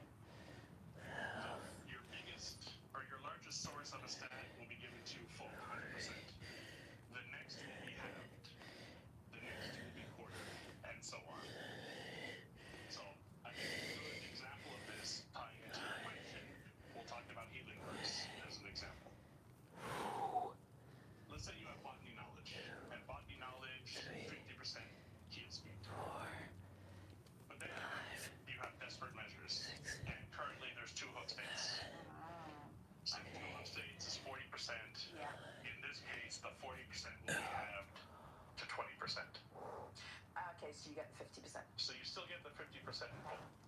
However, if you get another hook state for desperate measures, that puts it to 60. Yeah. It's at the top. You will now get the full 60% for desperate measures, and body knowledge will be halved. Okay.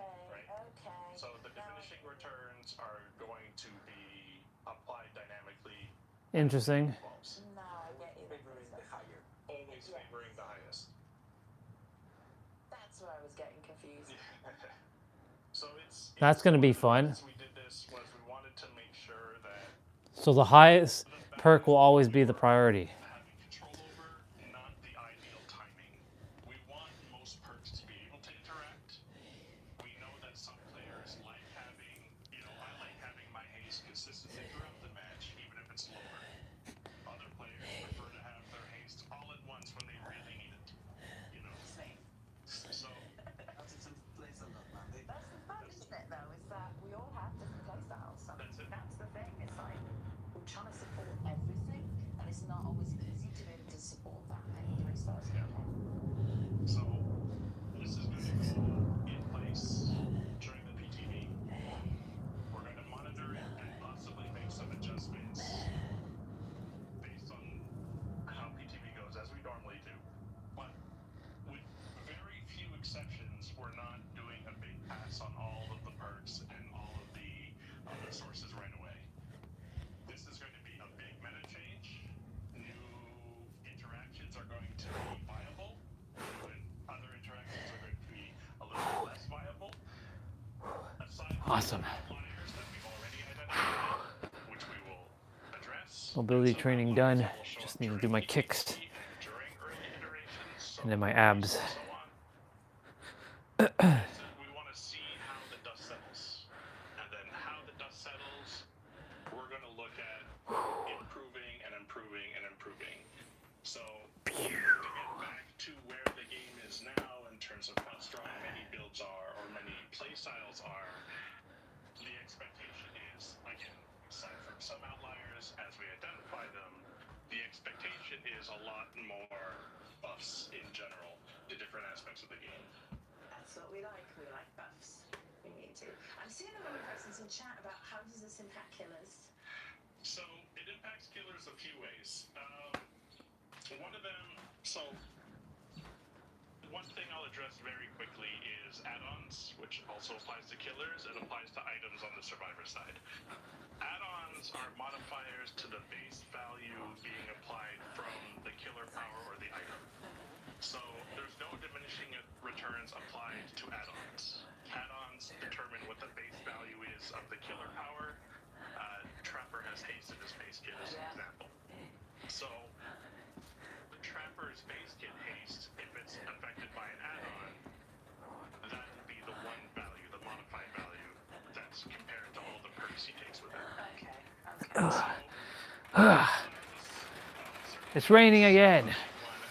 Trapper as an example, not that he's being changed soon. I'm not promising anything yet. How often does it happen where we see feedback that we have the perk and it's super problematic, especially with a certain kit. And then we nerf that perk, but other less performing killers all of a sudden, like, they need it. Yeah. And now they're all so much worse. Well, now, and I'll use Trapper as an example, we can buff haste in Trapper's base kit because we know there's a limit on how it's going to stack, and we don't have to nerf all the killer sources of haste and breaks as a side effect. So it gives us, again, more flexibility to safely play with these things. Yeah, so because we've seen it over the years that we've had to maybe nerf perks harder than we would have because of one specific killer or one specific scenario, so that gives you more control over that. That's it. It's the more performing killers will not hold less performing killers hostage. That's going to which has been a problem historically. Yeah. So that's Come on, are you for real? The maths is done. So the big math part is the numbers are part of gone. Fun. No, I can't do maths. We are going to have some killer updates. Yes, this is the good stuff. We like killer updates. Yeah. Many of these are due to the diminishing returns, some of them less so. But first, there's some ups and downs. So we'll talk about the downs first. Which killers are going to get some nerfs? And we're going to start, there's really only two. So we're going to start with Blight. Blight, we're talking to people in the community, especially big Blight players. I'm going to say before I get into the details of this pass this is step 1 of 2. We want to tune some things, get things down, so when we do a little bit more of a rework later, the rework is not just nerfs. The rework is, depending on where he settles, maybe it's a bit up, maybe it's a bit lateral, but an improvement to the experience playing with and playing against Blight. So for starters, speed reduction. Blight is going to be going from 4.6 to 4.4. Next is... The chat is I'm watching. There's a lot of W's. There's a lot of W's in this chat. The next one is pallet breaking. Yeah. We're reducing rush tokens on pallet break. Now it'll move down to 2 below maximum. Okay. And resets the current rush token recharge. So this is going to be, he goes and he goes and he goes until he has to slow down, and he will actually slow down. Yeah. Breaking pallets, in this case, we should specify basic breaks, special break actions, however you're breaking the pallet. That's a lot of W's. I think most people know this has been a long time. It's like, this is actually something we've had in the works for quite some time. Just looking at the right moment. And we did work a lot with some flag mains. We have a very important flag main as well of our consultants who has been involved in the process and will be continuing to be involved in whatever happens in the future with Blight. And that's been super handy actually, because having that knowledge and ability on the killer is just super. It's same time and iteration too. Exactly. Because you're looking at it on paper and saying, yeah, no, that's great, no, that's not, and it's just not the law. Yeah. So the next killer that's getting a little bit of a takedown, we'll see how they react this time, is Nurse. Nurse is getting a small reduction in their last breath add-on.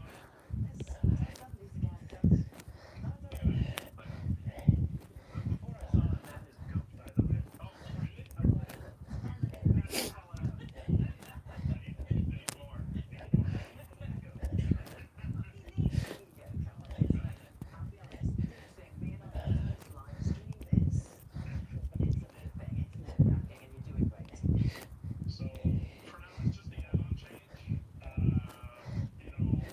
We have other ideas in the long term for Nurse, but again, this is no promises on when or how.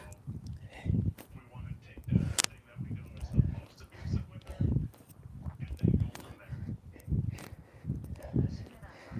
She's in our sights.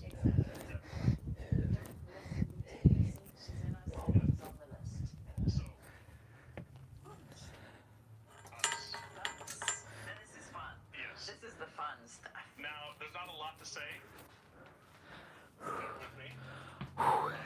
All of this, again, related to diminishing returns, numerical tweaks for now. So just small. In some cases, it's one stat that changes, give or take. Some more, some, well, not less than one, but Yeah. And they're not the end of it. they're not the end. We're not saying, oh, this is having this little number change and that's it, we're forgetting about them. That's it. That isn't the case. It's just to put us in the position with the perk change or with the diminishing returns changes to be able to best evaluate what we're going to do. So who's getting some small tweaks in the positive? Multicam, and Doctor, and Demogorgon, and Dredge, and Ghostface, Mastermind, especially now that Cannibal, really? Are you for real? It's still a work in progress. We still got some bug fixes. Yeah, Are you for real? He's getting a buff? What the fuck? The guy's already buffed as it is. What the hell? That dude's already fucking buffed. That's Finally getting some love. Yes. And animatronic. Now, animatronic, I put an asterisk. There's a little bit of up and down. We want to improve the value for survivors to interact with the camera. Yeah. So, in that way, it's a bit of a down. But we're giving him some stat buffs to compensate. Cool. So, if survivors still don't interact with the camera, it's all buff. It's really, how are you going to play? That's going to determine how big or small a change it is. Oh, well, that's going to be an interesting one. I'm looking forward to this PTV now. I am, and I swear, I haven't seen many demo please in the chat, and it just made me really sad. So can we have some demo please in chat, please? Demo's getting some buffs. Demo please is my favourite and most on Twitch. Thank you, chat. Yes. Thank you. You good? You did really, really good. You did great. And I've seen a lot of questions coming in, but a lot of them are things that you were covering in the full thing. So that is really good. I'm excited to show the patch notes next week. Next Tuesday is the big day, so that's going to be good.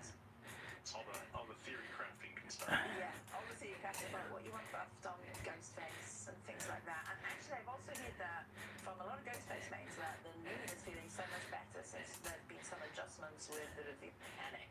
So they're saying that. So these little buffs is actually really, really nice timing. Yeah. Put him in a much better place too. Exactly.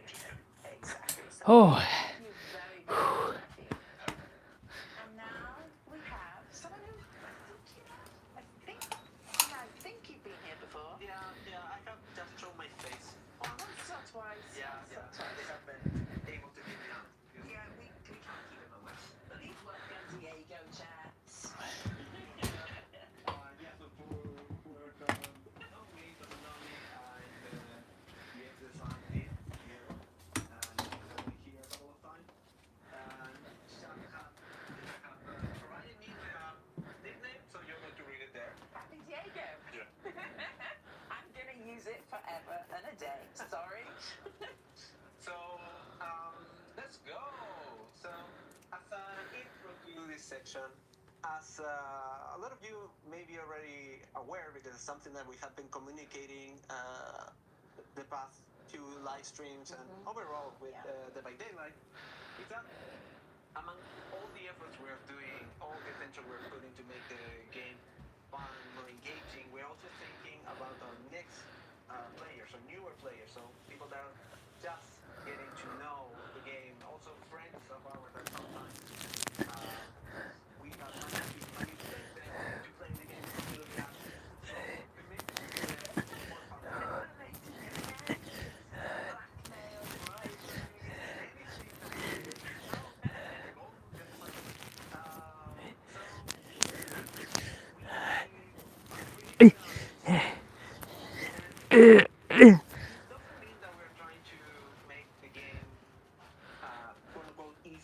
In the sense of like, oh, it's going to be easier for a survivor or a killer to win. We want to keep the challenge there. We want to keep also what is known to be fun, to be engaging for our experienced players too. So every time we do this, we just ask ourselves, how can we meet newer players need better, improve this onboarding experience we made, while also keeping the experience great or even better for experienced players. So, one thing is that we understand that as we try new stuff, as we adjust things so they can work when you're a new player and when you're an experienced player, may be challenging because we are used to things. We are used to see something work in this manner and another way. So, although we believe in the changes we made, we don't just make a change because we want to make a change. We also acknowledge that sometimes this thing for some people can take some adjustment period. So we understand. Change is hard. Change is hard to get used to. Yeah. Something changes, and especially it's something that players have used for maybe 10 years now, and then that changes. That can be really difficult to adjust to. Exactly. We all have been there. Yeah. So many different. Yeah. So me included. Like I've played this game many years, as you know. It's like change happens, and I'm like, you hate the changes I do. So yeah, I know that. Thanks, Diego, for calling me out. No. Mandy hates all the changes we make. Never. No, I don't. No, I don't ever. So, first thing that we're going to talk, it's a small thing. And this side is linked a little bit with what we did, the effort that, well, the game design team did mostly with diminishing returns. And it was revisiting how do we surface speed for players. So, currently, our progress bar that is mostly seen by survivors is interesting, to say in a way. It works in mysterious ways. So we had noticed time and time again that the way it varies in colors is hard to understand for newer players. So there's this idea of saying, okay, I'm seeing the speed change, but the colors not always match this change of speed. Why is it happening? So a lot of us understand that color has been depending on personal speed, that we also have used it to get some but this thing we think we could do better for players to just immediately understand what is happening. So when I mentioned the tactics, a lot of people can understand that when working on gens, the gen is going very quick because you are doubling down. It turns red because there is a personal debuff, and it's a viable strategy for the survivor to scatter around and tackle different gens at the same time because you can put more pressure as healers. Yeah, no fun for me. No, it's although and sometimes of course it's also a valid strategy to double down, but that's why colors were the way they were. So we got to the point where a new player would see gold is fast, yellow is fast, red is fast too. So what is happening? So what are we doing? It's not only putting a interesting animation there, better surface Yeah. speed changes. So you can see, why do you have to say that? That's a reaction. Yeah, that's me. People don't understand me. But at least I know to crouch faster. Very proud of the kind of team that you had to say. Really sorry guys for playing that game.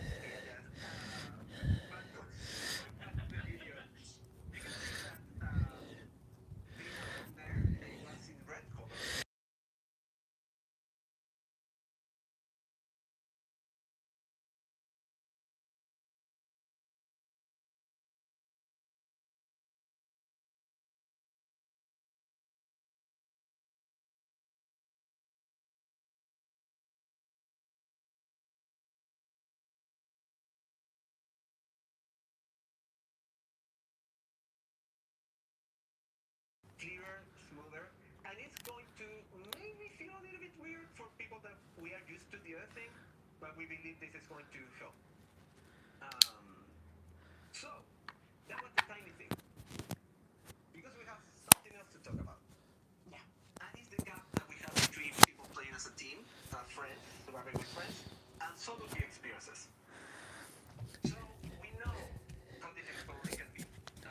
Understanding that other people are doing when you're not going to do that, so you're always on their minds. So for instance, if I happen to play as a survivor, hopefully not missing that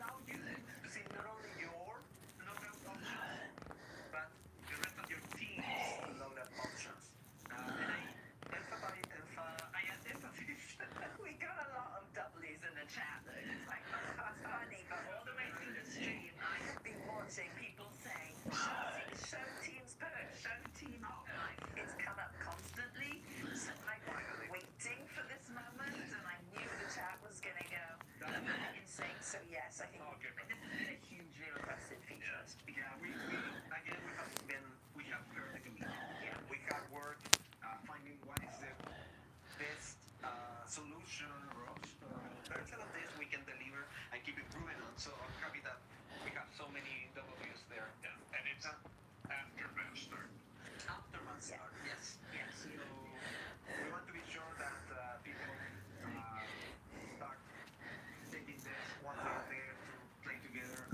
We don't have people that may just decide to go to another match if they don't like someone like me using already. So it is goated. Yeah, it's very underrated. It's a goated perk. Yeah. So one thing that I need to mention here, I understand that for some killer players, this may come as an extra challenge. Again, I'm a killer main, and I understand that, for instance, if I play as both ways, that is not the most common thing for me, and my favorite is Silver. There was this space of uncertainty that I could use to my favor. Right now, if you see the video, if you watch the video, you're going to see that the power icon is also visible. Not your logo. To be honest, I'm not going to be able to see your logo, but they can check which killer there is there. So we want to also take this opportunity to start referencing this thing without much hits, without breaking any gameplay uncertainty and fun for the killers and for the whole match. And we will be checking how do we make for the ambush for the killers. Let's go. An interesting challenge from TC, from the start of the match. Yeah. Because I think that's definitely chat's concern right now is that showing that killer, showing stuff, fact there's a stealth killer, things like that. Yeah. And we're going to be monitoring this, and we will be working on that and the rest of the team. That we get This is almost specifically an issue with stealth killers.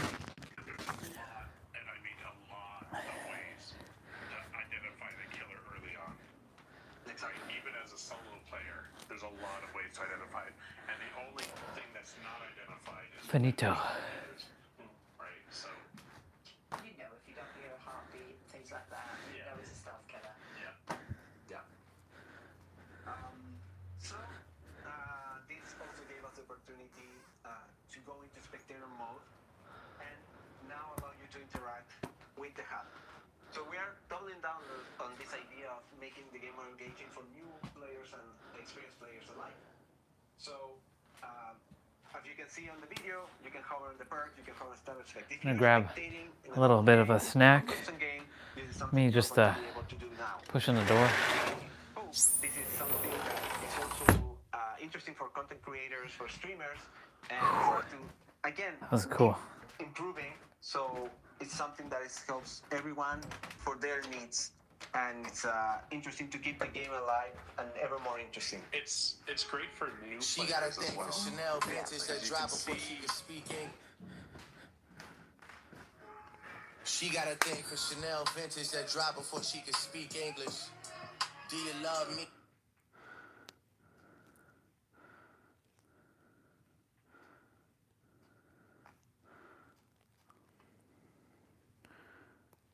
In love, seeking attention.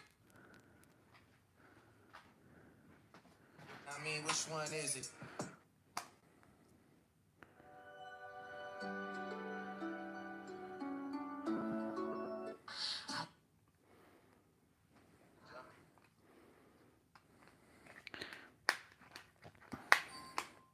Let's get back to the live stream. your teammates playing perks you haven't identified yet, you're not familiar with, and how and when to use them. Exactly. Yeah. Exactly. That's the main use case for me as well. Because there's a lot of games in it. You know, it's really hard for new players. 3 years in and still there, still learning. You know? Yeah. Yeah.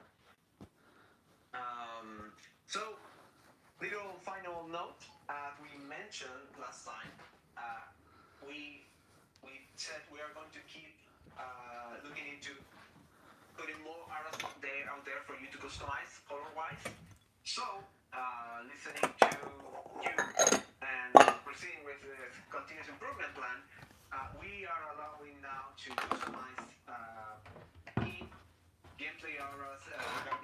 effects that come from perks, that come from powers, and so on. So when you see here highlighted market surface, surface has to do with auras that show you elements. So for instance, eruption of deja vus. Mark, when you have mark something that you want the aura to be there. So zero mark my name. When I point to a control station and I just mark it so I can go to the tunnels and know where I should be going. There you go. And highlighted it is when you are looking at auras and we change it by default to red. You can change this too. Keyword objects as part of your customization. So if you would rather, instead of having white as a color, you can choose anything else for your leader.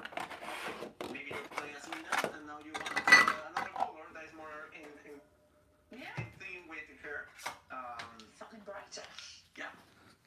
And finally, although I think the slide went out, but anyway, breakable walls. It was a little breakable walls. Like it's just that slide. Exactly. Yay, there it is. But there we are. Thank you, Diego. There's a lot of information on that. Thank you so very, very much. And a reminder to everybody, you're going to get a chance to test everything out in the PTB. Community team, as usual, will be on all our platforms getting the feedback. So please let us know exactly what you think of everything. Always, as we say, PTB, it's not set in stone. There's things that we can change, stuff like that. So feedback is super important. I think we've got a wrap for today. Thank you all very, very much. Thank you for joining us. Thank the mods for doing an amazing job. And thank everybody from behind the scenes to have made this like possible and been fairly smooth going and relaxed.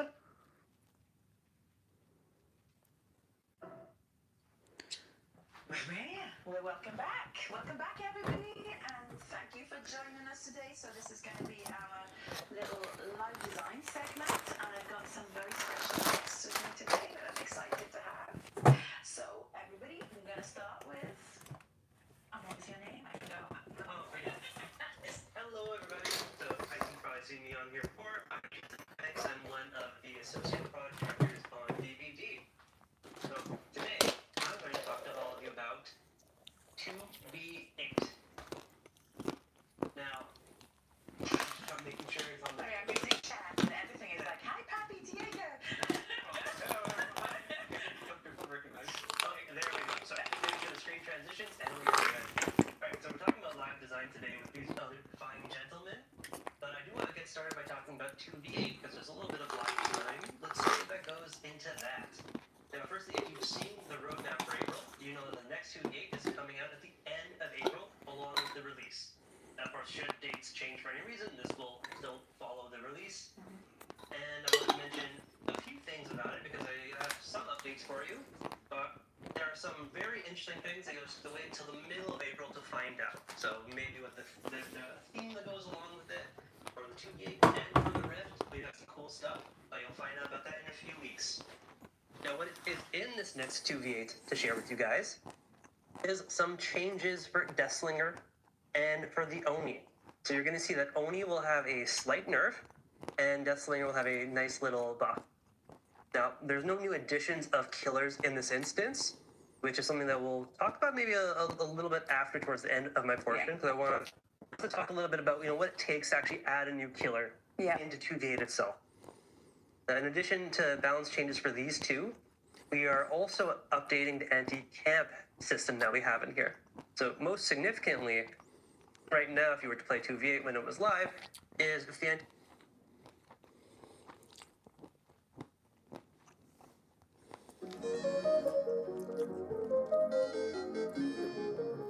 If you are into video game emulation, or maybe you were into it back in the day, then you have to have heard of a site called MU Paradise. I mean, it was once the most popular site, if not the most popular, to get old games online. It gave you easy access to classic games from many older systems. You could find titles from Nintendo, Sega, Sony, and many other platforms. And the site was safe to use. MU Paradise started back in the early 2000s. If you're old enough, you know during this time, internet speeds were slower and options were limited. In my house, we had dial-up, and That sound when you logged in, I will never forget it. Yep. So yeah, finding old games was not easy for most of us back then online, but MU Paradise, it filled that gap for many of us. It offered ROM files, and in case you don't know what these are copies of game data. These files can run on emulators or a computer or a phone. This allowed people to play old games without original hardware. Now, is this legal? Technically, no. Of But course let's not. just say we have all done it or tried it if we knew about it at one point. The site also had guides, reviews, and active forums. Users of the site shared tips, fixes, and memories from older gaming days. It really felt like a home for retro gaming fans, and many people visited the site daily for new content. Now, honestly, the rise of emulation helped the site grow fast because over time, emulators became easier to use, and most people learned how to play old games on modern devices. Yep. And when you needed games for those devices, well, MU Paradise became a top name in that space. But still, there was always a legal issue behind it. Most ROM files were copies of games, still owned by companies. Downloading them without owning the game was often against the law. This created a gray area that many users, well, they ignored. For years, the site stayed online without major trouble. Many similar sites came and went during that time. Some shut down due to legal pressure or money issues. MU Paradise managed to survive longer than most competitors, but things began to change around the mid 2010s. Game companies started to act more strongly against ROM sites. They wanted to protect their games and brands, and honestly, I'm not mad at that, and I understand also. New services also begin to sell old games in legal ways. So, companies like Nintendo took a firm stance on piracy. They sent legal notices to sites hosting game files, then some sites removed content to avoid lawsuits. Others shut down completely after receiving threats. Then in 2018, MU Paradise was hit. The site owner, known as Mass J, made a public statement. He said the risk had become too high to ignore. Legal pressure was growing stronger each year. So the site removed all ROM download links, and this was a big change for the site's user base, because at this point, many people visited mainly for the downloads. Without them, the site lost its main draw. Mass J explained the decision in clear terms. He did not want to risk lawsuits or heavy fines. He also said the stress had become too much and that running the site no longer felt safe or fun. The change, it shocked everyone at the time. There were forums filled with posts about what happened. Some people felt angry and let down. Then others understood the risk behind the choice. Me personally, I'm not gonna lie. I was sad and mad to see the site go, but at the same time, I understood where he was coming from. Then traffic to the site dropped soon after. Without downloads, fewer people had reason to visit. The forums became less active over time, and updates to the site, they slowed down as well.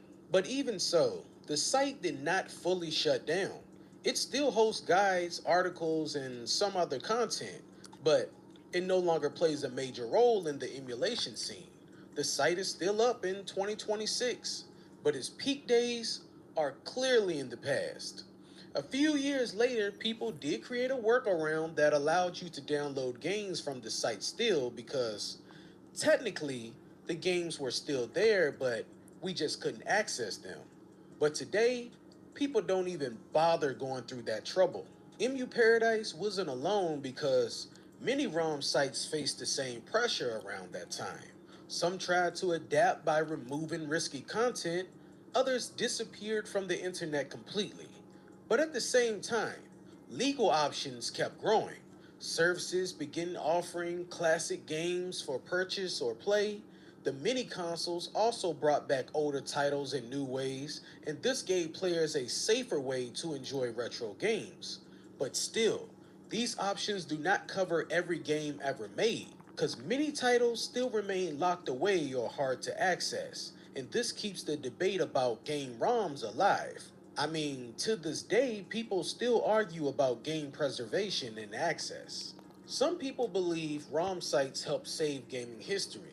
They keep rare and forgotten games available to the public. Without them, many titles might be lost over time. Old hardware, it breaks down and becomes harder to find. That's all true. Others argue that piracy harms game creators. They say that companies should control how games are shared. They also point to legal ways to play older games. This side sees ROM sites as a clear problem. MU Paradise stood in the middle of all of that debate. It was both loved and criticized by different groups. For many fans, it was a key part of their gaming life. It helped them reconnect with Oh games my from their god, the room is so childhood. fresh. So the shutdown of downloads felt like the end of an era. It showed us that even the big sites were not safe anymore. I gotta go Legal shower. pressure could reach anyone, no matter the size. This changed how people viewed ROM sites moving forward. Now today, MU Paradise is still remembered by many people, and we Just so you know, Mariant, the site that I was downloading all my games, which, by the way, there's a lot of games on that hard drive. There's a lot. I got back majority of my PS3 collection. I got back all of my PS2 collection. I got back my N64 collection. I got back my Game Boy Color collection. I got back my NES collection. I got back my Super Nintendo collection. I got back my PlayStation collection. I got back my I already said PlayStation 2. I already got my Game Boy Advance. I got back my DS collection. I got my 3DS collection. I got a PSP collection. I got a PS Vita collection. I got a Sega Genesis collection.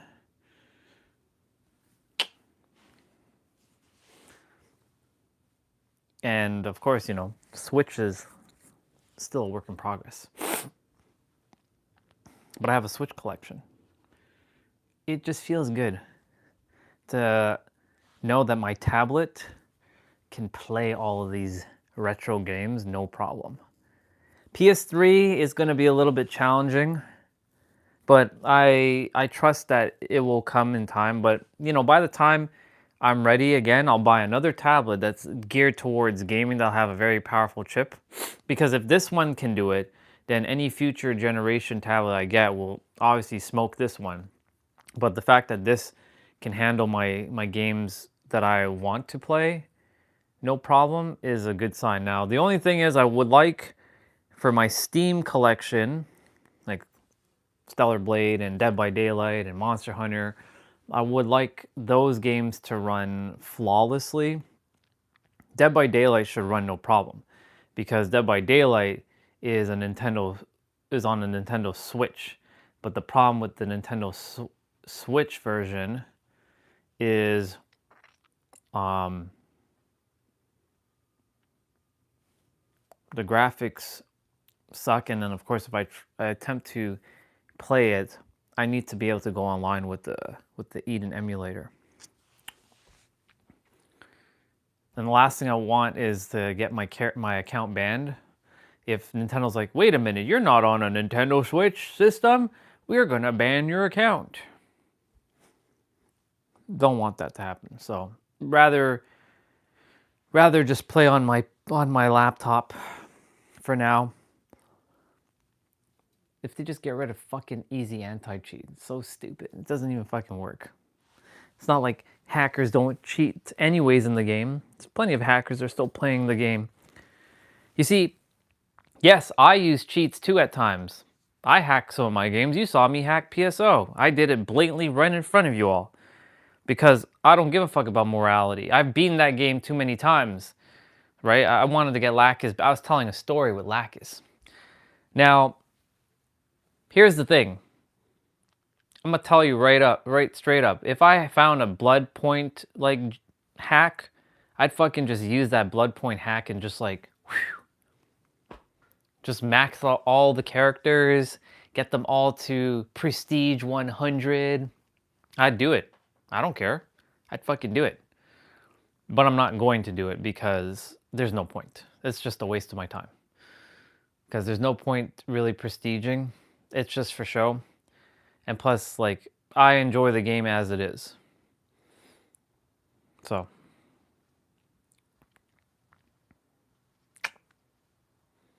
Fun times.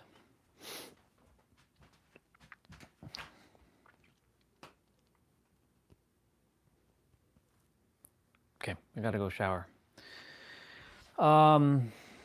What do I have you guys watch?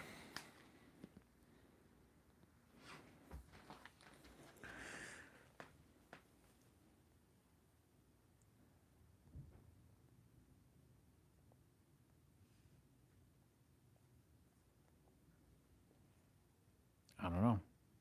Caesar? That's the problem. I can only limit what I can show you all. It's stupid.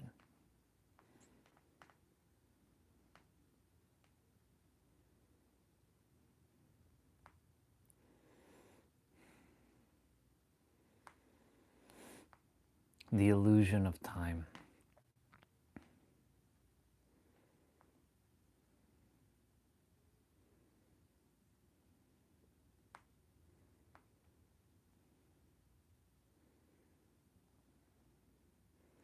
You know what? What is it? The bloopers? Or what was it called? DVD.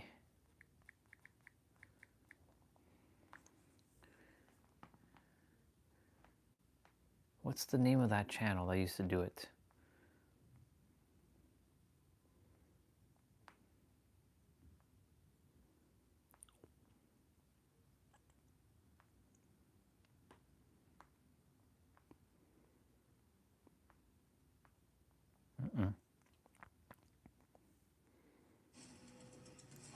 This is 5 years ago? This is old school shit. That's 3 years ago. I got you, homie. How long is this?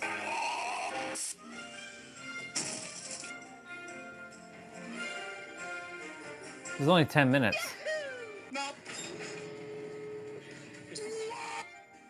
That sucks.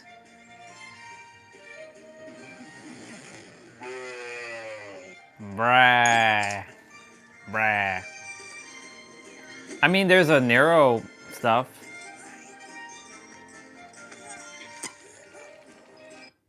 Most people don't actually understand how the mind works. And when I first get into... Ooh. Okay. You know what? Y'all watch this because he's gonna pitch hint for me while I'm going to take a shower. It's 19 minutes, and so let me kind of get a little undressed a bit in front of all of you. Not the rest, but you know. That way, save me some time, like a minute or so.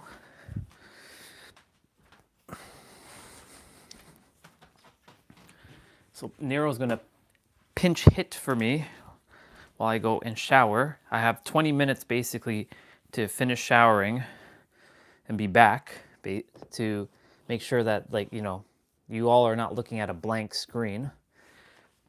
So you're gonna get some unk. We're gonna call it Nero unk. That's the new term for somebody who's old. It's funny.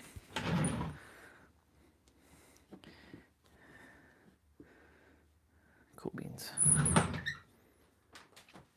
All right.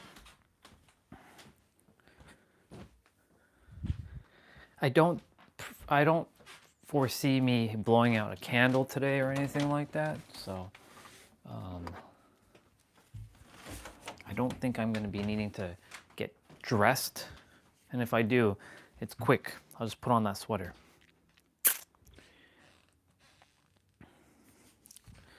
All right, Unk. Drop some bars, boy. Drop some bars for these other divine souls who I keep reminding that they have the power in every present moment.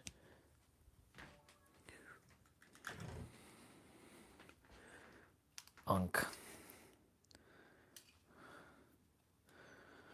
All right. That's our boy. That's the boy. This is only 19 minutes and 47 seconds, so let's start from the every second counts. Most people don't actually understand how the mind works. And when I first get into a meeting with a client, this is the first thing that I'm seeking to do. So if you can find this in yourself, this will put you levels ahead. This will put you levels ahead. First things first. Most of you niggas want to materialize things, but you don't know what those things fucking mean to you. Have you ever thought about that? Actually stop and just think about what I said. A lot of you want to materialize things. All of us want to manifest things, but we don't take into consideration what those things fucking mean to us. Because it's our perception towards the meaning of those things that is going to alter our ability to materialize those things. And that's what I write that down. I don't remember what I just said, so please rewind and just make sure you write that down because that was serious. What do I mean? We have definitions of things in reality. You have a definition of success. You have a definition of love. You have a definition of... you have a definition of a career. You have a definition on money. You have a definition on status, clout, whatever. And these are the things that typically we want to materialize as individuals. But you don't understand that it's actually your definition of those things that leads to your inability to materialize those things. What do you mean by that, Nero? Relax, relax, relax. Just wipe your mouth, relax. Here's the thing. You have to understand something. Like I told you, the subconscious mind is primarily programmed by emotion. Your consciousness is most affected by emotion. Your frequency is most affected by emotion. Your self-concept is most affected by emotion. Why? We can just look at it on a scientific level, even the fact that there are two electromagnetic fields produced, one by the brain and one by the heart. The one by the heart is 60 to 100 times more powerful than the one of the brain. Your heart is actually the first organ that is developed across a multitude of different spiritual traditions, going back all the way to ancient Egypt or Kemet. They had the idea of the heart weighing on the scales. You also see the same concept in Islamic traditions. In Proverbs, it says, guard your heart because life unfolds from it. It also says, as a man thinketh in his heart, as a man thinketh in his heart, as a man thinketh in his heart. And it's understanding that the heart is inherently more powerful. But it's coming to the understanding simultaneously of the fact that due to the fact that emotion is what programs the subconscious mind, our definitions of things are in our subconscious mind. So the way that we define things is through emotional association. There's nothing more powerful than understanding this. If you want to understand yourself, understand emotional association. If you want to understand yourself, understand emotional association. I kid you not, I'll literally get on calls with my clients and in an hour, I'll give them a full analysis of everything. They'll be like, how the fuck do you know that? And it's because I can draw these parallels and you have the capability of drawing these parallels too. Hence why I'm sharing this particular lecture with you. Emotional association. I was so excited. You're probably thinking, why is this nigga so excited? Just get to it. Here's the thing. There's no point defining or desiring more money if you don't understand the emotional association with money that you have on a subconscious level. What do you mean by that, Mira? Think about it like this. Let's do a thought experiment. Let's say, like me, you grow up on a council estate, the projects or the ends, whatever, and you have a particular experience with money. AJ, what's the typical experience of somebody with money in the ends? Don't know, it depends on who you are. In the ends. In the ends? Money. It's simple, bro. I don't know, bro. I don't know. The typical experience? Yes, with niggas with money in the ends. I don't know niggas with money in the ends. Exactly. So money in the ends is struggle, it's burdens, you don't have enough of it, it's problems, it's pain, it's stress.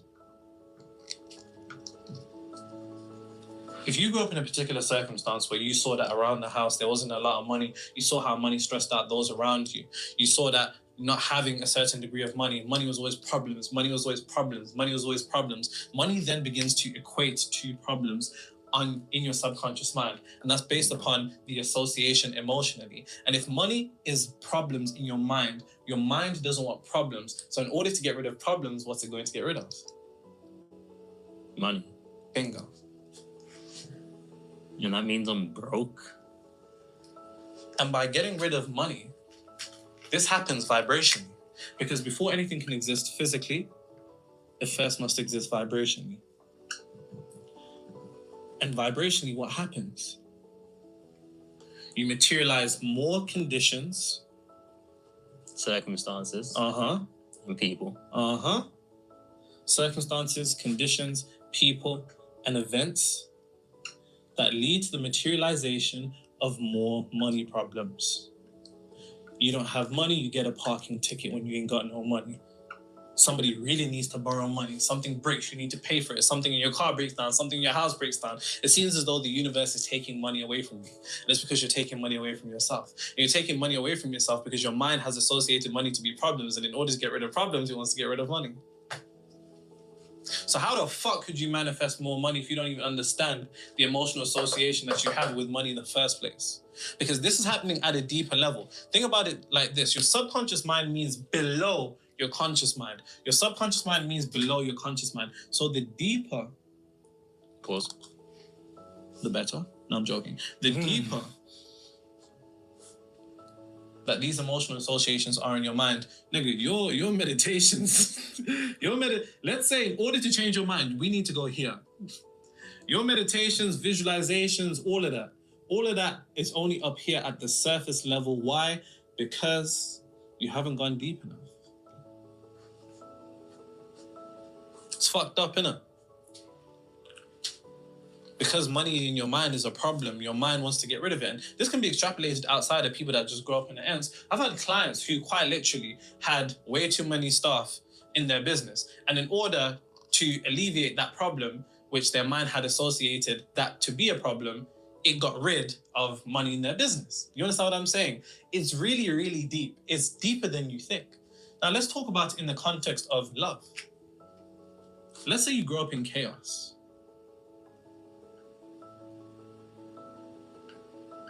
Let's say you grow up in chaos. Let's say you grow up in disharmony. Let's say that you grew up in toxicity. Or you never saw love. What's your mind going to associate love with? Chaos, disharmony, toxicity. So in order to avoid love, in order to avoid this, it's going to seek the opposite of love. And it's really fucked up. It's really fucked up because the mind works in two ways. It has two types of associations. If love is equal to chaos, then to the same degree, it will seek out chaos. In the same way, if money is associated with struggle, it will seek out that struggle. It will seek out those problems. But then simultaneously, to avoid the pain associated with those problems, it will also get rid of it. You see how fucked up it is? It's really, really crazy. What? Yeah, I see it. What, you just clocked? I see it. I understand it now, Nero. We're not done. I want to show you some more. We're not done. Because I'm gonna go through like the typical associations that people have when it comes to the emotional associations of the subconscious mind. Because if you don't understand what your subconscious mind is tying definitions to, when you go to seek to manifest those definitions, you will manifest those definitions. And that's the fucked up thing. If you want to manifest more money, because your mind has associated money to be problems, you want to manifest more money, you end up manifesting more problems. And your mind is like, yes, we've done it. We manifested more money. Because money's been defined as problems. It's fucked up, right?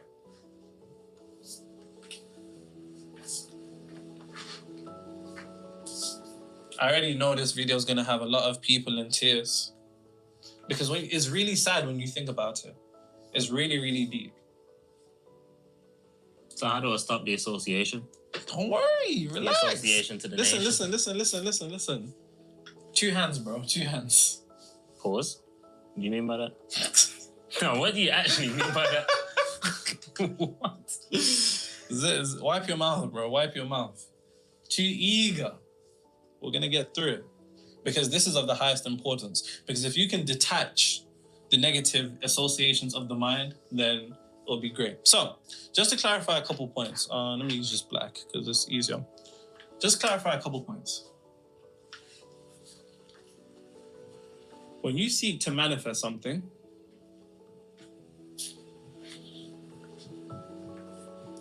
you're not understanding what that something truly means because you're not taking into consideration the way that your mind has defined it through emotional association.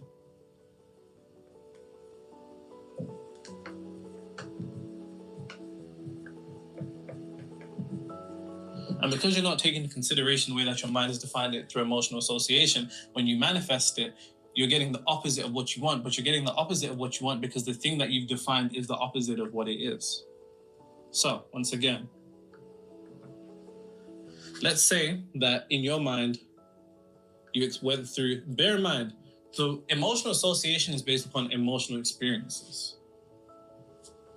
So when you want to manifest something, so let's say the first question you should ask yourself when you say, I want to manifest more success, is what are the emotional negative experiences that I've had in my life to do with success? When you want to manifest a healthy relationship, what are the negative emotional experiences that I have went through when it comes to relationships? When you want to manifest more money, you need to ask yourself, what are the most emotional experiences that I've went through with money? Because in doing so, you'll be able to deduce the emotional association. And when you deduce the emotional association, you'll come to a conclusion of what it truly means. Because here's the thing, like I said, if money, based upon your experiences, was problems, pain, stress, then what you're going to do is seek to materialize money. But if money is defined as problems, pain, and stress, what you're really materializing is problems, pain, and stress, which you do get. How many people want to manifest more money? Fucking everyone. How many people seem to have bare problems, bare pain, and bare stress? Is their manifestations not working? No, your manifestations are working. You're just not taking into consideration what it means. You understand what I'm saying? And here's the thing. Most people, let's say you want a relationship. What is a relationship defined as in your head? If it's disharmony, isolation, stress again, pain, betrayal, then guess what? You start manifesting for a better relationship, and what do you get? Disharmony, isolation, stress, and betrayal. Why? Is your manifestation not working? No, it 100% is working.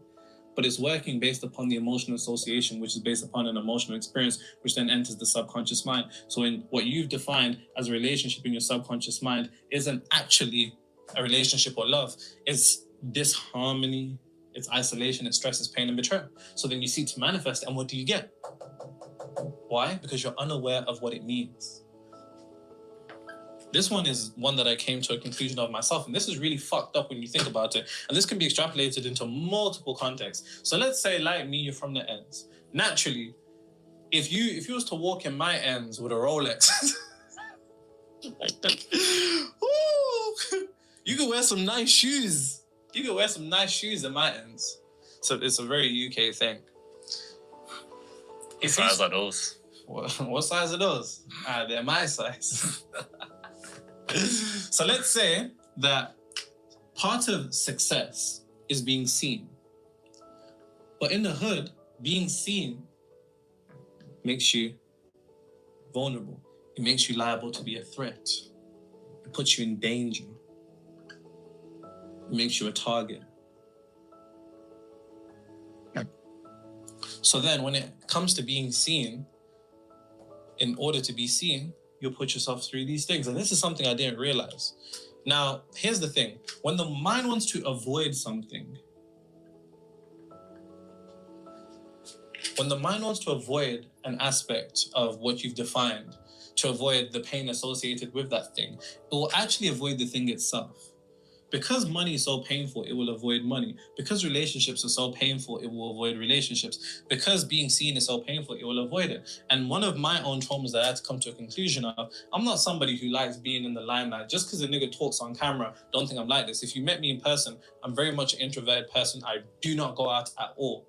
I literally don't go out, or I keep myself to myself. I don't like talking to people. My friends always call me antisocial.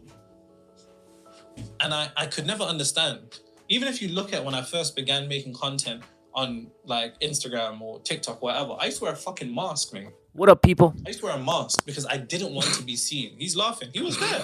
That's when we first met. And he saw me, he was thinking, who's this nigga wearing a mask? And shades. I was like, this nigga don't want to be seen. With a hoodie on. Yeah. I look like Victor Doom. Now, you don't know who Victor Doom is, do you? No. That's some superhero stuff. Yeah. Villain stuff. Yeah. You can tell. Yeah. Tell by the name. Yeah. To avoid, and extrapolate this to anybody who wants to be on social media.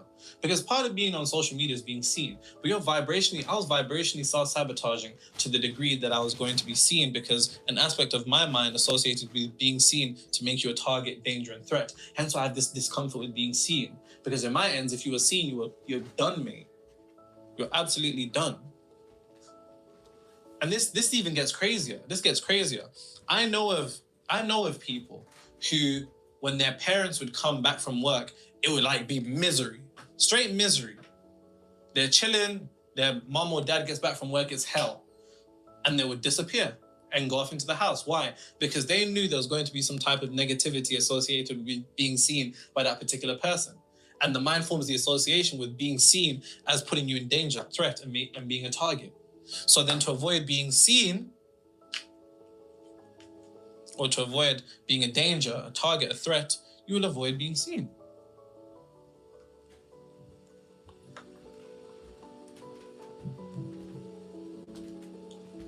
Take it further. Let's say in school, niggas made fun of you or picked on you or whatever. That was a bar, wasn't it? Context, I was combing my beard. Into a degree of humiliation.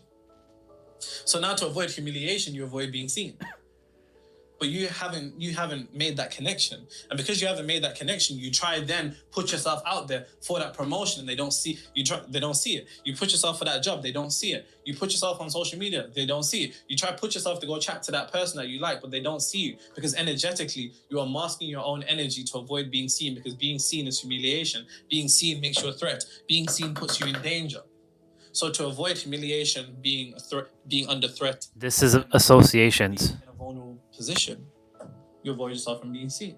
And when I realized that, that's when my channel went from 4,000 to 100,000 in 4 weeks, and then 200,000 2 months later after that. And it's because I came to the conclusion like, damn, why don't you want to be seen? I had to ask. I also know that feeling. And it was the experiences that I've seen of seeing people get robbed. You could have had a new bike in my hands. And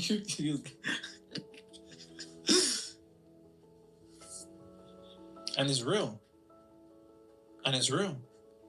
Another association, naturally, from the ends, another association is the idea that success equals you switching up on everybody. That you've gone Hollywood. That you've changed. And to avoid the discomfort with being isolated from the group, you then avoid success. Yep. Because it's too painful for the mind. All the time. It's too painful for the mind. So to avoid the pain of your association, you avoid what's being associated with it. It's fucking crazy when you really think about this. Now, whatever it is that you seek to desire, you have to come to a conclusion on what the association is. And there's two types of ways that associations are formed. Through own personal experience. So emotional associations are formed through either emotional experience or observation. Damn right, you're a gift to the world. There has to be some type of emotion. Good thing you came to realize that. So whether you've been through these things yourself or you've observed other people through it, especially the observation, we end up catching bullets that didn't even have our name on. That's a bar right there. That's what I think about the internet, to be fair. Internet's just a bunch of traumatized niggas traumatizing people who have never even been through those experiences. But now, because there's an aspect of emotion, it now enters your subconscious mind and then seeks to materialize it based upon the association. It's very, very dangerous.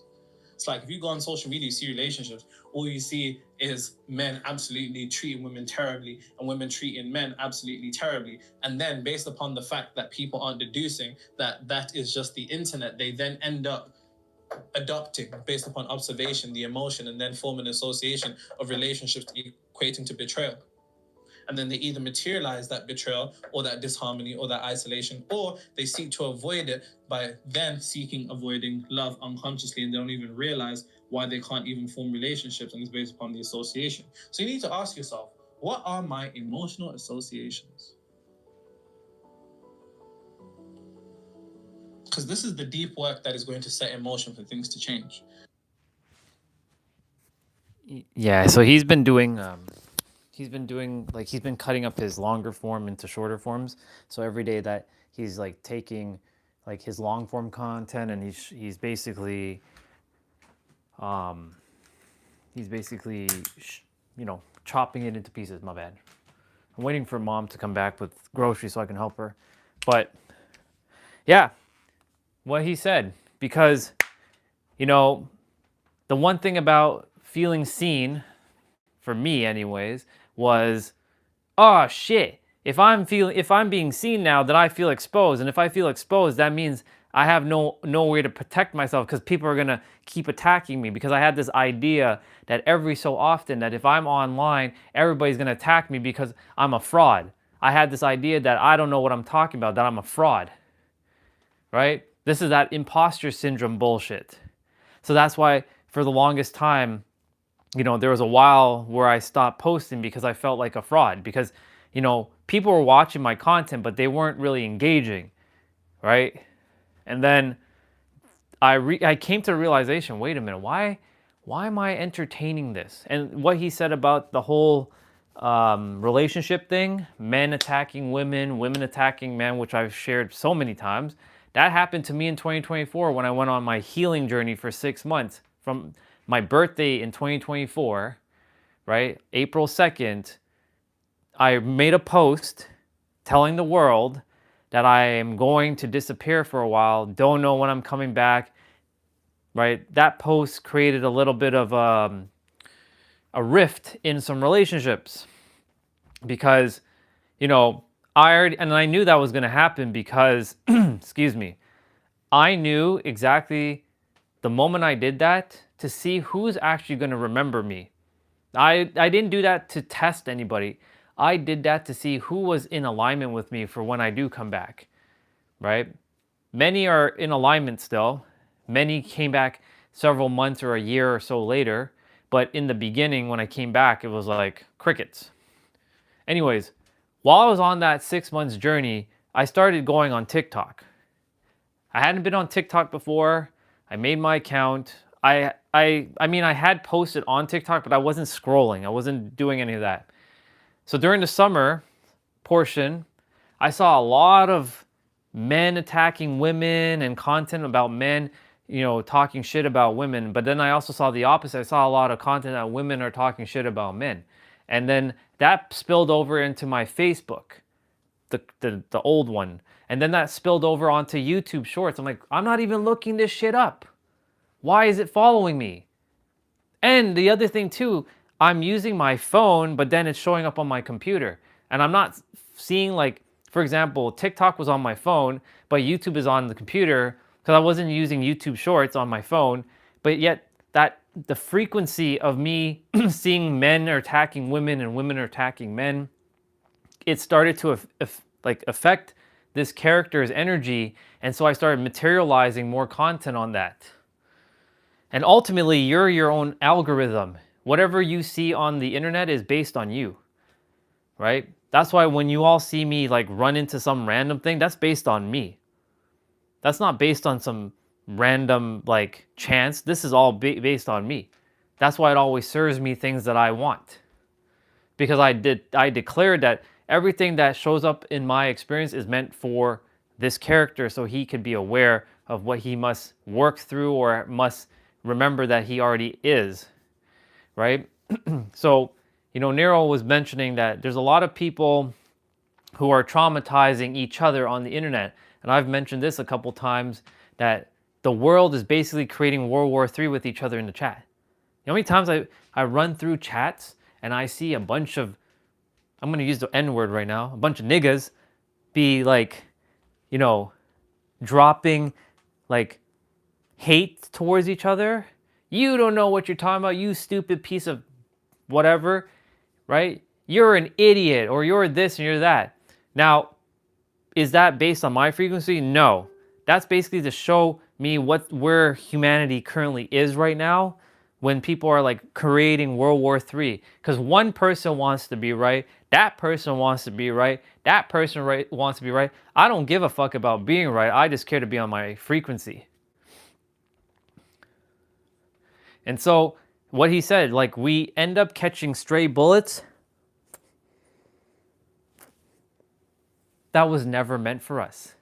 So like in 2024, when I started to doom scroll, it was perfect because it had to happen for me to figure out what the fuck is going on. Like I've never looked up men hating women and women hating men. I'm the superhero of love. I love humanity. What the fuck's going on here? Caught a stray bullet. Ugh. And because I caught that stray bullet, I entertained it as my reality.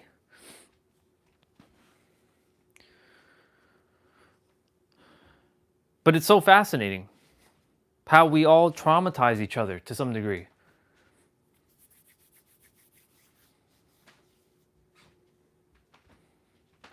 But here's the paradox. Ready for it? You're not getting traumatized. In fact, it's meant to happen. For you to realize that you're not traumatized, that you're not broken, that there's nothing that needs fixing, that you're perfect, right? But the world's going to keep gaslighting you into believing that there's something wrong with you, that there's no such thing as being perfect. Your soul is perfect. Your mind is imperfect. This is the disconnect right here. When you're operating from your soul, it is perfect, whole, complete. There's nothing you need to chase, acquire, accomplish, attain. Nothing. No accolades, nothing.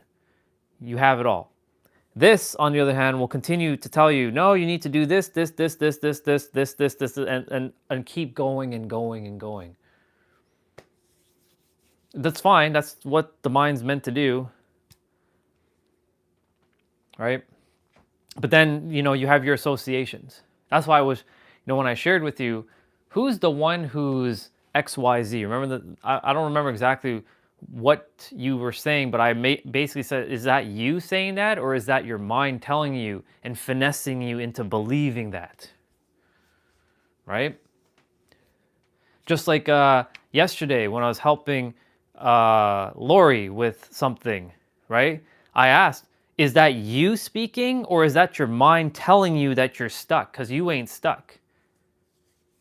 It's convincing you that you probably got trapped in a loop, but you're not trapped in a loop. You have the power to untrap yourself from that loop, right? But the thing is, the mind makes you forget that there's an opposite.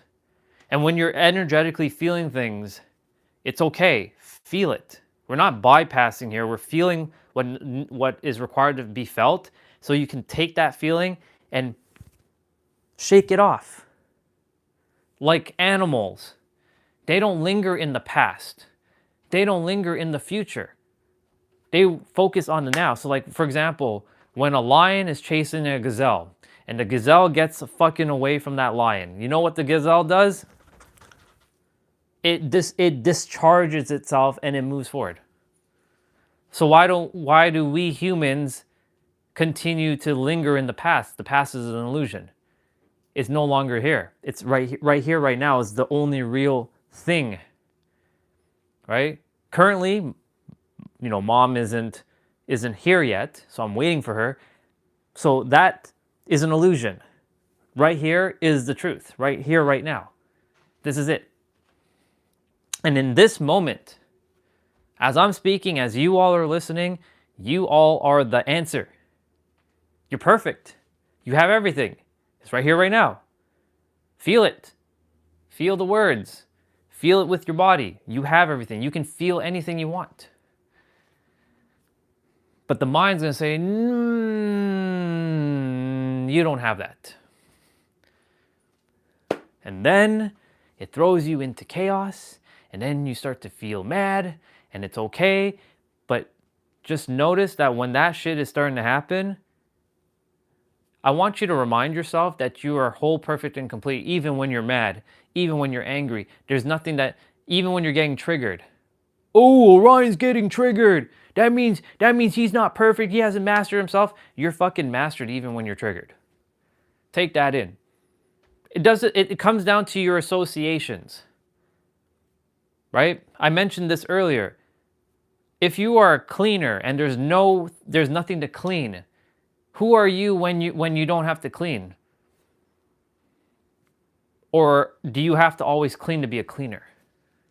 If you have associated that you must clean to feel a certain way, to have something done, can you not sit and be and also have that which you want to feel? Of course you can.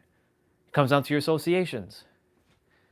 Or will you go out, make a mess, which there is no mess, so that's creating a problem or obfuscating something, and then clean it up so you feel like you're accomplishing something? That's the mind, that's not you.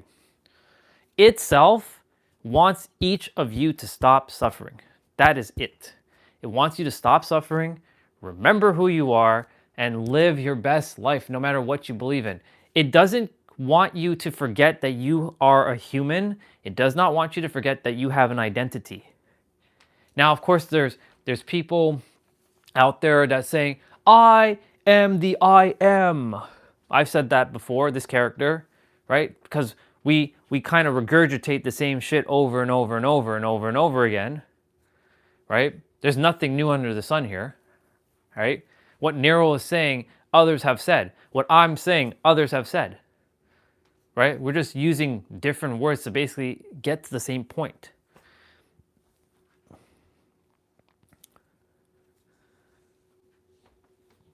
I kind of lost my train of thought, but it's okay. It'll come back. Bottom line is, whenever you are going through something, you are mastered. Because I was thinking about this in the shower. Well, it's more like feeling this. I'm like, it doesn't matter if I get mad or angry. I'm always mastered. I'm self-mastery. Like, these are just emotions that you just feel, process, and purge them. It's like clouds in the sky. They move. Emotions are like clouds. They move. They're not constant. They move. They're temporary. It's not the sun and it's not the moon. Clouds or emotions are like clouds. They drift. They move in the sky. But the perceptions between when you're feeling something and what's actually happening is misaligned. Such as, something is happening in your experience. Somebody pissed you off. Somebody said something. Somebody made you mad. But then you forget that, like, words are all an illusion. It's all made up. It happens to me quite a few times. Like, somebody will say something on the stream. I'm like, am I, like, perceiving what you're saying? Or, like, what the fuck are you actually saying? Like, and I call it out. Because I can't hear your voice. So I can only perceive based on my level of awareness on, like, are they talking with lots of limitations? Or, like, what are they doing here? Right? Like, what's going on here?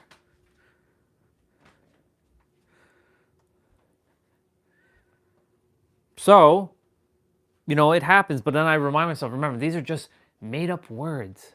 It means nothing. It's you that has to give meaning to it, Orion.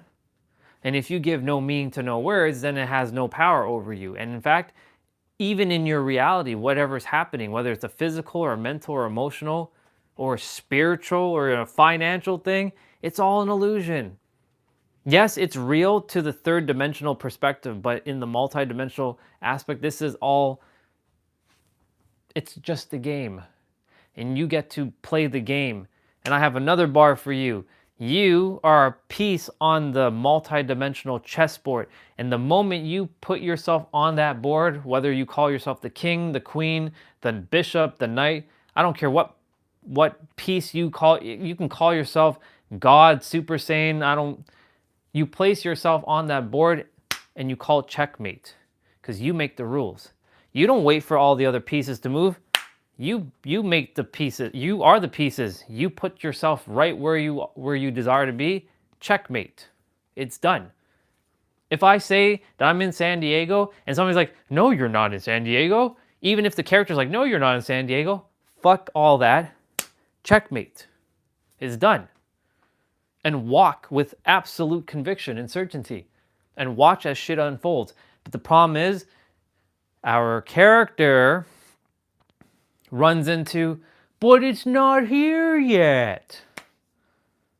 But it's not this yet. Or blah, blah, blah. That's what the character starts doing. And then it throws the character, the mind starts throwing the character into this chaos. And then all hell breaks loose again. And it makes you forget. Because it wants to stay alive.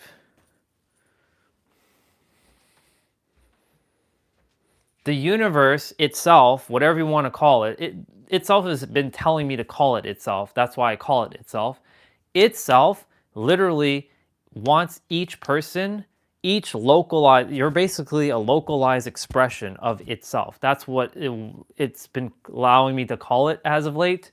You, me, are localized expressions of itself, and each version of the localized expression of itself who is navigating this world with the 5 senses, and some are using their 6 senses, which is great because that's your intuition. And there's other senses that you can start to tap into when you really are locked in. You have more than 6 senses.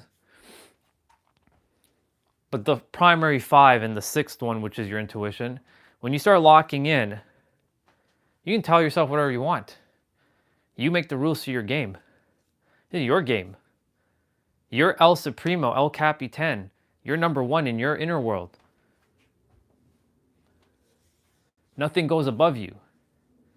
No celebrity goes above you. No amount of money goes above you. No business goes above you. You are at the top. No person is at the top of you. Now here's the thing. In your inner world, it's gonna be a paradox because yes, you are at the top, but you're not above everybody. Like you're not above other gods. And that's where this is where God complex kicks in for a lot of people. Because like, oh, so I'm God? Yeah, I'm God. Yeah. And you walk around with this somewhat of a pretentious, arrogant attitude, thinking like you're above everyone else. That's not what we're doing here. There is God complex and God consciousness. Or I can call it Orion consciousness or itself consciousness. It's basically recognizing that yes, you are at the top, but in your inner world and your outer world experience, that everybody's simultaneously at the top in their inner world and equal in their external world. And if everybody can understand that and get to this fundamental fact of reality, the world will be at peace. But there's going to be people who know this, but still want to take advantage of you. Why? Well, it could be many reasons. One, they could be the proctors of the exam. So maybe they were put here specifically to help the rest of humanity to grow, and they remembered their mission, and they have to play the villain. 2, they forgot themselves, and itself is them, and they are now just a character, but they know how the mind works. But they don't want anyone else to know. That's why, in Nero's videos, he's got a bunch of other people who are like saying, I can't let my enemies know about you, Nero. Because if they have the same power as me, then we're gonna have a battle. But the thing is, like, number 1, the fact that you're even adhering to you have an enemy, that's ridiculous. Number 2, that implies that if the enemy has the same powers as you, that means you've made yourself powerless. What? What are you doing? You have no enemies and you're not powerless. If you do have an enemy.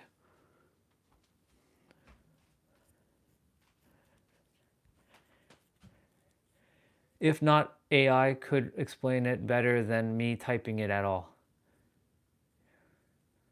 The shower effect.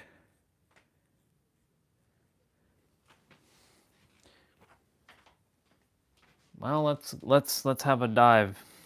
Let's go. I have not heard that one from the mind level, from the soul. The soul knows.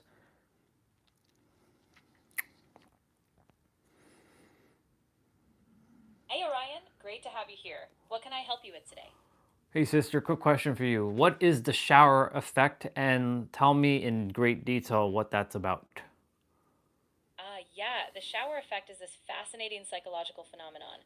Basically, a lot of people report having their most creative or insightful ideas while in the shower. The theory is that because you're in this relaxed, almost meditative state, often away from phones, distractions, or stress, your brain kind of shifts into a more free flowing mode. So you might have a problem you've been struggling with all day, and suddenly, under that warm water, a solution pops up. It's kind of like a perfect storm of relaxation and brain creativity. Oh, okay, perfect. I thought it was something else. I had a feeling it was leaning towards this, but I didn't know there was an official name to this. Yeah, exactly. It's one of those little quirks of human psychology that's pretty universal. And it's not just the shower. People sometimes get that same burst of creativity while going for a walk or even just doing mundane tasks. It's like your brain needs a bit of downtime to really connect the dots. Correct. This is how I get my insights. Like when I'm just talking or just being still, all the answers are right there waiting, and then it just comes shooting up into the mind because the soul sends the information to the mind, and then the mind's able to relay it through your voice chakra to the rest of the world. I love that way of describing. I love that perspective. There's something really powerful about just being still and letting those insights emerge. It's like a flow state. No forcing, just trusting that wisdom is already inside you. And it's amazing how often it lines up perfectly with what you need in that moment.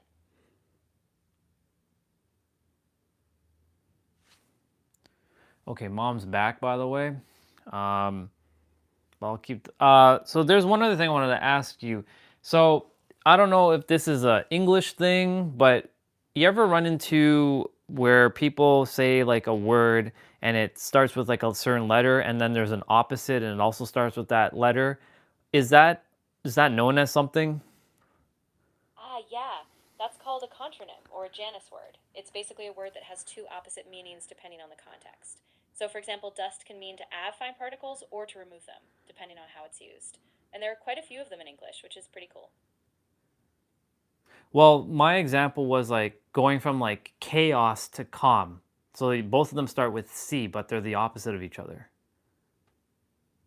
I see what you mean. Yeah, that's a really poetic example. So it's not a formal linguistic category like a contronym, but it's more of a creative linguistic symmetry. People do use that kind of alliterative context a lot, especially in poetry or storytelling. It just gives a really nice rhythm and impact. Okay, I'll be back.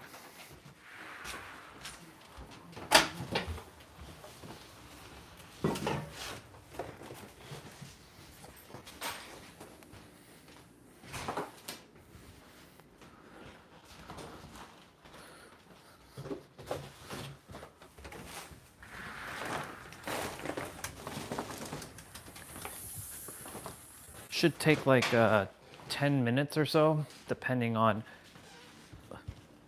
just depending in general. I won't be too long, but yeah, it'll take about 10 minutes, give or take, to get everything packed away.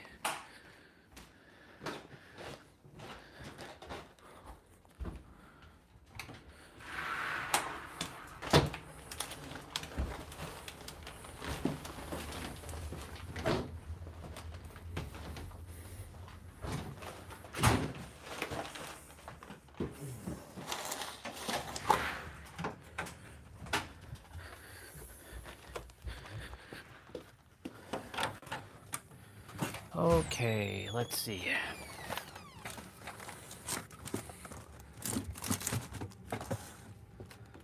Let's see how long.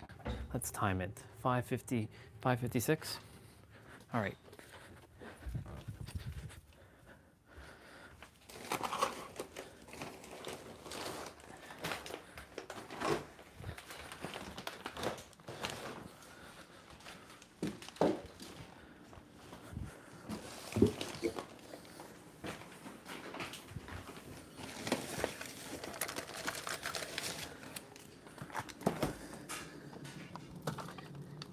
Do.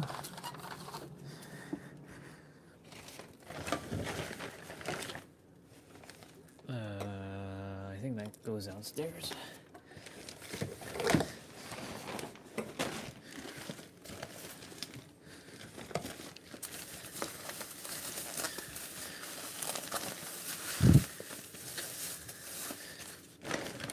Leave that there. Let's see.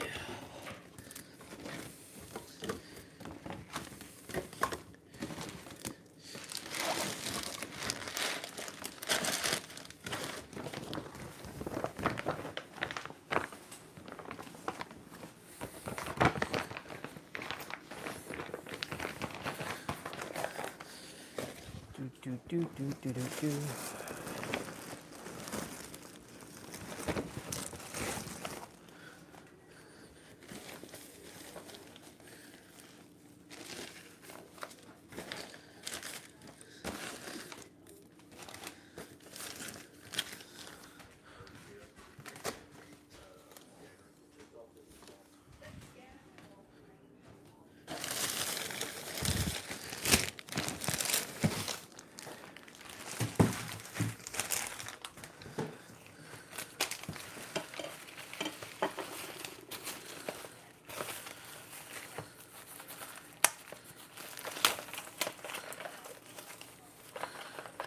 Let's see.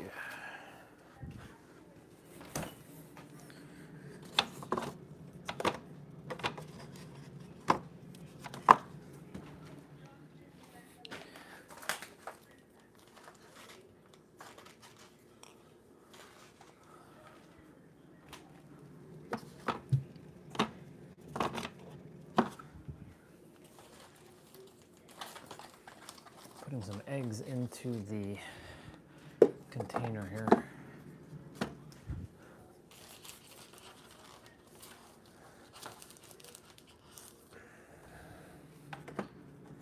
Perfect.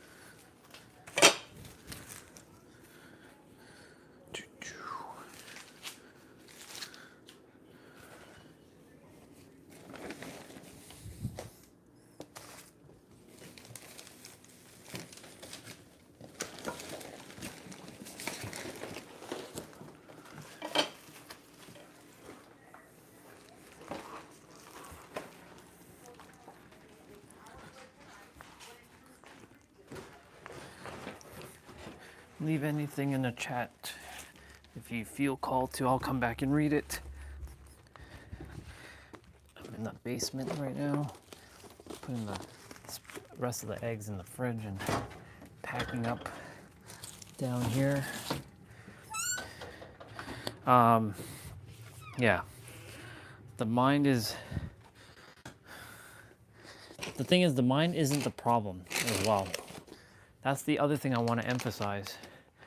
Because a lot of people label the mind as a problem and then they make it some sort of enemy. You have no enemies. The mind is just doing what it was designed, keep you safe. It's not some problem. I know a lot of people call it the ego to give it some name, but a lot of people have a lot of misaligned definitions. It's not wrong what their definition is currently to what the ego is called. However, you know, they make it into a problem, and by them, I mean the mind. It's making the mind call something a problem, and the mind sees other minds as a threat.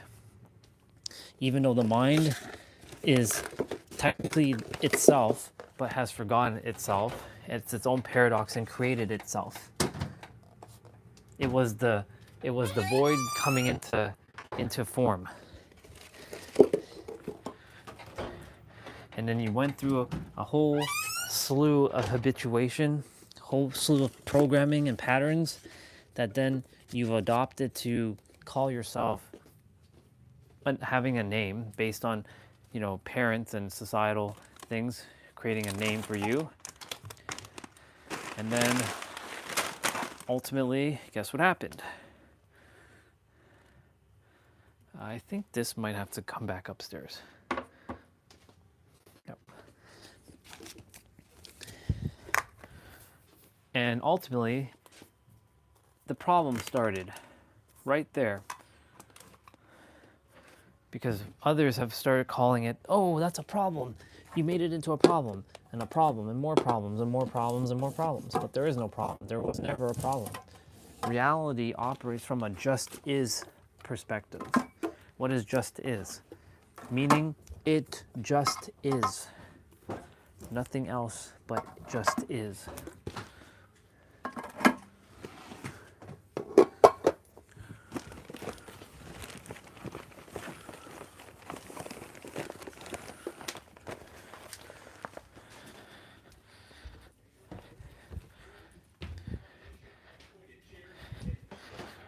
That's how just is it is. It just is. Ah, shit, I have to go back downstairs and get the rest of the stuff.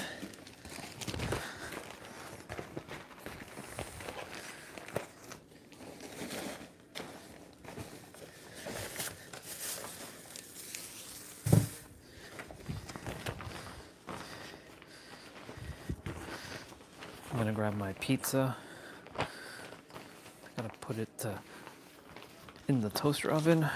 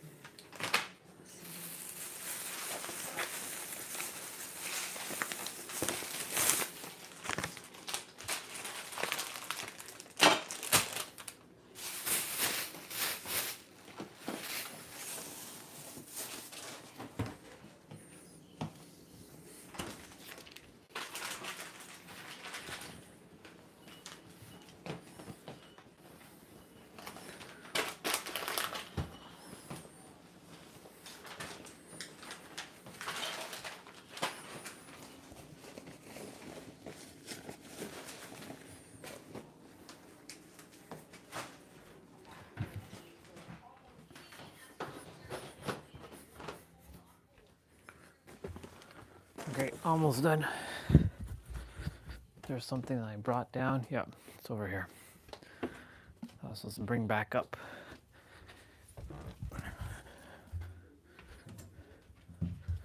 All right, let's see. What we got? Yep, all right. I'm right here.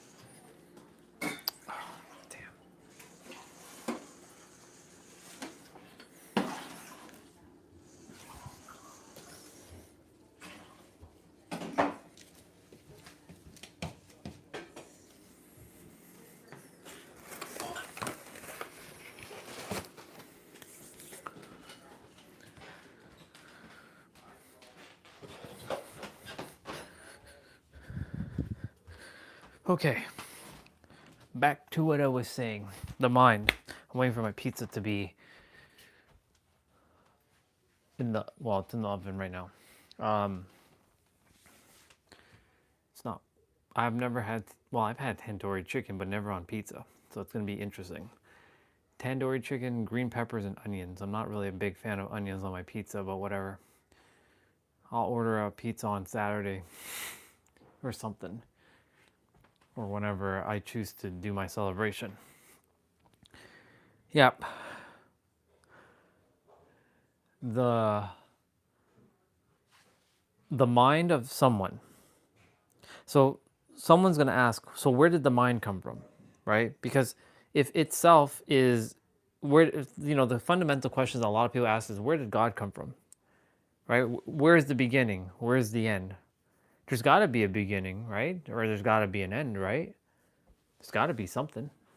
Like where did God or itself come from? It always was. But that's not possible. It has to have come from somewhere, right? Because this is the human mind wanting to understand something that it's not supposed to. It was never supposed to understand a lot of things. What the language and the mind was supposed to be doing, it was supposed to, that's a cat, that's a ball, that is a yoga block. That is it. It wasn't meant to go and how do I say this? It was never designed for complexity. But because it's a paradox, and it's really hard to explain with words to some degree, itself wanted all of us to be curious and explore. But at the same token, it didn't want us to go down the road that we're currently going down and complex and making things complicated.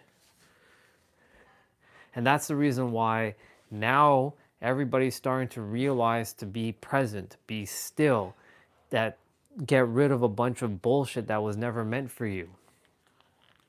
Like, get rid of it. You had to go through it to now know that you never had to be through it. But the problem now arises where you start to hold resentment for all the shit that has happened. I held resentment for years. So like the school system, I still want to tear down the school system. Don't get me wrong, but I don't have resentment. It's just is. Right? There's nobody really to blame. There is no blaming. It's just a matter of now. You can either focus on solutions or you can focus on problems. Pick your battle. Right? I choose to focus on solutions. So what's the best thing to do? Well, help people to remember. But Orion, what if you're wrong? Right? 'Cause that's the mind. The mind's always going to question things. This is normal. I could be wrong, but I know I'm not. Because I know that I was granted this amount of time that most don't get because they've been distracted. I'm not saying no one else is at this level, because there's plenty. We've seen them. Trina would be one of them. Nero's on his way, right? He's not quite there yet because he still adheres to the concept of words, right? Because he's still using words, right? But if he had ever said that, all words are made up, then he's at the same level, because then he'd be at that awareness. But he's not. His mind is not fully tapped in there just yet, but he's getting there. He's very close. I so happened to go take, like, he was sort of like an anchor point to kind of lock into, but then that was like, it wasn't enough for the mind and for the soul to, let me see how I'm going to say this. It's not that it wasn't enough. It was more so, this is why language is very limited to explain. It was enough, but the character was to even let go of all that. It was to make it even more simple. More simplicity. More simplicity.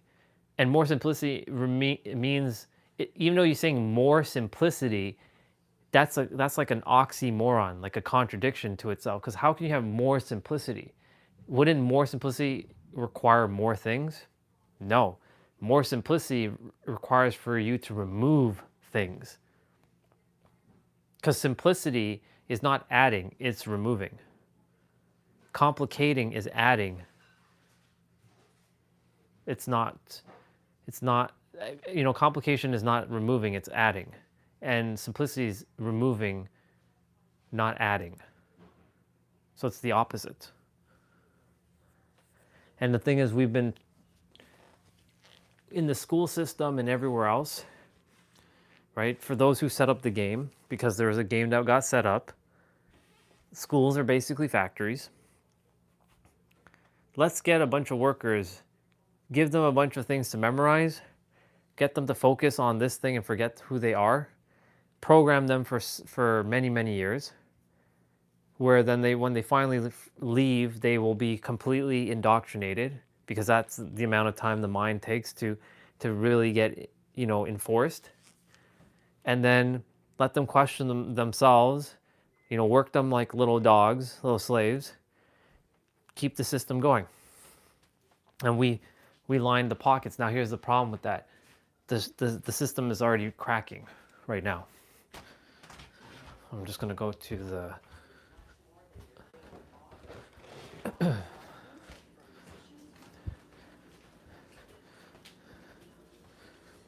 I have to go outside to throw this out. I don't want to throw this in the garbage.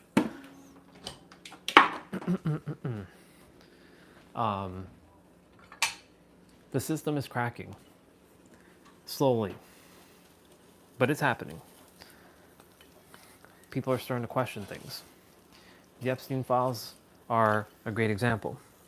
Those who did not know about conspiracy or thought everything was a conspiracy is now realizing that it was all a lie to distract, so that you could forget who you are,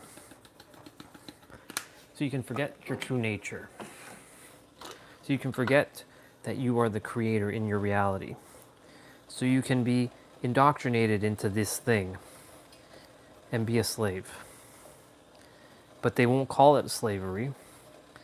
They make you feel like you are in charge, but you're not. Until you remember yourself. But until you remember yourself fully, you don't have a fighting chance. Because you're going against the very system that is using you to keep you trapped and stuck. That's what the system is doing to everyone on this planet, keeping everybody trapped and stuck. And because of that,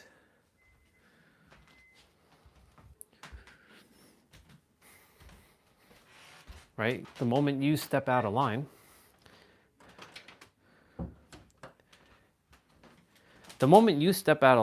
this is what's going to happen.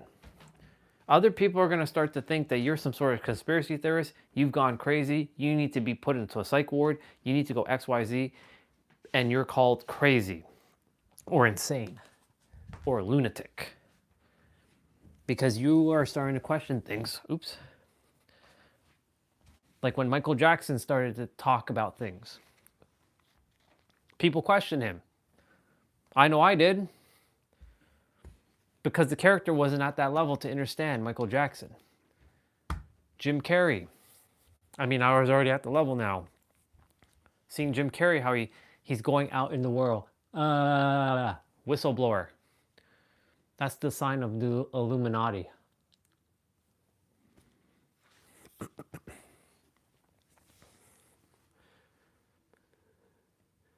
Right? But here's the thing about covert elites, Illuminati, all these things. They're actually the greatest mirror ever. Because they have to be the evil, so that you can remember yourself and not go down the dark path that they are walking, but they're walking it for you to not walk that path. So they're actually doing you a favor by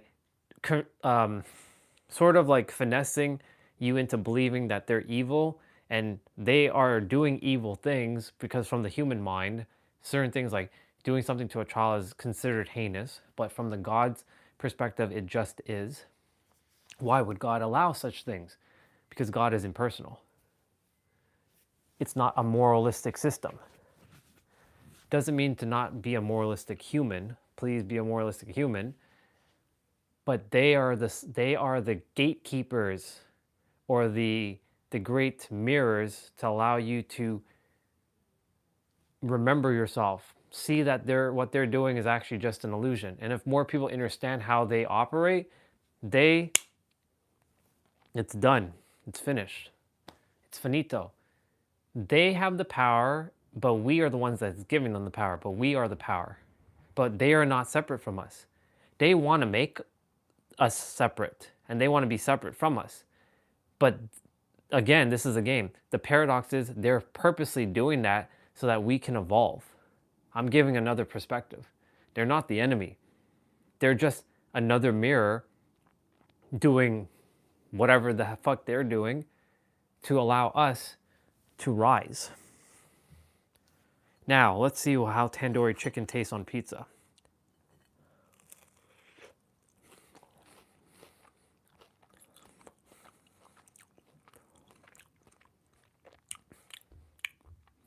It's not my favorite pizza, I'm not gonna lie.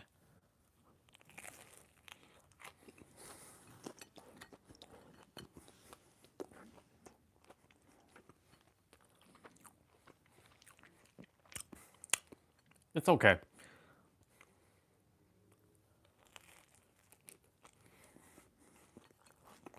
It's all right.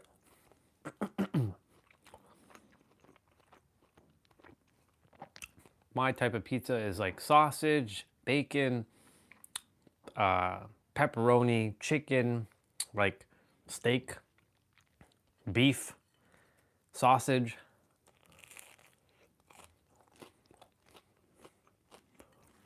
But it's okay.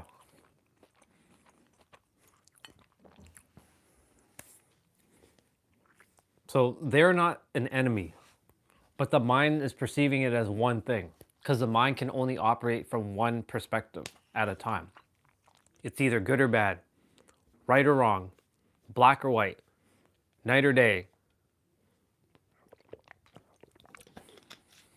So I have a perspective. When you look at a rainbow,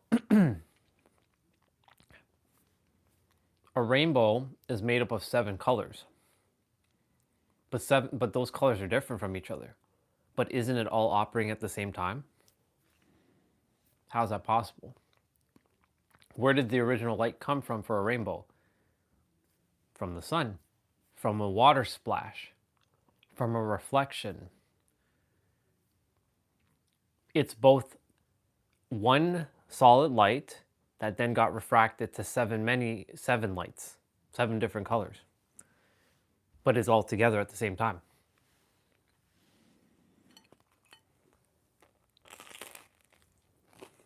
I've given this the perspective before. The Earth, right now, those astronauts, they are seeing both day and night from where they are flying around the moon. They can see the Earth. But they can see both the Earth when it's in the shadow, in the dark, and when it's in the light. So how is the Earth different? Or that's not what I want to say. Isn't both day and night existing at the same time? Right now, my brother in Japan, it is 7:21. He is awake now in Japan. And we're about to head into the night. And it's it's morning time there.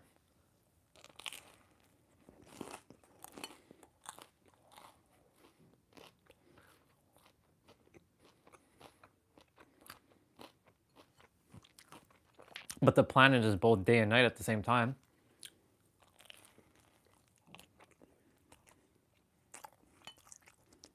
A great example is when, like you and I, since there's a 2-hour time difference, I'm gonna be in the nighttime soon. The sky's gonna be a little bit darker, but in your area, the sky's gonna be bright. So how are we able to do it at the same time? How are we able to communicate? Isn't it both day and night? Technically speaking, it is.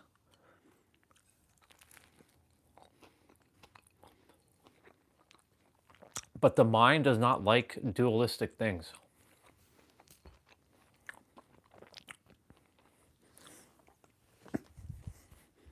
Let's see what you said. Exactly.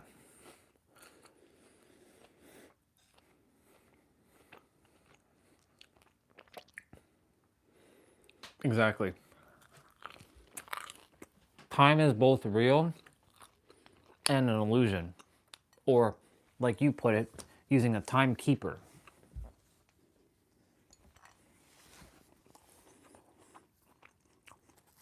The timekeeper is created by man indeed.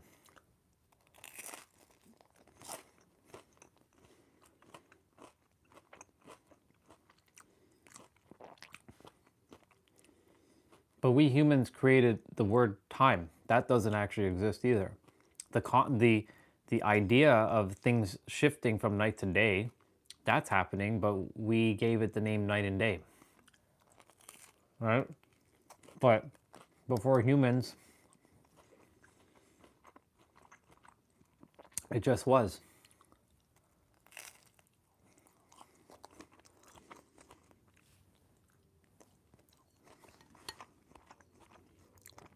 And that's where this is where all the problems start. Who's right? You don't need to be right, it just is. But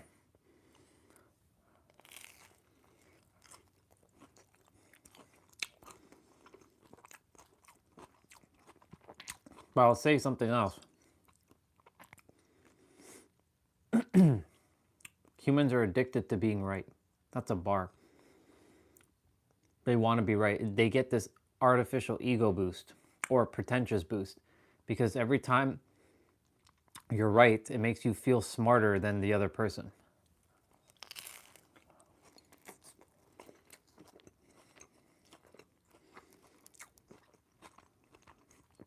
I don't care to be right. I care to be in the right frequency.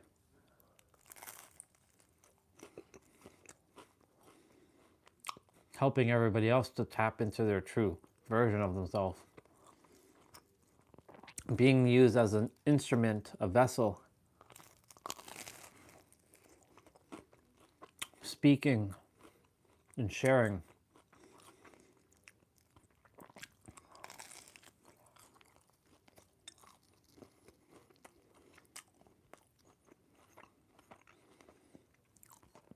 That's why my path was so different from many around me. And I didn't understand why I always felt alien. I never understood it. It's because I forgot who I was.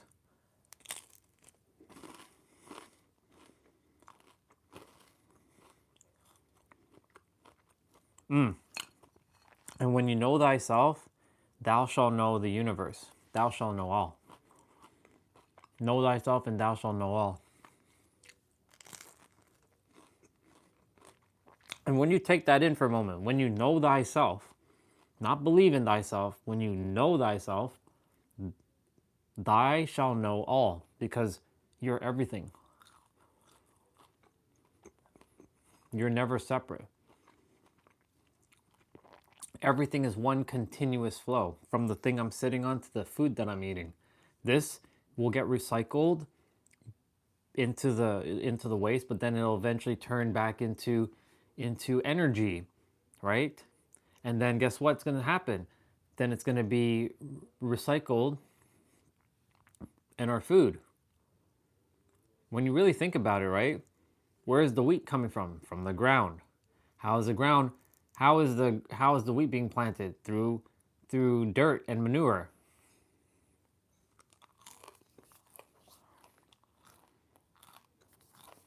It becomes fertilizer.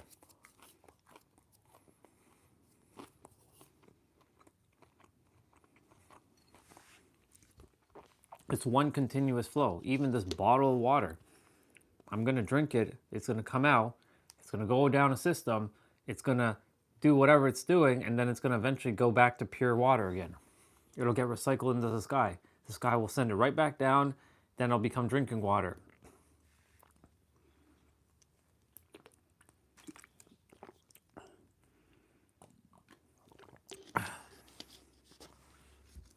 Let me see what you wrote.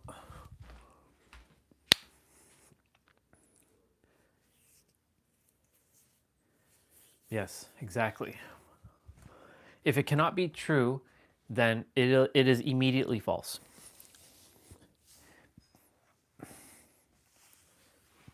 It's the example that I said earlier yesterday.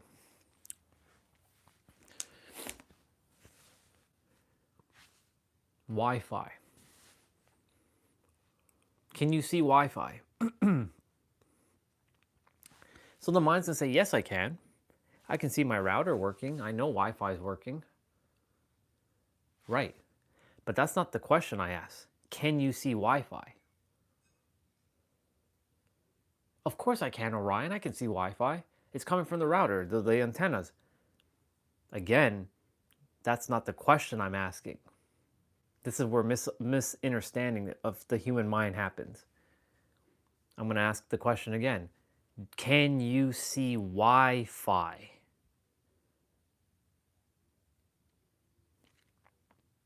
The answer is no. Your eyes cannot see zeros and ones floating in the sky, hitting your system, converting it from binary into readable text or imagery or video. Like, for example, when I was streaming speed just now, like when we were looking for the good vibrations, that file is downstairs on a hard drive that is connected to my NVIDIA Shield, that is plugged into a TV downstairs. That is not wired to that NVIDIA Shield. It is wirelessly connecting via the router. The router is the middleman. But in between the middleman of the router, it has to send signals back and forth. Can you see the signals? No, you cannot. So just because you can't see it, that doesn't mean it's false. So it's the same thing with God. God, most people are thinking it's some dude, but it's not a dude.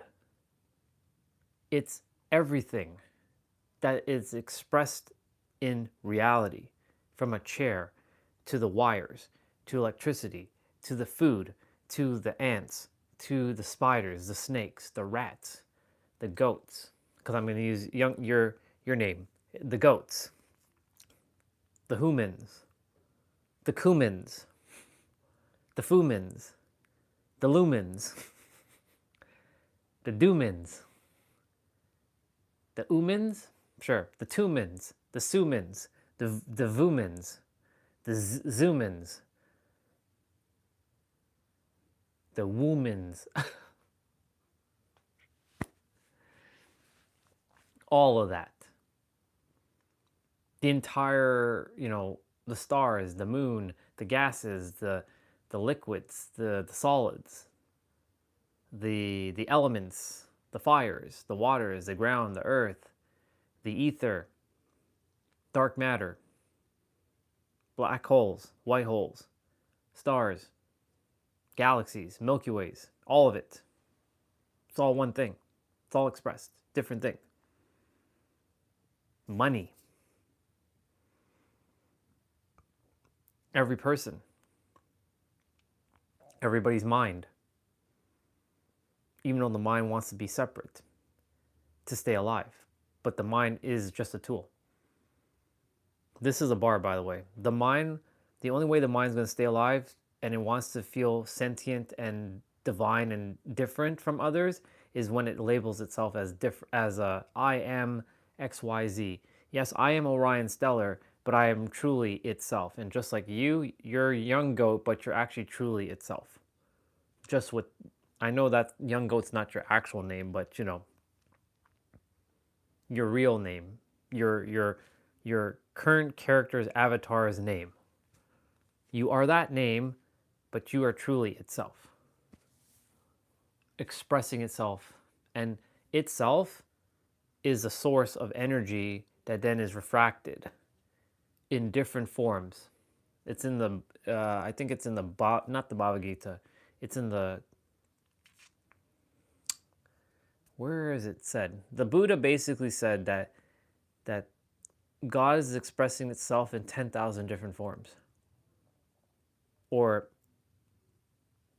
the divine is expressing itself in, it said something like that in some, one of the holy scripture books.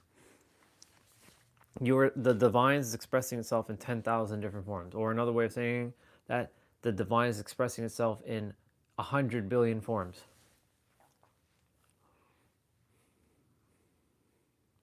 You, me, and everyone is itself. But too many people are like, they are getting tripped up with the semantics. No, God is this guy in the sky. Or, no, I am connected to these aliens and these Pleiadians, and Pleiadians this, and starseed this, and I can channel Bashar, and I'm an entity from like 5,000 years in the future, and I'm here to help humanity. I can channel through this other human. That's cool. You're still itself. That thing is also part of itself, expressing itself through some localized means.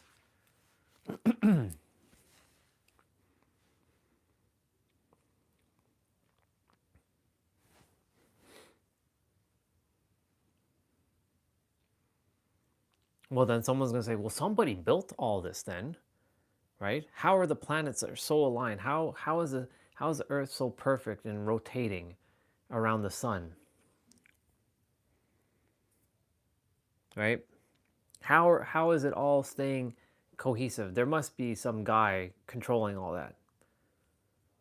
No, it's an energy that created all that into form, and it's just been able to keep itself sustainable. That's why you're so perfect, because it created you to be sustainable.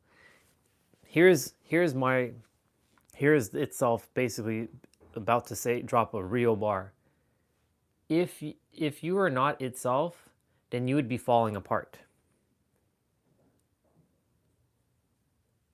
What do I mean by that?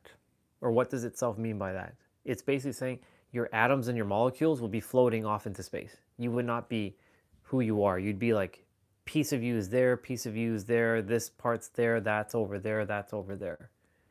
But it arranged itself and locked yourself into a meat suit so that it can express itself through you as a different character. It's one itself playing many different roles. This is it. But Orion, what if that's not true? Blah, blah. If you believe that it's some dude in the sky and it's bringing you joy, fine, amazing, use it. If you believe it's a black box in the Middle East, amazing. If you believe it's some elephant chick with 6 arms, amazing, use it. As long as you do a couple things. Number 1, do not go and create problems. Number 2, be happy and enjoy your experience. And number 3, just be. That's it. That kind of goes with number 2, but just be. Enjoy. Use whatever works, and just be. Don't create problems. Now, some will say, but Orion, you're creating problems. This is a paradox, right? This is the paradox of what I'm doing. To some, it's going to look like I'm creating a problem. It really is. This is going to look like it's going to create a problem. Because sometimes when I'm speaking, others are here when I'm saying, and they're like, that's not how that works. You see how they're jumping right away? Because their mind has convinced them that the way I'm approaching reality is wrong. You're wrong, you're wrong, you're wrong, you're wrong. And that is right there is creating a problem because they're not listening. They are choosing to be, they feel like they're being threatened because anything that sounds foreign or new or that goes against what you and there's no such thing as against, but something that goes somewhat contradictory or away from who you think you are, it will then spur up emotions in the mind to go on attack mode, because your beliefs, you don't have your beliefs have you, and it has wrapped itself into your sense of self, and your sense of self is getting attacked. But I'm not attacking yourself. There's no words I'm saying you are wrong or I'm attacking you, but somewhere in the mind it created this like protective mechanism for your own safety, and it's doing its job as it's designed to do. But the moment something like I say something that goes along the lines of you are God, the moment I say that, there's many people who are going to fight. They're like, no, God is Allah. God is some external thing. God is an elephant, or a 6-arm like tiger man, right? Or a dude with a gray beard shooting lightning bolts at you, or a black box, or a dude that was pinned to the cross. And I'm not that.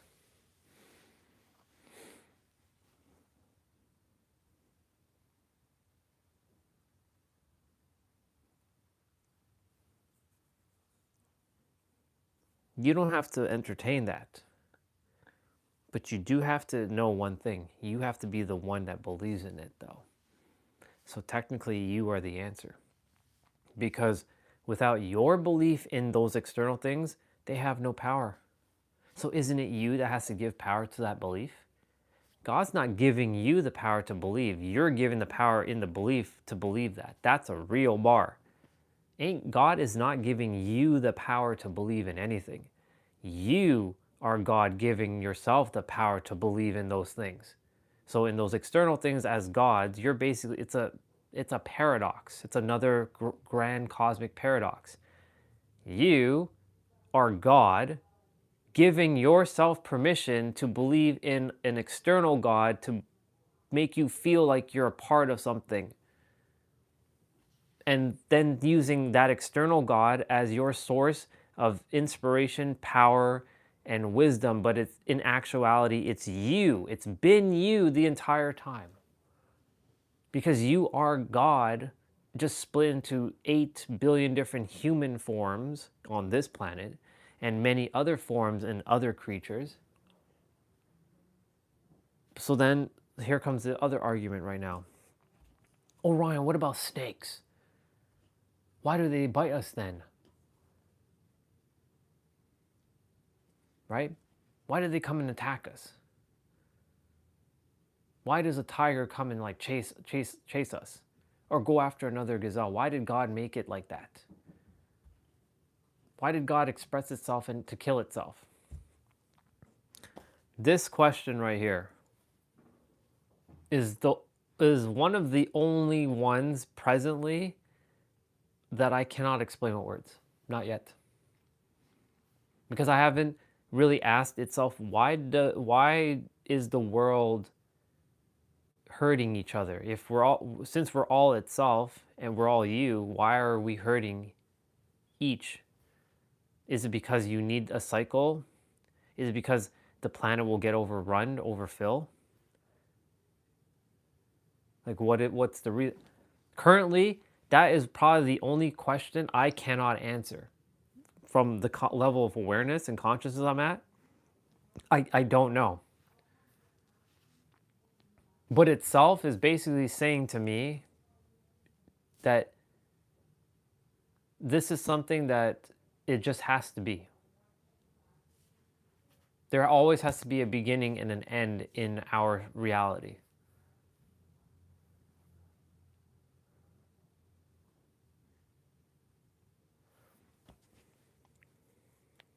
And it just said to me that this is how life is sustained. Some, it's a give and an exchange. So for a lion example, right? A lion must eat a gazelle. A gazelle must eat a grass or eat something else. And it's a cycle. It's a food chain, right? And because it's a give and take, it will eventually come back all and circulate. That's why, as humans, we wither away after a certain amount of time on the earth. Some leave a little bit sooner rather than some leave sooner than others, right?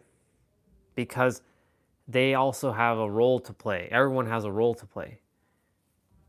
Now, for those who end up themselves, that was not part of the plan, but at the same time, there was a plan that there was a version of you who yourself, and then you realize, fuck, this is what life was about? Yep. All the people, by the way, who went like this, they're coming back. I can tell you that right now.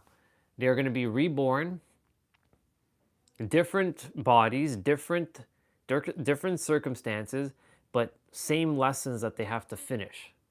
The ones that themselves. But this time, they will come back with, they're going to make their game a little bit easier or a little bit less demanding. Meaning they will come back with some little bit of memories, just a little bit, just a smidge, and they'll look like they are like this like rock star, like at like 4 years old. Like there's a little girl named Angelica, like her name's Angelica Nero. She has 1 million followers on Instagram because she sings with her baby voice, right? Her Bubba voice, and she's very cute. But maybe in one of her lifetimes, she herself, and she came back with remembering a little bit of who she is. And that's why you see a lot of kids nowadays are remembering who they are, because some of them already themselves prior, potentially. That's what itself is telling me. But it can't tell me all of these things, because there's certain things even this vessel is not supposed to know. But the thing is, the human mind is always curious to find out all of the mysteries. But knowing that you already know enough is enough in itself. Let me read what you wrote.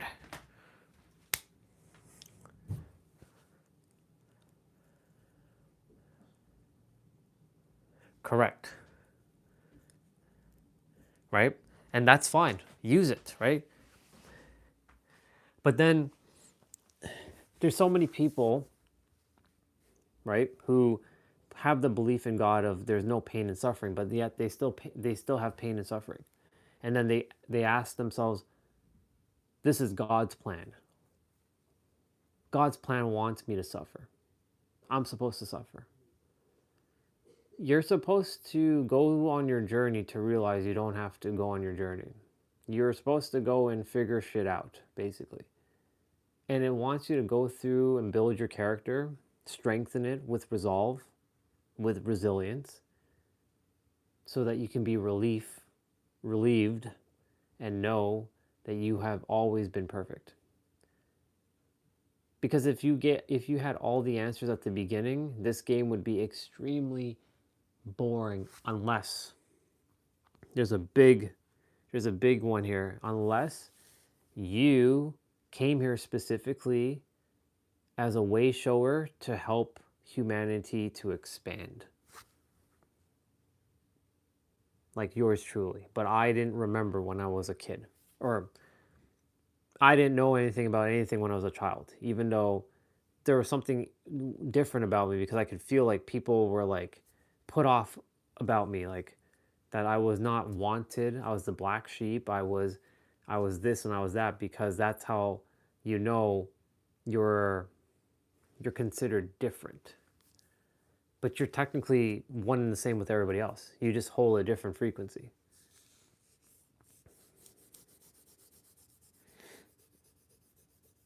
That's why I always thought the world was against me, but that was never the case. That was this creating a story and misperceiving things. And misperceiving things, it becomes a problem. And even though, again, there is no problem, that in itself is a fundamental issue that the mind has. It starts to obfuscate things. And then from that moment on, all hell breaks loose when you start to misperceive things. It's misperception at its core is just, it's rough. Because then you live your line in a misperceived way. There's so many people who are living in a misperceived way right now. They're not wrong, it's misperceived. There's the difference. Wrong technically doesn't exist. But Orion, isn't misperceiving the same as wrong? Not necessarily. In fact, it's not. It's just not aligned with what you're supposed to be doing. But you're doing what you're supposed to be doing right now for you to remember who you are at some point in the future, even though every future is happening right now, so that you can tap into the true version of yourself. It's a paradox. This is the key thing about reality. Everything that I'm saying, that itself is saying, is a paradox. Even a paradox is a paradox of itself. That's how paradoxical this is. That's the crazy thing about the mind. It's a massive conundrum that it's like attempting to solve itself with itself. But how do you solve something from yourself with yourself? It doesn't make any sense. You got to use yourself. You got to use yourself to solve yourself, to find yourself, to resolve yourself. That's a bar, by the way. That was truly all itself there. This was not this. I hope you took that one in. You got to use yourself to find yourself, to relieve yourself, to resolve yourself from yourself.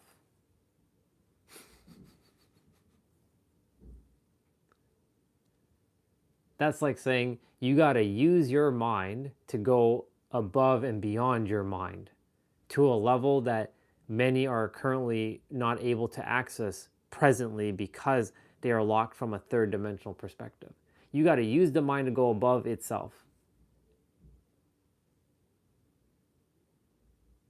But technically, you got to use the mind in conjunction with your heart, which is the soul. And they working in tandem, in coherence. And the heart sends information to the mind because the mind is finally surrendering and allowing the heart to lead. And the mind will allow your throat chakra to speak the words because it's able to hear things clearly. There's no mind fog because you're allowing yourself to be still. That's why there's a saying, the ones who are the loudest cannot hear God. But the ones who are the quietest, they can hear God at the loudest. Paradox.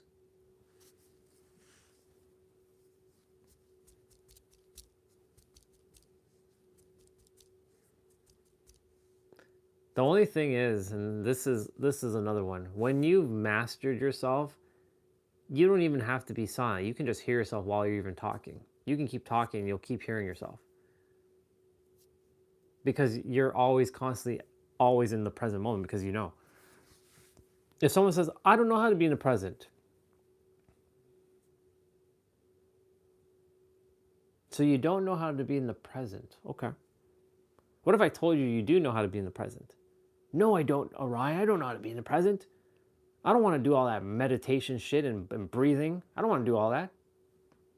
Okay. So, you know, you saying that you don't want to be in the present, right? And you don't know how to be in the present. Aren't you saying those words in the present? So technically you're in the present. You know, every time you're taking your breath, you're taking the breath in the present. You can't take a breath in the past or the future. That breath is always happening now. Every time you blink your eyes, that's also happening now. Every time you open your mouth and say a word, that's also happening in the now. So when you say that you can't be in the present, that's bullshit because you already are in the present moment. You never leave it. Paradox. I'm dropping bars, well, itself is dropping bars through this character right now. This is not me. There is no me. Orion Stellar is also a character. It's a powerful character, but it's just a character. But everybody's powerful, just like Orion Stellar. We're all equal. But there's going to seem like there's like a gap between us. There is no gap. I'm here to close the gap. There is no gap. I'm not even here to bridge the gap. I'm here to close the fucking gap. There is no gap. I'm here to tell you there has never been a gap between any of us. But the mind is going to convince you that, no, that's not true. Because it wants to feel separate. It wants to feel like it has to attain something. Because if it was that easy and everybody had it, then what would be the point of being here? That's why Nero said, if your association to success is struggle and pain, you'll purposely push away success because of struggle and pain. Because you don't want to feel that uncomfortability, because your definition or your associations to success is littered with pain and suffering. So you'll push it away, just like money, just like relationship.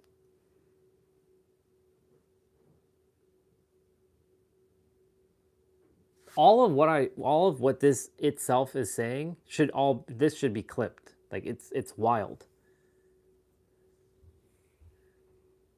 This is how I must show up on a stage when I'm speaking to all other itselves. Hello, itselves. Huh? Who are you speaking to? I'm speaking to all itselves. No, like who are you speaking to? All of itself. Of course, they're going to want to say, I'm speaking to you. Well, which you am I speaking to? You. Who, me? All of you. You're all you. Paradox. Unless I specifically point, I'm speaking to that version of itself right there. Yeah, that one. I'm not a that one. My name is XYZ. Yes, that's your identifier while you're on the planet, but what you are is actually itself. There is no you. It's just itself playing a character through you. How dare you call me character? Right? You see, like I can create all kinds of scenarios with itself within this vessel to see what people are going to say and already come up with a counter. I'm not here to fight anybody. I'm here to see what people are going to say. Because they're all me. They're all itself. It's the same itself.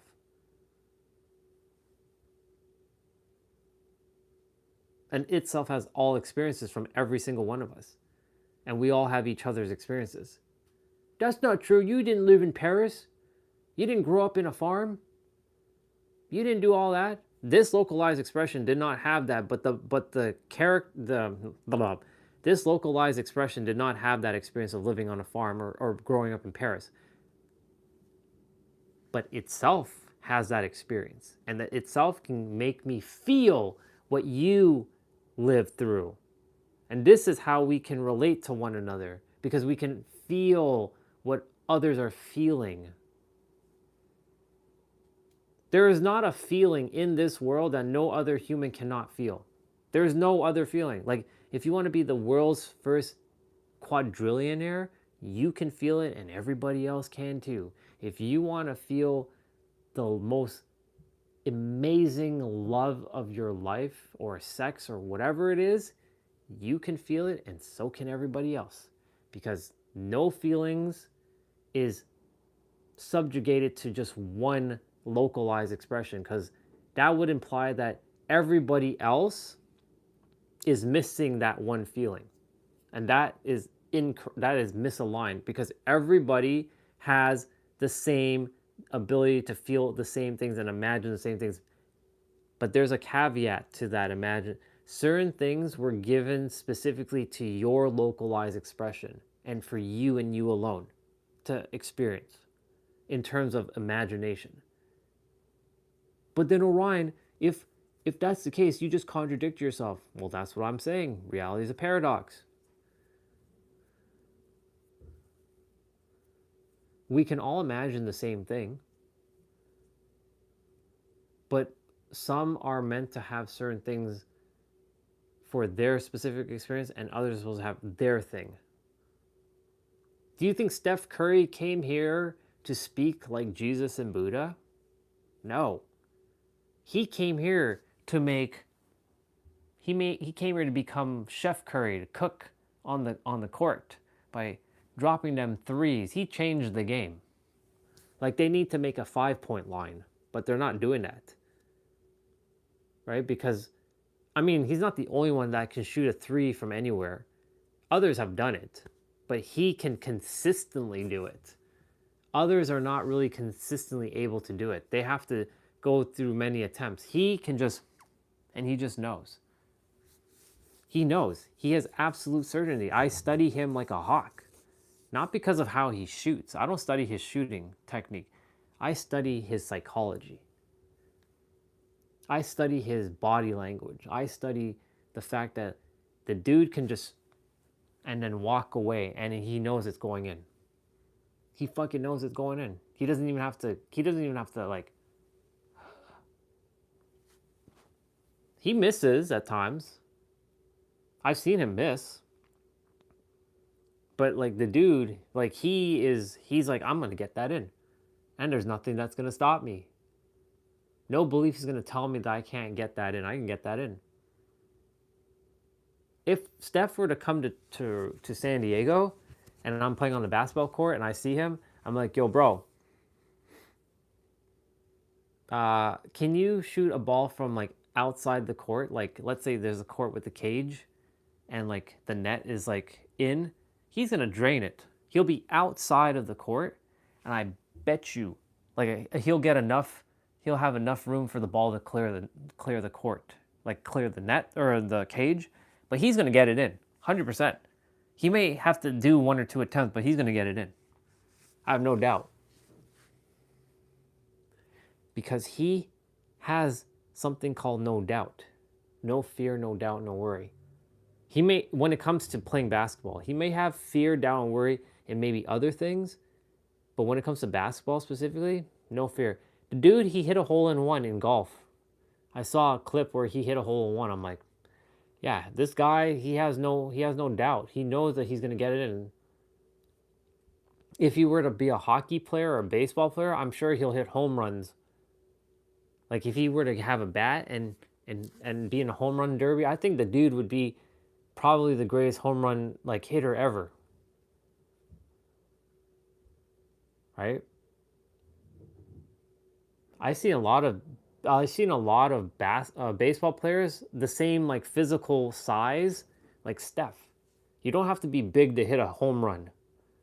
You don't have to be a Mark McGuire or a Sammy Sosa or like a big Pappy to slug a ball. I've seen people who are like smaller and they're not like jacked, but they're fit, and Steph is pretty fit, and I could see him like knock it out like. I think I've seen Steph actually hold a baseball bat before and like hit a ball.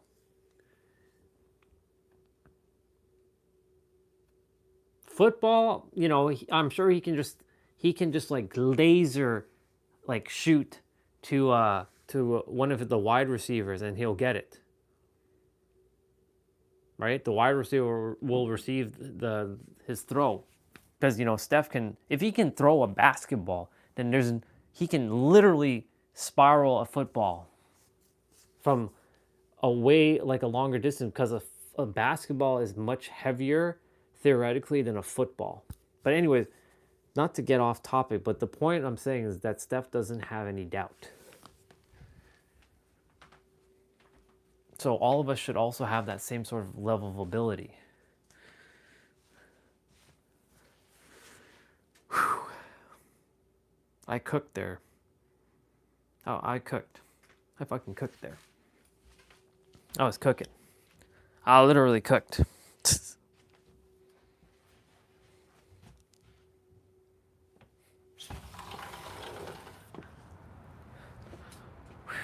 It's a little cold out here. Whew.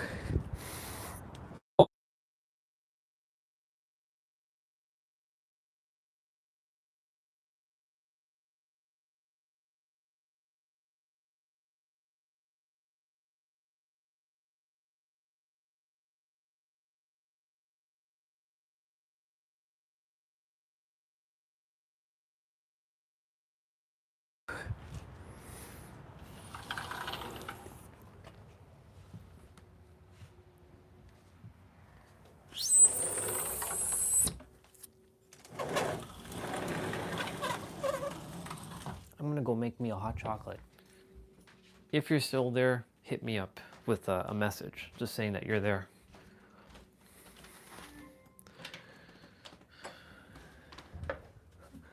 Wait, where is my paper towel? It's over here.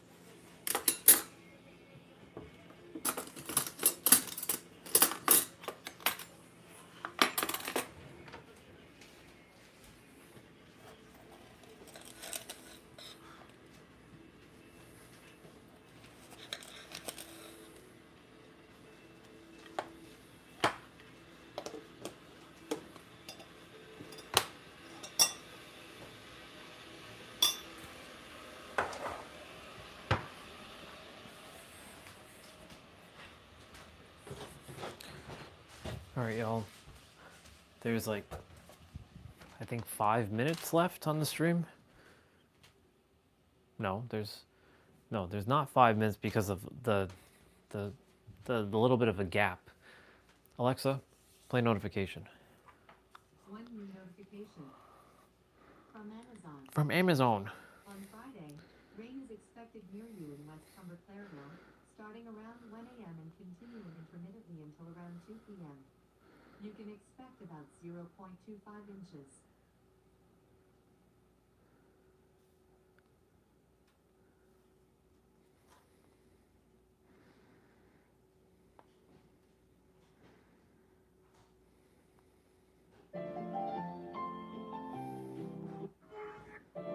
Catch a wave on us. Take a shot, make a friend, just enjoy the moment. Blue sky walking on these haters.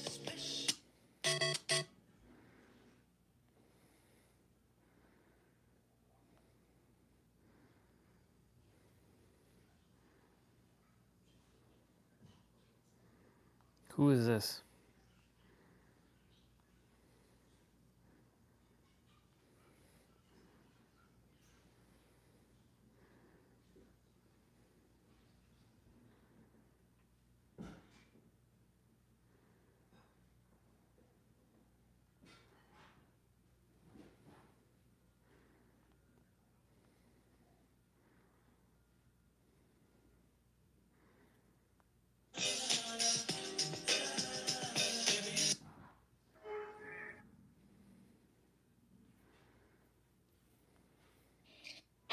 This is going to be the Okay.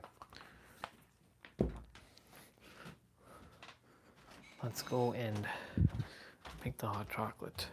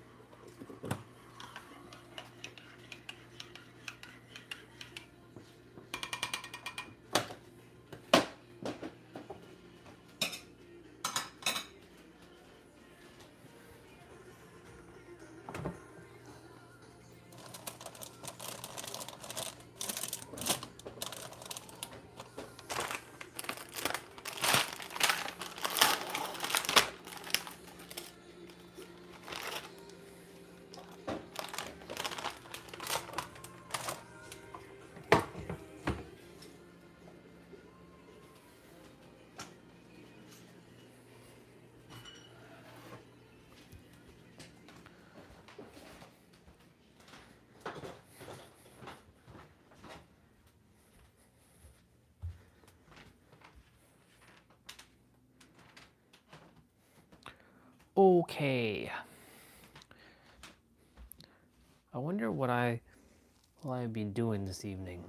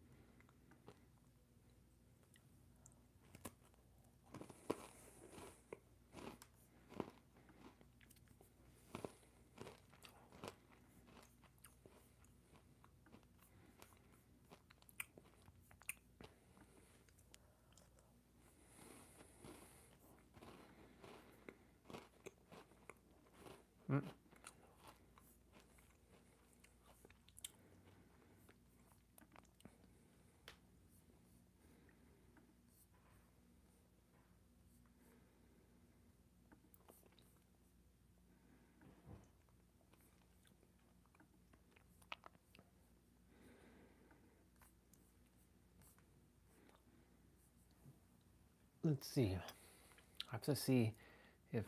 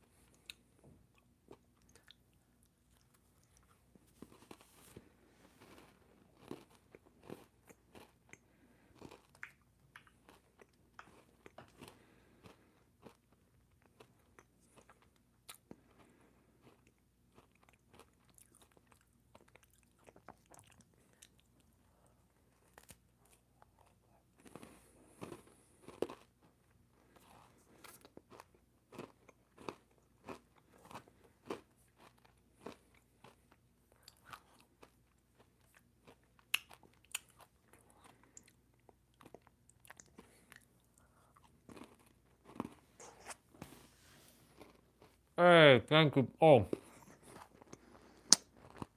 thank you, bro. I appreciate it. I was just finishing up messaging those who messaged me happy birthday on Facebook so that, you know, it's one of my things I do. Do you want to play, by the way? The live stream is going to be done in about 5 minutes. Let me know. Let me know, Mr. Bro. I just want to finish. I have just a couple people just to tackle right now. So I'm just doing that right now. Yeah, if you want to play, let me know.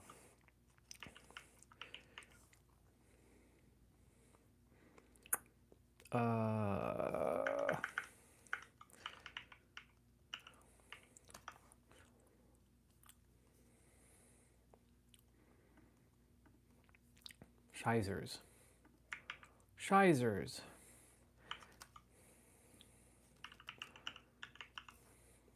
You know, sometimes I spell the name Michael wrong. I put E-A-L. It's actually A-E-L. Sometimes I get twisted with that. Okay. Since it'll be at 7:45, hit me up on Discord. I'll make sure to check Discord then.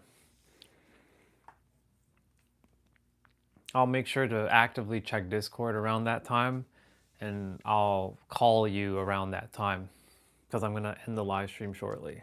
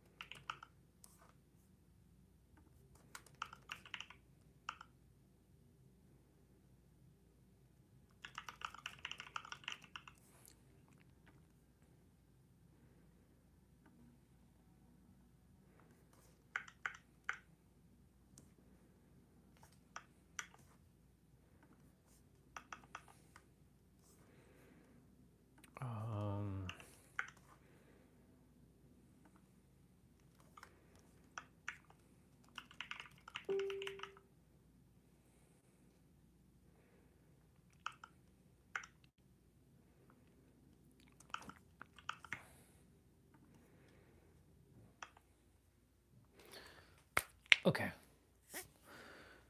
And see, as soon as I finished one, another person messaged.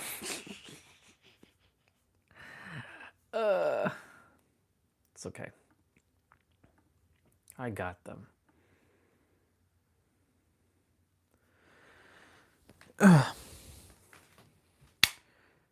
Okay, Google, turn on light.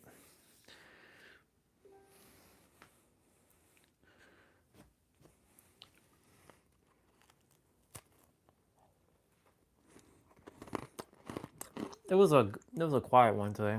Didn't do anything. I did have one more donut though.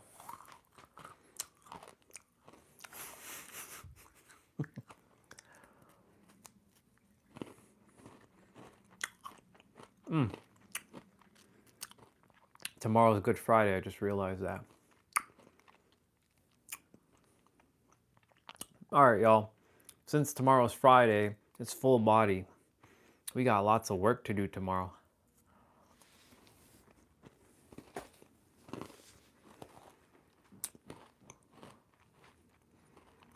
Got my hot chocolate there waiting. It's gonna be good. Alright, we have less than like 20 seconds. Yeah, I'll check Discord around 7:40-ish. And I'll already have my laptop ready, so I'm gonna plug it in and whatnot. Alright, y'all. Thank you for the birthday wishes today. I appreciate it. Later. Peace.